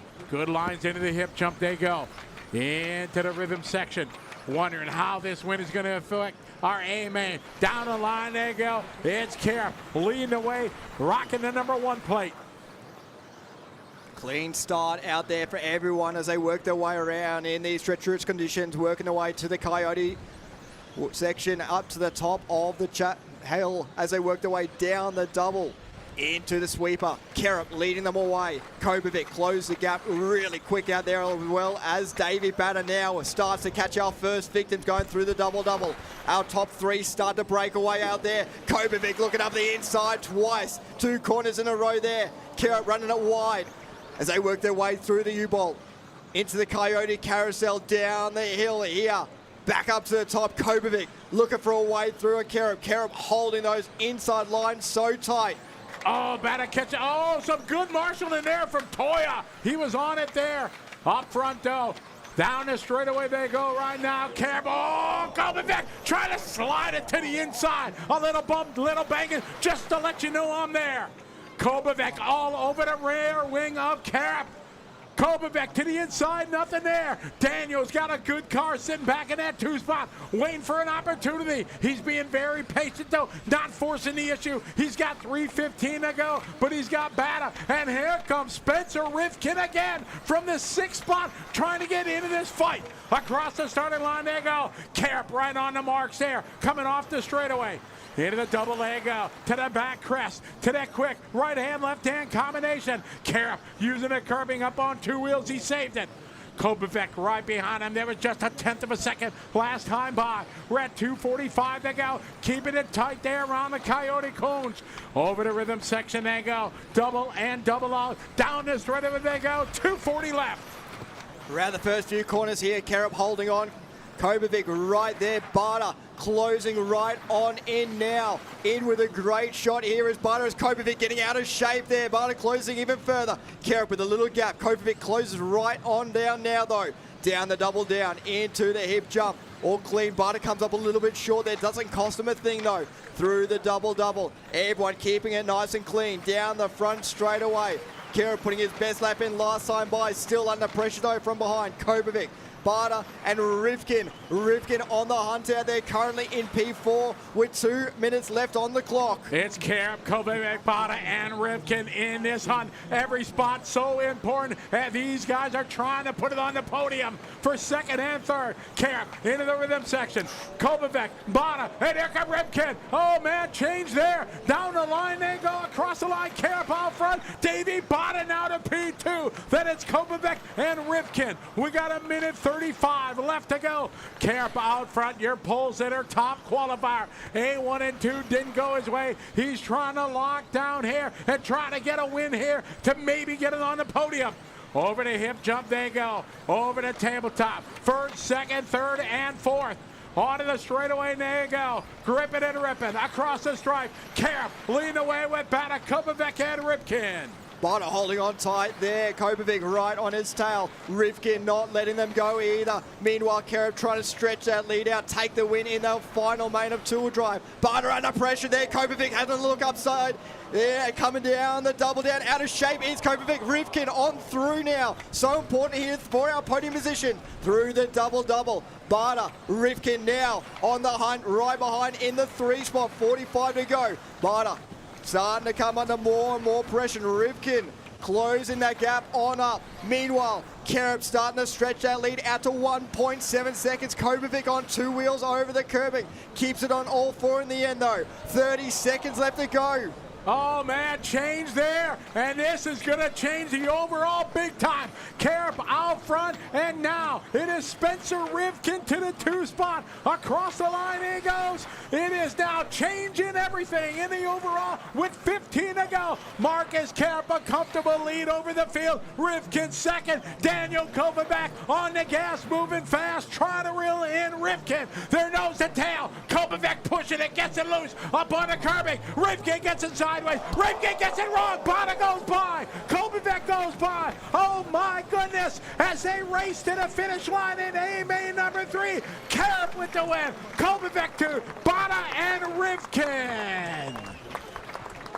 Oh my goodness, and that changed everything the final couple laps. Champlin with the win, unofficially second spot gonna go to Davey Barter, and third unofficially it was a 3-way tie. 3 drivers with 6 points.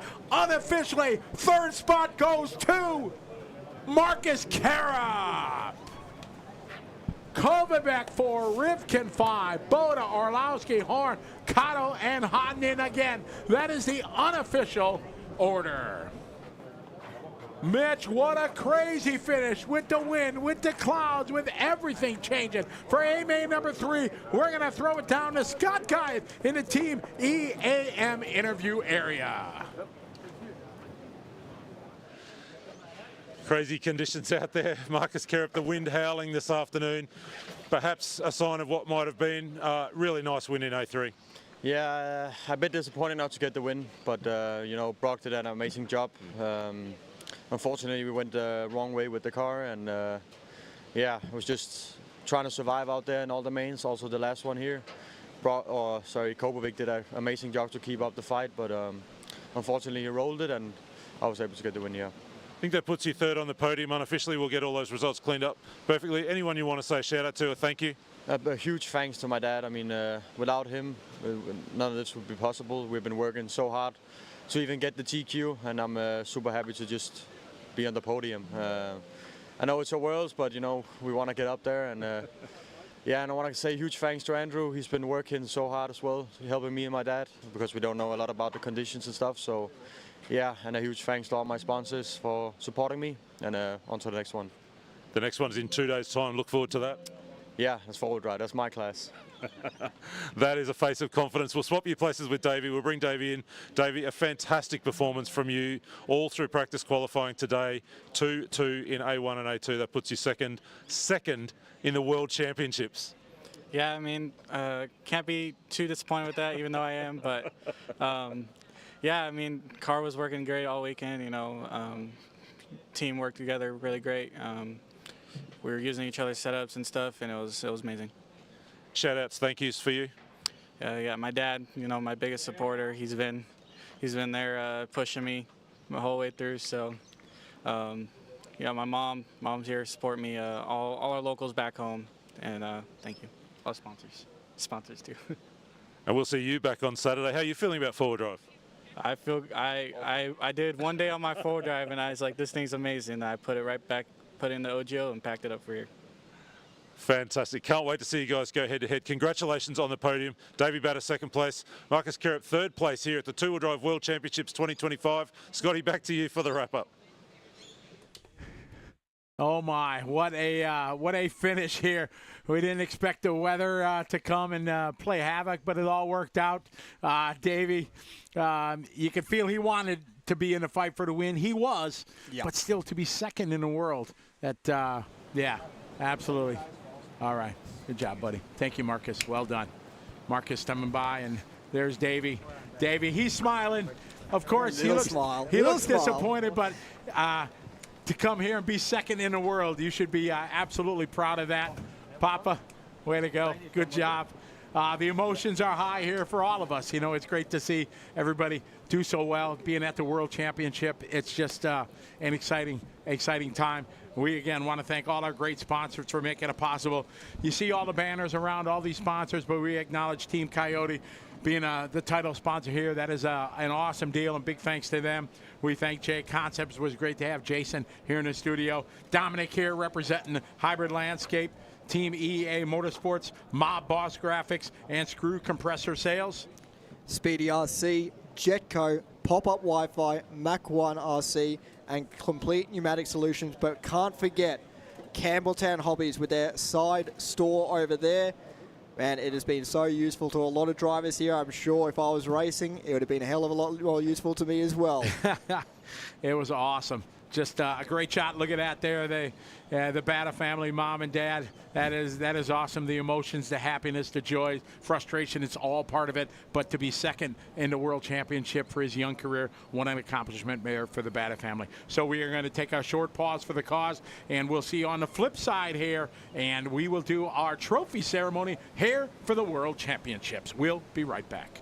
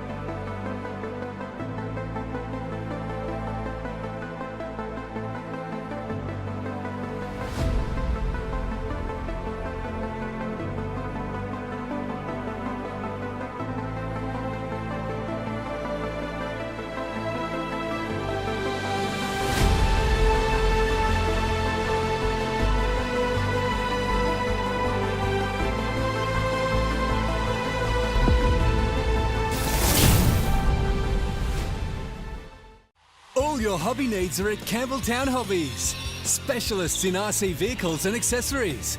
A family-owned business where the staff are enthusiasts just like you. Check out Campbelltown Hobbies, Australia's favourite hobby store.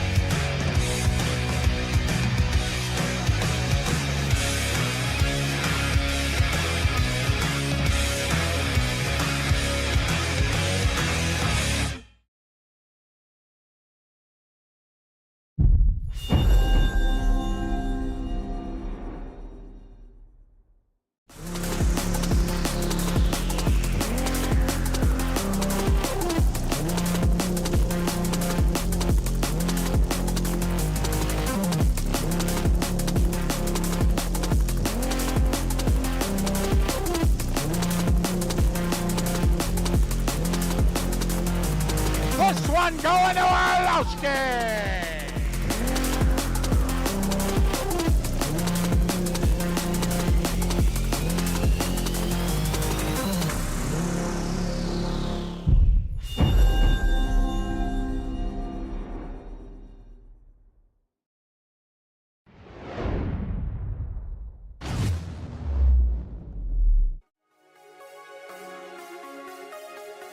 As they work their way through the tricky tabletop.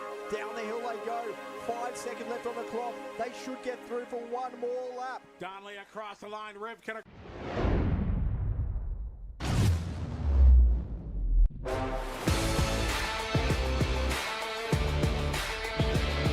The RC Discharger is an all-in-one charging and discharging solution for RC racers. It integrates your charger and discharger with an integrated power supply to simplify your pit setup.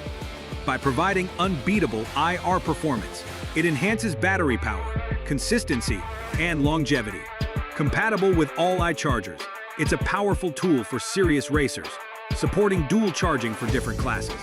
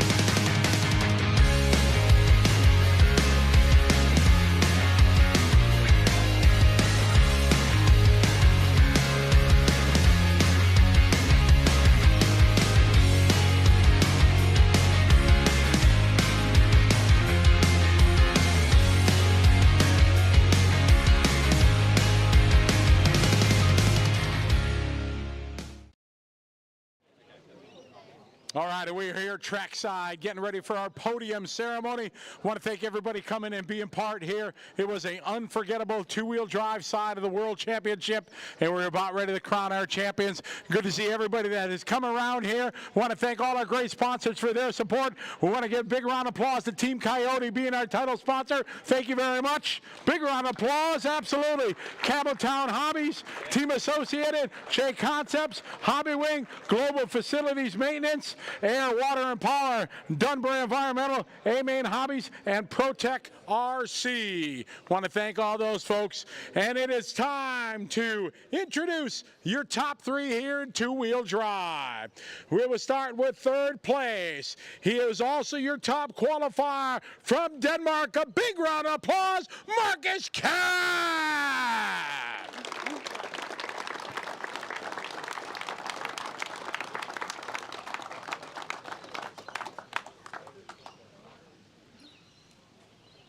I am proud to introduce number 2 on the podium box from the United States, Davey Bada!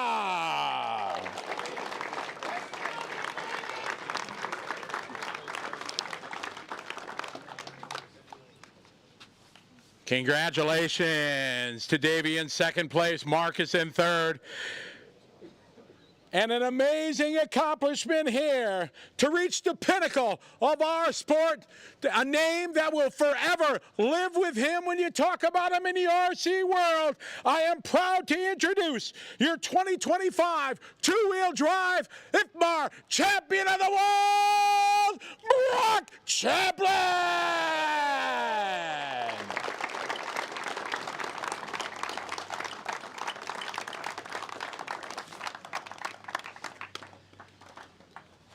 What an amazing job that Brock to be able to earn it from number 2 on the grid. A hard-fought race, able to seal it in A1 and A2.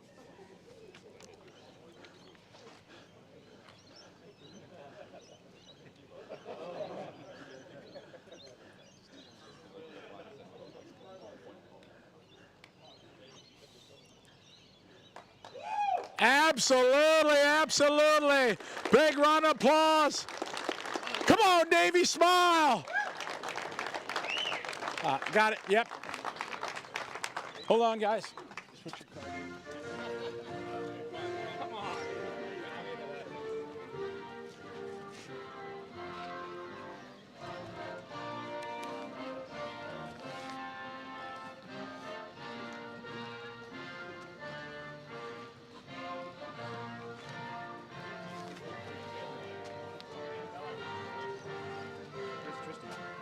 Trish?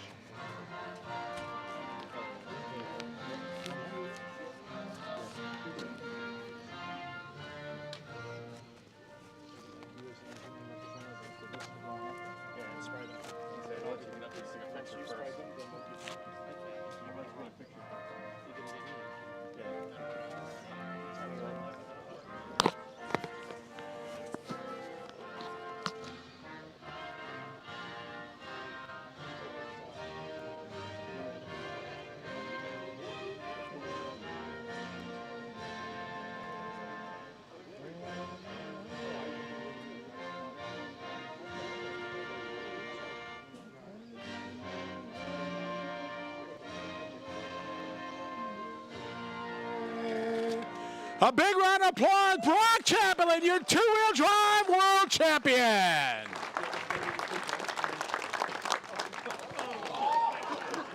Yeah! He tried. All right, grab the cars. Oh, get your slow-mo videos going. Woo! Yeah! Are any of them legal to drink? One more round of applause. Your top 3 of the world. Brock Champlin, Davey Bada, and Marcus Carap. Woo! Look at Davey. Davey. How you doing, Davey? You all right over there? Woo!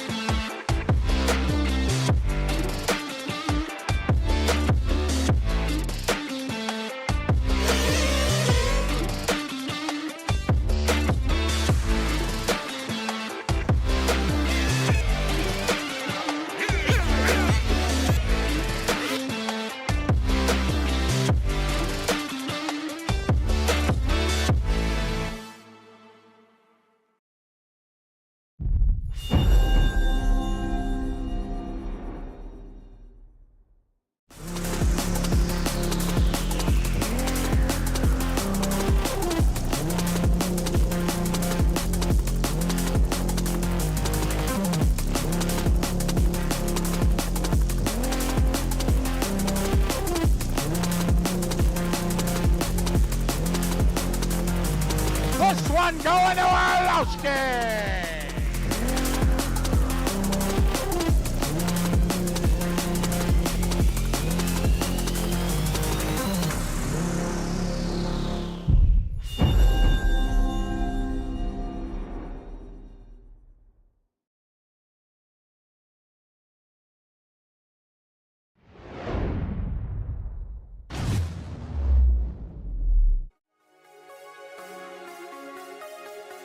As they work their way through the tricky tabletop.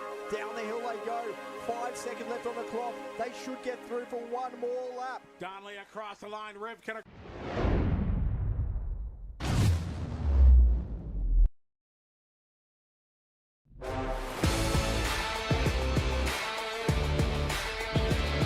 The RC Discharger is an all-in-one charging and discharging solution for RC racers. It integrates your charger and discharger with an integrated power supply to simplify your pit setup. By providing unbeatable IR performance, it enhances battery power, consistency, and longevity. Compatible with all iChargers, it's a powerful tool for serious racers, supporting dual charging for different classes.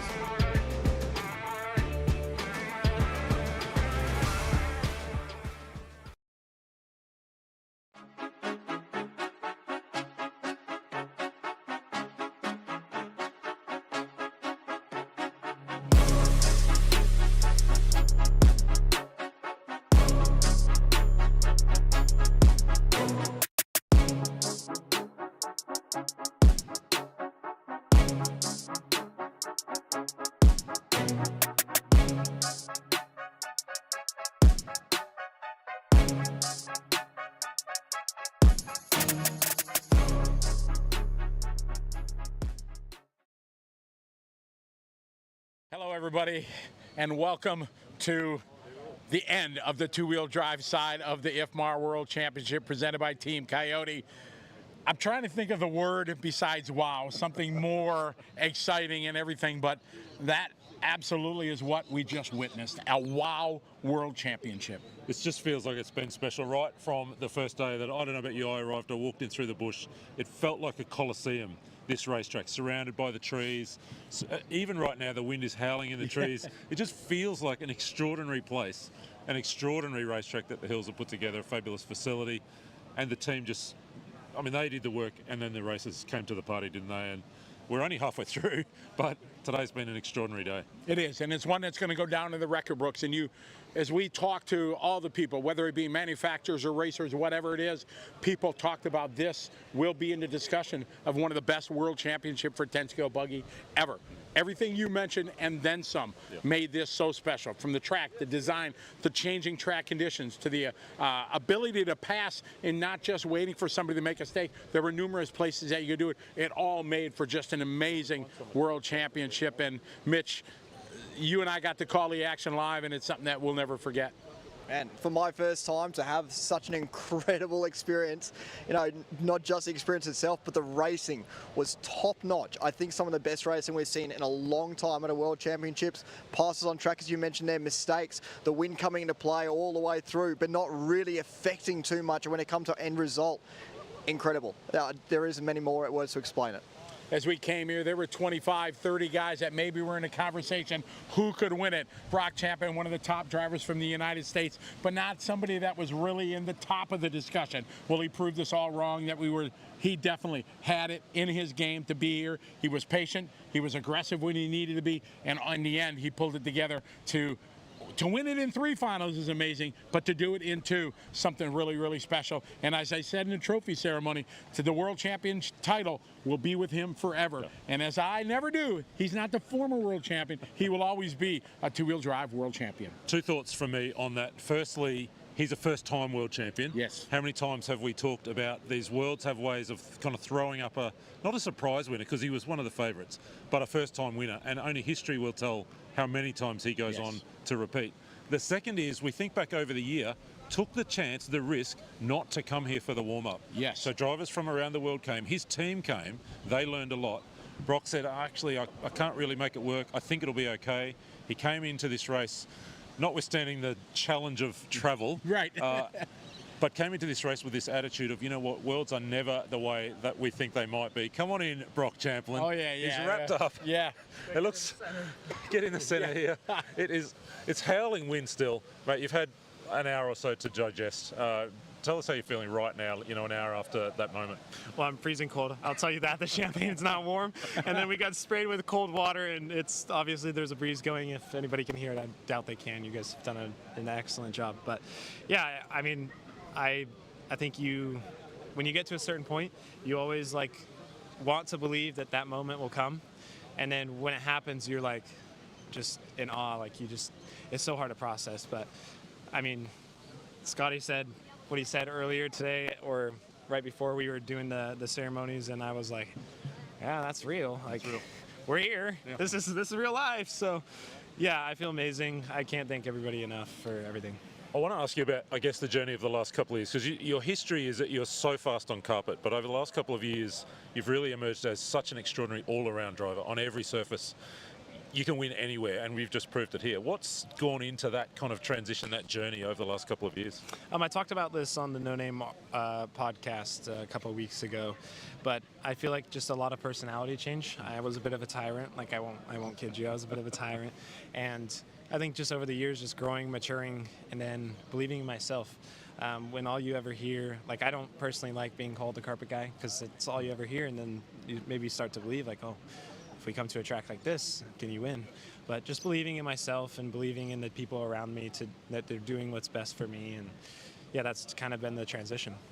Yeah, but this is a great point to take that. And everybody, you know, saying you're a carpet guy, all the success you've had on carpet, and now you can say proudly, stand tall, not arrogant, just say, you know, I've been able to conquer all levels of racing, and that's a bit of pride that you can put. Yeah, it certainly is. I mean, as much as I hate it, it still is like it's something to be proud of. It's to be proud of being able to do it on carpet, and then obviously now like we're on something entirely different to do it. It's just, yeah, like you said, it's something to be proud of for sure. Going into that last lap, you know, before Marcus crashed and everything like that, what can you replay? Can you have any recollection of what went through? And then after he crashed, what went through your mind? It's like a blackout moment. Like, I mean, yeah, we race quite often and been in the shoes before where it comes down to the final lap and you've got a bit of a gap and you're like, oh, I just got to get this thing to the line. Like what's your famous saying? You say your famous saying, it's going to be paper or plastic. Yeah, you're right, yeah. And yeah, that's kind of the way I treat the last lap when I'm in that scenario is like, I mean, I went down the straightaway, I had a big gap and I was like, I just don't crash in the bumps in the back. Just hit the double, there's a bit of wind, just get through there. And when you're coming down the straightaway, you can breathe. But don't even think about it until you get there is the most difficult part. But yeah, I mean, I just was like, just get it to the line. Obviously, it's just such a difficult lap. Oh, man. There we go. He's just kind of, asked him to go over the last couple laps and things like that. And we had his emotions, but you as an engineer and a big piece of this puzzle, what are you thinking when there's 2 laps to go? It's very stressful. The thing is, that's the nicest way to put it. Yeah. So obviously I'm very British, so it's hard to release obviously those feelings and explain. But up until Brock got to the beginning of straight and accelerator, I still didn't believe that we would definitely had it. So that's one of the things that, and I've always wondered how it would feel when it happens. And at the moment, it's all very internal. But I find myself smiling here and there, and it's just a great day. I'm very grateful for this. Fires love the champagne. They get sticky. So when we started the meeting, I said on my interview before about Brock, obviously his flight was delayed / cancelled. Then just lots of adventuring around, sleeping as much as you can, or didn't. And then got here, no bags. We had 1 battery pack, 2 cars, a controller, and then I got my tools out of my box, you know. And even then, he was ready to throw it in the towel in before qualifying started. And I said to him, like, we've not even started yet, Brock. And he was, that's it, you know, it's gone. And then qualifying, even first 3 runs, it was okay. And then we just chipped right to the end, and you got your TQ. He said, like, the night before, I just need to TQ tomorrow. As if it's just like, oh, you know, easy. That's not the way. Yeah. I said, I said, yeah, I mean, I just need to, I mean, in a sarcastic way. He wasn't being cocky or anything, but for sure. He's like, oh, I just need to TQ. And it's just like, oh, okay, Brock, you know, like, but he's a bit of a showman from time to time, so, and he did it, and I was like, oh, okay. You know, we were down 2nd, with Daniel as a rear gunner. And then I watched the first final, and it went our way. And then on the second one, you really earned it, because I think, yeah, you just went up on 2, right, and you slid 3. And then after that, it's 3 minutes of just like, please, please, please, please, please. Because I've spent 13 years doing my role, like wondering, will this ever happen? And it did, so thank you. I must also say, for everybody watching, Trish is an amazing engineer. Not only that, but an amazing friend. Just a fun guy to be around. People will come up to our pits, and last night we had a couple of the other team guys that were sitting in our pit, and I was just like I said, Trish, just crack some jokes. Like, you gotta show these guys your sense of humor, because he's absolutely hilarious and just an overall amazing person to be around. But yeah, as much as people want to say and give me the success, it's also the people around me, and Trish is one of the most important key parts to it. Well, well, this will go down in the history books for sure. Arguably one of the best 2-wheel drive world championships that's ever been held. It's been an honor to be part of it, to take this journey to the world. And congratulations, as I said numerous times, forever you will be a world champion. Congratulations. Yeah, thank you, Scotty. All right. Well, really cool to have you guys here. Thank you very much for joining us here. Yeah, absolutely. get something warm on. Yeah, go warm up for sure. So, guys, that is a wrap here from Hills Off-Road RC. One that we're never going to forget. No. It's kind of a reset day for us tomorrow, as we got tire gluing going on, chassis tech, wing tech, all that kind of stuff. And then we hit the ground running the next day, ready to rock and roll. Yeah, we're going to be here tomorrow. We're going to pre-record some good stuff that we'll be able to drop into the coverage on Friday. Already lined up a great chat with Spencer Rivkin, so lots of conversations for us tomorrow. We'll be back on Saturday morning for 4-wheel drive practice, same as 2-wheel drive, 4 rounds of open, 2 rounds of seeding on Saturday, and then we go back into qualifying on Sunday. It's been a fabulous day. Mitch, I mean, any last thoughts? Man, I can't wait for four-wheel drive second now. I can't wait. We don't want to kind of move too far away from the celebrations of two-wheel drive, but all of us are starting to think, man, how good is the weekend going to be? But for today, it's all about Brock Chamberlain Schumacher taking the World Championship. Extraordinary performance from Davey Batter to be on the podium. I mean, for sure. You've known Davey for a long time. I have, and I had some really nice words with him afterwards. You know, of course, when you're that close to the pinnacle, to the top spot, of course there's disappointment and things like that, but I just went to say, you know, you put the time in, your folks have supported you, embrace that, remember this, second in the world, there's no shame in that. There's lots of people that would love to have that moniker next to their name, and just continue to work hard and you'll get there. And Marcus Carrot, Mitch, I mean, in TQ and third in the world, pretty impressive performance from him this week. Man, incredible through qualifying, just dominant through qualifying. And I'm sure he probably also feels pretty dejected out there, but man, at his young age, he has a bright future ahead of him. So like a third at a Worlds, you know, he did win the 8-scale e-buggy Worlds not too long ago. He'll come back stronger to the next one for sure. Four-wheel drive segment still to go. I know he's looking like really forward to that. We'll look for him on track again. Scotty, I feel like we should let the folks at home that are maybe just waking up or ready to go to bed get on with their day or their night or their morning. We'll come back and do this all again on Saturday. Absolutely. We look forward to it. So thanks, everybody, for joining us here on RC Race Media. Big shout out to Campbelltown Hobbies being our big sponsor to make it possible, and Team Coyote for being a title sponsor of the World Championship. It's one that we're not going to forget, but we are excited for what is the future for four-wheel drive. We'll be bringing it to you here on RC Race Media. A day off tomorrow, then it's game on for four-wheel drive here at the IFMAR World Championship. Have a good night, everybody. See you tomorrow.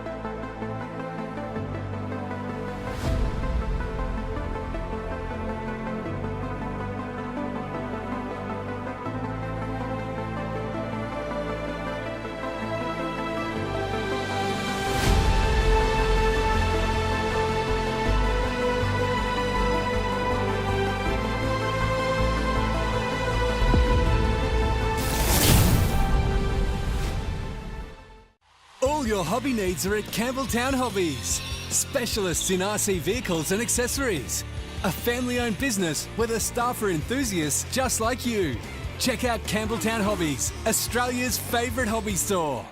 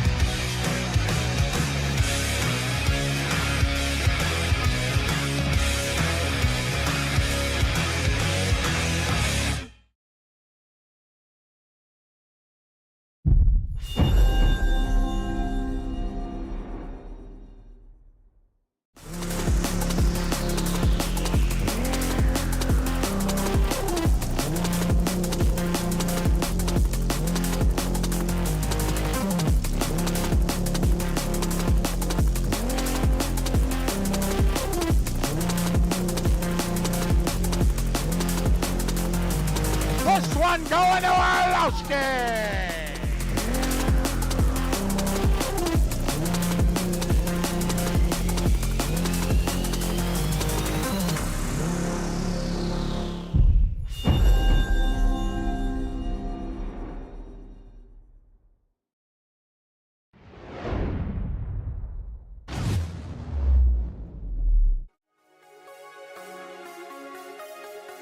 As they work their way through the tricky tabletop.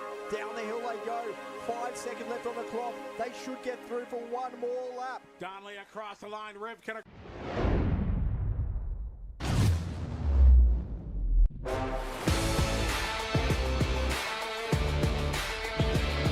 The RC Discharger is an all-in-one charging and discharging solution for RC racers. It integrates your charger and discharger with an integrated power supply to simplify your pit setup. By providing unbeatable IR performance, it enhances battery power, consistency, and longevity. Compatible with all iChargers, it's a powerful tool for serious racers, supporting dual charging for different classes.